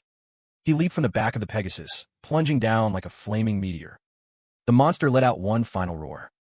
Zap! A gigantic bolt of lightning struck from the heavens, tearing its body in two. It screamed in excruciating pain. Arr! Everyone on the island was stunned, pupils constricted, mouths agape. What is that over there? They could only look at each other in bewilderment. Can a human really create something like that? From above, he and the Pegasus slowly descended. He hoisted the heavy sword onto his shoulder, exuding the demeanor of a Holy Grail knight. His cold gaze swept over them. Time is limited. Hurry up and leave this gate. They immediately bowed in obedience. Understood, sir. Done with the task, he turned to Spinner. Sir Spinner, how is the evacuation situation? The mechanical voice resonated. Progress has reached 80%, guaranteeing supplies and key data. He asked further, any difficulties? No, they will handle it. His face darkened. So we were already prepared for this scenario. Out at sea, the agonizing screams of the monster had not yet ceased. Spinner continued. They have endured for 500 years for this moment. Growl. Analysis of Gratiakia language system complete. Hearing Spinner's analysis, he spoke calmly. Gratiakia is its name? What a name full of pride and arrogance. He turned around, preparing to leave with the horse and Spinner. The gate behind them was gradually closing. Let's go. Creak. Thought it was dead, but the monster's voice echoed from a sea of fire. Leon said, Are you running away? He paused, his sharp gaze turning back toward it. What did you say? Although dying, the octopus still tried to grit out its words. Isn't tenacity a virtue of you people? You knights shouldn't leave, so cowardly like that. Fight to the very end. A smirk appeared on his lips. The eyes of Spinner also flashed with a sinister light. This. His eyes were full of pity, his smile full of contempt. I don't need to follow knightly virtues to deal with a despicable being like you. Green-skinned animals and cruel creatures are fundamentally unworthy. The giant octopus screamed in resentment, its eyes glowing with rage. Leon didn't bother to pay attention, turning his back and riding off with the warhorse and Spinner. You! I will definitely kill you. System board, the gate has closed. A gray earth, without a single patch of green. The world had once been plunged into chaos. Flashback. A giant octopus monster with sharp teeth, destroying everything. The first Supreme Demon General was discovered. For humanity, which was already exhausted, it was a thunderbolt of news. But it wasn't merely bad news. Present. On the subway, phone screens lit up brightly. All eyes were glued to the breaking news. Everyone's face was filled with shock. What is this? Images of Layan fighting the octopus demon became the hottest headline of the day. The Pantheon Guild's activities inside the gate had been live-streamed on YouTube for the whole world. Below the video, the comments section exploded. Derpy cat. What is that? Dark magical girl 1 hour ago no. Even Han Hei-ri, who split the sea surface, looks like she's going crazy. Other students were the same. Weird neighbor Robert, 1 hour ago, but even looking at it through the screen, the demon doesn't look that scary. White dumb goose, 1 hour ago, can he actually win against a demon that big? But what is up with that Pegasus? Queen about to die, 1 hour ago, so any hunter who joins the temple has to go fight demons like that? At the seaport, 2 hands clasped together. He and President and shook hands happily after the battle. Thank you, President N. Thanks to you we can breathe a little easier. He responded politely. Ah, it's no big deal, Your Majesty. President N laughed awkwardly, though I was a bit surprised to hear there are 10,000 survivors. He calmly explained. Yes, they're a heroic tribe with a long history of fighting against demons, the special residential area of Gracia. President N was still a bit apprehensive. But Your Majesty... His hand pointed toward a large stone statue not far away. What is that? Marking territory for another species? He thought to himself. He just glanced over. After a moment of thought, he replied. That is a statue honoring a great hero who sacrificed himself fighting against a great demon. The one in the middle is a symbol for the symphony of the ocean and waves. He forced a smile. That's not the only statue I'm talking about. But he quickly changed the subject. There's also the statue of Sir Yakate Spinner. From now on, Sir Yak Spinner will represent the Kikir tribe. President and was speechless. Idol worship? He, a Protestant believer, looked at another unfinished statue nearby and asked curiously, Your Majesty, actually what about that statue over there? He laughed softly. Ha, you are very sharp. He smiled. That statue is for President Un. It's dedicated to you. You gave him a place to live and work in peace, so they should repay you appropriately. President Un, even though you are not their religious truth. Hearing this, President Un suddenly imagined a horrific scene. Thousands of crab-like creatures prostrating at the feet of his statue. But the Kikir residents will come here to worship at your feet. Thank you, President Un. You sacrifice your life for a better future. In no way, he screamed internally. His face turned pale, and he stammered hurriedly. No, Your Majesty, please remove my statue. He just patted his shoulder and laughed loudly. Ha! Why should the leader of a country be ashamed of this? He turned around, glancing back one last time before leaving. Well then, I look forward to continuing our cooperation in the future. President Un stood frozen, looking after him in confusion. Yes, Your Majesty. When his figure had completely disappeared, he finally sighed in relief, sweat pouring out. Hugh, lost 10 years of my lifespan. He adjusted his suit vest, asking wearily. So what is it? A bodyguard approached, his voice serious. Sir. He held up a confidential file. Although it's unrelated to security issues, this is an urgent report from the National Intelligence Service. The bodyguard solemnly handed it to President, and it has some relation to North Korea. He took the file, smiling in relief. Finally some peace. As he read, he asked, but is North Korea still causing trouble even after giving up nuclear weapons? The bodyguard frowned slightly, pushing up his glasses. It is because... He reported carefully. Last night, all communication sources with North Korea were suddenly cut off. Hearing that, the smile on President An's face vanished. His expression turned to shock. What? The bodyguard continued, every word landing like a hammer blow. Surveillance satellites over the entire territory of North Korea have also stopped. Somewhere in North Korea, Zen, gloomy atmosphere, skyscraper stood bare, the ground cracked open. A white-haired man stood amidst the desolate landscape, followed by two people in fully covered black cloaks. 30 years. His face was filled with sorrow. Up until now, we still have to endure South Korea's pressure just to live. Suddenly, he swung his leg, kicking the corpse beneath him without hesitation. The corpse rolled down into a deep pit, revealing a gruesome mass grave. Behind him, a group of people in black cloaks stood silently. His expression changed. Shifting from pity to madness, he laughed loudly. Haha, but as long as we serve the demons, I will achieve super strength in the future. He glanced sideways. A black-robed person approached with a walkie-talkie in hand. Captain, the mages are ready. A voice came from the walkie-talkie. Chairman Kim Rainan Selman. Preparations are complete. He smiled sinisterly, throwing the walkie-talkie straight into the pile of corpses. Then, he gave the order. Summon Na. The arms of the black-robed mages extended, forming a large circle. The ritual began. Their mouths muttered in ancient language. From the pile of corpses below, a stream of dark, crimson death energy rose up. The ritual continued. A giant ancient rune circle formed in the air, sucking in the death energy like a tornado. From the center of the circle, a familiar tentacle poked out, followed by falling scraps of meat and fluids. Everyone gaped in astonishment. Oh! But then, the white-haired man's expression froze. His pupils constricted. Joy turned into extreme horror. Oh, what is this? Before his eyes was the giant octopus demon, which had turned into a burnt, charred octopus, its whole body covered in injuries. He tried to stay calm, turning to ask the mage beside him, is the summoned target correct? The octopus demon struggled to sit up, its voice hoarse. This is big trouble. These wounds are more serious than I thought. The man shouted in surprise. What? It lowered its giant head to look at him. First of all, recovering my body is the most important thing, because those great demons won't be gathering fully for a long time. It looked calmly straight at the old white-haired man. Fortunately, it seems there is plenty of bait here. At this moment, he finally realized the problem. Terrified, he stammered and then screamed. Run! Run quickly! Zap! A red flash of lightning struck down. Its voice echoed. You lot, kneel and submit. At another place, a pitch-black corridor, flickering light. A girl was tied to a wooden chair with magic ropes that sparked with electricity. Her face was smeared with tears and snot, yet she wore a foolish, ecstatic smile. Well, I've confessed everything. Standing in front of her was a seductive, mysterious woman. No more hiding anything.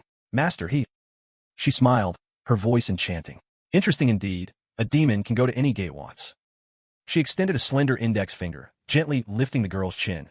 The tied-up girl's face became even more excited, flushing red. She slowly moved closer, placing a hand on the girl's head. On the coast of the Gracia Special Residential Zone, the sky is a brilliant blue.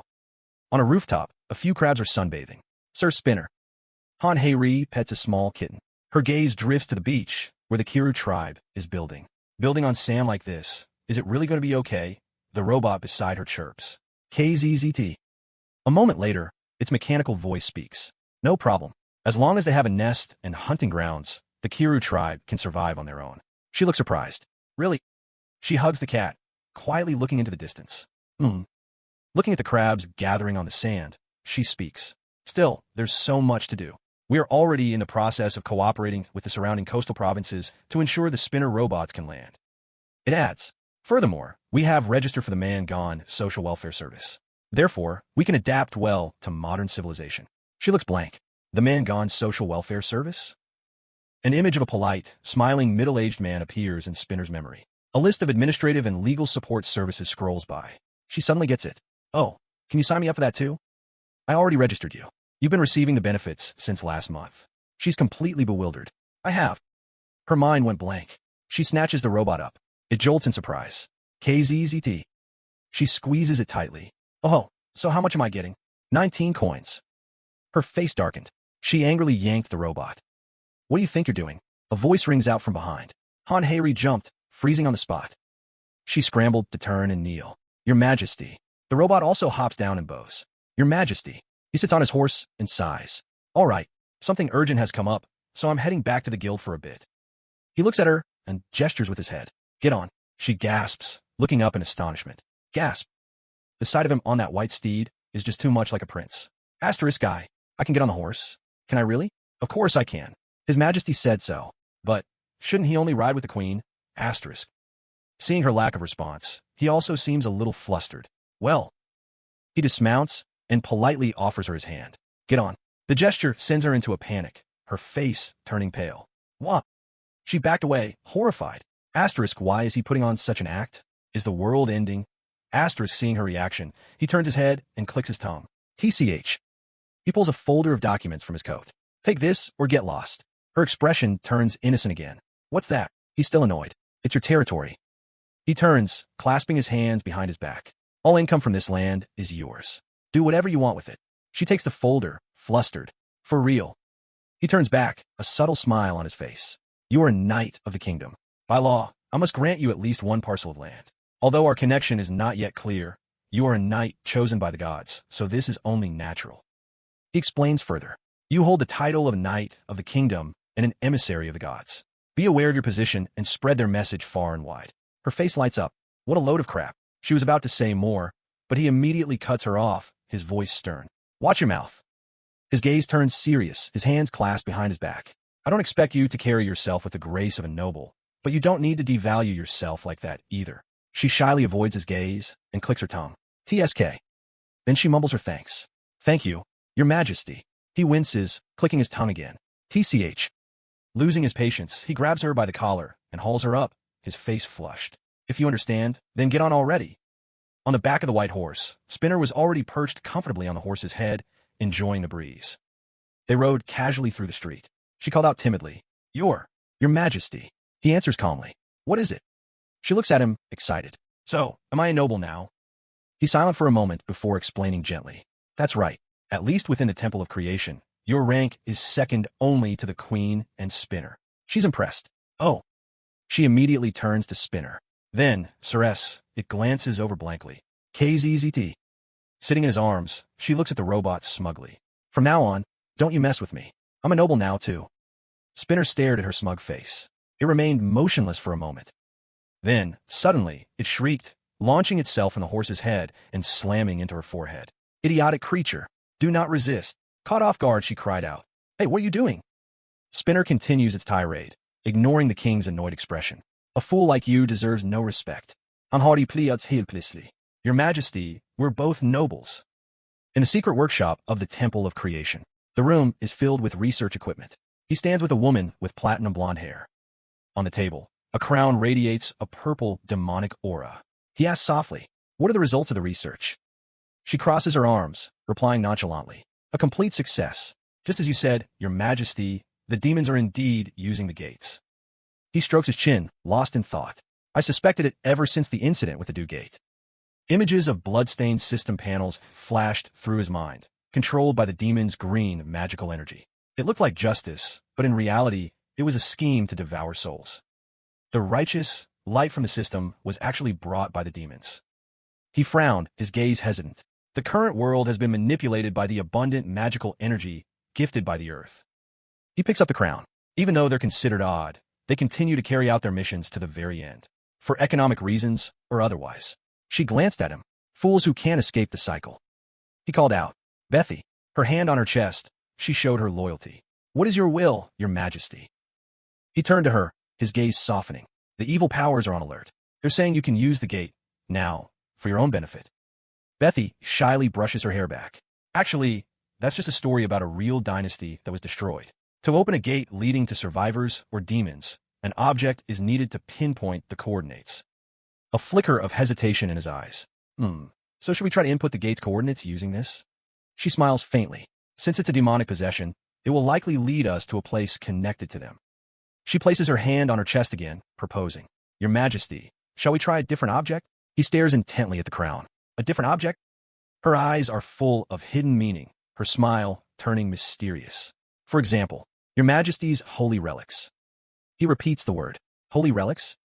After a moment of silence, he made his decision. Bethy stood beside him, closing her eyes slightly. It might be worth a try. His eyes grew resolute. What do I have to do? As if she had anticipated the question, she opened her eyes. A mass of purple mana materialized in her hand. We'll need materials to summon the gate. She released the magic and then crushed the energy sphere. Specifically, we will need a large amount of Earth's mana. He contemplated this as his storage portal consumed the crown. The problem is, where can we find that much mana?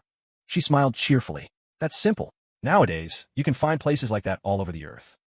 He smiled as well, filled with determination. Then our future course of action is decided. He turned to leave, giving his order. Bethy, inform everyone. We need to issue a mobilization order. His fists clenched, his body radiating a palpable fighting spirit. He turned back, a look of victory on his face. From this moment on, we will attack every single gate in South Korea, without exception. One day later, across South Korea, people were stunned. A young man held up his phone, recording. Right now, members of the temple are starting to appear. Lines of soldiers filled the streets. The Pantheon has mobilized. Their forces numbered in the thousands, including both knights and squires. A photo of Han Heire's army spreads like wildfire.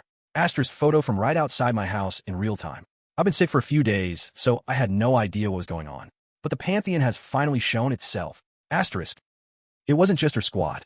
The unit led by Leon himself had also appeared. Asterisk, the Pantheon is here too. Asterisk, he only chose surviving soldiers of the Kira tribe, but their numbers still reached 2,000. A mighty legion. Everywhere, images of the Pantheon's army appeared before the gates. Asterisk, Kirip, the queen has appeared. Asterisk, asterisk, Pantheon has shown up in Wandong too. Asterisk. His plan was in motion. Before a gate, he stood confidently with nearly 3,000 soldiers. Spinner and its robot army were also in position. Bethy had also led her troops to their post. The forces were divided across 20 fronts, ready to annihilate every gate in the country. Han Heire's squad was in position. Their speed was astonishing. She gripped her blade tightly and commanded in a clear voice. All right, take aim and fire. A massive explosion wiped out the monsters. While a normal guild might attack a gate once every 2 months, the Pantheon Guild cleared over 20 gates in just 4 days.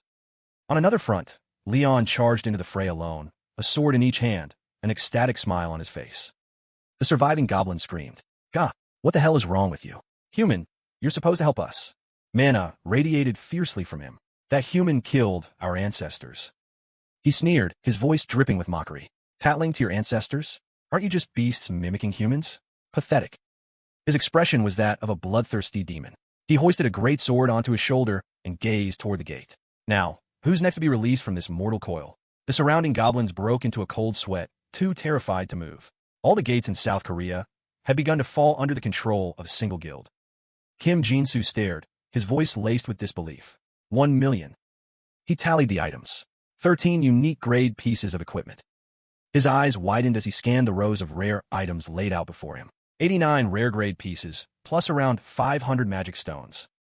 Jab's voice announced crisply. 3.83 tons. Grade classification complete. Estimated value is approximately 38.3 billion. The projected bid for these items is around 12.7 billion. Hearing the staggering number, Han Hei could only gasp. Whoa! Leon smiled. With this much, we should have more than enough left over after opening the gate. He turned to Han Hei. This is enough, isn't it? She beamed back immediately. More than enough, Your Majesty. Then that settles it, Leon declared, drawing everyone's attention. Listen up. This operation will be centered on a small, elite team. He paused, letting the words hang in their stunned silence, before his voice turned sharp. Furthermore, no information about this operation is to be leaked to the outside. Is that clear? Leon turned to the pair. Han Hei, Kim Jinsu, you'll have to cut off all contact with the guild as well. Can you handle that? They exchanged a brief glance before Han Hei answered. Igriegajis.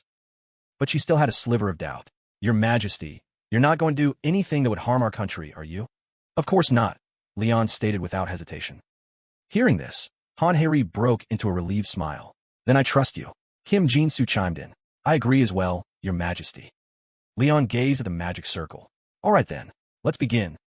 With that, he stepped into the center of the formation and slowly unsheathed his sword. The ground beneath them began to rumble. A woman's voice announced, inputting the sword saint's coordinates. Instantly, the chamber convulsed. An ethereal purple light enveloped Leon as all the knights watched in awe. And Han Hei and Kim Jinsu were no different. Kim Jinsu stammered, a gate. This is a man-made gate. A knight whispered, all this time, I thought it was just a coincidence. Another voice announced, Your Majesty, preparations are complete. Good work, Leon replied, before turning to give the order. Now we move. Your Majesty. Everything went white. As their vision returned, a disoriented knight asked, Your Majesty, where are we? Leon let out a soft as he quickly scanned their surroundings. A battlefield. Something's definitely wrong with the gate, he thought. The team's been scattered this time. Just then, a savage roar ripped through the air. A massive goblin charged toward them, bellowing, Gra! Di! Leon clapped a soldier on the shoulder. Have Kong Hyuke step forward. But another knight was faster, leaping forward to intercept the monster. The goblin stumbled back, gurgling on its own blood in agony. And the knight instantly moved in for the kill. A voice pulled Leon from his thoughts. Phew, what are you knights doing, just standing there frozen? This is a war zone. The knight who had just struck the blow finally noticed Leon. Your Majesty, how in the world did you get here? Leon finally got his bearings and recognized the man before him. The Ore Crusher. Your Majesty, I am Bantar Banteric, guard of the Banteric Legion, commander of the Mud Company, the man replied. Rise, Leon said. This place is as much a battlefield as ever, I see. But where are we? Bantar reported clearly. Sir, we're in the middle of Liam Valley. We're on a mission to transport the sacred relics to Sir Jiria. Jiria, Leon mused. Asterisk right, there was that. Twilight, Jiria, the Holy Grail Knight of Dream and Death. This was his final mission, asterisk. The memory came rushing back. He remembered following Bantar on the very day he died. If I'd known this was going to happen, I would have gathered more information from the Celestial Palace. Leon's thoughts continued as he moved. Leon closed his eyes. Asterisco no. What's done is done. First, I need to get a handle on the situation, asterisk. Sir Jiria is over there, Your Majesty, Bantar said. Right. Amid the chaos of the battlefield, a voice roared. Kill them. Another knight yelled frantically, fall back. Sir Jiria is raising the dream barrier. Just then, the sword of an old man in the distance began to glow with a brilliant light. A rose-colored light radiated outwards, forming a massive, protective dome. The goblins within the barrier's range stopped dead in their tracks, then began to shriek in agony, their roars of torment cut short as they collapsed in unison. The old man commanded, fall back 20 paces and regroup. Witnessing the scene, Leon muttered, these things are definitely not normal. Jiria finally noticed his presence, his expression a mask of shock. What? Your Majesty, how in the world are you here? Instantly, Jiria and the knights around him bowed as one. Messenger of the gods, we welcome the first knight of Ariana. Yes, rise, Jiria, Leon replied, his mind already racing. He studied the old man. The moment a Holy Grail knight awakens after drinking the holy water, their body is restored to its physical prime. Leon himself was a special case, having become a knight at such a young age. But Jiria was different. No matter how much time passed, he always remained at the absolute peak of his strength. Jiria, a knight who had dedicated his entire life to justice. His longtime companion, the most ancient of the Holy Grail knights. Jiria looked up, his voice tinged with nostalgia. Some things never change. Give me a calm report on the situation, Leon requested. Yes, Your Majesty. Jiraiya began his report. We've secured the sacred relic as planned. It's currently being transported to the Imperial border. The orcs attacked alongside the beast god fanatics, which was highly unusual. Therefore, we left behind infantry and a few knights to hold back the enemy, while the relic escort was split into 5 separate parties to continue the transport. A sound strategy, Leon nodded, before getting straight to the point. In that case, where is the Real escort party? Jiraiya flinched slightly, then closed his eyes and nodded. The 5th party is heading southwest. He looked down at his sword, his gaze distant. That is the party led by my past. On a desolate battlefield, Goody Sung slowly stirred, waking beside the mangled corpse of a bear. A voice rang out soon after. Haha, look who's finally awake. An older man spoke up. How could you lose your cool and charge a bear head-on like that? Realizing the situation, Goody Sung cried out in shock. Whoa, a bear! A familiar young woman asked, Hunter Goody Sung, are you all right? He recognized her. Haughty, could it be? That's right. It looks like the army got scattered again. Ah, I see. The man from before, Jiraiya Vadham, asked cheerfully, By the way, how did you knights errant find your way out here? I had no idea there were other madmen doing this kind of foolish work besides myself. Goody Sung was confused. Knights errant. Instantly, a system notification popped up before his eyes. Assist the Grail Knight Jiraiya Vadham in transporting the holy relic to the border of the Leonis Kingdom. Goody Sung muttered to himself. Escort a relic? Jiraiya Vadham replied with a smile. That's right. We're on a mission to recover and escort holy relics from wilds. So that's what this is. Han Heiri wondered aloud. This guy seems a little out of the loop, doesn't he? Jiraiya Vadham explained gently. Well, it's understandable for a knight-errant who's come to such a desolate place in search of glory. Goody Sung said to him, Ah, thank you for your understanding, Sir Grail Knight Jiraiya Vadham. Jiraiya Vadham smiled. That's a title I hope to earn someday. For now, I'm just a knight-errant who's given up the path of seeking fame. The life of Jiraiya Vadham. For a long time, he received no divine missions from the gods. At 15, he roamed the world as a knight-errant for 10 years. After that, he served as a knight of the kingdom for another 10. And then, he spent the next 50 years wandering the world in search of a sacred mission. Jiraiya Vadham came to realize that while he was an exceptional knight, he was not one of the giants capable of turning the tide of war alone. Fulfilling a divine mission, earning a place in the annals of the kingdom. That was a path for heroes of extraordinary power. Even with this truth etched in his heart, he never gave up his reckless journey. The reverence he once received turned to ridicule, and in time, that ridicule softened into pity. One day, the goddess of dreams and death appeared to him in a vision. My son, how can you continue to wander in this endless hardship? The temple understands your efforts. Return now, and lend your strength to the kingdom. He replied, Your Grace, if you wish to criticize my shortcomings, please do not deny me this quest for a mission. The challenge is my one and only privilege. Jiraiya Vadham always faced his challenges head-on. He crossed battlefields littered with corpses and dug through mud pits no noble knight would dare approach, though poets sang of his courage. He just kept walking, never abandoning his search for honor. It was then that he became a Grail Knight. At the age of 100, he was the latest bloomer in the history of the Grail Knights. The scene shifts to a powerful army led by Leon. The commander's voice boomed. Frontline shield wall. Axes at the ready. The soldiers roared in unison as they charged the monsters. Arg, kill them all. Hold them back. The commander's voice echoed across the battlefield. Axes attack. Advance. Defend. The soldiers followed every command. The solid shield wall stopped the monster's charge, and axes came crashing down. Monster blood flew everywhere. Counterattack. Charge. A blonde knight couldn't help but exclaim, They're on another level. It's all about command, the black-haired knight beside him thought. The collective power of an army in battle is on a completely different scale. Even at the same level, there's several tiers above the hunters back on Earth. Your Majesty. Jiraiya Vadham reported, That's a stone troll. Leon spoke cheerfully to the two. Hansu Jiu watched closely. He stood before the entire army and declared, From this day forward, your goal must be to attain a position of leadership. Leon raised his hand, and with a single command, the entire cavalry charged. Charge! The blonde knight was stunned. In a narrow canyon like this? The black-haired knight was also worried. Isn't that too dangerous?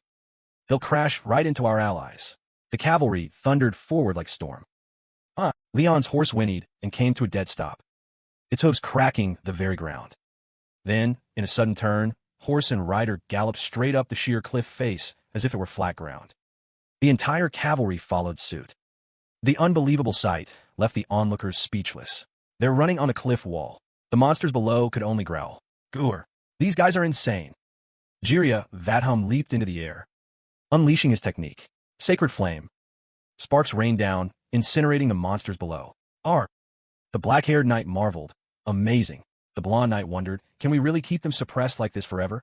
Leon replied, don't be so sure. They haven't even gone all out yet. But your majesty, aren't you going to intervene? The mission is just to escort the holy relic, after all. Leon recalled his mission. Assist the Grail Knight, Jirya Vadhum, in transporting the holy relic to the border of the Leonis kingdom. Bonus mission. Protect Jirya's main force until the very end. He mused, the mission, huh? If Stallion were here, I could have easily caught up with the main force. I will remain here to help Jirya Vadhum. Leon had made his decision. This time, I'm going to see the final chapter of this respectable Grail Knight's story unfold. He turned to Hansu and Jiyu. Have you understood my instructions? Ah, yes, sir. We searched the orc corpses just as you ordered. But we couldn't find any magic stones. Is that so?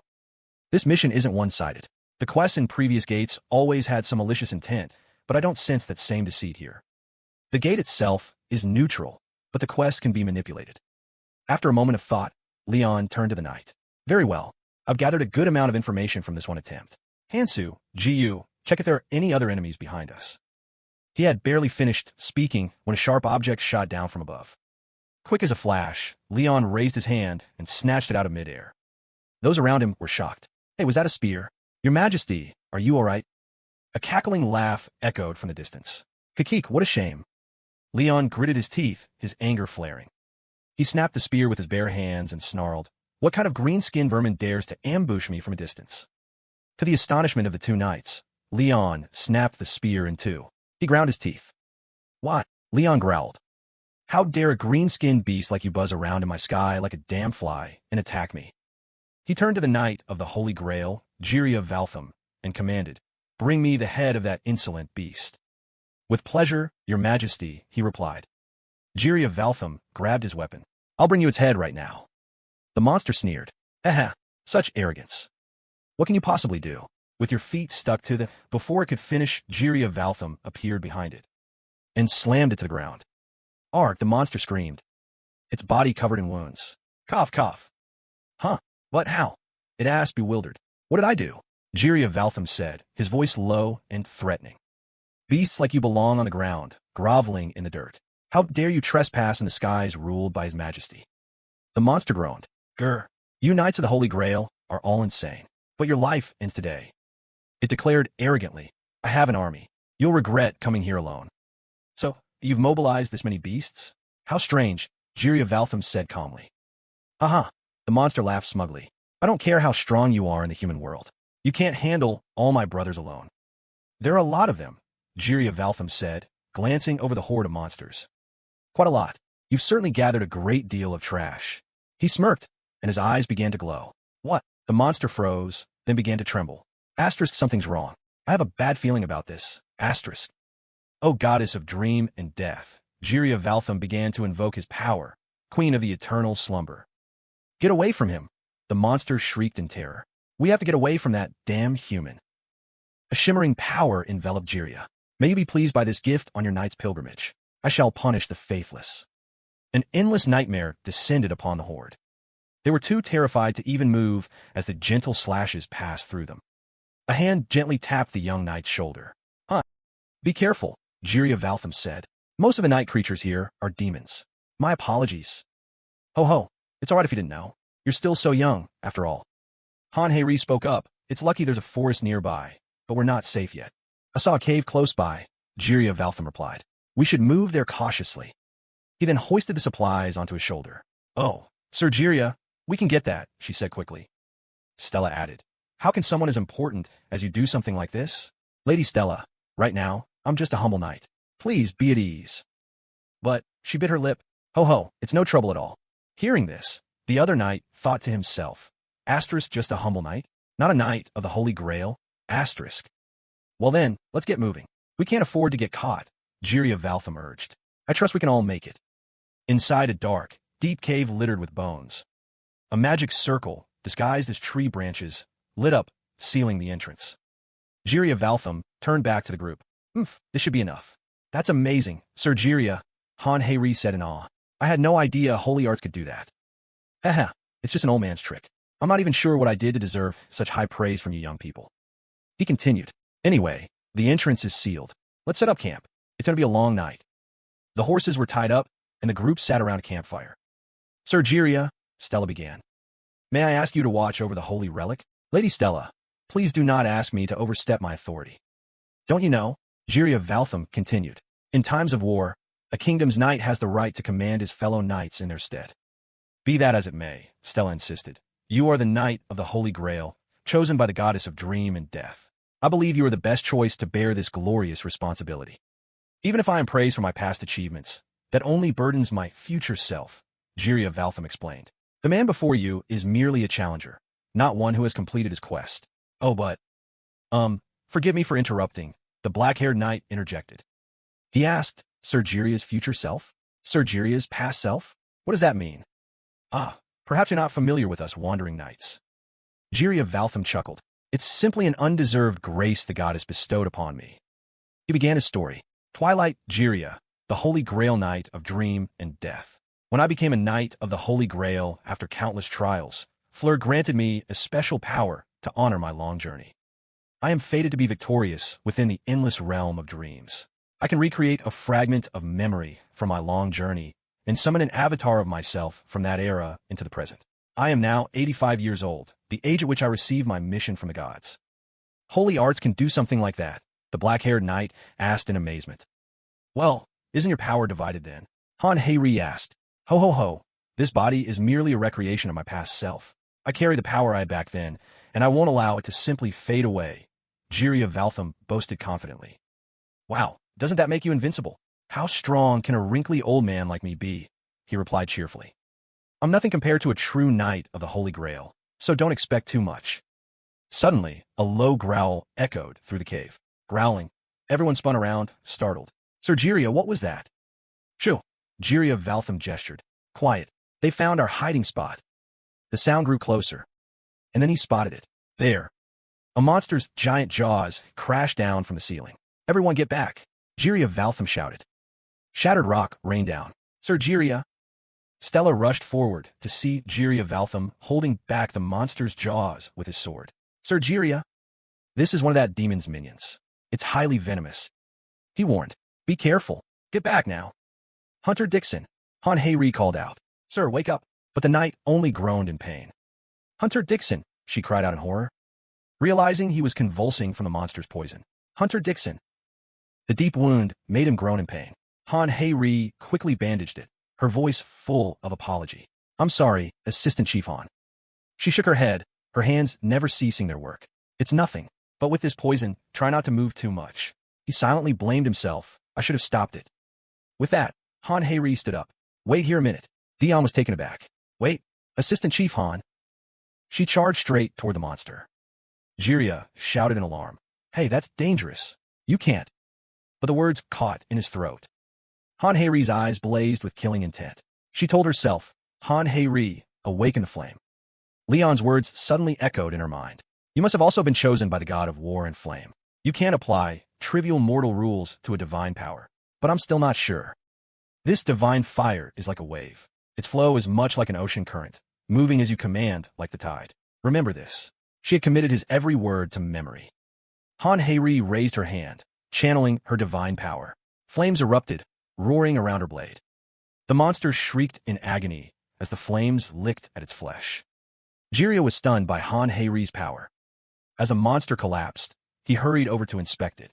This is sand poison, Han Heiri replied, but we're nowhere near the sea. Jiria continued.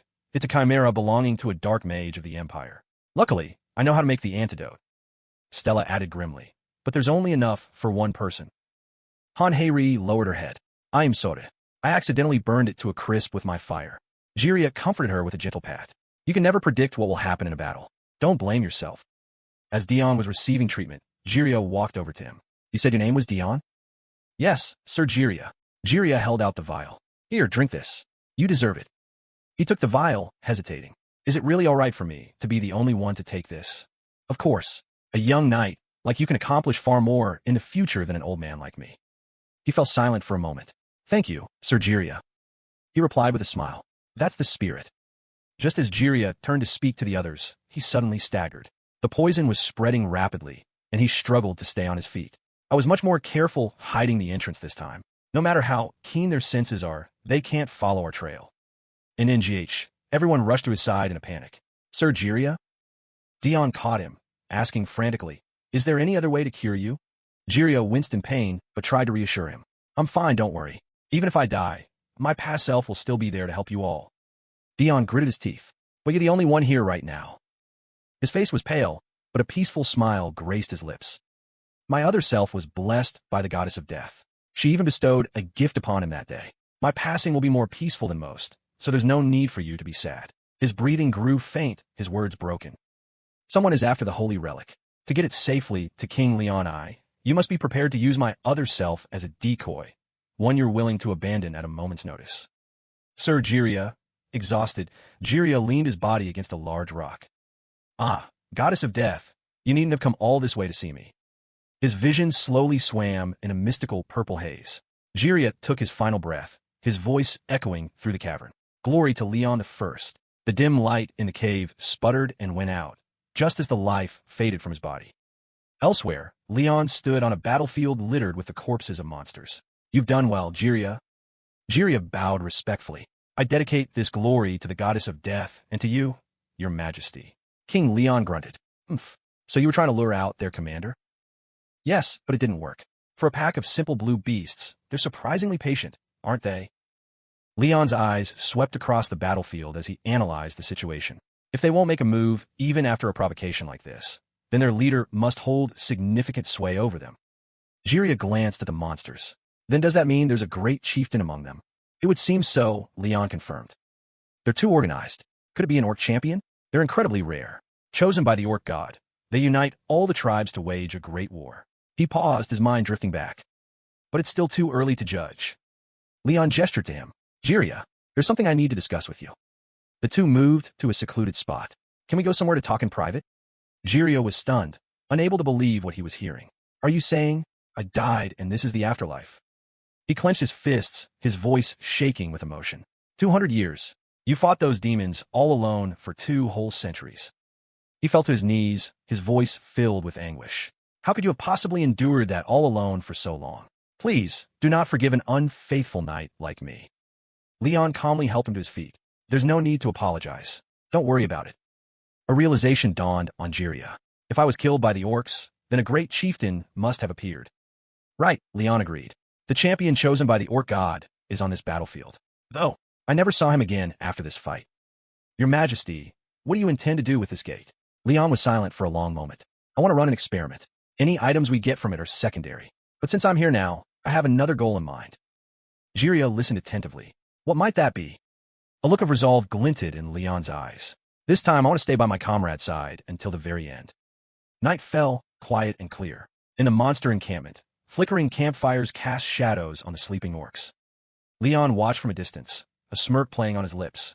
They're strong, and they live simple lives. That's just how the orcs are. Their lives revolve around eating breakfast, fighting, eating lunch, fighting, eating dinner, and then sleeping. Which makes them incredibly vulnerable to a night ambush. With that, he hurled a fireball into the heart of the camp. Flames exploded, engulfing the supply tent and nearby huts. The sleeping orcs jolted awake in a panic. F. The supply tent's on fire. Where the hell are the guards? I have no idea. It must be those foul human beasts. Stupidumans. Hearing the chaos, Leon let out a laugh. The sound of those beasts screaming as they burn is music to my ears. Jiria nodded. I agree completely, Your Majesty. I'll tell you everything I know. He thought to himself, Asterisk, His Majesty is here. That means my death in this timeline has been altered. Asterisk. Jiria drew his weapon, his mind laser-focused. If this gate can truly replicate the kingdom of Leonis. A figure formed in his mind's eye. Then that person, the one known as King Leonis's archrival, the strongest saint-slaying knight, he will definitely appear here too. The goddess Ariana, known for her breathtaking beauty and her signature wings. Her most faithful followers, upon completing their holy quests and drinking the sacred water, become the goddess's chosen representatives, the Holy Grail Knights. Clad in shimmering, high-grade equipment, they are blessed by the goddess and the sacred water. Unlike magic knights, who are limited by their own abilities, Holy Grail Knights like Leon convert the faith of believers into divine power. They are the embodiment of the faith of countless devotees, tireless war machines possessing nearly infinite power. Their relentless endurance drives their enemies to the brink of madness. Inside a tent at the Beast and Orc allied camp, a man clawed at his own skin, screaming, "Arg, those bastards! How can they keep attacking nonstop for 3 straight days?" His shouts echoed outside. A bearded soldier, covered in scratches, dropped to his knees in despair as he reported, "We've been attacked over 300 times." The long-haired man, seated on a chair, shot to his feet, shouting in disbelief. "What?" He flew into a rage, bellowing furiously. "No, that can't be. We have 10,000 troops. 10,000. While he was losing his mind, in another area, Leon and Ja had just blown up yet another orc encampment. Just the two of them, with murderous fire in their eyes, had been tearing through an army of tens of thousands, day and night. The long-haired man turned on the soldier. "So why haven't you caught them?" The soldier answered timidly, "They're Holy Grail Knights." The long-haired man froze, clutching his forehead and muttering, "Asterisk, damn it, this is bad. I can't let this go on. I have to do something, asterisk." Just then, a large object ripped through the tent flap, flew inside, and slammed onto the ground. Fresh blood splattered everywhere. Ugh, what the hell? Taking a closer look, both bearded men broke into a cold sweat, terrified. It was the corpse of Cheon Yuong, the strongest orc warrior, blessed by the spirit beasts, hacked in two. Wary, they slowly turned to see a towering dark figure stepping inside. A giant foot stomped into the pool of blood, followed by a massive orc with blazing red eyes and long tusks jutting from its mouth. It carried a huge axe on its shoulder and spoke with contempt. "Weaklings." The long-haired man gritted his teeth, staring at the monster with a mix of fear and anger. "Ugh!" he yelled, but the orc only met his gaze with a deathly stare. "What the hell is going on, champion of the Savage Boar clan?" Without another word, the orc reached out, wrapped its hand around the long-haired man's throat, and lifted him off the ground. "GHK, KKHH." The man's face turned pale as he struggled to breathe. After a moment of silence, the orc finally spoke, its voice dripping with killing intent. "I gave you a deadline. You had until yesterday to crush them." Its eyes glowed red in the darkness. "GHK, what is this strength?" the long-haired man thought in despair. "Back in my prime, I could at least hold my own against a Holy Grail Knight, but against this thing, I'm completely helpless. He might be even stronger than those knights." The orc slammed him to the ground and gave a cold command. "Tomorrow, we attack with everything we have. Prepare your army." The long-haired man, sprawled on the floor, looked up in fear. "Why yeah, but they have 2 Holy Grail Knights in their army." The orc, about to leave, glanced back. "Champion Skunic and I will join you in this battle. So assemble your troops. We will crush them tomorrow." The long-haired man stared, stunned, then answered with a tremor in his voice. "Understood. Asterisk, the 2 champions of the orc clan, beings I thought only existed in legends. With them, maybe we can actually win this. Asterisk." As he was sinking into a sliver of hope, a powerful tremor shook the ground. He recognized it instantly and screamed in frustration. "Arg, what are those bastards doing now?" He scrambled to his feet, threw open the tent flap, and rushed outside. "Follow me. We're catching them this time." Outside, the ground was cracked and broken. Plunged into the rubble was a holy sword still radiating magical energy, with the bodies of 2 orcs lying beside it. A letter was tied to its hilt. The long-haired man carefully untied the letter and read it alongside the orc. After reading it, they both stood in stunned silence. A few seconds later, the long-haired man tore the letter to shreds in a fit of rage, roaring, "The arrogant bastards! They're proposing a one-on-one duel just because they think we're at a disadvantage." The orc, however, looked serious. "Accept it." The long-haired man stared at him in shock. "You want to fight them? If you participate, we'll actually have a chance to win." A grin of grim pleasure spread across the orc's face. "I'll bring back the victorious knight's corpse," he said confidently. At the foot of a cliff, Queen Biss's unit was regrouping. Nearby, the corpse of a many-eyed monster was dissolving into smoke. A young female soldier spoke through tears. "Wow, Your Majesty, thank you. That was so scary." Biss patted the girl's head and asked gently, "Are you all right? I'm glad no one was seriously injured in that fight." Another girl approached, her hand on her chest in a gesture of gratitude. "Phew, we were almost in big trouble. Thank you for coming to our aid." Biss replied warmly, It was nothing. The young girl continued, "Ah, by the way, have you seen Du Su?" "Oh." Hearing Biss's reply, the black-haired girl blushed and scratched her cheek in embarrassment. "It's not like I'm worried about him, or anything. I mean, of course not." Biss covered her mouth to hide a smile. Asterisk, "Oh, worried about her companion, are we? She's so cute, Lucunia." Asterisk. Her gaze remained warm. Their mission was to assist Surgeria and protect the main force, correct? Yes, but His Majesty didn't come here and joined another battlefield instead, which actually made them feel more confident and at ease. He's probably with another group on a different mission, so you don't need to worry about him," Biss said, channeling magic to her fingertips with a gentle smile. "Besides, I placed a tracking spell on everyone just in case, so you can all fight without any worries." Everyone gasped in admiration. "Whoa, that's amazing." Biss turned back to the black-haired girl and smiled reassuringly. "We'll be meeting up with him soon enough, so let's just do our best until then." The group continued their journey with the supply wagon. Biss thought to herself, her expression slightly detached. Asterisk, the Royal Guard and Du Konghyuk seemed to be with His Majesty, attacking the Orc clan. As for the other three, judging by their auras, Du Su and Han Hei-ri are with another group. Asterisk. In her mind, she pictured everyone's location as glowing dots on a map. She could only see 3 blinking red dots. Asterisk, according to the plan, there should be 5 teams, including my own. But Sir Spinner is outside my detection range. I thought I could survey every corner of this canyon. I wonder where he could have gone.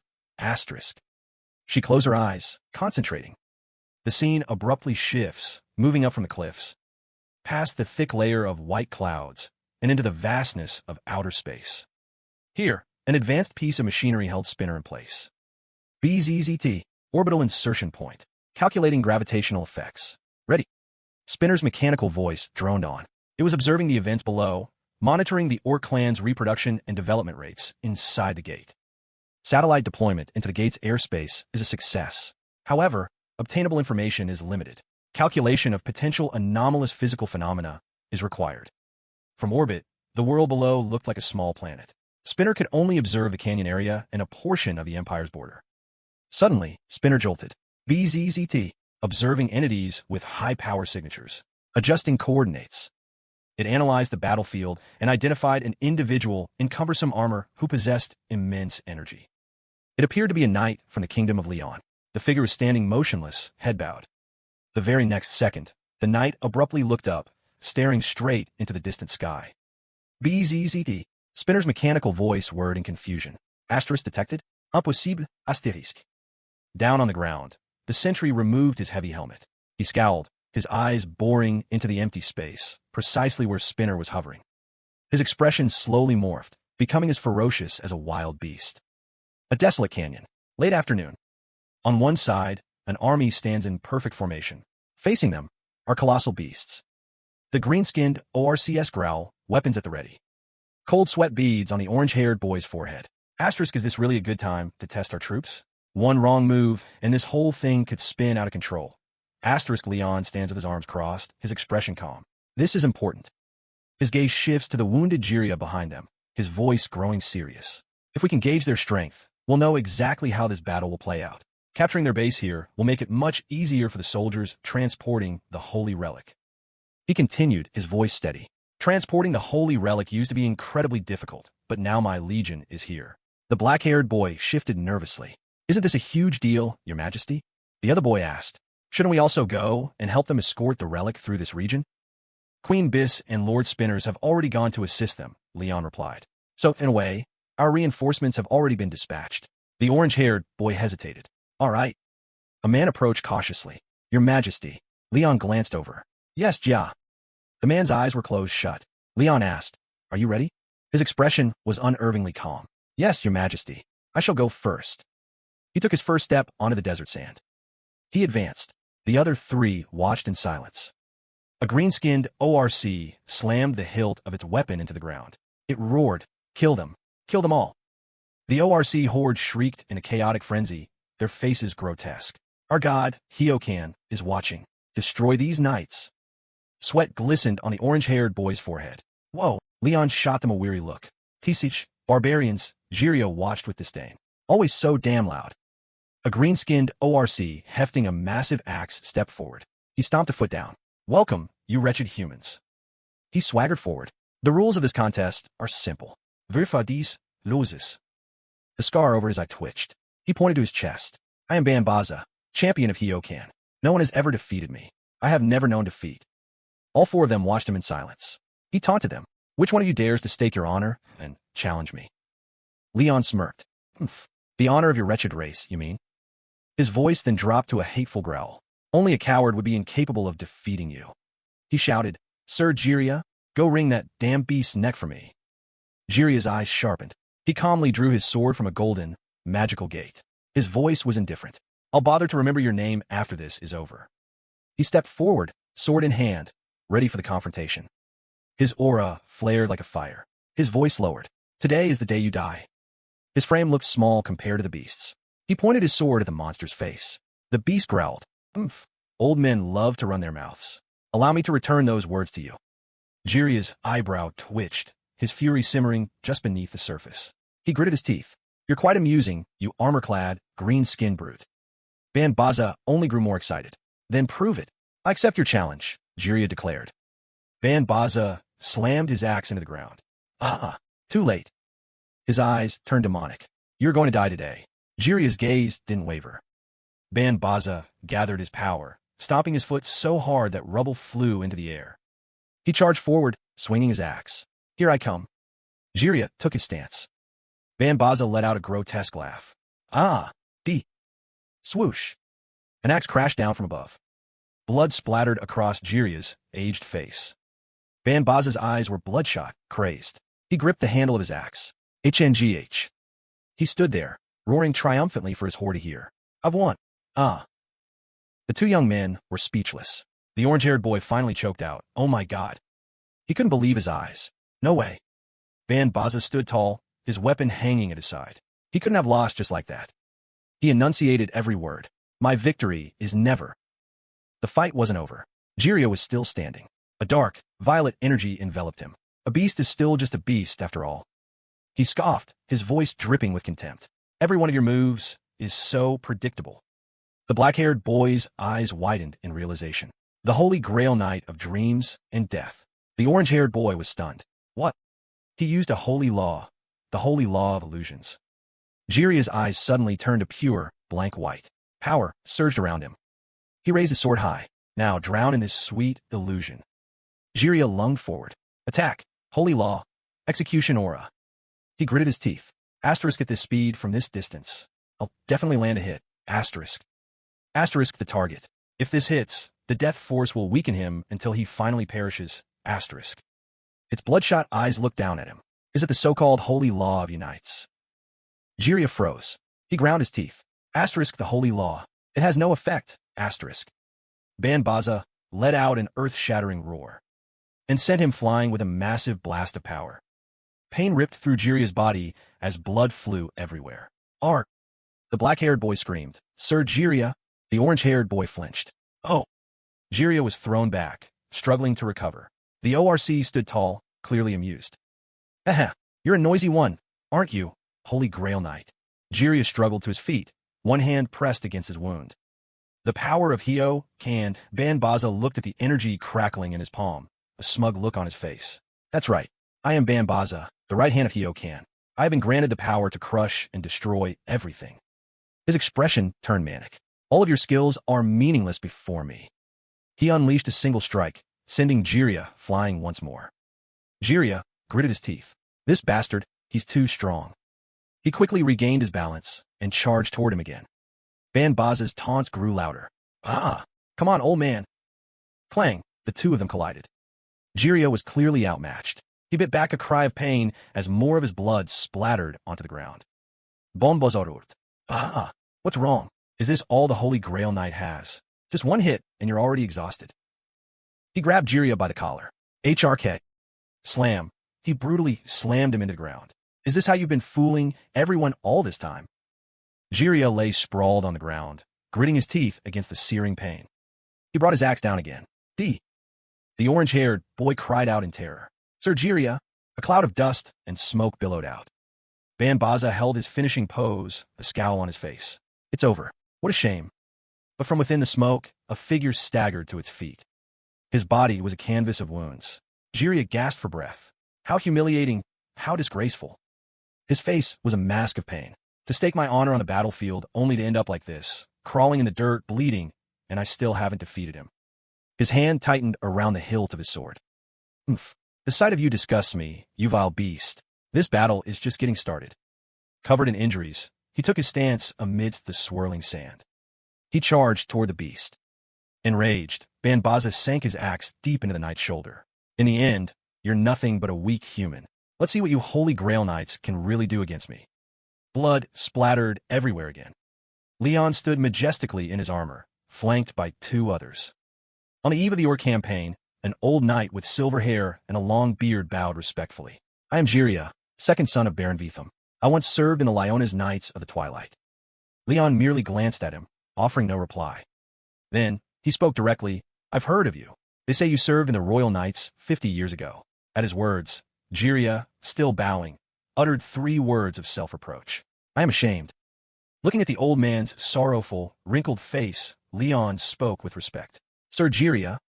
His voice was serious, tinged with concern as he spoke of the danger. This Orc campaign is to eliminate their rampaging general. It may be too dangerous for you to participate. Jiria's expression froze for a moment, then quickly hardened with resolve. He placed a hand over his heart, his eyes firm as he affirmed the honor of a Grail Knight. Please, allow me to fight, even in the lowest position. I do not care if I must ride with the common cavalry or stand with a spear among the foot soldiers. Leon seemed surprised by his conviction. I have to wonder, why are you so determined to fight? There are many other ways to earn glory, he asked.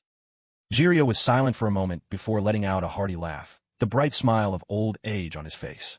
There is more to this than honor and glory, my liege. That moment, and the image of the old knight later on the battlefield, exhausted, drenched in blood, were both etched with the same ideal. The scene changes abruptly. Jiria coughed up blood, his eyes nearly white with pain. Before him, the colossal Orc Banbaz loomed like a giant shadow, pointing at himself with glee. I've won. The axe blade was still lodged in his shoulder, but Jiria didn't flinch. He called out to him, You in the armor. The demon-faced creature flinched. Jiria gripped the axe handle, his face dark, his eyes black pits. As he slowly pulled the weapon from his own shoulder, he spoke calmly. So the rumors about your clan were just talk after all. A memory surfaced, Leon extending a hand, acknowledging him. Your loyalty to me shall be praised for all time. Go, and bring glory to your family's name in this camp.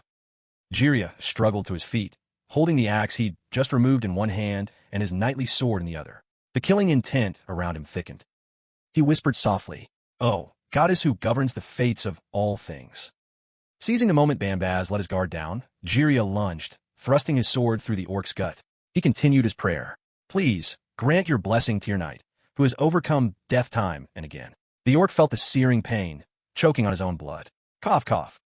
His face went pale, sweat beading on his brow. He grabbed the blade, realizing too late. Ow! He shouldn't have had the strength to move. Like a dead man come back to life, Jiria stood with the axe on his shoulder, covered in blood, his head bowed. This body is blessed, immune to death. He sank weakly to his knees, lowering his sword. The massive Orc corpse fell forward, motionless. Jiria raised his sword high. In the midst of the battlefield, he was the victor. A murmur rose from both sides. A young man with black hair gasped in amazement. We won. His orange-haired companion stammered. He actually won. On the Orc side, one stood with his arms crossed, speaking nonchalantly. Banbaz lost. Pathetic. Another couldn't believe it. He was talking so big just a moment ago. A stooped, elderly Orc leaning on a staff passed his judgment. TCH, drop your guard and you die. What an idiot. The old Orc stepped forward, his voice grave. I am Ma, General of the Orcs. You look like you're about to die, but I will ask you anyway. Looking at Jiria, who could collapse at any moment, the old Orc made an offer. Well, do you wish to ignite one last flame? I've lost too much blood, Jiria thought. Struggling to open his eyes, his breath ragged. When this immunity to death wears off, true death will claim me. In his blurring vision, the image of Ma before him began to fade. Then, for my king, he spoke with the last of his strength. I'll be taking you with me. As his body went limp, a hand reached out, lifting his arm. It was Leon. He stood there, holding his spear majestically. You fought bravely, Sir Jiria. He handed the old knight's body to the 2 young men behind him to support, then gave his order. Rest now. I will bear witness to your end and grant you my blessing. Jiria could only look up, respectfully calling out, Your Majesty. Sand and wind swept across the battlefield. Leon stood alone, facing the horde of green-skinned monsters. Ma watched him intently. Leon spoke. You green-skinned freaks. I'll give you one and only one chance to win. He summoned a gleaming weapon, then another piece of equally magnificent equipment. He gritted his teeth, his golden eyes blazing. A furious roar erupted as he gripped a weapon in each hand, his aura surging violently. An intricately designed chalice materialized above his head. Leon brandished his sword with the majesty of a king, the spirit of a great lion at his side. Come at me, all of you.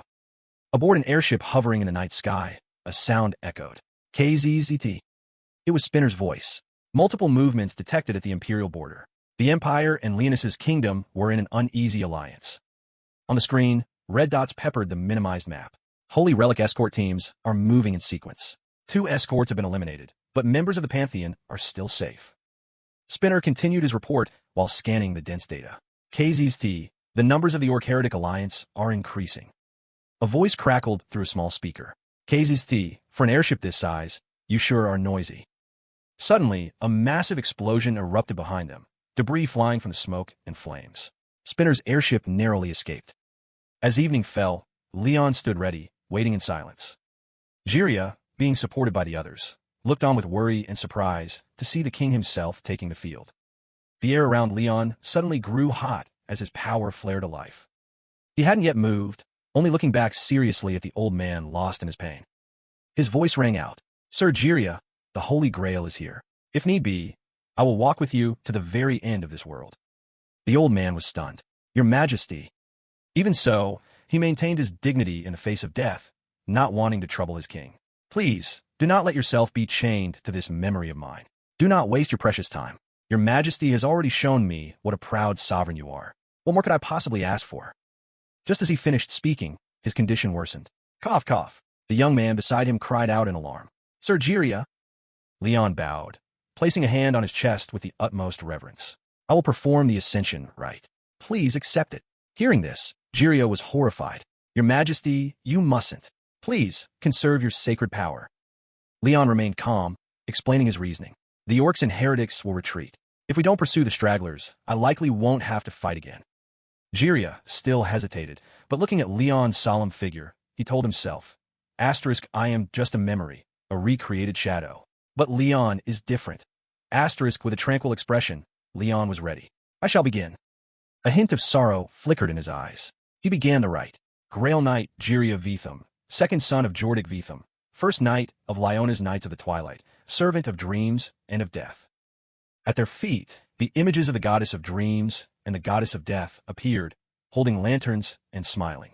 Leon continued, Pray now to the goddess you revere. Jiria clasped his hands, his expression pitiful as he looked up. As the goddesses smiled in anticipation, he began to speak. Oh, goddess who guide from the lowest of places. Oh, goddess who governs the fates of all things. He looked up, his voice tinged with a wistful sorrow. Here, your servant has finished his long journey. He knelt, his hands clasped within a surrounding dark purple sigil. He continued to pray softly. All my life, I have shunned illusion and falsehood, and despised gold and silver. I have protected your people and kept them fed. My goddess, if you would bless the deeds I have done in the mortal realm, I ask that you expand my king's domain and erase all his sorrows. He closed his eyes in earnest prayer. Leon placed a hand on his shoulder, calling out gently, Oh, spirits of dream and death. He focused on the right. Here, your first knight is about to begin his final journey. His honor will be remembered by the living. His glory will be remembered for all time. Leon slowly opened his eyes, pouring all his reverence into his words. May this knight be raised a cup of wine at your banquet, and may his name be remembered forever. The two were now very close. The sigil continued to radiate powerful energy. Leon went on, his voice a solemn promise. I, Linus the 15th, representative of the gods, promise that we shall be together at the banquet of the divine. His forehead touched the old knight's. A golden ray of light shot down from above. Farewell, my old friend. Jiria's eyes finally closed for good. A brilliant aura enveloped his body, illuminating the entire canyon. His final words still seemed to echo in the air. Glory to Leonis. Amidst the towering cliffs under a twilight sky, an orc leader sat calmly. Beside him, a one-eyed old orc reported with deference. Great chieftain. The chieftain toyed with a flame on his fingertip, speaking calmly. That failure means nothing. They were weaklings, that is all. The one-eyed orc looked guilty. My apologies. My disciple was inexperienced. We're pulling back, the chieftain commanded. There is no advantage in continuing to fight under these conditions. He grimaced, rubbing his chin as he thought of his opponent. Leonis, you say? His eyes and smile glinted with interest. If fate allows it, perhaps I will have the chance to face him myself. Night fell over the forest. Jiria, who had just reappeared as if nothing had happened, was leading Han Hei-ri and Stella. He pointed to a small trail, assuring them that very few monsters ever used it. After walking for a while, Han Hei-ri spoke up. Sir Jiria. Jiria, turn back. What is it, Knight Han Hei-ri? Do you remember what happened before? He immediately understood what she was referring to. You mean the memories of the other clone that was traveling with you all? To be precise, it's more like I inherited the memories from the original. Unfortunately, I myself have no memory of any of you. Jiria chuckled and reintroduced himself. Right now, I'm an 87-year-old knight apprentice. Back then, His Majesty was both a Holy Grail knight and a knight of war. Han Hei-ri clapped her hands in awe. Oh wow. She clenched her fists, her eyes sparkling. So you knew His Majesty when he was young, Sir Jiria? Stella was just as eager. We want to hear about it too, Sir Jiria. Jiria laughed heartily, lost in thought. Ha. The memories from that time are truly vivid. He began his story, his voice filled with nostalgia. Back then, His Majesty Leon was the youngest Holy Grail knight in history, and his reputation, even as a mere knight apprentice, was already legendary. Would you believe His Majesty set out on his apprenticeship at only 16? Jiria said, sitting down on a tree root. His question made Han Hei-ri gasp in astonishment. Whoa. He continued. Normally, one would have to serve the kingdom as a royal knight. But His Majesty was the rightful heir to the Grand Ducal House of Dragonia. Even though he skipped a few steps, he still demonstrated qualities befitting his family name. Leon's exploits echoed far and wide, single-handedly wiping out an entire Orc clan's domain, storming the ritual of a dark cult and eradicating them. The tales of his adventures with his comrades became songs of honor and glory, recited by bards in every corner of the land. Then, at 20, he was chosen by the goddess of light and justice to undertake a sacred quest. By 27, he had become the youngest knight of war and Holy Grail knight. Jiria sighed in admiration. What a brilliant man. I doubt we'll ever see anyone with such great talent and charisma again. Suddenly, Jiria turned to Han Hei-ri. Knight Han Hei-ri. Yes, she answered, a bit taken aback. His eyes were as gentle as a father's. Stay by His Majesty's side. Watch him and learn from him closely. For someone to have reached his level of maturity at that age, it's truly an incredible talent. The praise strengthened Han Hei-ri's resolve. Yes, I'll do my absolute best. Off to the side, Ji Chong just quietly stared down at his own hands, his expression heavy with thought. The night grew deeper. Around the campfire, everyone had fallen asleep, except for Ji Chong. He was still training tirelessly with his sword, its whistling cuts slicing through the night air. Suddenly, a voice cut through his movements. Royal swordsmanship, is it? Ji Chong was startled, scratching his head in embarrassment when he saw Jiria. My apologies. Did I wake you? The old man smiled gently. Not at all. At my age, sleep doesn't come easily. I was just coming to help stand watch, but I found you training instead. Would you mind if this old man had a look at your swordsmanship? Ji Chong was overjoyed. It would be my honor. The two took their stances, facing each other. Jiria spoke first politely. I'll go easy on you, so be ready to block. Yes, sir. No sooner had Ji Chong spoken than a razor-sharp blade was already at his neck. Luckily, he reacted in time, raising his sword to block. Jiria instructed as he attacked. Keep both hands above your navel. A sword isn't just a weapon to be swung. It's also your fastest defense. Always keep it in a position where you can react. Although it was difficult to keep up with his blade, Ji Chong did his best to defend. It's clearly just mechanical swordsmanship, fast and precise, but all I can do is defend. I can't find a single opening to counterattack. A moment later, Jiria withdrew his sword. The sword in Ji Chong's hand went flying. He knew it was coming and bowed his head in frustration. I've lost. Winning or losing in a practice match doesn't mean anything. Jiria waved his hand dismissively, sitting down on a nearby log as he began his critique. Your fundamentals are solid, and your reflexes aren't bad. You've clearly been training hard and consistently. He patted the empty space beside him. Come, sit here next to me. Ji Chong replied quietly. I still have a long way to go. He hesitated for a moment before asking. Sir Jiria, how do I compare to Knight Han Hei-ri? The unexpected question made Jiria pause. When he understood, his gaze toward the boy was filled with a hint of pity. There's a huge gap between you. Even though he had expected it, Ji Chong couldn't hide his disappointment. Jiria continued. Through these old eyes, I can see that Knight Han Heiri has outstanding talent and is beloved by the gods. She will undoubtedly achieve more and faster than others. Ji Chong sat next to him, running a hand through his hair in frustration. Actually, I already knew that. He clenched his fists, a feeling of helplessness welling up inside him. No matter how hard I try, some things are just impossible. Jiraiya looked at Ji Chong, his eyes seeing a reflection of his younger self. He sighed. You really are just like me. Like you, sir. Ji Chong couldn't believe his ears. But, in the end, the Sir Jiraiya I know never became a Holy Grail Knight. His words surprised Jiraiya. Are you saying my future self doesn't achieve his dream? To me, that sounds very strange and unexpected. He looked up at the sky and confided, I've heard things like that my whole life. My family, my comrades, even His Majesty Leon and the goddess of my dreams, they all told me to give up. Then why didn't you give up? Ji Chong asked. In the silence of the night, Jiraiya's voice echoed.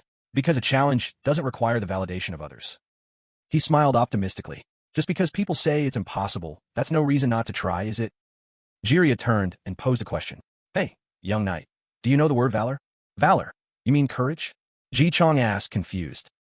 Valor can mean bravery, it can mean love, and it can even mean hope. To me, a knight is one who wields valor, the valor of resounding courage, of unfailing hope, and of pure love. And a Holy Grail Knight is the pinnacle of that valor. He looked Ji Chong straight in the eye. Knight Ji Chong, do you think a Holy Grail Knight is born with valor? Well, of course. Yihong ensered uncertainly. No, Jiraiya said gently. No one is born with valor. It cannot be owned, it cannot be given, and it cannot be achieved. He placed a hand on Ji Chong's shoulder, then moved it to his own chest, his voice firm. Valor is something that is brought forth from right here. It was as if Ji Chong had an epiphany. Ah, I see. Jiraiya stood up and stretched. Young knight, when you pray to become a person of valor, do you think the gods will grant you valor? Or will they grant you the opportunity to bring it forth? Their conversation lasted until the first light of dawn. The group finally arrived at a fortified gate. Seeing the guards, Stella cheered. Sir Jiraiya, we've reached an imperial outpost. So we have, Jiraiya replied, then explained. Once we pass through here, we can head straight for the kingdom's border. Oh, Hanhari exclaimed in surprise. Ji Chong, however, was lost in his own thoughts. The kingdom of Leon and the empire share a border? The escort mission should be over, so why haven't we completed it yet? Suddenly, a soldier on the wall shouted, Halt! Who goes there? Stella stepped forward. We are the escort party for the holy relic of the kingdom of Leon. There should be a record of our previous passage. There was no reply. The gate remained silent for a moment, then the grating sound of pulleys echoed as it was slowly raised. A voice called out, Welcome, Knights of Leon. Hearing this voice, Jiraiya froze. It can't be. In front of them stood three figures, a short man, an old man, and a powerful-looking man. Jiraiya recognized them instantly.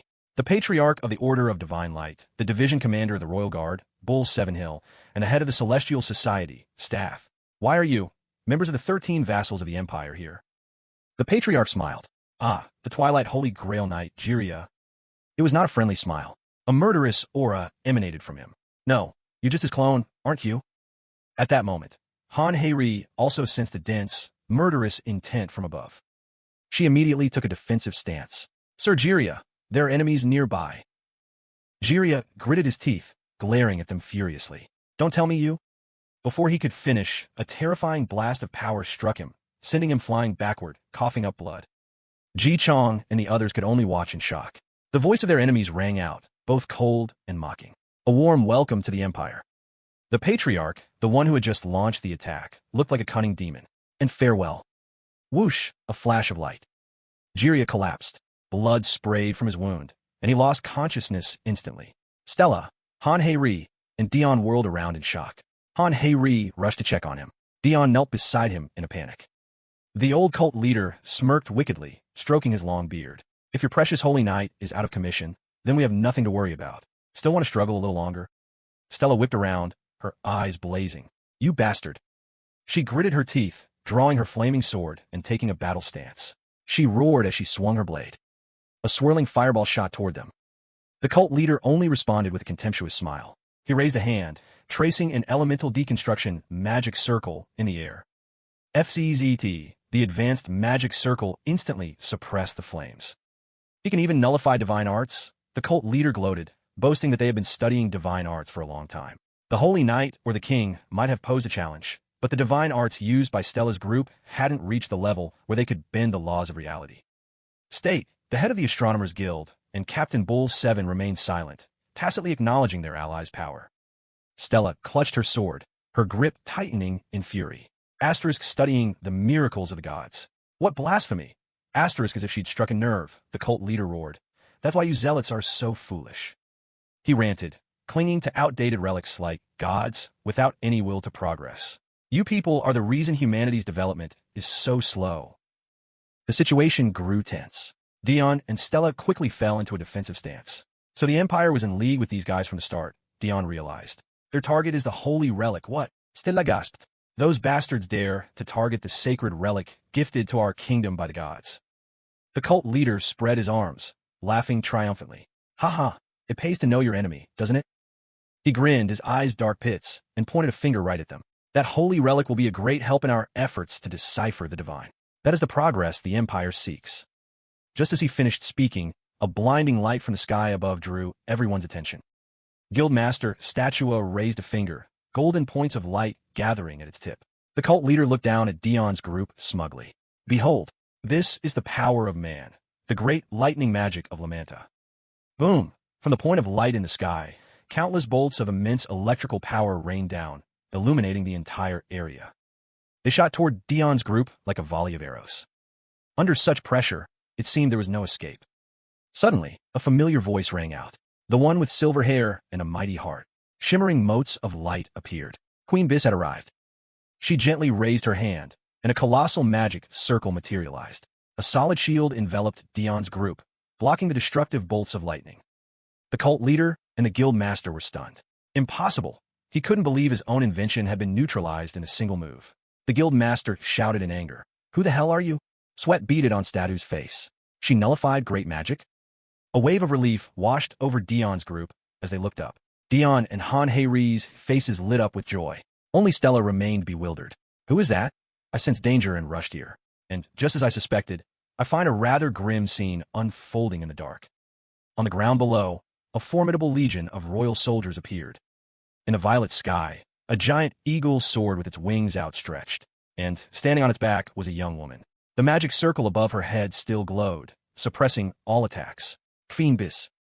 She looked down on the cult leader's group with a regal air, her hair flowing in the wind as divine power still coiled around her. So, gentlemen, what do you think of my magic? The eagle circled, its divine aura pulsing like a flame. It was a magnificent sight. Who is she? The captain asked, turning to his ally. The cult leader didn't know either, answering vaguely. That's the mana of a mage, but is that divine power surrounding her? Realizing the gravity of the situation, the cult leader immediately took a defensive stance. Oomph. He quickly formed a blue magic circle while his two allies stood behind him protectively. Asterisk nullify mental interference. Double internal power boost. Fortify spirit. Asterisk. Even as he cast the spells, he sneered, though he couldn't hide the fear in his voice. How rude, projecting such seductive magic everywhere like some degenerate. Under the violet light, Biss's beautiful and haughty face was clearly visible. She crossed one arm over her chest and rested her other hand against her cheek, a truly bewitching sight. Biss's voice dripped with mockery. A mage with no self-respect? Oh, my apologies. It seems this charm is just my natural state. The cult leader's face grew even more tense. Asterisk conf. Lies. Such wicked power is just her natural state? Asterisk. The pressure Biss exuded was astonishing. What a bewitching power. It stirs both memories and wicked desires. The guildmaster spoke plainly. That divine power invokes dreams and death. Don't tell me she's on the level of a pontiff. Meanwhile, Stella was still staring, wide-eyed and sweating. Asterisk, who is she? Isn't the current pontiff of Flow a man? Asterisk. The cult leader wasn't ready to give up. He raised a hand, small arcs of lightning crackling around it. In any case, it was a mistake to show yourself. Now that you're here, don't even think about leaving alive.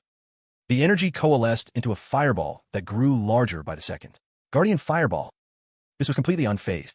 She brought a hand to her lips, teasing him. Oh my, what do you plan on doing with that cute little thing? The cult leader let out a triumphant laugh. I'm not finished yet. From the fireball, he morphed the spell into a colossal magic drill, ready to obliterate anything in its path. Accelerated magical shape transformation. The cult leader roared, his eyes burning with intensity. The massive spike shot toward Biss at the speed of light. D. As the attack was about to hit, Biss simply stood with her arms crossed, calmly assessing it. She raised a hand. A hexagonal magic shield appeared, instantly stopping the attack. Is that all? Suddenly, she sensed something was wrong. Biss immediately glanced behind her. The lightning bolts had arrived. The great lightning magic of Lamanta. A brilliant cascade of lightning came crashing down, tearing the sky apart. The cult leader and the guild master burst out laughing. Ka, how's this? Surely you can't block two great spells at once. A terrifying explosion rocked the sky. A blazing red light shone down on the ground amid a cloud of dust and crackling electricity. Han Hei was frozen in terror. Your Majesty, panic and fear filled her eyes. However, through the smoke, Biss emerged completely unscathed. She held the shield with one hand while covering her nose with the other, her voice dripping with disdain. First, let's clean up this chaotic and utterly classless mess. Gomajik, manasirculation. The two cowards' jaws dropped. What? The cult leader was aghast. The guildmaster's eyes went wide. What is this ridiculous amount of mana? Biss raised her hand high, creating a new magic circle, even larger than the last. Divine power radiated out, blanketing the night. Grand magic, annihilation. Like a black hole, the circle began firing continuous beams of light. Ashtavishk boom. Boom. Ashtavishk. The ground erupted as if it were being carpet-bombed. Piercing screams filled the air. Even Dion's group was horrified by this display of power. Tears streamed down Han Hei's face. Oh my god. Whoa. Dion and Stella gasped. The green gem on the cult leader's head glowed, helping him struggle to maintain his shield. The guild master pushed up his glasses. Asterisk, she's even absorbing and using the residual mana. The pure barrier concept. Asterisk. Biss continued her assault relentlessly. A defensive concept, Stella thought. It's on par with His Majesty's divine arts. Biss brought a hand to her chin, lost in thought.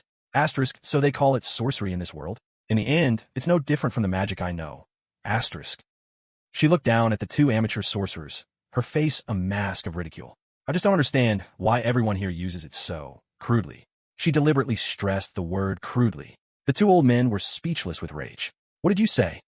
The magic circle above Biss's head transformed into a true black hole, gathering crackling red lightning. Before her, a gigantic fireball began to form. Standing on the eagle's back, Biss slowly raised the sphere. It grew larger and larger, pulling in countless bolts of lightning. To be so focused on sorcery while ignoring the true potential of magic. You're the ones I find so hard to understand. Witnessing his own spell being copied, the guild master was flabbergasted. Are you trying to cast our own spell against us? The colossal fireball blazed intensely. Blossom grand magic. Biss raised both hands, ready to hurl it down. Heaven's light punishment. In the midst of the battle, as if awakened by a surge of magic, Jiria's eyes shot open. Everyone was surprised. Stella quickly knelt to check on him. Sir Jiria, are you all right? He asked in a pained voice. This is an Imperial outpost. The fact that I've woken up here must mean the Empire has betrayed us, hasn't it? In the sky above, Biss's voice echoed in their minds telepathically. You are correct, Jiria. Dion, Stella, and Han Hei all heard it. Han Hei was shocked. Asterisk ha? A voice in my head. Asterisk. Han Hei and everyone in the escort, Biss commanded telepathically while still fighting. Request backup from our forces. Immediately. Her own body was reaching its limit, but she couldn't let the enemy know. But aren't we winning? Below, the cult leader and his men were still desperately defending themselves. It's only a matter of time, Biss explained. I can sense a strange power from those so-called prince-electors. The old cult leader with the jade circlet is especially concerning. In a prolonged battle, I fear I won't be able to handle this alone. Elsewhere, crash, an object resembling a ball of fire slammed into the ground, creating a massive explosion. It was Spinner, Dion's robotic holy chalice. It was severely damaged, its mechanical parts shattered. Asterisk system failure. Emergency repairs required. Activating emergency protocol. Asterisk Spinner automatically initiated its self-repair mode. The explosion had attracted someone else. The heavy footsteps of someone in iron armor approached. Oof. The figure roughly picked up a piece of Spinner. It was King Venus, leading a troop of soldiers. He stared down at Spinner. What are you? Why do I sense divine power from you?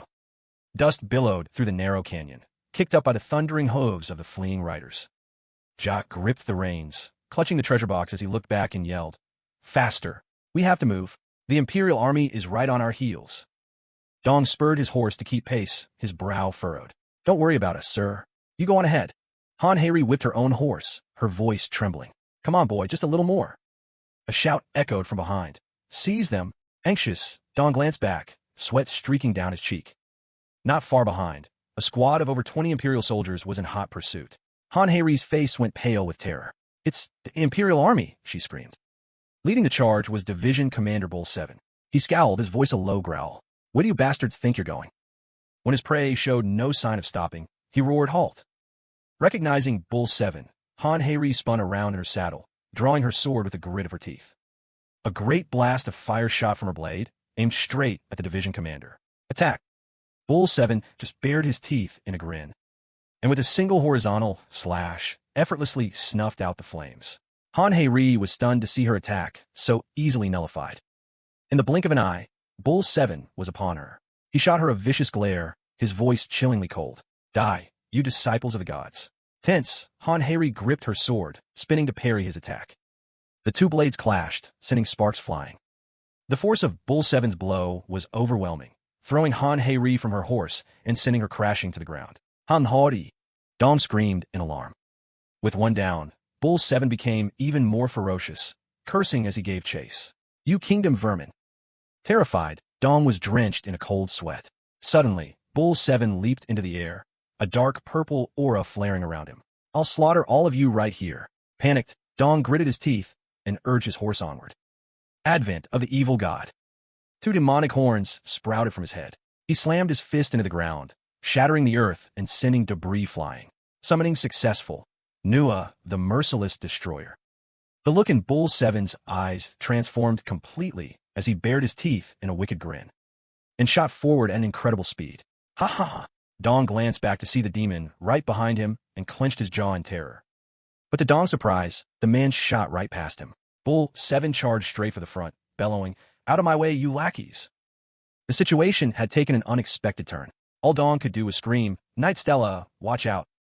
Hearing the cry, Stella glanced back in concern and saw Bull 7 hurtling toward her like a phantom. Yet she remained composed, shouting orders to her soldiers. Protect the holy relic. Stop that demon. Yes, Commander. All the soldiers answered in unison, turning their horses and raising their weapons to face the threat. They charged directly at Bull 7, their determined cries echoing through the canyon. For Leon, for the Lionheart King. Bull 7 paid them no mind. He let out a loud laugh, preparing his attack. Huh. He unleashed a devastating sweep, roaring with fury. Out of my way. The force of the blow tore through the earth. But in the midst of his triumph, a voice suddenly rang out from above. Thank you, my loyal warriors. Startled, Bull 7 looked up. Stella was diving down from above, unleashing a sacred art with her blade. Unleash, holy sword. She brought her blade down in a vertical slash, splitting him in two. But there was no reaction. Stella's brow furrowed in worry as she clenched her jaw. Asterisk, this power can slice through a high-level demon with a single blow. This should have, asterisk. Suddenly, Bull 7's massive hand closed around her head. Aya! She cried out in terror. The attack hadn't just failed. It had made Bull 7 even more furious. You insolent brat, he snarled. I'm going to kill you. Before he could act, a sarcastic voice cut through the air. To survive a blow from the holy sword, you're pretty tough. Annoyed, Bull 7 glanced toward the voice. Jiria had already pulled Stella to safety. She collapsed to the ground, gasping for breath. Seeing his prey escape, Bull 7 roared in fury as the dark purple aura flared around him once more. Jiria of the Twilight, you fool. You're not even a knight of the Holy Grail. Do you really think you can stop me? He added smugly. You'll need a knight of the Holy Grail to kill me. Stella got to her feet, watching with apprehension. Jiria remained calm, replying with his eyes closed. The Empire has grown far too arrogant. He narrowed his eyes, his gaze sharp. Since when did someone like you have the right to speak of the knights of the Holy Grail? Bull 7's brow tightened, and he ground his teeth in rage, staring daggers at Jiria. You! How dare you! Suddenly, his eyes flew open as if he'd realized something. A cold sweat broke out on his brow. Wait a minute, he stammered. Where's the holy relic? Jiria and Stella faced him defiantly. You know, Jiria said casually, people tend to forget things as they get older, don't they? Just then, Bull 7 looked past Jiria and saw Dong, desperately urging his horse into a full gallop. He hesitated, realization dawning on him. It can't be. While he'd been distracted, Dong had scooped up the holy relic, pulled the unconscious Han Hei onto his horse, and fled for his life. Realizing he'd been tricked, Bull 7 exploded with rage. Damn it, they played me for a fool. Jiria looked at Stella, and they shared a knowing nod. Stella drove her sword into the earth and faced her soldiers, her voice ringing with authority. Hear me, glorious knights and soldiers of Leon. I, Stella Vermilion, commander of this escort, give you an order. Rise and take up your swords. The knights and soldiers immediately got to their feet, advancing on Bull 7 one step at a time. Stella's voice rang out, full of conviction. Today we die here. Do you understand? Yes, commander, they roared as one. Hearing this, Bull 7 turned livid with rage, his fists clenched tight. You damn fanatics! The look in his eyes changed again, now filled with utter contempt. You're nothing but dogs of the gods. Bull 7 channeled his power and stomped hard. Dark purple lightning erupted from the ground, shattering the earth around him. The nearest soldiers were sent flying. His attack tore through the knights. He roared in fury. You are nothing more than cattle who have surrendered your own judgment. Bull 7 swung his sword with a snarl, his voice dripping with scorn. No, you're even worse. At that moment, Jiria and Stella charged him. Jiria's expression was grim, his brow furrowed as he tightened his grip on his sword. Bull 7's blade came crashing down upon him. Sir Jiria, Stella screamed in terror. Jiria caught Bull 7's blade with one hand while using his own sword to brace against the impact, but the force was so immense he coughed up a mouthful of blood. Don't mind me. He couldn't withstand the blow. The pain was excruciating. Seizing the opening, Bull 7 grabbed Jiria by the throat and slammed him into the ground. You fool, can't you see the gap between our powers? After pinning Jiria, he immediately swung his sword at Stella, snarling, pathetic weaklings. Stella barely managed to block the attack with both hands. With just one swing, he sent her flying. Jiria scrambled back to his feet and attacked Bull 7 from the side, but his opponent was fast enough to turn and block the blow. Jiria frowned. His recovery is getting faster. After the exchange, Jiria looked noticeably younger. He spoke grimly. It seems his demonic power has increased. Jiria and Stella fell back, warily observing Bull 7.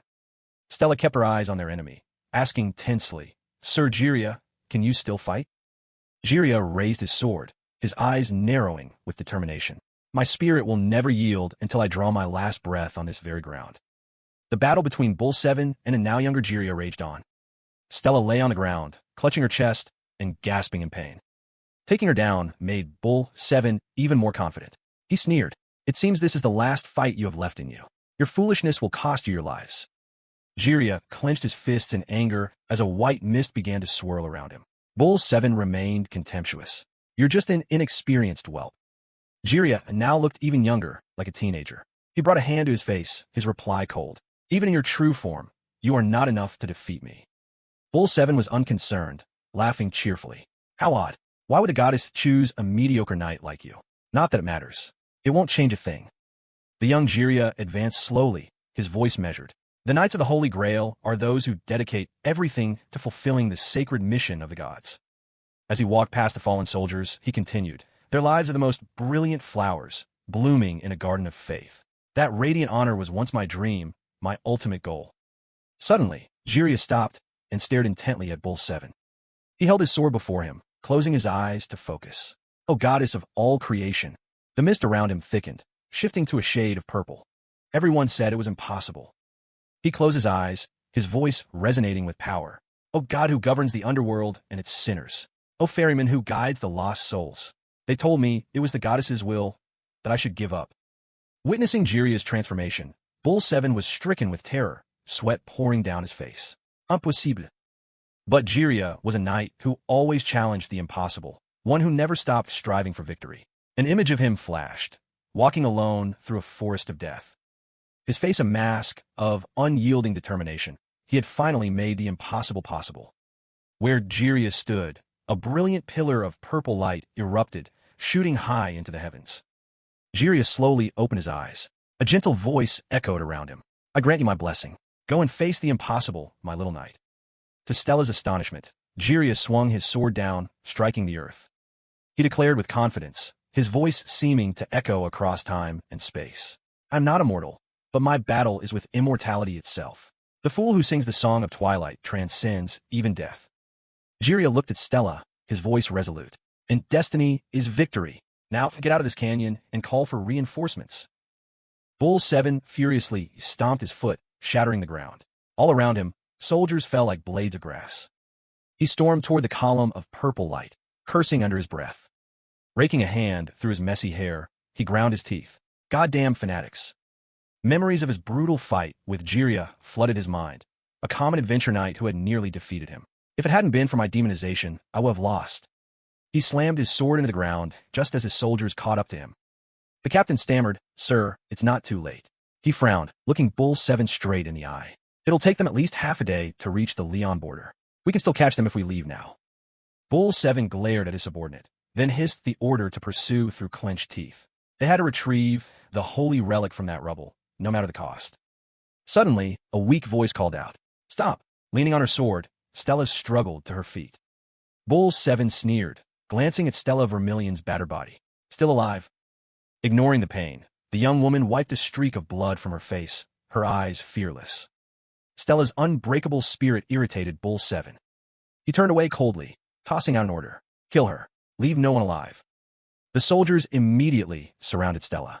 She panted, gripping the hilt of her sword with both hands, using every last bit of her strength as she prepared for a fight to the death. She gritted her teeth, her voice sharp. "Glory to Leon." Suddenly, the ground behind Stella began to tremble violently. All eyes turned to the horizon in shock. A streak of light was rocketing into the sky at terrifying speed before abruptly changing course and hurtling straight toward them. "A shooting star," a panicked soldier yelled. Sweat beaded on the captain's forehead as the streak of light grew larger. He barely managed to get a word out. "Huh." The light slammed into the ground right where Stella stood, creating a massive shockwave that threw up a cloud of dust and debris. A powerful gust of wind blew Stella's hair back, revealing her stunned face. Bull 7, who had been walking toward his horse, stopped in his tracks. His soldiers backed away in fear, stammering out horrifying titles. The Butcher, the Headsman Knight. From within the dust cloud, a figure slowly emerged. The ground beneath his feet melted into lava, smoke billowing into the air. The Witch Hunter, the Knight of Annihilation. The figure, clad in imposing jet-black armor, stood protectively in front of Stella, the Divine Punisher. Flames flared to life on his sword and shield. He slowly opened his eyes, his voice as cold as ice. "I am Vincius." The moment he spoke his name, bolts of fiery lightning shot from his body into the sky. "I am Vincius." He pointed his sword at the Imperial soldiers. "Plead your case." Bull 7 stared blankly. "What?" Vincius repeated, his tone unforgiving. "Before I burn your very souls to ash, so that death itself might grant you forgiveness." Hearing such an absurd declaration, Bull 7 burst into contemptuous laughter. "Ha ha ha." But his laughter died abruptly, replaced by a ferocious scowl. He tightened his grip on his sword. "Still as arrogant as ever, I see. Don't you realize your own pride led to this crisis? Today, before the might of the Empire, you will not." Before he could finish, Vincius charged. "Is that all you have to say?" Bull 7 had no time to react, hastily raising his sword to block. As the old man looked on in confusion, Vincius spoke calmly. "Do you know why you're even allowed to call yourselves an empire?" The old man struggled to parry the heaven-sent blows. Ugh. What is this power? Asterisk. Vincius pressed his attack, his voice a low growl. "It's because we allow you to exist." The strike was so powerful it forced Bull 7 to his knees with a cry of pain. "Ugh, Art." Before the old man could recover, Vincius raised his sword again. "The fact that you so arrogantly declare your independence." The old man could only struggle to block the blow. "The fact that you can needlessly expand your territory." Each of Vincius's strikes grew heavier, fueled by his building rage. "All of it, all of it, all of it." He delivered the final blow. "Is because we allowed it." Crack! Bull 7's sword shattered. The blow sent him flying backward. Ack! Ah! As he flew through the air, his eyes widened in horror. Asterisk impossible. His strength, his speed, that endless magical energy. It's beyond human limits. Asterisk. Vincius stood his ground, the earth still smoking beneath his feet as embers flew. Clutching his stomach, Bull 7 struggled to his feet, staring at his opponent in disbelief. Suddenly, a third eye snapped open in the middle of his forehead, and furious purple lightning once again enveloped his body. He threw his head back and let out a desperate roar. "Grant me strength. Qua. As your contractor, I will pay any price."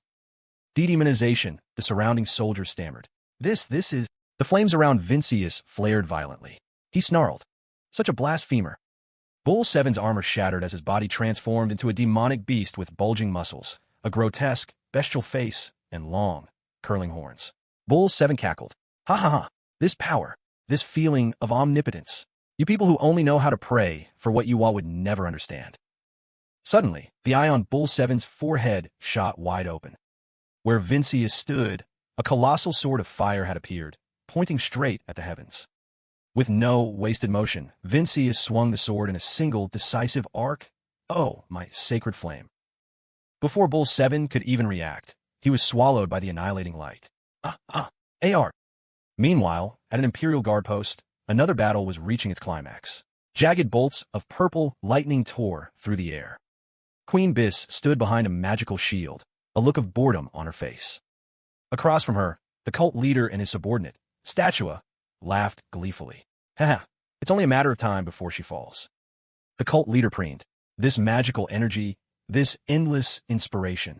I'm most pleased. The next attack will finish. You arrogant fools. A calm voice cut him off. So, the Empire was behind this catastrophe after all. Leon calmly strode forward. The cult leader and Statua were taken aback. Who are you? Bis turned her head, unfazed. Well. Then, a pleased smile spread across her face. You've arrived just in time, Your Majesty. Leon, casually seated on a white steed, smiled gently. Oof. I was just seeing an old friend off. He moved to Queen Bis's side and turned to their two enemies with an interested look. May I join you? Bis placed a hand on her chest and replied softly. I have no interest in monopolizing all the honor and glory. Leon's brow furrowed slightly, his tone playfully displeased. It seems we need to have a long talk about that. The cult leader and Statua could only stare. Bis chuckled lightly. Oh, but I am no knight. The cult leader could take no more. He roared, a ball of purple lightning forming in his hand. It doesn't matter. I'll kill all of you right here. Before he could strike, a blinding light in the sky made him look up, his jaw dropping. Oh, what? A blazing red pillar of fire was tearing through the sky, plummeting downward. What is that? Did someone summon a meteor? The cult leader cried out in alarm. Witnessing the sight, Bis demurely clasped her hands behind her back as she stood beside Leon. She turned to him. Your Majesty, is that? Leon closed his eyes, a confident smile on his face. Oof. It seems our work here is done. He is just as unforgiving toward demons as I am. As he finished speaking, Vincius descended from the heavens. The cult leader and Statua recognized the newcomer in terror. That's the Knight of the Holy Grail, Vincius. Why is he here? Vincius landed. His infernal judgment shattered the ground. A sacred light erupted from his body, vaporizing the stunned cult leader and Statua before they could even move. When the light faded, Vincius was kneeling on one knee before King Leon and Queen Bis. He removed his mask and rested his hand on his knee, declaring loudly, Representative of the myriad gods, master of the Lionheart King, and protector of the Holy Grail, Leonheart has arrived. Leon looked down amiably. It's been a long time, Sir Vincius. Vincius bowed his head, replying in a strong voice. Yes, Your Majesty. I trust you have been well. Just then, Queen Bis spoke up. Your Majesty. Leon glanced at her. Bis stated calmly, We must gather everyone before the gate closes. Leon thought for a moment, then replied, Is that so? He placed a hand on Vincius's shoulder and then knelt on one knee himself, facing his knight. Sir Vincius, there is much I wish to discuss with you, but circumstances are urgent, and I must depart. Hearing this, Vincius looked a bit flustered. Who would dare obstruct Your Majesty's path? Please, do as you wish. Leon suddenly grew serious. Sir Vincius, might I borrow something of yours? A token to represent you. Vincius quickly held out his hand, summoning a small sword. If Your Majesty requires it, then take this. Leon gladly accepted the small black sword, which was wreathed in tiny sparks of fire. Thank you. He put the sword away and turned to leave, but glanced back one more time. Farewell for now, Sir Vincius. Vincius, now standing, placed a hand over his heart and smiled respectfully. May you go with grace. Leon looked back a final time. We will meet again someday. Behind Vincius, the castle, split in two, continued to burn fiercely. His smile faded, his expression returning to its usual coldness. A thought crossed his mind. Asterisk in the heavens of the gods. There is no Vincius. He's still alive? Asterisk.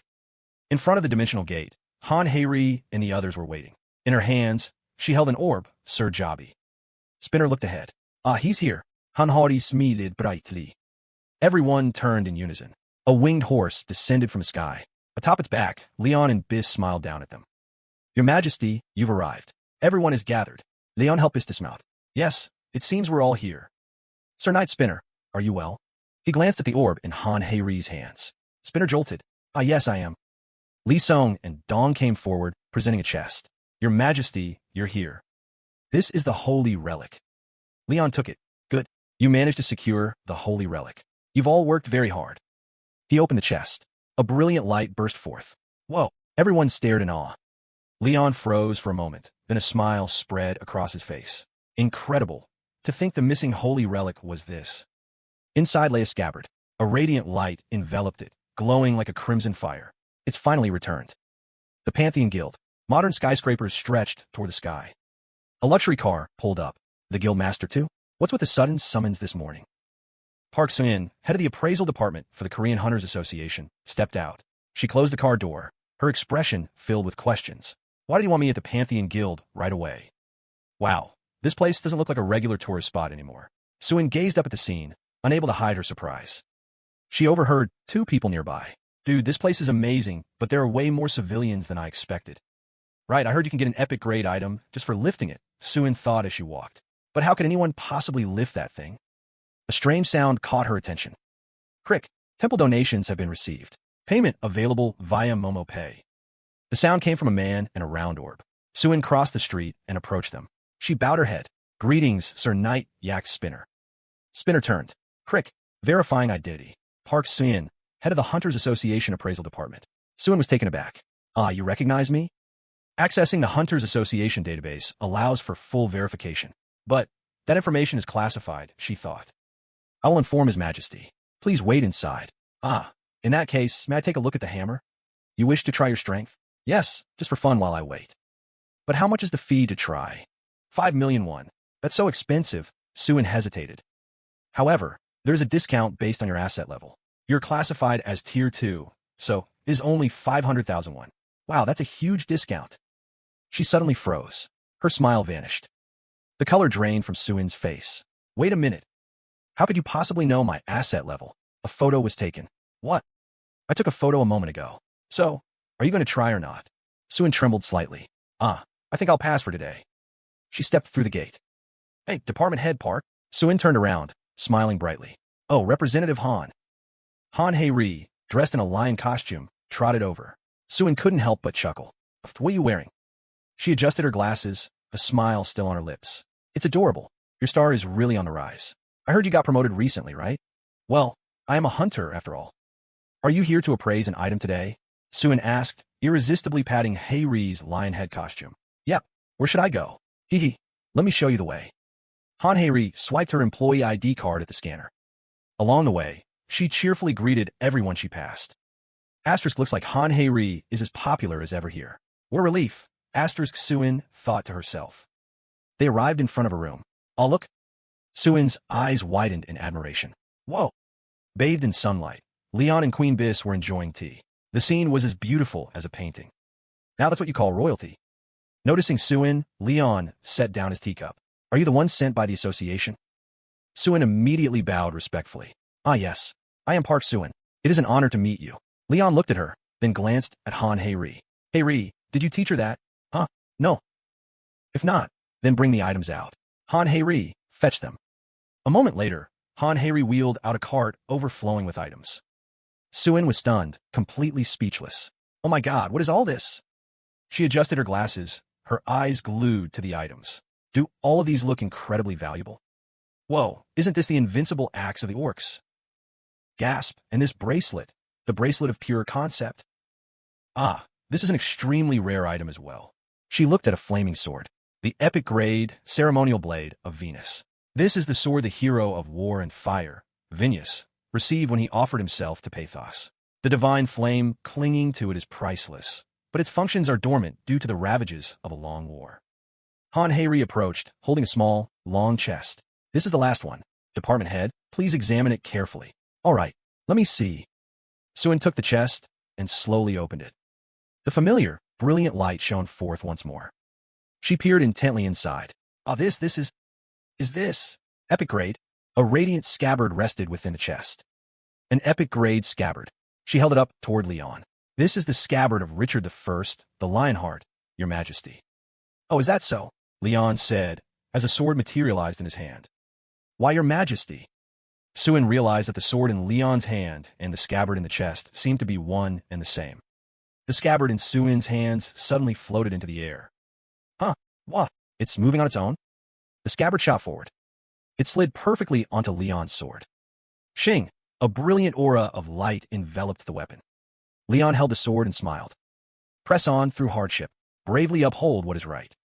Even if the heavens fall, raise justice anew. Your Majesty, were those words? They are the teachings of the first Lionheart King. The first Lionheart King? The words he left for all the Lionheart Kings who would follow. Does that mean? Leon smiled at the three women. You may all leave us now. Outside, the crowd began to stir. Hey, look, over there on the terrace. Huh, isn't that the master of the Pantheon Guild? On the terrace, Leon drew the sword from its scabbard. I, Leon Dragonis, the 15th Lionheart King and rightful heir to the first. As the representative of the gods on this earth, shall allow this holy relic to reclaim its true power. An explosion of light erupted, engulfing the entire sky. Leon smiled, gazing at the sword in his hand. I have finally reclaimed the power of my golden age. The time has come. Prepare the great ritual. Thanks to this scabbard, I can perform it immediately. He turned to Queen Biss. Yes, Your Majesty. This is what you spoke of before, isn't it? First, I will establish a new order of knights. Preparations to summon the knights of the Holy Grail are complete. The brilliant smile never left his face. And through the great ritual, I shall summon the star. Night begins to fall. A mysterious woman walks through a dark alley as a voice speaks from her phone. My lady, are you sure you want to stay there? Tron replies curtly. Yeah, for now, this is how it has to be. Sensing her subordinate's worry, she continues. I know, but you understand, don't you? It's still not enough. Her eyes are firm, convinced that only holy magic is powerful enough to kill him. The subordinate's voice is filled with concern. My lady, do we know where he is now? Tron asks. His last known location was South Korea. With a clang, she drives her sword into the ground.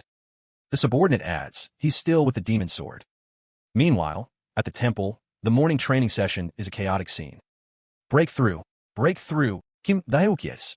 The cavalry unit charges straight into the line of defense. The formation below instantly raises their shields, roaring in unison. Huh. The members surge forward. Come on, let's break their line. Damn it, the horse won't move. Hansa Ho shouts in frustration as his mount comes to a stop. Jiakong Hyuke cheers him on. Break their line, Suho. Hansa Ho struggles to attack, but the defensive wall is too strong. The other members aren't faring any better, even as they give it their all. Just then, an opponent grabs Hansa Ho. He teeters in his saddle and lets out a sudden cry. Wow. A second later, Hansa Ho smacks face first into the dirt. He lets out a pain grunt. Ugh. Before Hansu Ho can even get his bearings, he finds himself surrounded by murderous glares. He stammers, guys. Hyui smirks and give a cold command. Get him. The entire formation instantly pounces. Let's dogpile him. Stomp him. On the perimeter, other members block any escape with their shields, laughing with glee. He's totally gonna break something. Hansa Ho screams in pain, but no one seems to care. It's fine, we'll heal up thanks to Saint Jiari anyway. Haha, we'll definitely crush them. Our fundamentals are on a completely different level. Seeing this, Wei Su's group is horrified. In just an instant, Hansu Ho is completely pummeled. Oh, Suo. Wei Su cries out. Just then, Leon calls out. Stop. The shield team wins. Next group, thanks to the power bestowed by the Holy Grail, Hansu Ho's injuries quickly heal.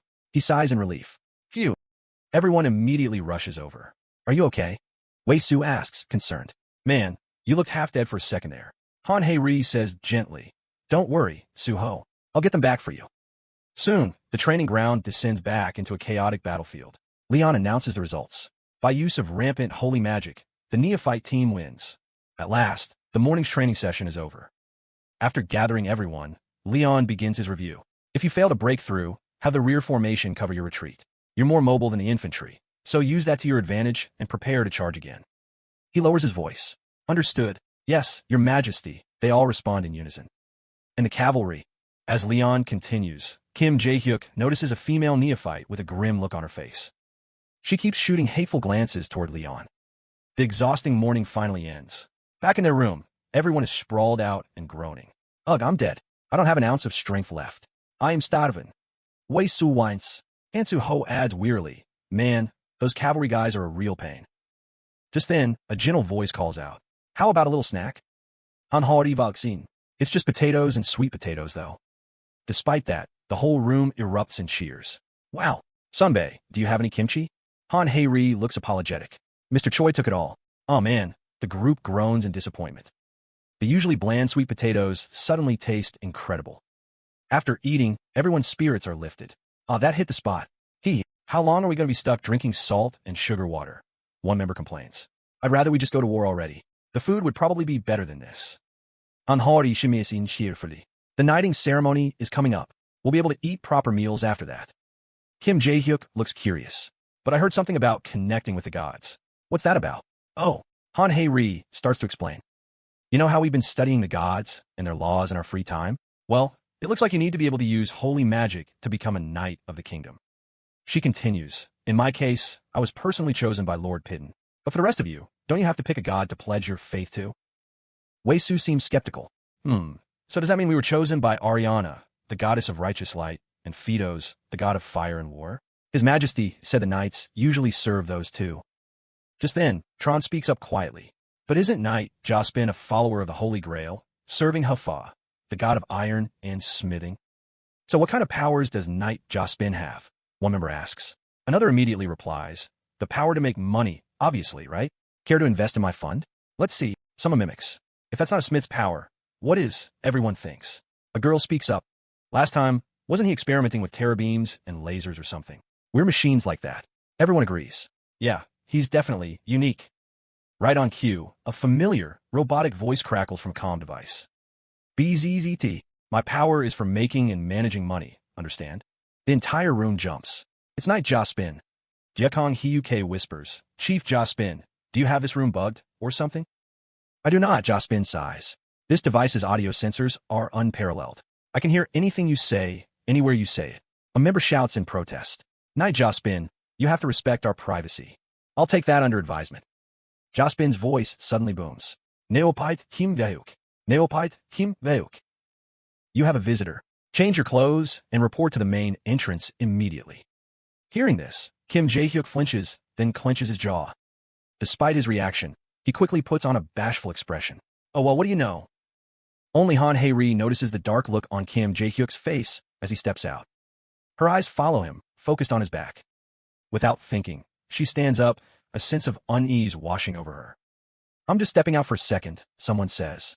Suho, everyone's going to be so curious and start gossiping now. Han-Seho looks uncomfortable. I can't really talk about it, so just forget it, okay? Let's act like nothing happened. Anhari thinks, konfessiv. In the main lobby of the Temple Guild Hall, Kim Jae-hyuk stands waiting. He speaks, his voice tight with irritation. Mom, why are you here again? His mother snaps back. What do you mean, here again? Do I need a reason to come see my own son? Forget it. Just get to the point, Kim Jae-hyuk says, though I have a pretty good idea what this is about. Hey, what kind of tone is that to use with your mother? She yells. I'm busy, Kim Jae-hyuk says coldly. Hurry up and say what you need to, then go. His mother sighs, exasperated. I swear, I don't know where you get it from. Son, I found a top-tier guild for you. Why are you wasting your time here? I'll handle my own affairs. Stay out of it. How can I stay out of it? I'm your mother, she says, enraged. Kim Jae-hyuk's reply is ice cold. It doesn't matter what you say. I'm not going to do what you want. His mother gets even angrier. What on earth is your problem? It's on the top 10 guilds in Korea. If you just join them, your future will be set. Caught in the middle of their argument, a nearby staff member looks completely lost. She practically snarls at him. After everything I've done for you, you throw it all away to join a guild full of heretics like this? Hearing his mother's contempt for his guild, Kim Jae-hyuk grits his teeth in silent fury. Let's go home, his mother presses. Gee, just listen to me. A moment later, everyone had gathered. Leon was the one to break the silence. Tell me, what do you all believe is the difference between a cult and the gods worshipped in the temples? Answer me. The unexpected question left the group bewildered. They exchanged glances, but no one dared to speak. Comparing a cult to the Orthodox faith, isn't that blasphemy? In the midst of the hesitation, Fitz spoke up. Is it the difference between what's real and what isn't, Your Majesty? Leon nodded, then turned the question back on him.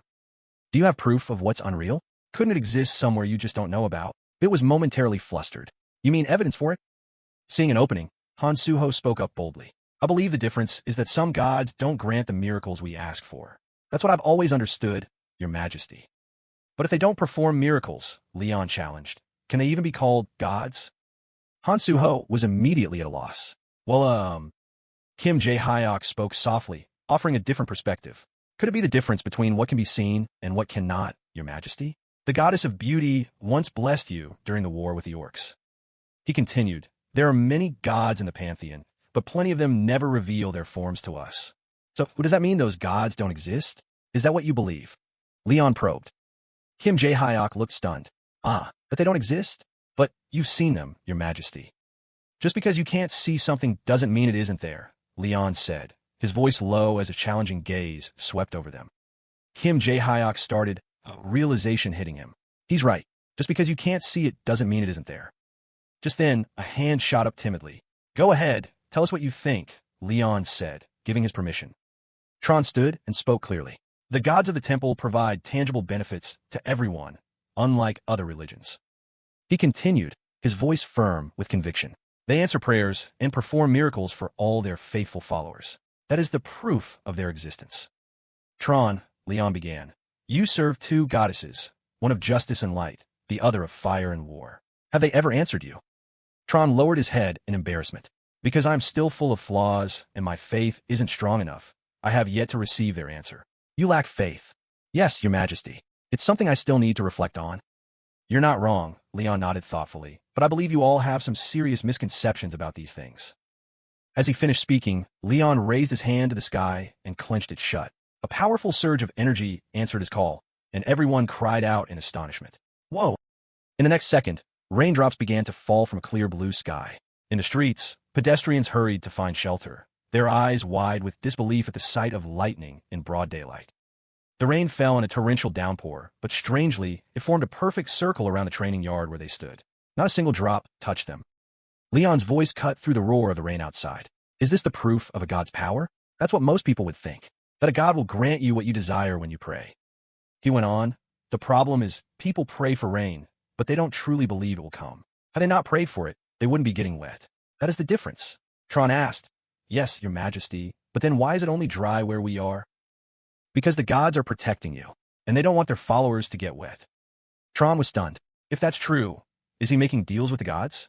Gods are not beings who exist to grant your every wish, Leon said, his voice deepening. They only act when they deem it necessary. He concluded the lesson. Who you choose to believe in is your own freedom. It doesn't matter if they're a god from the temple or not. Whether a god is real or fictional, a doctrine and faith built on justice and righteousness is always worthy of respect. Leon didn't forget a final warning. However, be wary of false prophets who speak of a price for faith. Do not allow your will to be swayed by base and cowardly beliefs. Finally, his voice turned stern. Is that clear? Leon's words seemed to have a profound effect on the entire group. After they returned to the training hall, a melodious voice echoed in their minds. A pleasure to meet you, my young knight candidates. The room immediately broke into excited chatter. Whoa, is that a goddess? I can actually hear her voice. This is incredible. Another voice, majestic and powerful, interjected. Such rudeness from new recruits. Is this how you expect to become knights in this holy war to defend our faith? The group gasped in excited recognition. Lord Pedos. The god of war, Pedos, simply replied, The members, overjoyed, made a request. Lord Pedos, please show us your power. Then watch closely, Pedos said quietly. Watching from the back, Leon muttered, Let's see. He crossed his arms, deep in thought. Even counting the one who just awakened, that's only 3 holy knights. This war is going to be an uphill battle. I need to awaken at least 1 or 2 more just to have a chance. The one with the most potential is Han Seo. Just then, Han Suho cheered happily to the girl beside him. V. Lady Ariana just spoke to me. Han Haris me lid. Wow, congratulations. Han Suho let out a shy laugh. Ihihe. Leon watched them, thinking to himself, they share the same ideals. He turned his head, his mind shifting to 2 others. The problem was the remaining 2. Leon had his sights set on Tron and Jihu. The 2 of them now stood before a pair of gods. One was the god of thunder, the most dangerous of them all. The other, who had yet to reveal himself, was the strongest god in the pantheon. Will gods like that even care? A sense of unease crept over him. Is this going to end well, or terribly? Several days later, sunlight bathed the temple grounds. Suddenly, a crowd appeared, causing a stir among the locals. What's this? Those people over there. Aren't those the people from Hombit Palace? A man strode confidently through the murmuring crowd. He stopped in a corner of the large courtyard and turned on a portable speaker. With a microphone in one hand he adjusted his clothes with the other and began to preach loudly. You can only ascend to heaven if you believe in the dragon god. That faith is absolute. The hell of disbelief will swallow you whole. Hearing this, his followers began to chant in unison. May the dragon god's mercy descend upon the faithful and bless them. The dragon god's mercy is like a spring rain. May the dragon god's mercy protect his followers. They shouted, believe in the dragon god and ascend to heaven. To hell with the unbelievers. The racket began to annoy the onlookers. God, can it be any louder? Temple guards came out to confront them. Are you out of your minds? Get lost, you heretics. Scram. They roared. You followers of the dragon god emperor, watch yourselves. You demonic heretics, get lost. The man with the mic wasn't about to back down, shouting back. You're the heretics, and you will be punished. The argument attracted a small, mechanical creature. Japspin rolled forward, a robotic voice chirping. Kazin, what are you people doing here? It continued its announcement. Noise levels have reached a warning state. Please exercise restraint. The people from Hombit Palace fell silent for a moment, but then grabbed the microphone and shouted even louder. We love you all. Please be enlightened and believe in the dragon god, because we must all go to heaven together. That is the dragon god's wish. Ignored, Japspin patiently repeated, cease the disturbance. Shouting is prohibited in this sacred place. Then it issued a final warning. This is the final warning. Cease generating noise, or you will be punished. The leader sneered, assuming the little machine was possessed by a demon. He bellowed, in the name of the dragon god, I shall punish you. Today you will die. Japspin's patience had run out. It immediately activated a skill. Tactical acumen. Static subjugation. In the blink of an eye, the entire Hombit Palace group was bound tightly by chains of energy. Japspin rolled onto their backs and let out a triumphant cry. Cree. The leader stubbornly growled through clenched teeth. MMPH. MMPH. Japspin announced in a stern voice, disturbing entities will be expelled. The man cried out in alarm. MMPH. Just then, a small device was attached to his necktie. Then, they were forced to wear signs that read, we're sorry. We'll never cause a scene again. Watching them, JP Spin let out a satisfied hiss, growling a warning for no one to step forward. As punishment, he swung his whip, lashing mercilessly into the terrified crowd. They screamed in agony, Ack, it hurts! Still, JP Spin kept whipping them, his voice a threatening bellow. Are you looking for Death Wish? Huh. The panicked members of Honbit yelled. He's a monster. Run. Run for it. As they scattered, they looked back and shouted, we're just avoiding a psycho, not because we're scared of you. What a disgusting freak. Enraged, JP Spin let out a warning roar. A moment later, the street returned to its usual peaceful state. The furious Hombit crew tossed their signs into a corner. TCH, can't believe we had a run. One of them asked worriedly, Guangte, did you provoke them? Are you hurt? Guangte shot back, TCH, it's nothing. This is just a scratch. I'm Fina. Just then, another man appeared and called out, Guangte. Guangte turned around. Assistant Choi. Assistant Choi asked in a stern voice, did you do as you were told? Guangte immediately answered, of course. He pulled out a device and said proudly, I recorded everything with a hidden camera in my tie. Here, let's watch it on my phone. Assistant Choi asked quietly, this is it? Yep, just open it. On the screen was the clip of JP Spin's assault. Everyone stared in shock, crying out, Robert is beating people. Help! Somebody help. A satisfied smile spread across Assistant Choi's face. This is more than enough. Daring to ignore the laws of the Republic of Korea? You're all dead meat. A little later, at the Hombit office, Assistant Choi typed away at his keyboard with a smug grin. Ha ha ha. A temple member attacking civilians. This is going to be all over the news. Finally, he clicked a post-it. But his face immediately froze in astonishment as a new series of posts appeared. Shocking headlines filled the screen.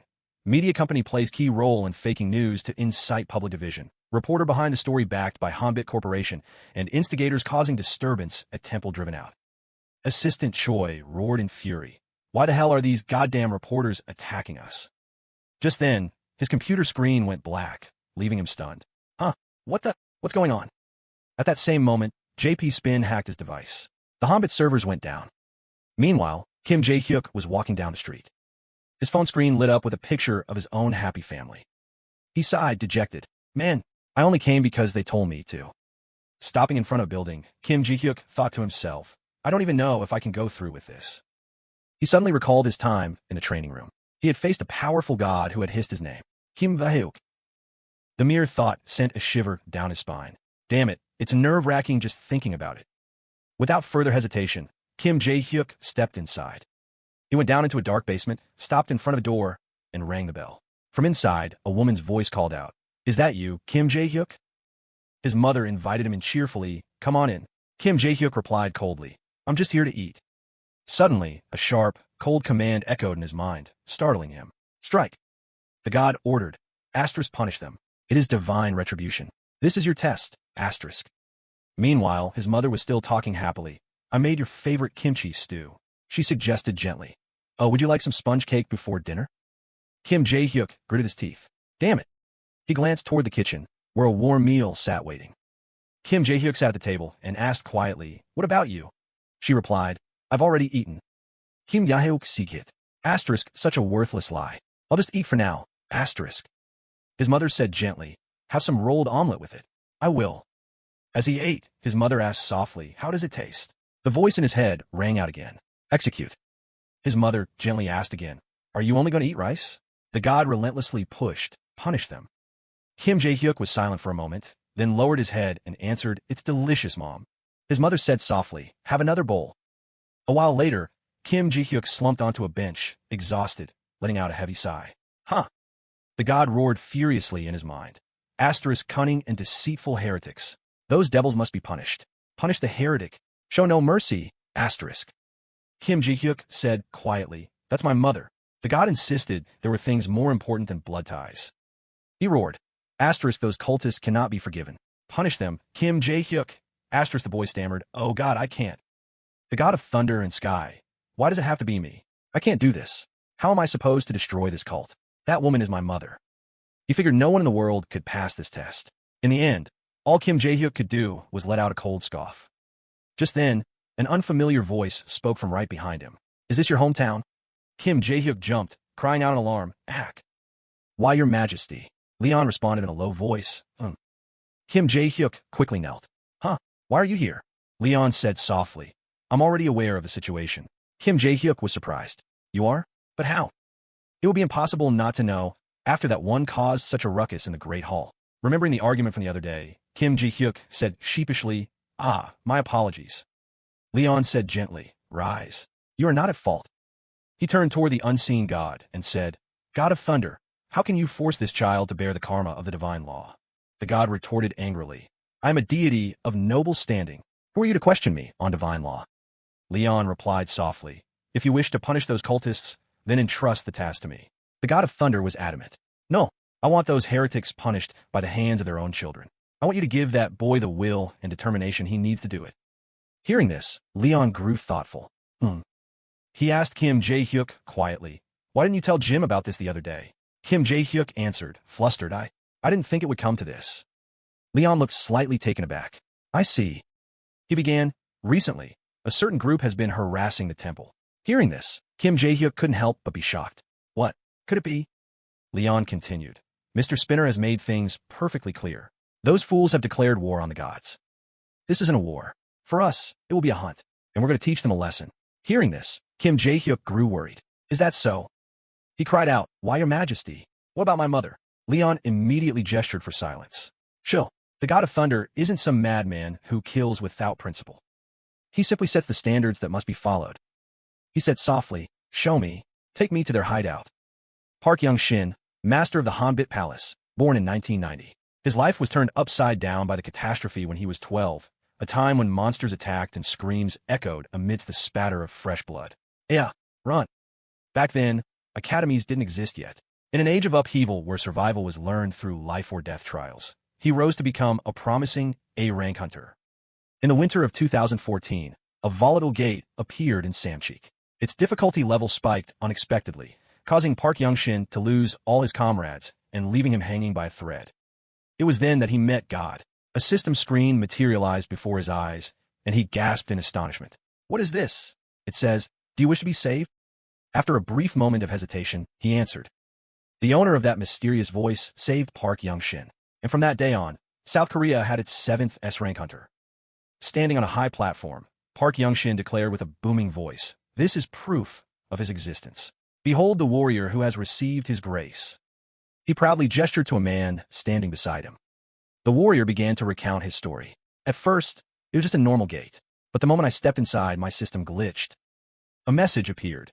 If you wish to test your mettle, focus on slaying monsters and mining mana stones in the dungeon. Thanks to the system's guidance, I found a treasure that completely turned my life around. The warrior concluded with a shout. It's all thanks to his grace. Below, the crowd stared with wide eyes, their gasps of awe filling the air. Oh my God. You all have to believe it. I know it looks like a cult, but this isn't anything new. Things like this happen to hunters from the Hobbit Palace from time to time. These strange occurrences weren't isolated incidents. They were all so closely linked to the Hobbit Palace that even the Hunter Association had to officially acknowledge them. Expanding their influence was, therefore, no difficult task. With tears in their eyes, the people chanted in unison, Divine Dragon, we believe in you. Park Young-shin basked in their faith, his ears ringing with the thunderous cries of Divine Dragon. He continued, and that's not all. One warrior successfully completed an expedition and obtained a panacea to save his elderly mother. Another, once a talentless hunter, achieved a miraculous breakthrough. He spread his arms wide, filled with pride. These two proved their faith through their donations. God was pleased with their devotion and bestowed a miracle upon them. Park Young-shin raised his voice to a crescendo. Prove your faith. It's not difficult because we are all one family. The crowd below erupted. Wow, Divine Dragon, Divine Dragon. Amidst the sea of fervent believers, Park Young-shin suddenly noticed something. His gaze fell upon Leon, Jap Spin, and Bit. Those people. He flinched. Asterisk the temple. Why are people from the temple here? Asterisk. Just then, Beachy called out softly. Your Majesty. Leon, trying to suppress his anger, replied. I know. He gritted his teeth. Heretics. They prey on the poor and the weak-minded, parasites spreading false doctrines for their own selfish gain. Suddenly, Park Young-shin spoke up, a wide, welcoming smile on his face. Well, what have we here? We have a distinguished guest among us. Any brother visiting for the first time will be baptized. Please, come forward. Leon let out a weary sigh. He stepped onto the platform, his voice low and menacing. You've got a lot of nerve addressing a king like that. Facing Park Young-shin, Leon pulled out a large sack. Gulp, stacks of cash tumbled onto the floor, stunning the crowd below. Huh? Whoa, whoa, whoa. In the blink of an eye, a mountain of 50,001 bills piled up before them. Leon casually emptied the rest of the money from the bag and then tossed the sack to the ground. Park Young-shin watched him intently, then asked loudly, What do you think you're doing? Leon answered in a low voice. Perform a miracle. His eyes narrowed. Didn't you say one could experience a miracle by making a donation? I want to make a deal with your god. Though he kept a smile on his face, Park Young-shin was furious. He hissed, How disrespectful. You intend to test God's miracle with a mere offering. Leon asked coldly, You're the one who said you can get to heaven with loyalty and devotion, aren't you? Have you made that choice yourself? Hearing this, Park Young-shin clenched his jaw. He began to preach loudly. You must offer absolute obedience and submission to the missionary. That is the truth, the gospel. Leon glared at him. So those who claim to be servants of God now see themselves as gods? Who gave you that right? He kicked the sack at his feet. The truth is, your faith is pathetic and cowardly. Park Young-shin froze. This fucking lunatic. He thought, seething. He's no different from me. So what gives him the right to spout such nonsense? He pointed a finger at Leon and rallied the crowd.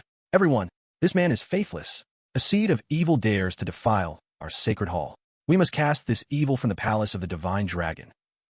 Rise up. The pillars of the Hobbit Palace immediately responded. Yeah. They began shouting insults. Get out, you heretic. Get out of God's palace. That's right, get the hell out. Standing below, Kim Ji-kong and Hyuke grew a little worried as the crowd turned hostile. You filthy scum. His wrath will drown you in a sea of fire. Kim Ji-kong pulled his cap down lower, wondering, Your Majesty, are you going to be okay? Park Young-shin's mouth twisted into a mocking sneer. You pathetic, ignorant fool. Leon merely shot him a look as sharp as a blade.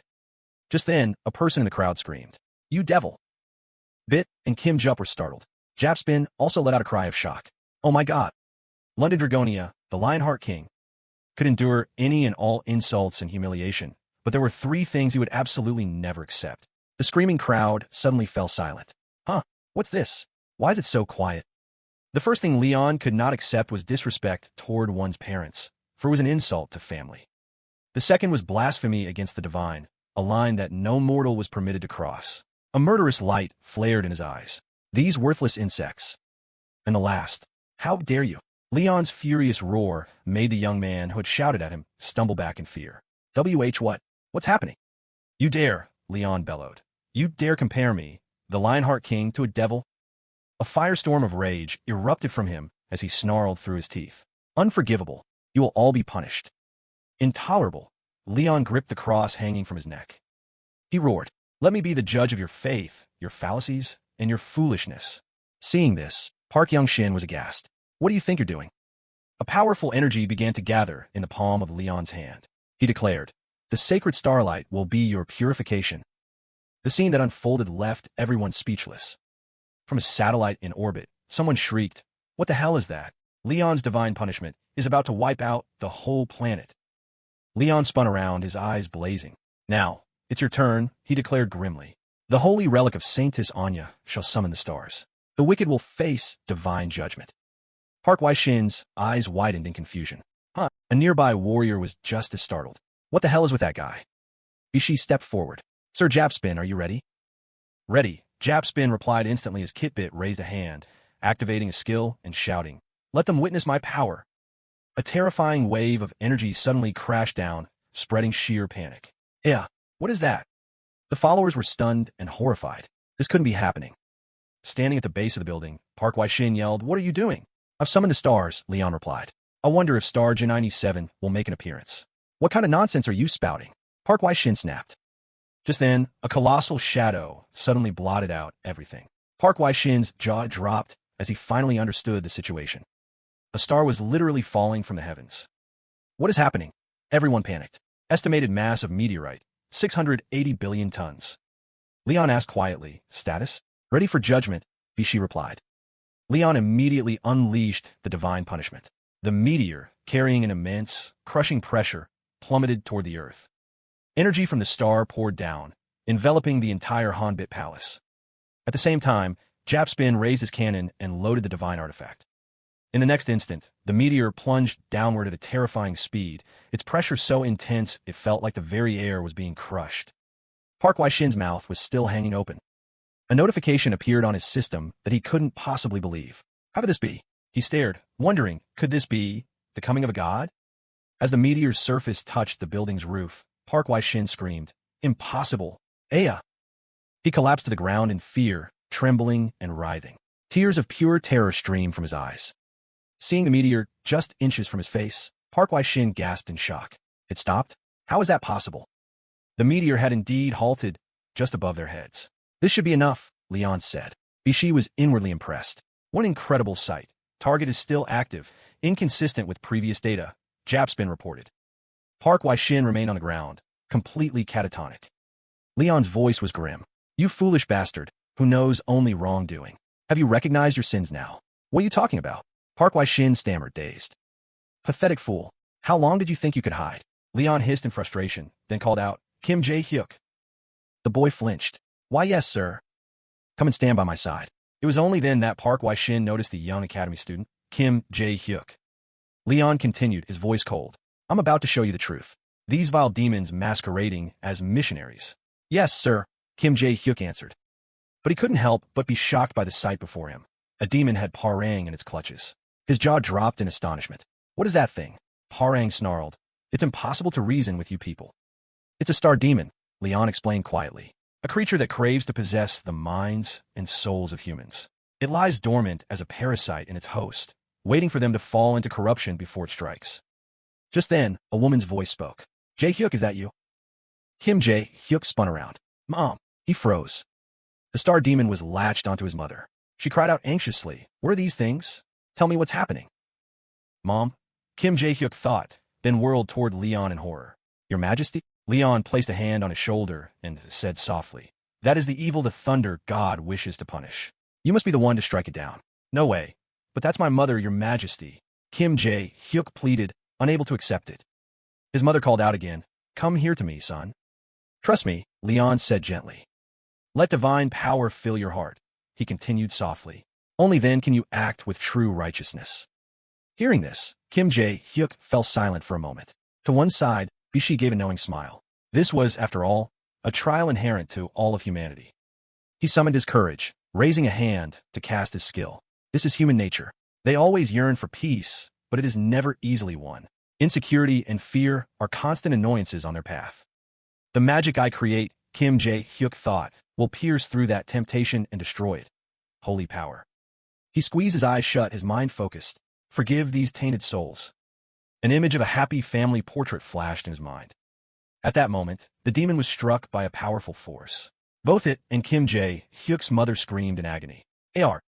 Mom!" He struggled to focus every last ounce of his power. Great fissures spiderwebbed across the ground. His mother shrieked in pain. Jae-hyuk! "AR!" Even so, he held his focus with all his might. "Mom!"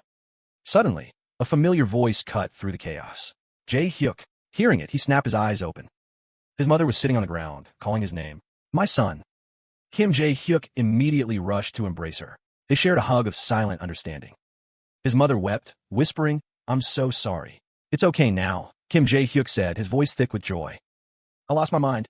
I did such awful things," his mother lamented. Tears welled in Kim Jae-hyuk's eyes. "Mom." "It is all over," Leon said. "That child was chosen by the Thunder God and granted his power," he thought. Leon turned his head, his voice dropping to an icy chill as he addressed the master of Hanbit Palace, Park Wai-shin. "As for you." The man flinched violently. Leon's eyes burned with murderous intent. "You're next." "Wah!" Park Wai-shin stammered. In the blink of an eye, everyone else was sprawled on the floor, unconscious. Only Leon remained, standing in the middle of the room. Park Wai-shin had passed out from sheer terror, his hair scorched and curled from a bolt of lightning. The star demon shrieked in rage. "Keep!" It hastily scrambled to escape. "Keep! Keep!" Leon slammed his foot down on the demon. "And where do you think you're going?" It shrieked in terror. "A dark star demon like you, who preys on the greed of humans," Leon said, his voice low and menacing. Lying beneath his boot, it continued to squeal. "Keep! Keep!" A truly depraved species, Leon thought, Asters feeding on the worst parts of humanity to survive. They can never be truly wiped out, not as long as humans harbor desire. Asterisk. Fortunately, the souls of these people can still be saved. He leveled his sword at the star demon and roared, "Now die." It stared back, eyes wide with horror. "Aya! You'll pay for your vile deceptions in hell," Leon said with utter contempt. The Hanbit Palace has fallen. Asterisk click, shutter, flash. Asterisk camera flashes ignite the night as reporters swarm the scene. A religious empire, 20 years in the making, with 18 million followers, including politicians and hunters, crumbled in a single night. The incident sent shockwaves across the country. Paramedics will a follower away on a stretcher. Despite his injuries, the man screams in a panic. "Oh my God, the meteor! It's falling, it's going to crash. Run!" At an emergency press conference, Park Young-shin stands before the cameras. "We intend to merge Hanbit Palace with the Pantheon.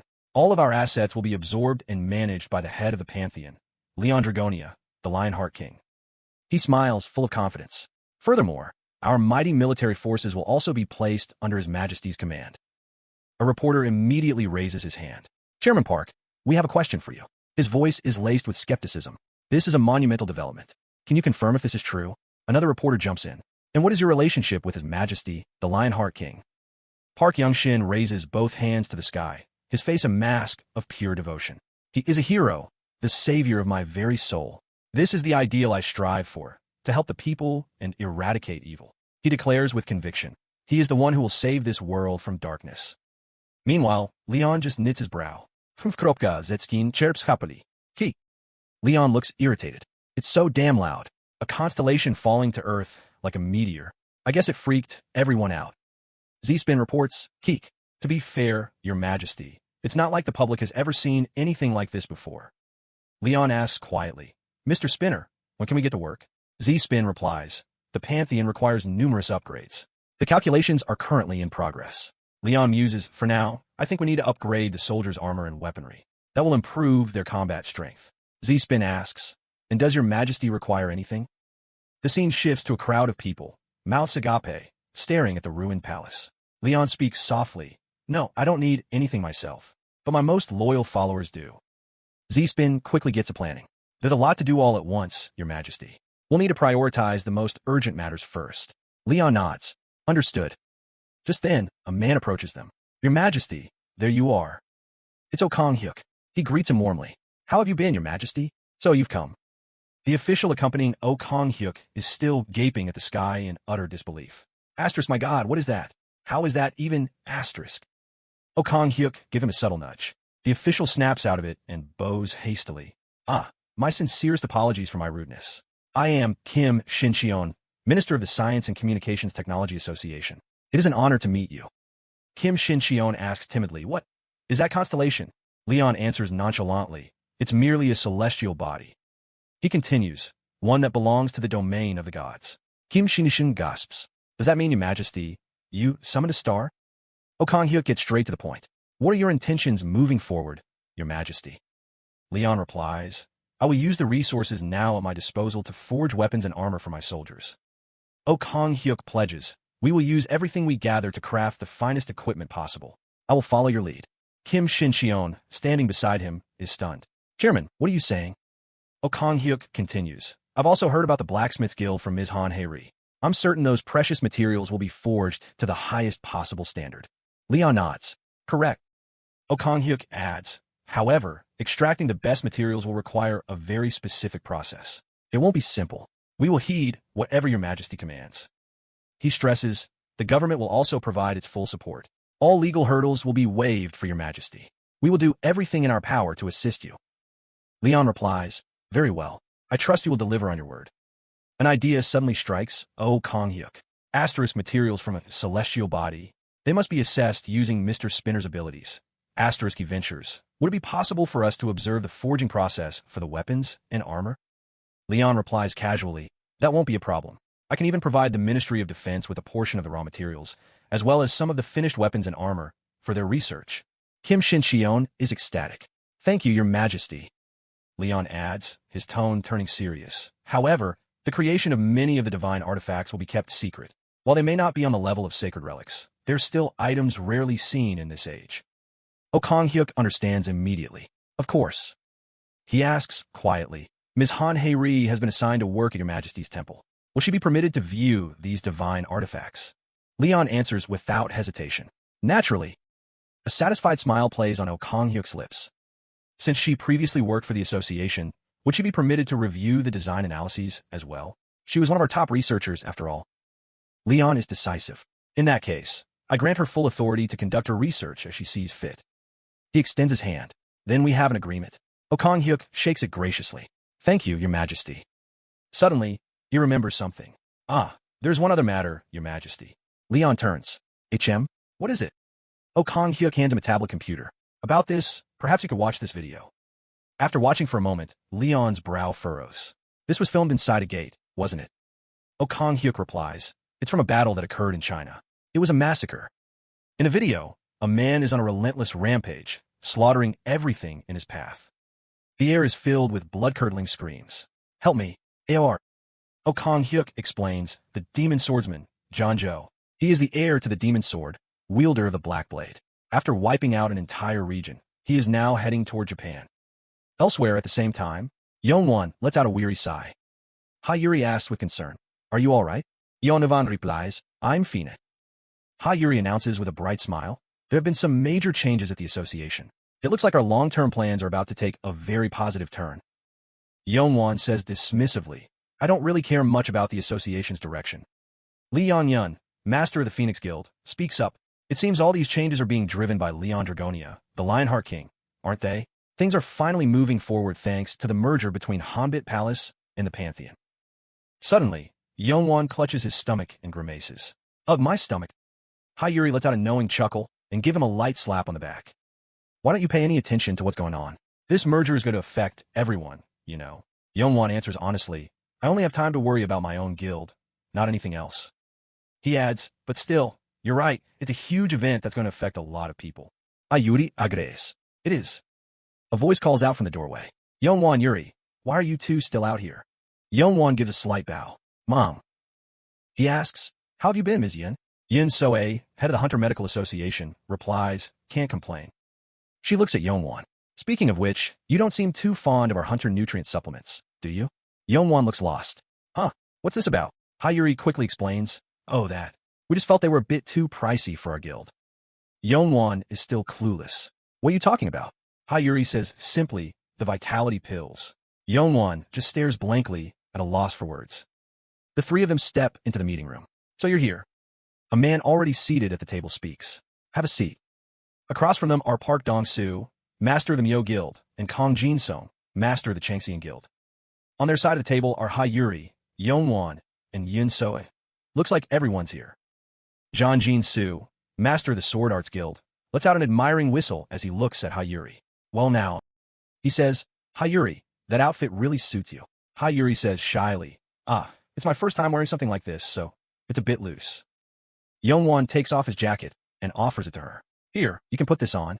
Hai Yuri replies softly, thank you. Seeing this, Zhang Jin-su lets out a hearty laugh. Ha ha ha.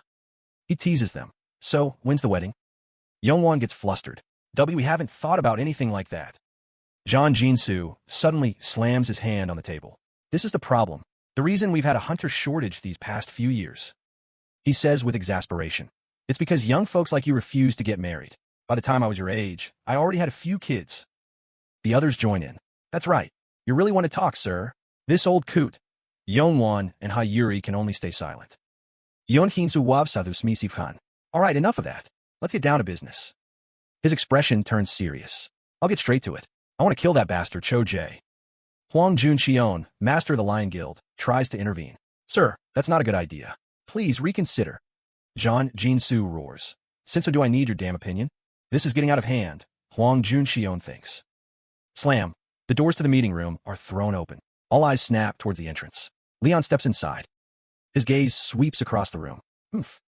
Then, he strides forward with a cold expression. So, another one shows up, Park Dong-su thinks to himself. A king and an old man, both as stubborn as each other. The gazes of Leon and Zhang Jin-su clash like steel. Leon points directly at Zhang Jin-su, his voice resonating with power. Old man, move. Conflict ignites. Korea's greatest swordsman, a living legend, guild master of the Holy Sword Guild, the nation's #1, Cheon Chizu. His power is absolute. No one dares to cross him, and his age has only cemented that status. But Leon growled. Move. Cheon Chizu was taken aback. Huh? Seeing his expression, Leon scoffed in annoyance. He roared. So young, and your hearing's already gone? Chizu was even more bewildered. Huh? Slam. Leon slammed his hand on the table. What's with the huh? You greenhorn. Okong Hyuke leaned in and whispered a reminder. He's 300 years old, sir. His pride stung. Cheon Chizu hissed. What? Okong Hyuke whispered. But as you know, the Knights of the Holy Grail are ageless. So he must be 300 years old. Leon, the Lionheart King. He's also around 300 years old. Cheon Chizu was flustered. Is what he's saying true? Leon growled. Oomph. Cheon Chizu immediately backed down. Your Majesty. He stood up from his chair and bowed his head slightly. Please, take a seat. Your Majesty. Leon sat down. Thank you. That young man. The other members were silently astonished. He just took down the most powerful elder here with only a few words. Leon frowned. Where's the tea? Someone immediately shot up and ran off. I'll go make some right away, sir.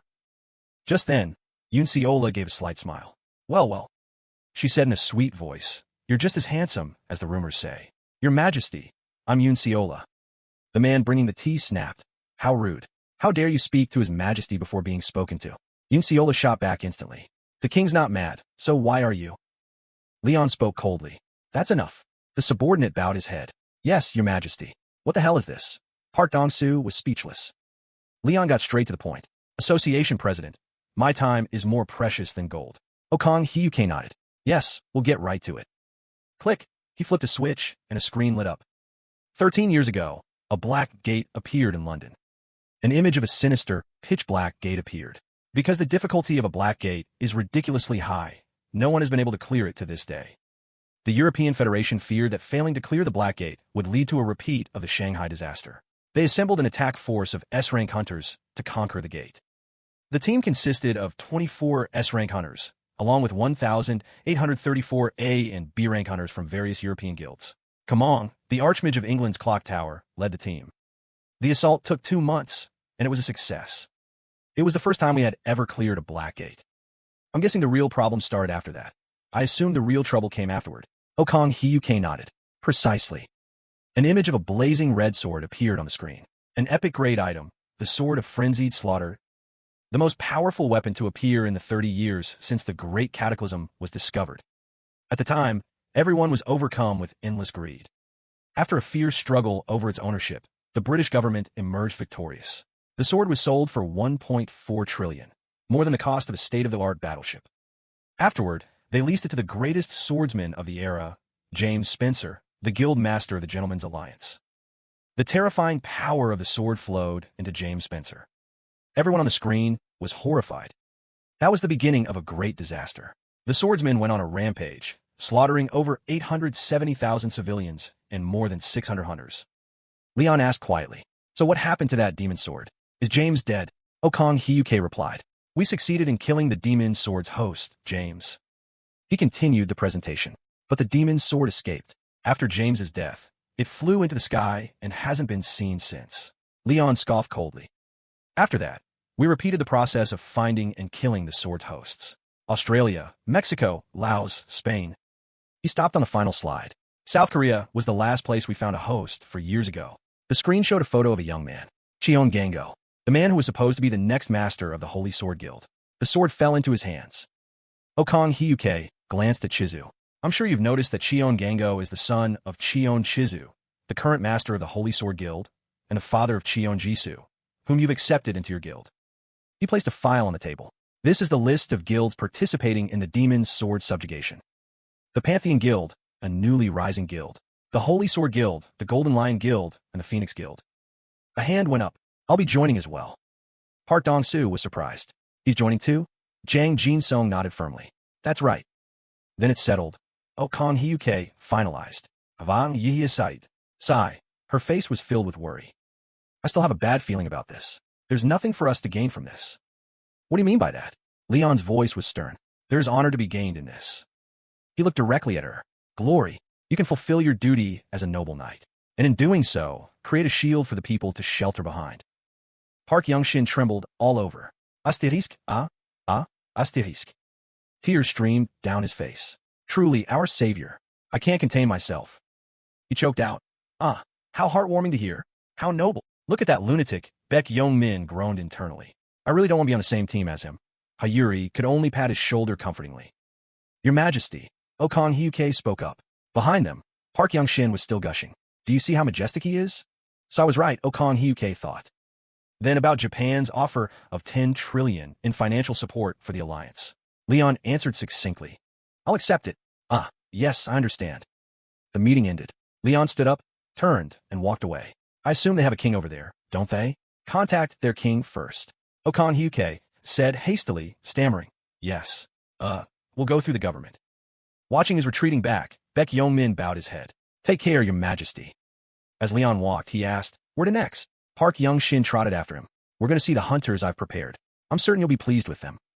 Suddenly, a voice stopped him. "Hey." Leon glared back. "Hey." Cheon Chizu immediately corrected himself. "Your Majesty." Leon raised an eyebrow. "What is it?" Cheon Chizu let out a long breath. "Sigh. I have a favor to ask you." "Your Majesty, I believe I have the right to do so." Leon replied, his voice flat. "And what is it?" "I'll decide after I hear what it is." Cheon Chizu began. "I only ask for one thing. I'm sure you're aware my granddaughter is in your guild." He pleaded. "Cheon Jisoo, please, don't let her participate in this demon sword subjugation. A girl with black hair is asleep." Soyeon, sweat beads on her forehead, her brow furrowed in distress. Nightmare. The scene is one of utter desolation. Bodies are strewn everywhere. A man clutches a little girl, both of them trembling. Before them a blood-soaked hand. "Run." A grievously wounded woman crawls across the ground, tears streaming from her eyes. Behind her, a robed figure advances, his massive frame shrouded in dark energy. He wields a sword. "Run." The child is frozen with terror, tears carving paths through the blood on her face. A strangled sound escapes her throat. "No." The man tightens his embrace, trying to shield her, to soothe her. The butcher rips his sword from the woman's body, fresh blood dripping from the blade. He glances down at the corpse, a grotesque smile twisting his lips, his eyes glowing a malevolent red. He turns to the child, his smile promising death. "Found you." Soyeon jerks awake, gasping for air, drenched in a cold sweat. She clutches her head. It's starting again. Asterisk thunk. Asterisk Aiken drops from the machine. Soyeon sits on a bench next to a vending machine, bathed in the sickly yellow glow of its light. This is an opportunity to... Suddenly, a colossal, robed figure materializes before her. Its hands are a ghostly white, its form like a wisp of smoke. Venesis, an opportunity? What a deceptive notion. Soyeon, that's the nature of negotiation. Venesis, yes. I see that now. He cocks his head. I suppose my false avenger taught you that. Never try to bargain with a god. Soyen looks up. But Vinicius cuts her off. Yes, I'm the only one who answered your impertinent request for a parley. The only one willing to grant you strength, despite your lack of faith. Do not mistake your good fortune for anything less. Soyen's gaze falls. She clutches the collar of her shirt. Vinicius, if I offer you something you desire, can I become a holy knight? Vinicius brings a hand to his mouth. A strange, cooing laugh escapes him. He repeats mockingly, a holy knight? Vinicius raises a single finger, tilting her chin up. Listen to me. A memory flashes through her mind. King Leon, battered and bloody in the pouring rain. Vinicius, your accomplishments are nothing compared to that wretched king of Leon. Do you truly believe someone like you could ever replace my false avenger? Soyen's eyes widen in shock.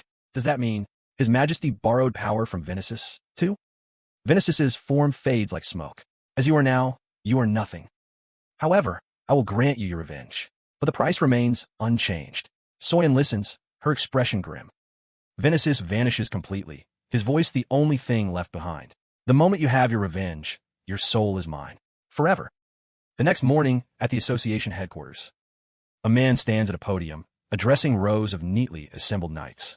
You will all be incorporated into the army under the association's command. When your name is called, step forward to receive your equipment. Yushio leans over to Han Harry. Hey Harry, is Soyen really a part of this mission?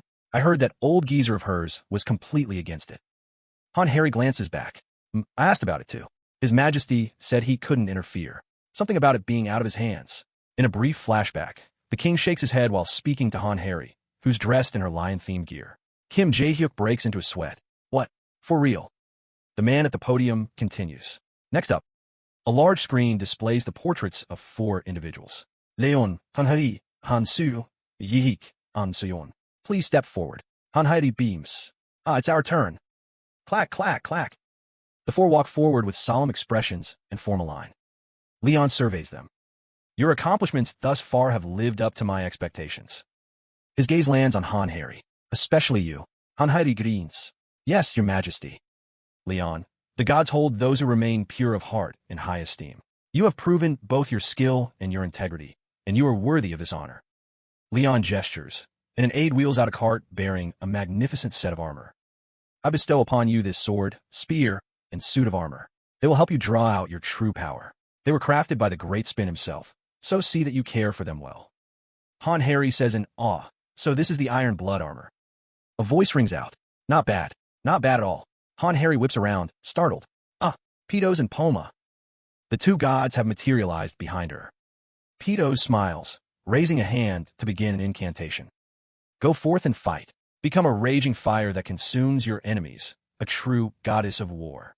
Poma adds, entrust your body to the endless depths of the sea, and fill your heart with faith. 2 streams of energy, one red and one blue, slam into the armor, causing it to erupt in a brilliant light. In the crowd below, the other knights drop to their knees in a wave of awe and reverence. Oh, the gods! Suho looks a little overwhelmed. Han Harry is flustered. Iron Blood Sword blessed by the Fire God. Rank * legendary description * the Iron Blood Sword, blessed by Petos, God of War and Fire. Iron Blood Armor blessed by the Waves. Rank * legendary description * the Iron Blood Armor, blessed by Poma, God of the Sea and Waves. Leon's aide exclaims, they're both legendary grade. Murmurs ripple through the crowd. Legendary? They must be worth billions. No, they're priceless. Leon tells Han Harry, the power of the Thunder God will always be with you. Suddenly, a voice booms behind Ji-hyuk. Kong Hee-yuke. He jumps, his jaw dropping. The Thunder God places a hand on his head. You shall be a judge, punishing all the wicked who surround the king of Leonis. Ariana, now, stands before the 4, her hands clasped in prayer. May justice protect you. May you remain steadfast, even when faced with corruption and temptation. May the light of immortality be with you, even in the darkest of places. Soyen watches Ariana, her expression conflicted. Leon calls out Soyen. Yes, your Majesty. Your grandfather requested that you be removed from this mission. Soyen freezes, an image of her grandfather flashing in her mind. Leon asks, what is it that you want? Soyen looks conflicted, a bead of sweat tracing a path down her cheek. She lowers her head. I must. Leon nods. I understand.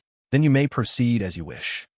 As soon as Leon finishes speaking, Vinicius materializes behind Soyen's set of armor. He clasps his hands together and bows his head. My Avenger. He holds out a hand, and dark magic swirls around the armor. I acknowledge your vengeance. May the gift I bestow upon you summon forth the blackest destruction. The headless suit of armor and the sword begin to shift, turning a sinister, pitch black. I will become the only one who can grant your wish. But then, Leon places his hand on the hilt of the sword. Asterisk fwoosh. Asterisk a brilliant light erupts from it, repelling the dark magic. The sword glows with a holy radiance. Vinicius is stunned. What do you think you're doing, Avenger? Soyen can only stare, dumbfounded. Leon offers a faint, knowing smile. Behind him, Ariana appears, bathed in a divine glow. Leon says, I'm merely looking out for my student's future. The sword glowed with a brilliant energy, stunning Tron. Your Majesty, Shin exclaimed. Before them stood Leon, sword in hand, a mysterious smile on his lips. Behind him, Ariana floated in midair, her eyes closed and hands clasped in prayer. She reached out her hand, creating a blinding light that she directed toward the armor. My dear lost lamb, this light is your salvation, Ariana said. Walk into the light. But something was wrong. Leon's hand still gripped his sword tightly. The phantom roared in fury. What are you doing? You dare betray me now? Ariana simply looked up. I was merely fulfilling a prayer with my knight. Avenger, your softness toward these humans is disgusting. The phantom seethed, its gaze locking onto Leon. Leon's expression remained unchanged. I'm the king of mankind. The phantom sneered. Just like you lost your own daughter. Leon flinched at the words, his head lowering slightly. Leon Dragonia, Leon, the phantom snarled, its glowing red eyes boring into him. Heir to Longheart and Dragonia. Do not forget that your founder found his glory in the shadows. Leon closed his eyes, his voice calm. I have never forgotten our founding protector. Suddenly, the phantom turned its attention to Tron. Tron, it hissed. Never let your reliance on the light blind you to your true purpose. Revenge can only be forged in the silent dark. Never forget that, my little Avenger. Tron remained silent, one hand clutching the hem of his clothes. Elsewhere, a man with brown hair, dressed in a white shirt, stood holding a glass as he gazed out at the city skyline. Han Heiri walked in, holding an iPad.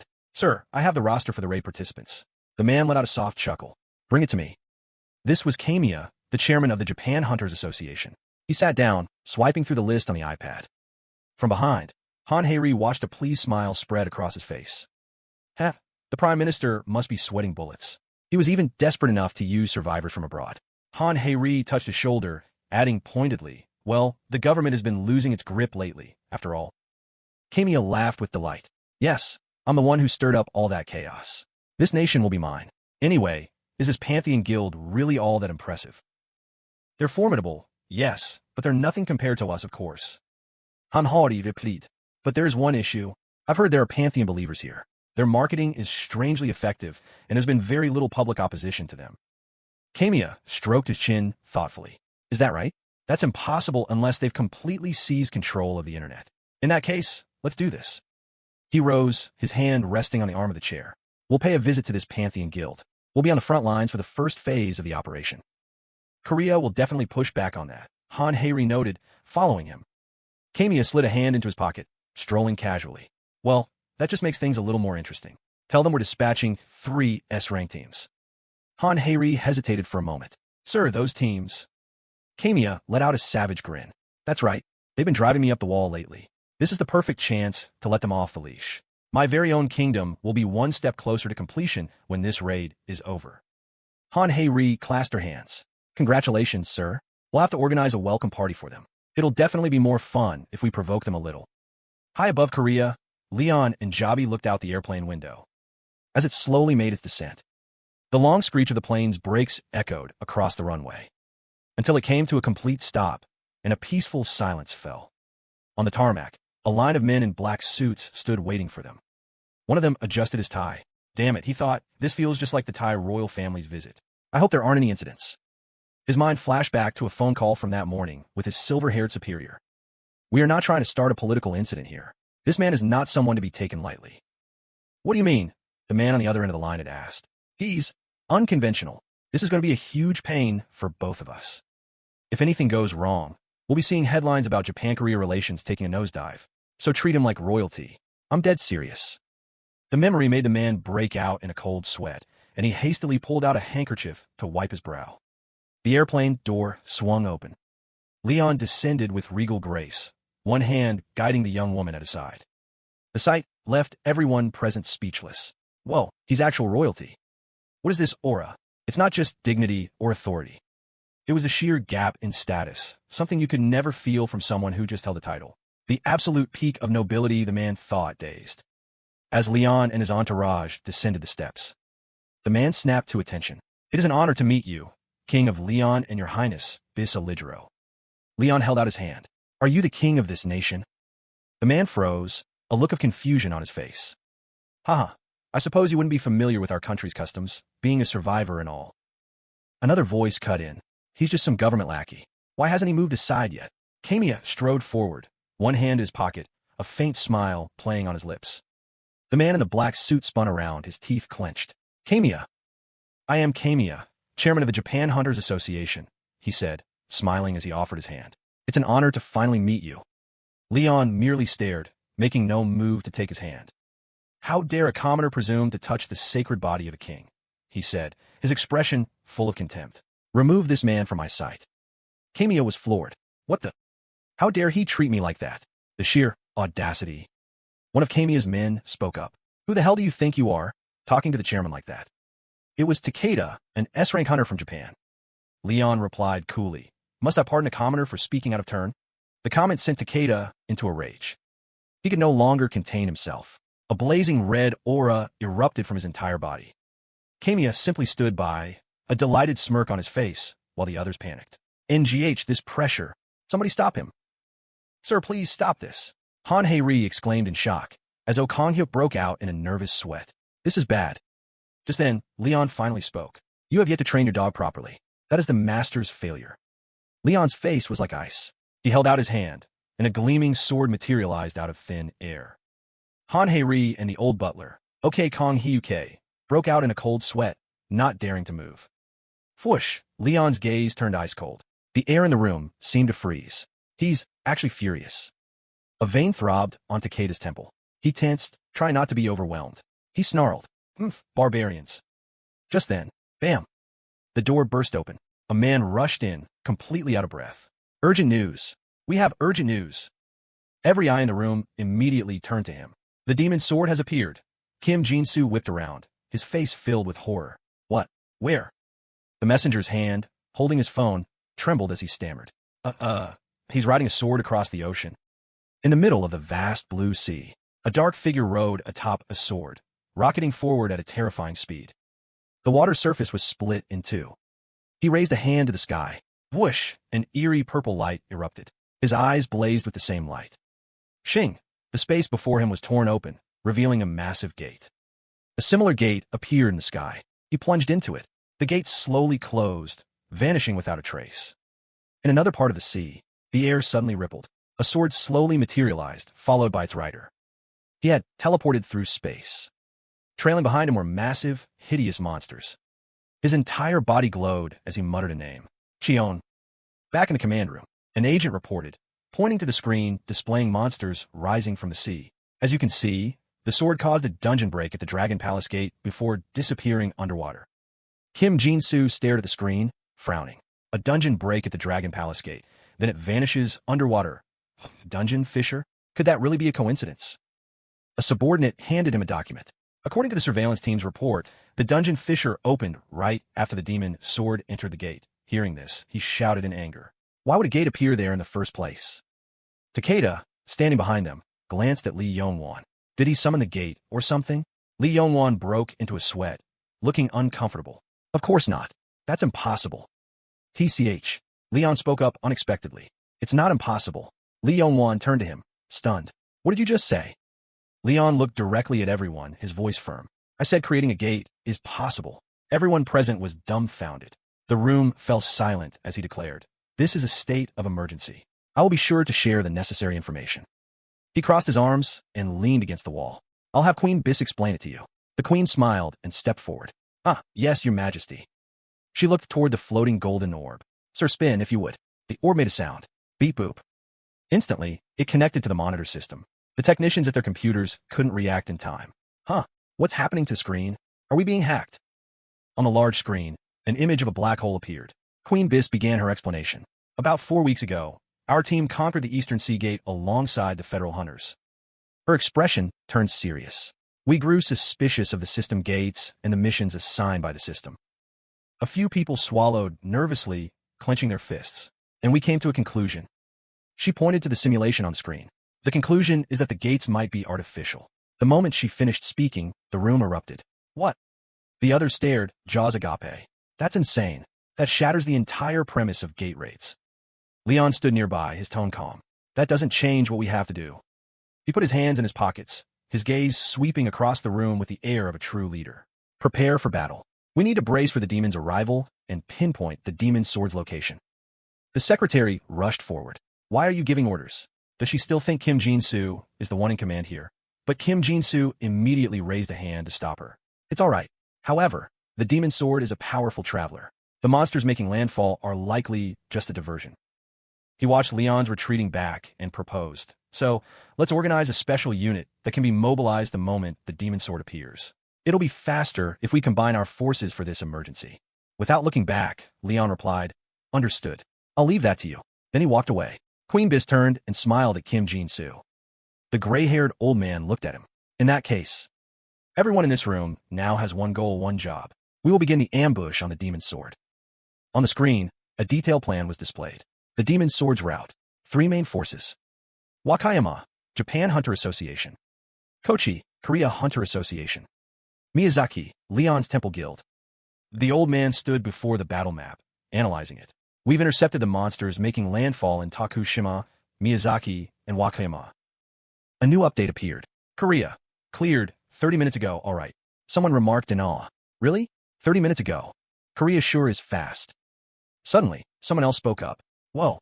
Apparently, a giant cannon fell from the sky. Kim Jin-soo's eyes widened in immediate recognition.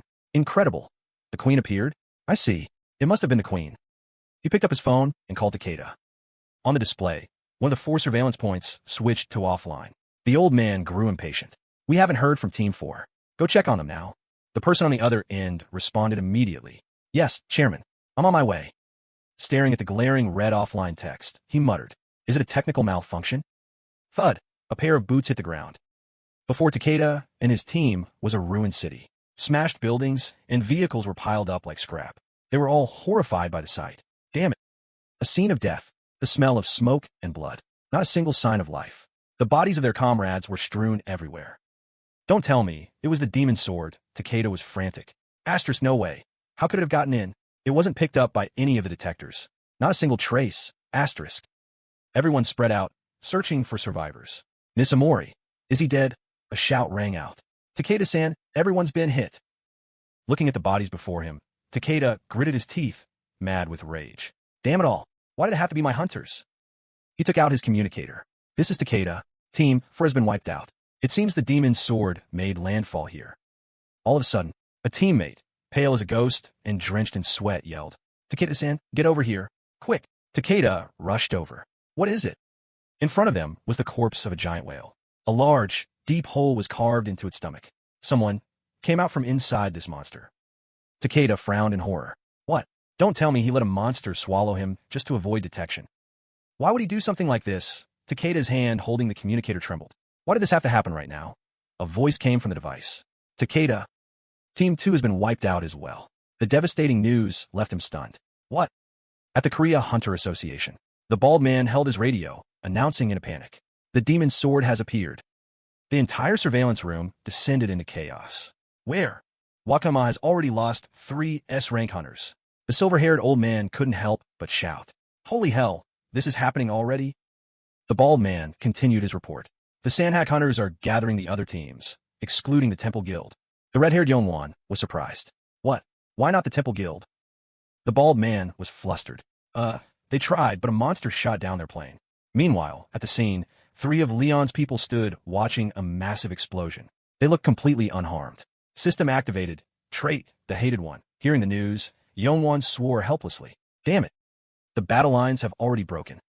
He plopped down in a chair, his eyes darting around. Can't we just stay here? The silver-haired old man was furious, veins bulging on his forehead. What the hell are you talking about? In the sky, a helicopter flew over the sea. Hey, why is this chopper so slow? Go faster. This is as fast as it gets. We're at max speed. In Wakayama, the ground was littered with monster corpses and debris. Takeda looked up. The old man's group, with Yongwan and Huang Qion, had finally arrived. Thanks for coming. The newcomers were stunned silent by the devastation. Phew, this is bad. The old man asked. Are we just supposed to hold them off? Takeda replied, his voice heavy. He's stronger than we thought. He'll definitely pick us off one by one if we split up. 2 teams have already been annihilated. Huang Jumqion spoke up. Regardless, we have 5 teams here now, including your 4. That's a total of 9 S-rank hunters. Yongwan cut in annoyed. Hey, why are you leaving me out? Jumqion continued. I think that's more than enough. Yongwan boasted arrogantly. Well, we've also got about 100 rank hunters gathered nearby, so I don't think even the demon sword will have an easy time. He had just finished speaking. Gulp! A terrifying, invisible pressure weighed down on everyone. His body suddenly felt ill. His eyes widened in shock. As scary, from a distance, the piercing sound of metal scraping against rock echoed. The sharp tip of a sword was being dragged across the ground, kicking up sparks. Everyone immediately went on the defensive, weapons at the ready. He was here, the demon sword. He held his sword and strode forward, his killing intent overwhelming. His ghostly voice rang out. A brutal, devastating, merciless slaughter. He bared his teeth, a savage grin stretching from ear to ear. His eyes blazed. I am Asa, the killer, the destroyer of life. Everyone had their weapons drawn. The tension was thick enough to cut with a knife. Hayuri cursed to herself. Damn it. An overwhelming killing intent washed over them. He was coming. Asterisk, this pressure. I've never felt anything this powerful from anyone besides His Majesty. Asterisk. What the hell is that? Crash. Something slammed down from the sky, blocking the demon sword Akasa's path. The ground shattered. Even he was forced to a halt. It was Asa's group. Takeda swung his arm forward. Now, attack. They all charged at once. One of them shouted in excitement. That weapon's worth 100 million yen. Get him. Takeda roared. Don't be afraid. No one can withstand this many attacks at once. Suddenly, Lai Yongwan, who had his bow drawn, screamed, Oh God, wait. Akasa had already broken free. His eyes were blood red, a crazed grin spreading across his face as he lunged. Li Zongwan, Froda. Their weapons meant nothing to him.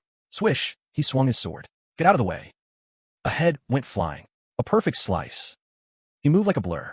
His blade was an invisible web. The slightest touch was fatal.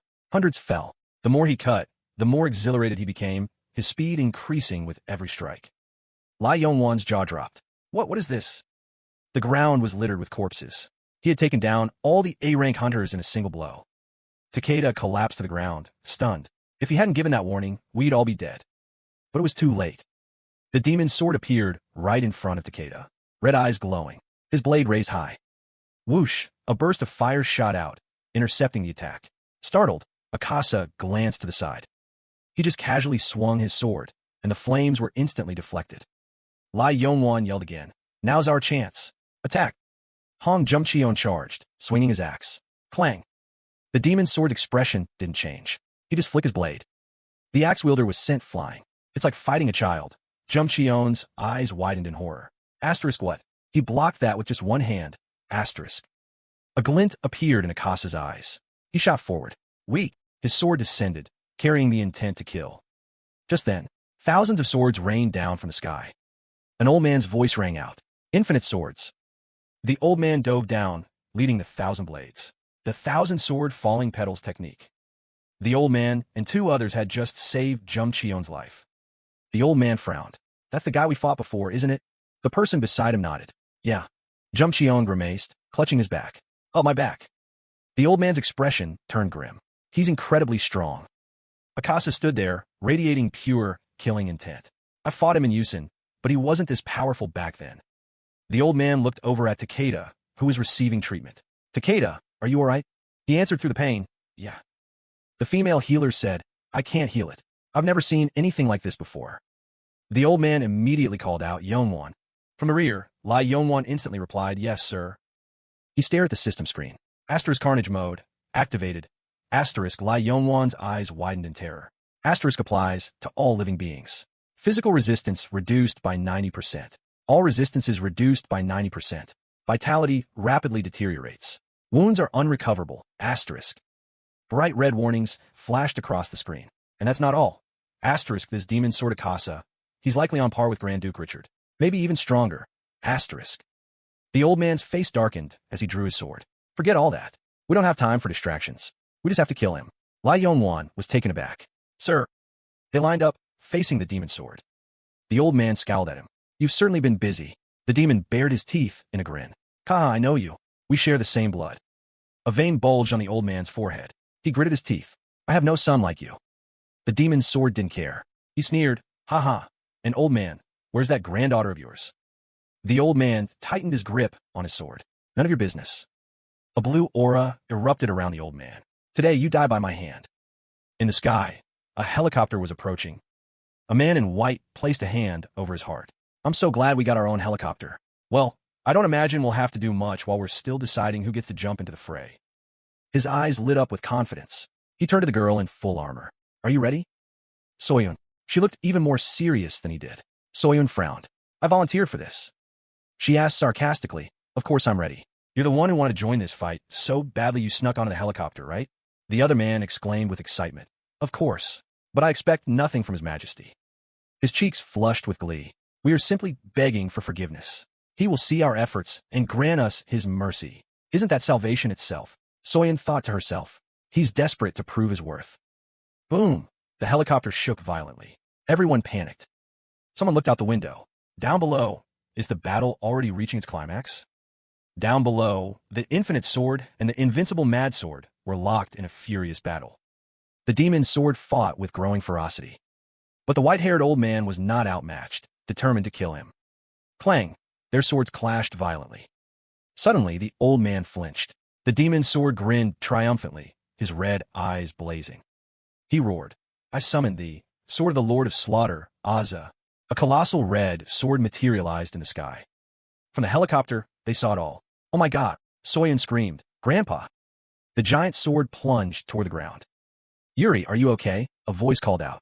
Hi. Yuri slowly opened her eyes. Lai Yongwan was anxiously helping her up. Yuri. She rubbed her head and snapped. Cough, cough. Stop shouting. You're giving me a headache. Suddenly, her eyes widened in horror as she looked ahead. Wait, what happened? On the ground lay the shattered fragments of the old man's sword. The demon's sword was holding the old man up by his neck. Yuri was horrified. Did the old man lose? All around them, the others were barely clinging to life. The demon cackled like a madman. Ha, not bad. He tightened his grip on the old man's throat. But you've gotten old. The old man choked out. Cough. I'll kill you. Demon sword Akasa sneered. But that's strange. There's less power here than I expected. You should have died in that attack. He glanced up, seeing a figure rushing toward him. Something interfered. It was Soyun. Her eyes were as sharp as a blade. She charged, screaming, Let my grandfather go. System, Magic Sword Venesis is interfering with Dark Sword Akasa. Holy Sword Ariana is dispelling the darkness. So that's why he's still alive. Soyun decisively swung her sword down. Slice! The demon sword's arm was severed. He looked slightly surprised as his own hand fell to the ground. The old man screamed in terror. Soyun, no. But it was as if she'd lost all reason. Her entire body erupted in light. Only one thought remained in her mind. Revenge. System. The Avenger has claimed her vengeance. Strength increased. Soul used as collateral. Soyun slashed again and again. Each strike unbelievably powerful. Soul consumption rate, 12%. Gripping her sword tightly, the female troll warrior glowered at Akasa. She gritted her teeth, convinced the holy power coursing through her body was enough to defeat him. Faced with her fiery determination, the demon swordsman merely smirked. Amateur. The moment he spoke, he lunged forward like a shadow. Akasa's blade came crashing down, but the warrior met it with her own weapon in a deafening shriek of metal. He closed the distance, his voice a hiss that carried a wave of dark power. She recoiled in horror, barely dodging. A sweeping slash sent her flying, crashing to the ground. The demon swordsman looked down at her, his crimson eyes filled with scorn. You're no knight, and you're no orc. You are nothing. Suddenly, a squad of warriors in white charged in. Though outmatched in power, they were fiercely united and eager for a fight. Swords in hand, the squad roared as one. Protect Tron. For Leon Hart. A system window appeared, announcing the activation of a fanatic state, granting them resistance to certain curses. Without a moment's hesitation, the entire group charged the demon swordsman. Seeing this, Akasa was enraged, the veins on his forehead bulging. He slammed his sword into the ground. The blade drove deep into the earth, unleashing a brilliant red light, forcing the charging warriors to a dead stop. Tron, the female warrior, stared in stunned silence, her jaw hanging open. In an instant, they were all sent flying, crying out in agony. Akasa roared with laughter. Ha ha ha! Even a mutt knows to tuck its tail before a tiger. You absolute fools. He hoisted the sword onto his shoulder, smirking at the sprawled figures. I am immortal. Just then, Yongwan, kneeling on the ground, suddenly chuckled. His laughter grew louder and louder until his whole body was shaking. Akasa turned, annoyed. What's so funny? Yongwan kept laughing.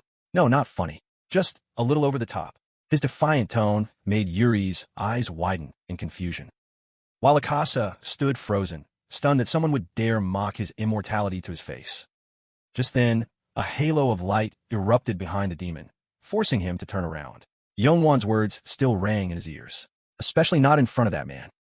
Yongwan's confidence came from seeing Leon Hart's arrival. High above, a Pegasus unfurled its wings, bathed in a magnificent light. Everything dies, doesn't it? Leon Hart's face was a mask of fury. His eyes blazed as he took in the carnage the demon swordsman had wrought below, his brows knit and his jaw clenched. Long, long ago, there existed another world, a realm where kingdoms were watched over by the gods, and their knights were divinely blessed. But to the race of immortal demons, these knights were a constant thorn in their side. They used sacred laws to bend the rules of nature and purge all evil. For the 7 overlords, 6 of the Grand Dukes, and 87 archdemons were vanquished. In retaliation, the demons led an army of 10 million and successfully invaded the gods' realm.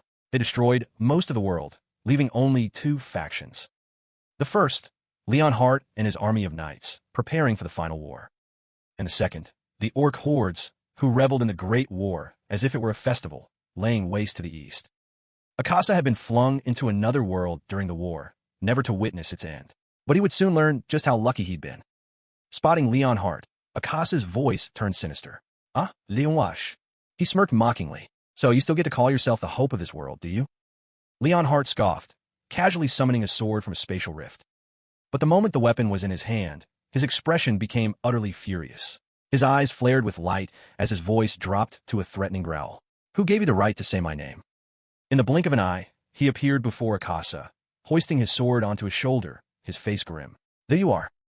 Without a word, Leon Hart slammed a fist right into the demon's face. The punch was too fast, too powerful for him to even register. Arr!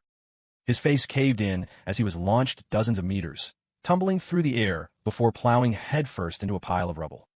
A nearby old man watched, his eyes wide with utter disbelief. He stared at the demon, unable to believe it. To defeat that monster with a single punch. Seeing the demon lying motionless, its face already swelling, the old man wondered in awe. Just how strong is he? But it wasn't over. Akasa's eerie laughter echoed again. Ha, ha, ha, ha. He stumbled to his feet, reaching a hand toward Leon Hart as his palm began to glow. It's useless. You're just a mortal. A series of crimson notifications flared to life. Slaughter, in effect impacting all living beings. Physical resistance down 90%. All defenses reduced by 90%, rapidly degenerating health, and unhealable wounds. Corrupted soul affects all living creatures. Mental resistance drops by 80%. Inflicts panic, reduces attack power by 50%, and drains 5% stamina per turn. Heart Eater targets a single enemy. Target stamina is reduced by 70%. All healing effects inflict damage. Continuous pain is felt every turn, and the target's attack speed is reduced by 40%. These were followed by Shadow's Domain, Blood Pact, Wings of Ruin. A torrent of terrifying debuffs flooded the area. The old man gritted his teeth in horror, his mind reeling from the terrifying effects. But he held on to his faith. Even with all that, the demon stood no chance. But Leon Hart stood unfazed. His gaze was defiant, and his entire body began to glow with a brilliant golden light. Guardian of the Holy Grail is now resisting all curses. He hoisted his sword onto his shoulder and advanced on the demon, completely unconcerned. Every step he took felt legendary. Another system window appeared, but this time it displayed Leon Hart's buffs.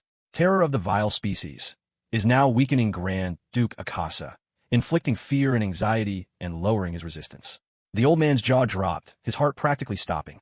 He's on a completely different level from ordinary humans. No, more than that. No living being could ever hope to challenge a living legend. More buffs continued to appear. One-man army, Demon Slayer, Warrior's Presence, Annihilator of Demon Kings. Leonhardt walked straight through the demon's field of influence without the slightest effort. The old man watched in utter awe. Leonhardt had simply negated every single debuff with his own, more powerful, buffs. Soon, he stood directly in front of Akasa. The demon swordsman looked absolutely thrilled, his crimson eyes blazing as he bellowed, "I am the destroyer of all that lives." Leonhardt's eyes blazed in response, and his own roar drowned out the demons. "No, I am your destroyer." And with that, they charged, clashing in a violent explosion of power. Meanwhile, in another part of the city, traffic was at a dead stop. "Officer, any idea when we'll be able to get moving? We're trying to assess the situation, sir. Please just wait a little longer." Another driver gripped his head, groaning in frustration. "Damn it, why isn't there anything on the news about this?" From the back seat, his wife called out worriedly, "Honey." He turned back to her, sweating. "We'll be stuck here all day. It might be faster to just get out and walk." Just then, a car slammed into their rear bumper. "What the? Are you okay?" "Yes, the baby and I are all right." The mother turned to her son. "How about you, Haruto? Are you okay?" But the boy, Haruto, just kept staring out the window. "Mom," he asked, bewildered, "are you seeing this?" Up in the sky, two streaks of light, one red, one gold, were smashing into each other. There are people fighting in the sky. High above, Akasa and Leonhardt were locked in a furious battle. With both hands, the demon swung his enormous sword down in a powerful arc. Leonhardt,